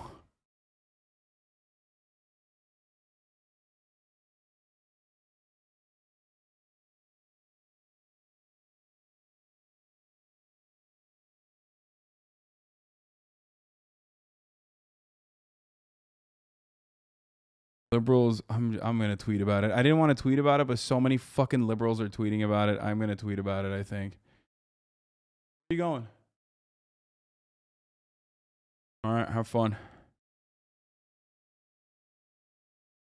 No, it's just like, girls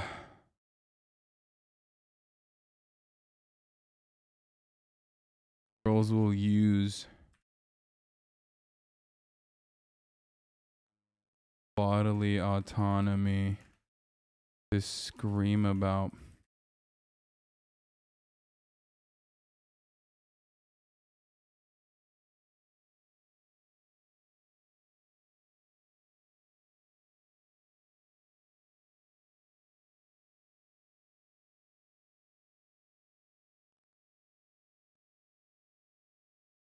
Sound like such a dad just then? Oh yeah, no, I know. By the way, in all of this is completely unrelated, but I do think that, oh, Pelosi deleted it? Oh no, did she? No, she didn't. No, she didn't. It's still there. I still see it. We warned you for years. Hey, quick, check what Henry Cuellar's position on all this is and whose mom is campaigning for him right now. On the same day, the Met Gala celebrates Gilded Age. The Supreme Court does its best to make sure America returns to the Gilded Age. Yeah, except none of those people that are at the fucking Met Gala are going to be impacted. I'm not going to be impacted. People that live in California are not going to be impacted. You know who's going to be impacted by this? Poor people, okay? That's it. If you live in a red state, if you're poor, if you... that's it. If you're poor, you're fucked. If you live in a red state, you're fucked. That's it. Those are the people who are going to get fucked by this. Red state doesn't equal poor. I'm saying if you're poor in a red state, though, you're definitely fucked. If you're rich in a red state, you're fine. People that go to the Met Gala are fine. They're not impacted by this in the least bit. I mean, they'll get mad about it.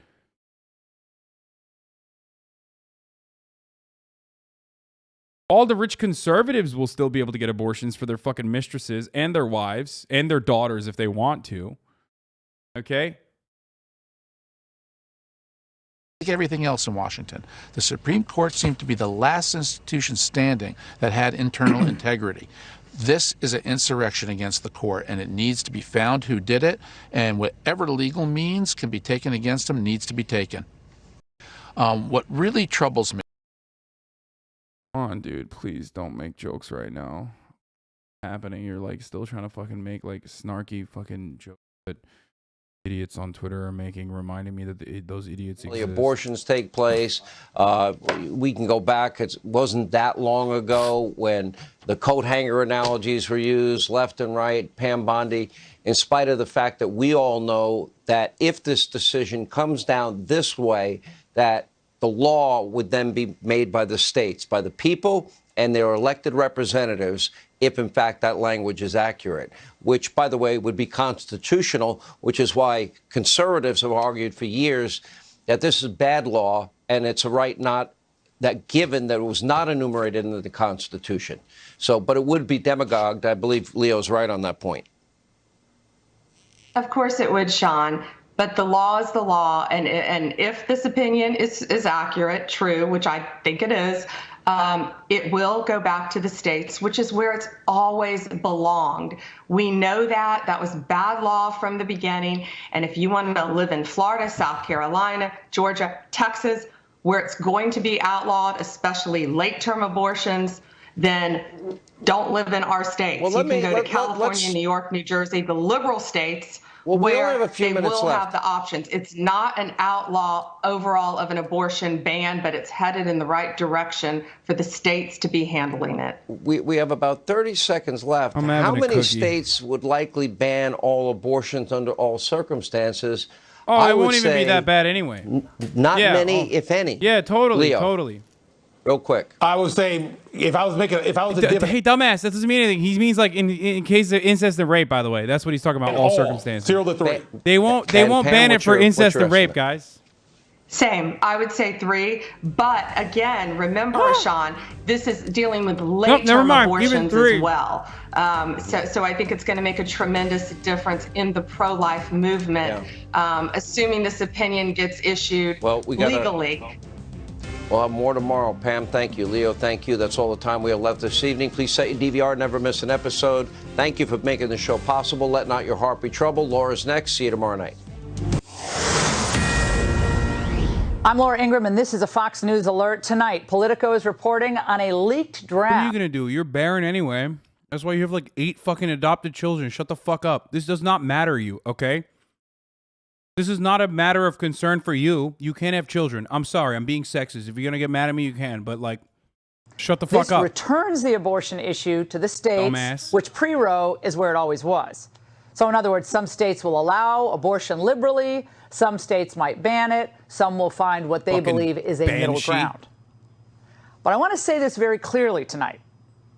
No matter what you think about this outcome, the leak itself represents a shocking and unprecedented breach of the court's confidentiality, which is sacrosanct. And it's key to the court's ability on any issue to engage in the give and take and all the decision making that's required to reach these decisions. I'm literally eating the greatest cookie of all time and drinking a glass of oat milk, and I'm still mad. I'm sorry. Oh man, the integrity, dude. Who clerk at the court, especially the law clerks. They are afforded a tremendous privilege. The cookie. Think about it, to work It's so at the thick. court, It's from to, Brady's to Bakery. learn It's from the the greatest justices. cookie I've ever had. But the inviolable deal that you strike when you accept that clerkship, which is the most coveted thing you can I also have think as my a young fever lawyer, is coming back. is that you swear confidentiality regarding everything you see and everything you hear. And especially the internal deliberations of the court, especially that. It is not up to a law clerk to decide when the decision of the court will be announced. And it is not up to a law Dude, the clerk right is so or good any at employee of messaging. the court to leak The right is so good at messaging. They're all screeching about the fucking leaker, dude. They jumped on it and they're all fucking screaming about the leaker. They're so good. Instant unity. They're so good. Learn lessons from these fascists, okay? They are organized. They are united. They will do everything they fucking can to push for goals, no matter how vulturous, no matter how pathetic, no matter how psychotic, no matter how bloodthirsty it is. Okay?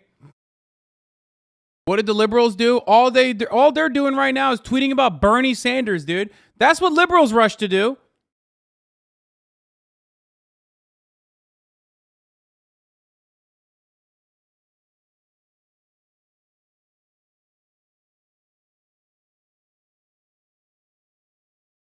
court said to all of us, now there are 9 justices, 4 clerks for each chambers usually, about 36, and then a couple of the retired justices still have clerks that are still at the court. But it's not many young people, right? It's about 36, 40 young lawyers.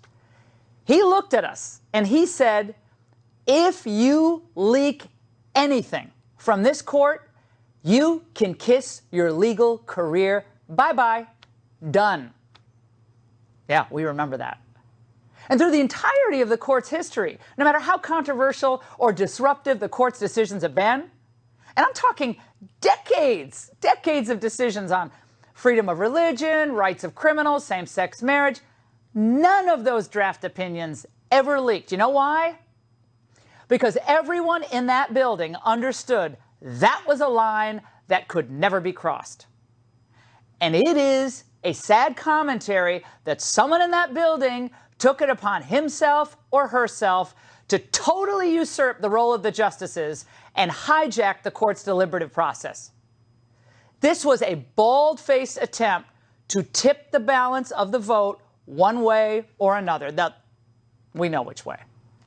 The leaker undoubtedly hopes, right, that this leaked opinion will drive activists to the court's doors. Remember, they were desperately banging on the doors during Brett Kavanaugh's confirmation hearing? And they think that's going to have an impact. All the activists outside screaming, people with all the colorful signs. That's going to have some impact that will have one of the justices in the majority change his or her vote. Bald hard pussy? But once again, oh, you're talking about her. It looks like the left will just smash an established government process to get their way. I hope. Anything in their power. I mean, legally stop speaking. A principled I hope some smashing happens legally, of course. One can only hope.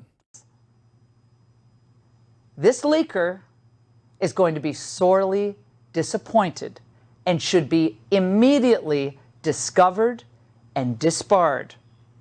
Joining me now Jonathan Turley, GW University law professor, Fox News contributor, and Harmeet Dillon, civil rights attorney and CEO for the Center for American Liberty.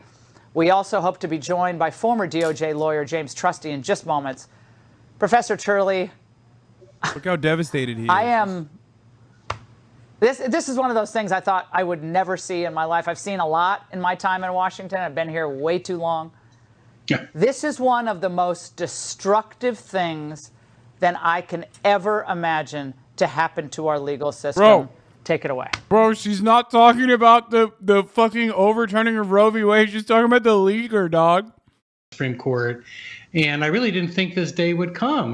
That's a strange thing to say in a city that literally floats on leaks. The only island in that sea that did not have leaks was the Supreme Court. And it existed on a level of integrity that is all too foreign today in politics.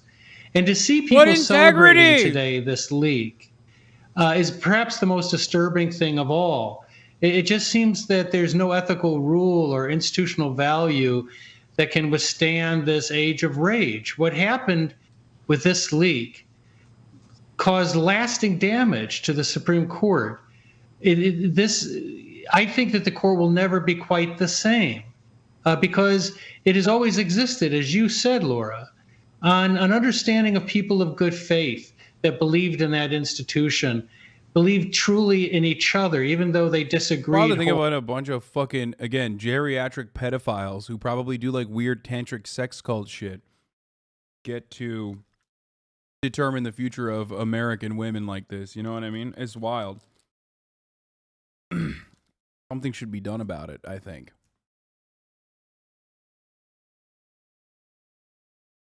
The justices are more likely to dig in. The second greatest blow to the court would not just be after the leak itself, would be if the justices did cave to external pressure. So this has turned everything into a morass. And what this person did cheapened the institution to a degree that is breathtaking. You know, that I don't know why I maybe it was the last area of naivete that I had left after years in Washington. But I truly never thought we'd come to this moment. Well, Harmeet, we've been hearing now for the last year plus from Democrats that they exist merely to, really at this point, to safeguard democracy, right? The other cables have been spending, since January 6th, they're the true guardians of democracy. All the institutions, all the norms are being protected by Joe Biden and the left. What do we see tonight with this having happened? Well, Laura, I mean, there's so many thoughts going through my mind as a lawyer for the pro-life movement, as a constitutional lawyer, and also some. I mean, video game yourself. Listen, I think fucking Republicans are so well organized that they're like, this is like a game for them. You know what I mean? I feel like they're gonna turn around and I don't know, help like the Democrats a little bit so that it's more fun for them at this point. Because there's, God forbid, I mean, there's no other way that the left is going to organize itself. Not the left, but I mean like the Democratic Party.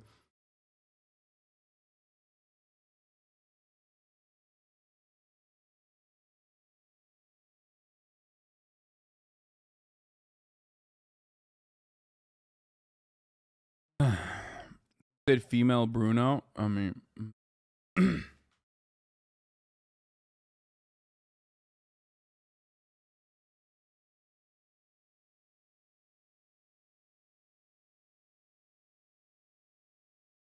There was a consensus in this country about abortion. It doesn't fit in the jurisprudence of the 14th Amendment. When you look at the Mississippi law itself, it provides exceptions for the life of the mother and for significant fetal defects. So it isn't even a absolute ban after the 15th week. And so, and you're going to look at what the Democrats have done. That's so nice. They're throwing a bone if you're raped. In California, you have a bill in front of our assembly that talks about babies dying in a perinatal setting that is up to 28 days after birth, that being protected from prosecution. So they have gotten, Laura, after getting the Roe v. Wade, more and more and more fanatics. Extreme, when the rest of the civilized world does not permit any of this. This is about abortion on demand. This is utter fanaticism, and it's burn down the court in order to try to get your way. From the same crowd that claims to be the great protectors of our entire democratic system. To Harmeet's point, Professor, the author of that Politico piece that leaked this supposed draft opinion, again, we don't know if it's draft opinion. People think it is. We don't know. But he spoke to MSNBC tonight. Watch. This opinion that he's written, which is, just a withering takedown of the Roe v. Wade precedent. It pulls no punches at all. It's pretty brutal. And in the way it's structured, it kind of needs to be that way because of the way Alito confronts this issue of court precedent. Stare decisis is the legal term. A lot of people thought the original Roe opinion was brutal as well, given what happened to 50+ million babies. But your response to his comment, Professor? What? Well, as you know, we, as a draft, 50 million babies, bro. Listen, dude, you can't do that. Every time you suck Dinesh D'Souza's cock and let him bust in your mouth, that's not a dead baby, okay? Which, by the way, Laura Ingraham did that, for the record. Fun fact, she did. She had sexual intercourse with one of the most disgusting freaks on the planet, alongside Ann Coulter. Ann Coulter did it too. Not together, but like when you were outing gay college students at your college newspaper for your ugly, horrible monster boyfriend, Dinesh D'Souza, and you were having sexual intercourse with him on the side, and you sucked his dick, and he came in your mouth, that wasn't a dead baby. That's not how this works. Yes, by the way, this is both of these things that I said is true. I don't know if she sucked his dick or not, but they did date. And also, she was doing that in her college newspaper, outing gay college students. I fucking hate Laura Ingraham so much. That Alito would be picked if Chief Justice Roberts was not initially in the majority. He might be going with a dissent, or he may have decided that he could not sign with the majority.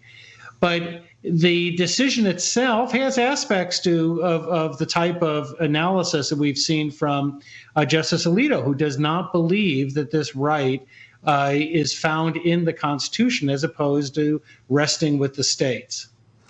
We have former DOJ Attorney James Trusty with us as well tonight. James, Bernie Sanders tweeted something moments ago saying Congress must pass legislation that codifies Roe versus Wade as law of the land. And if there aren't 60 votes in the Senate to do it, and there are not, we must end the filibuster to pass it with 50 votes. Well, this seems like the goal of the leaker. Jim, I mean, this seems pretty obvious at this point. I mean, they were ready with the politics. The second this thing they're ready with the politics. Dropped. You dumb ass. You fucking psycho. What do you mean? This is a political thing. You are a political commentator. This is a political movement. This is a political move from the Supreme Court. What the fuck? I mean, why bring politics into the Supreme Court of the United States? I mean, what? Why are liberals trying to bring politics into everything? I mean, wow.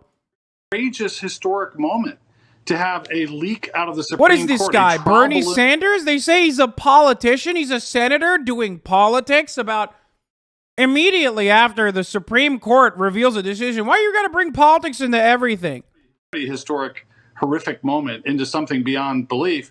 And maybe as a possible way of deflecting from that concept, this Supreme Court needs to speak as one tonight. About politics, about God. If God existed, these people would all be in fucking hell right now. Okay? They would be burning in eternal damnation if that was a thing. All of them. Look at them. They would be smited down right now in this very moment. They would literally be getting getting ass fucked by the devil himself in hell right now. If there was any sort of fucking justice or any sort of karma or any sort of fucking serious like punishment for these goddamn demons. Or maybe we are the demons and we're stuck here, okay? I don't know, but it doesn't seem like the way we understand it in organized religion is like really true. Has to be consequences, Harmeet. For this individual, whoever it was, and, you know, we can guess, there are names floated out there. I'm not going to say any names on television, but there are people who've been connected to the author of the piece and who are current clerks. Again, I'm not going to get into it because we have no idea. But they're going to find out who they are. Does any of you on television tonight deny that we will find out who leaked this opinion? Any of you think we will not know who leaked this? No, we'll find out. We'll find out who did it, Laura. Turley, what do you think? Will they find out? Well, I'm hopeful that we can. I know that Chief Justice Roberts is going to do everything. I'm going to be honest, dude. This is the people that keep crisis, talking about not the integrity of the Supreme Court. If the foundational integrity of the fucking main, the main fucking pillar that held up the Supreme Court didn't hold up, I would not give a fuck, okay? That's how little I give a fuck about the integrity of the Supreme Court while they were in the process of fucking deliberating, okay? No one cares. Shut the fuck up. There is no integrity. Shut the fuck up. Shut the fuck up. Oh my God. That soul, because the court will have none. This is the worst type of attack you can launch against the integrity of the United States Supreme Court. Yeah, James, the Chief Justice, as most Chief Justices, from Rehnquist when I clerked to the current Chief Justice, they're there and they believe that their role is to safeguard the court for future generations. And we heard a lot about the legitimacy of the court after Kavanaugh, after Justice Thomas, for whom I clerked, his confirmation, after the Casey decision, after Lawrence v. Texas, all these cases. The legitimacy of the court is called into. Well, what about now? Legitimacy of the courts is called into question. We warned you for years. President Obama signs executive order on abortion. President Obama signed an executive order Wednesday afternoon reaffirming that no federal money will be used to pay abortions under the new health care reform law. The order follows through on a promise that the president made Sunday to anti-abortion Democrats in the House to secure their vote for the reform bill. It's probably worth saying that the pro-life Democrats as an archetype and Democrats trying to avoid abortion during Obama's first term are examples of the cultural moderation popularists have criticized the party for moving away from. The idea that like Democrats were in fucking unison defenders of abortion rights is ridiculous. Henry Cuellar is a great example of this, by the way. Obviously, there are less anti-choice Democrats out there than there ever were, but it doesn't change the reality that the historical Democratic Party was always fucking they went back and forth on it.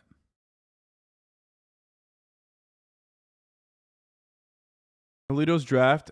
The draft already attacks gay marriage and civil rights. Oh yeah, no, I talked about this. Yeah, we already mentioned this. Tim Kaine was fucking anti-abortion and Hillary picked him for VP. I'm sorry. Are you talking about Tim Kaine in the membrane? Tim Kaine in the brain? Is that who you're talking about? How could we have lost? How could we have ever lost? This must be Bernie Sanders' fault, I think. I mean, this must have been Bernie Sanders' fault. Tim Kaine up, Tim Kaine in the membrane. Tim Kaine in the brain. Remember when Bernie Sanders did that? Tim Kaine up, Tim Kaine in the membrane. Tim Kaine in the brain.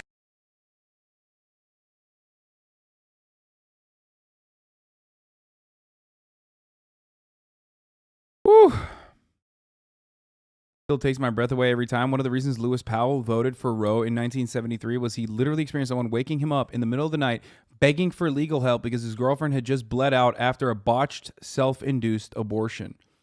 In his book, Justice Lewis F. Powell, published in 1993, Professor Jeffries recounted a dramatic incident. Powell's years as a senior partner at a Richmond law firm. A distraught 19-year-old office helper called him at home in the middle of the night and asked him to meet him in the office. The young man's girlfriend had become pregnant. He had tried to help her abort herself, but the procedure went terribly wrong, and she bled to death. Powell went to see the local prosecutor with the result that no charges were ever filed. This incident convinced Powell that women would seek abortions whether they were legal or not, and the driving the practice underground led to danger and death, Professor Jeffries wrote. There is also an incredible amount of evidence to suggest this as well, for the record. I think 6 million women a year in this day and age worldwide still suffer Okay? Permanent injury as a consequence of back alley abortions.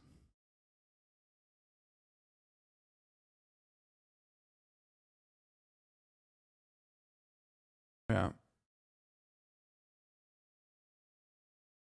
Yeah, I mean, let's be clear. Jack, this ban is dangerous.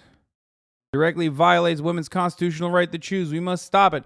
As president, I will codify Roe into federal law and ensure this choice remains between a woman and her doctor.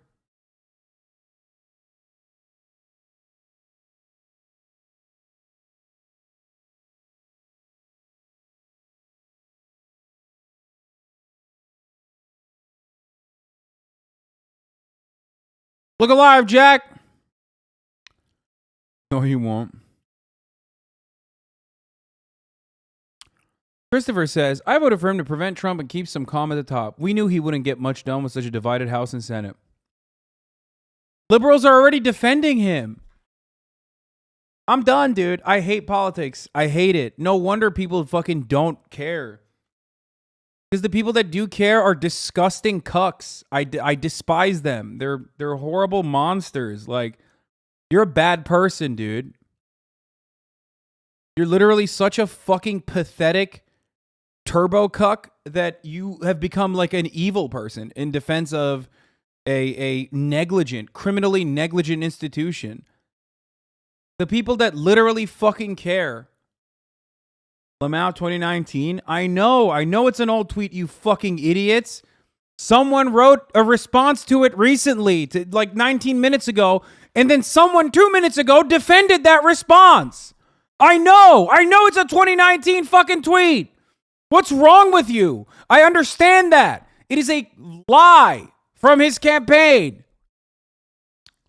My point is, Democrats are already running to fucking defend his inaction before he even did it.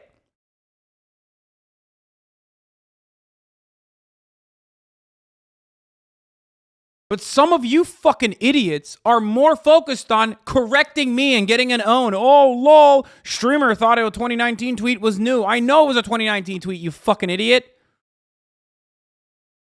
Institutions, and I'm afraid that's unlikely to happen at this point. I was thinking about tonight. Got him, dude. Fucking got him, dude. I got Streamer, dude. He was fucking wrong, obviously dude. He's retiring. He's been a stalwart champion of a more liberal judicial activism on the court. I've had the chance to meet him a few times. He's always nothing but pleasant and nice anytime I speak to him. Very genteel individual. I mean, what is he thinking tonight? This is the court he's leaving behind, regardless of what he thinks about the outcome. I mean, there are tons of outcomes, Chris, over the last 40 years that conservatives were disgusted by. And I talked and wrote about most of them. But the idea that anyone would celebrate the smashing of... Oh my God, dude. I want to smash the fucking walls of the... 100 years to the start of the court. Nothing. The modern I'm not court. saying anything. If I say more, I'm going to get in trouble, okay? Like I said, I wouldn't even care if the fucking... The structure of the court itself, the building itself crumbled, okay, before our eyes. Who gives a fuck? Activists, including Marxist intellectuals, have really run a long march through the institutions. And their theory is very simple. We get our people into the institutions. We change those institutions from within. We violate democratic norms. We go in an anti-democratic process simply by dominating the bureaucracies. They believe they can do the same thing with the courts as they've done to universities and other prestige institutions. And unfortunately, to a certain extent, it's working. That's why conservatives have to adapt. We have to come up with new strategies and tactics to start pushing back on the left's institutional dominance before they're really taking this democratic shell and then putting whatever they want inside. Right. Well, it's become their pattern, and it's by any means necessary. Whatever they have to do, whether it's ripping down a statue or smashing Andy No in the head, or blowing up sex education in school and turning it into something very different. They'll do it and they'll say, oh, you're an outlier for complaining about it. That's what's happening tonight with this leak at the court. And Kurt, this 2019 New York Times piece reminded everybody that back in the 80s, it was Senator Joe Biden, who's supposedly a devoted Catholic, voted to let states overturn Roe versus Wade. So that is a pretty good indicator, is it not, Kurt, of how far the Democrat Party has shifted to the most radical partial birth abortion, abortion on demand position on this one of many cultural issues. Well, I'm not surprised at all, Laura. They've been going more extreme and more extreme and more extreme over the years. Dude. Right now, we have a Supreme Court nominee who wouldn't admit that she knew what a woman was. Well, she's not a nominee. Not yours, bitch. You live in CA. Now, please focus on saying more useful stuff and not just political clout grabbers. She's not a That's nominee true. anymore. And- Wishful thinking there, buddy. Yeah, and notably not a biologist. Look, I can't. I don't wanna can't. take it I'm done. I think I'm done with politics. I don't care anymore. I'm a Republican. It's done. I'm done. I'm so done, dude. Who cares? You know? Fuck it. Why do you keep looking at your QRTs? I just want to see, because I'm mentally ill and I want to see other people who are mentally ill just like me, okay? That's it. That's the only reason. Because I'm mentally fucking ill. I can't stop myself from looking at all these other fucking deranged little freaks, these little twisted freaks on the internet, find a way to literally turn around and be like, I know abortion laws are going to be rewritten, fundamentally altering women's bodily autonomy, but how can I turn this around and be like nitpicky and fucking attack Hasan over it? Because you have a mental illness, and I do too, okay? You write that on the internet in this moment, you have a mental illness, straight up, and it's like impossible to cure it, okay? And so do I, and I can't stop looking at it. Sorry. That's it. If you want to know the real answer, it's because that person is mentally ill, and so am I, and I can't stop.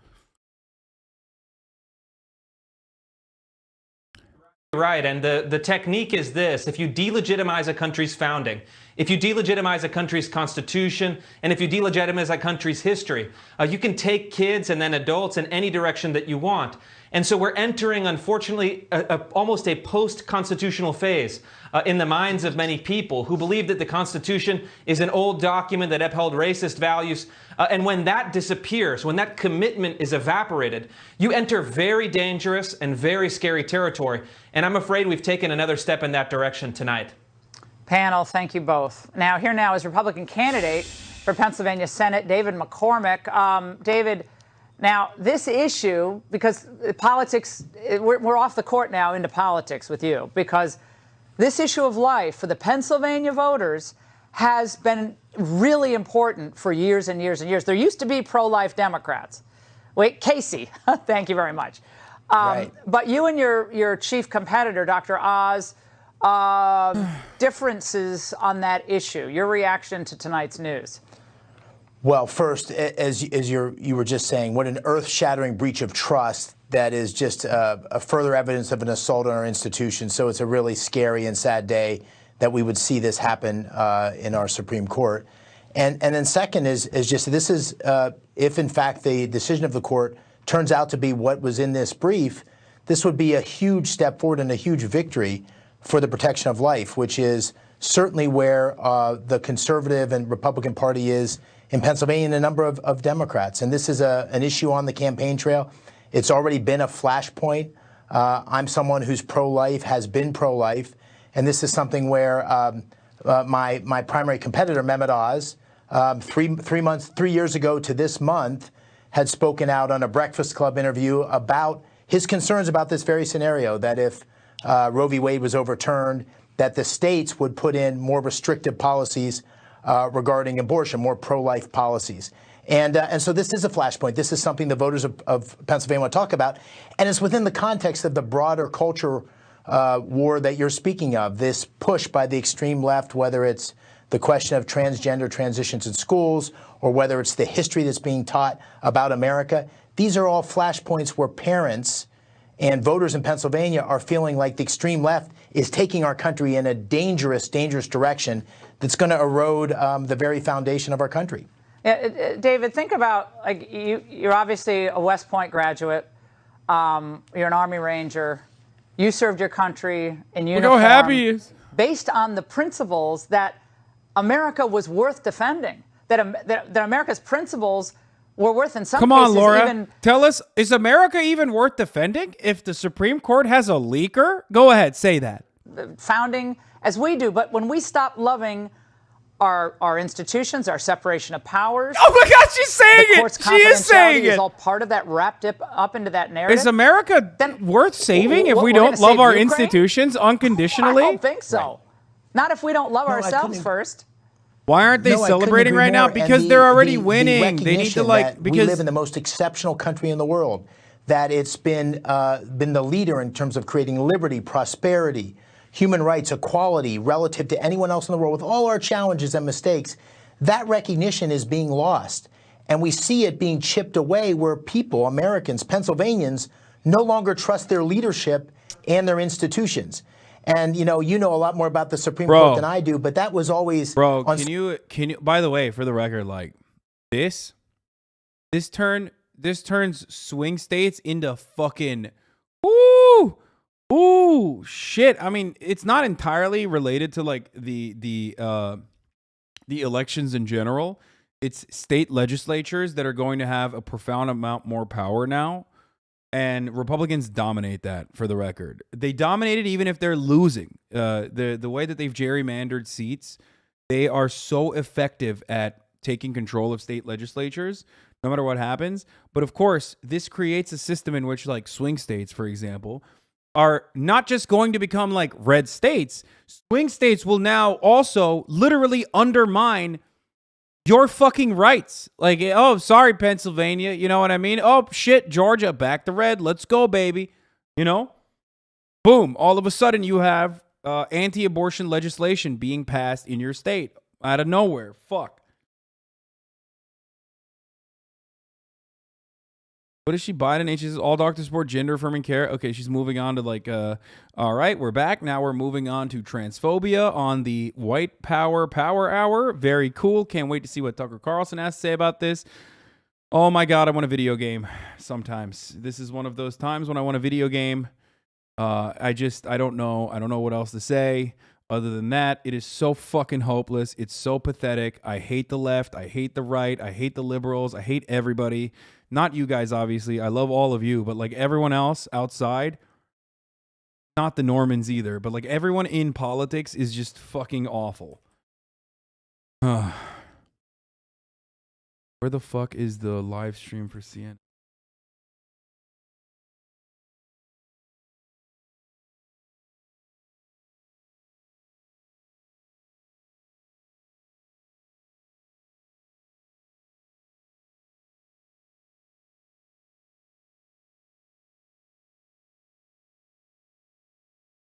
CNN is on ad break, so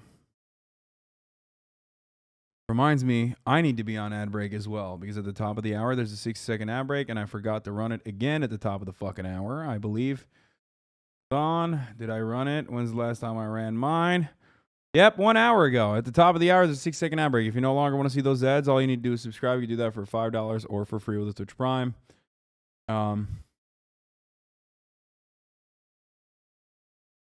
Anonymous donated. Can you go into further detail about why abortion being illegal is bad for women besides hookup culture, which is inherently evil? Yeah, abortion has nothing to do with hookup culture, and hookup culture is not inherently evil just because you can't get pussy, okay? That's cool though. Hookup culture is inherently evil because women won't fuck me, so I think that they shouldn't be able to, you know, they should be forced to carry pregnancies to term, even if they get fucking raped. Great. Good stuff. Thanks, dude. That's cool. What a take, dude. What a brilliant fucking take. Anyway, here's the 1 minute ad break now. I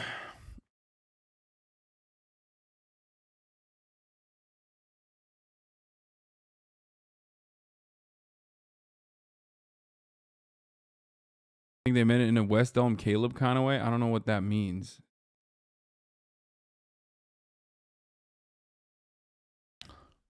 Bro, why is Joanne Reed giving further ideas to Mr. Alito? Mr. Alito, you know what else the Constitution doesn't reference? Racial equality, the right of black people or women to vote, desegregation. She's giving him ideas.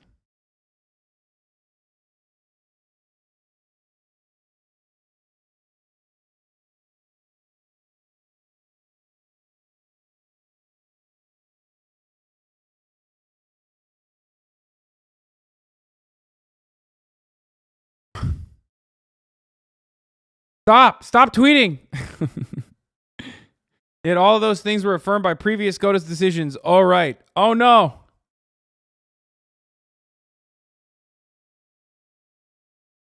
All right, let's see what Don Lemon has to say. He is with us tonight as part of the delegation with Speaker Nancy Pelosi on her visit, her surprise visit to Kyiv this weekend, but also here to talk to us about what is happening, the possibility of Roe v. Wade being overturned, and Politico's reporting tonight. Congressman Meeks, thank you so much for joining us. What's your reaction first to this breaking news on this draft opinion that would overturn Roe v. Wade? Well, it's horrible. Let me say what Senator Klobuchar said. We know it's not the decision yet, but should it be, it's a game changer for America. It's a game changer for women and women's rights to control their own body, to repudiate well-established law.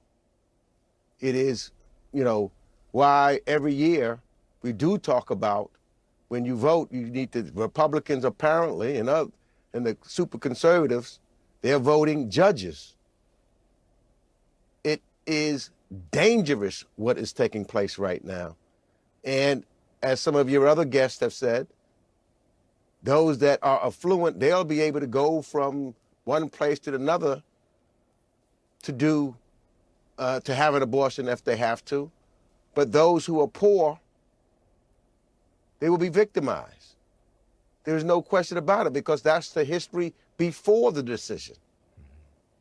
So this decision, should it be true, should it remain the same, would be absolutely devastating to who we are as a people in the United States of America. Thank you for responding to that. And of course, we still have the war going on in Ukraine, so I want to switch gears now because that's a big story as well. I know your congressional delegation spoke to President Biden about your trip to Kyiv. What did you tell him about your meeting with President Zelensky? CNN is off it already. CNN's like, all right, let's cut the Lockheed Martin video. By the way, that's not even a joke. Joe Biden is at a Lockheed Martin facility today. In Alabama. He went there. I forgot to mention that.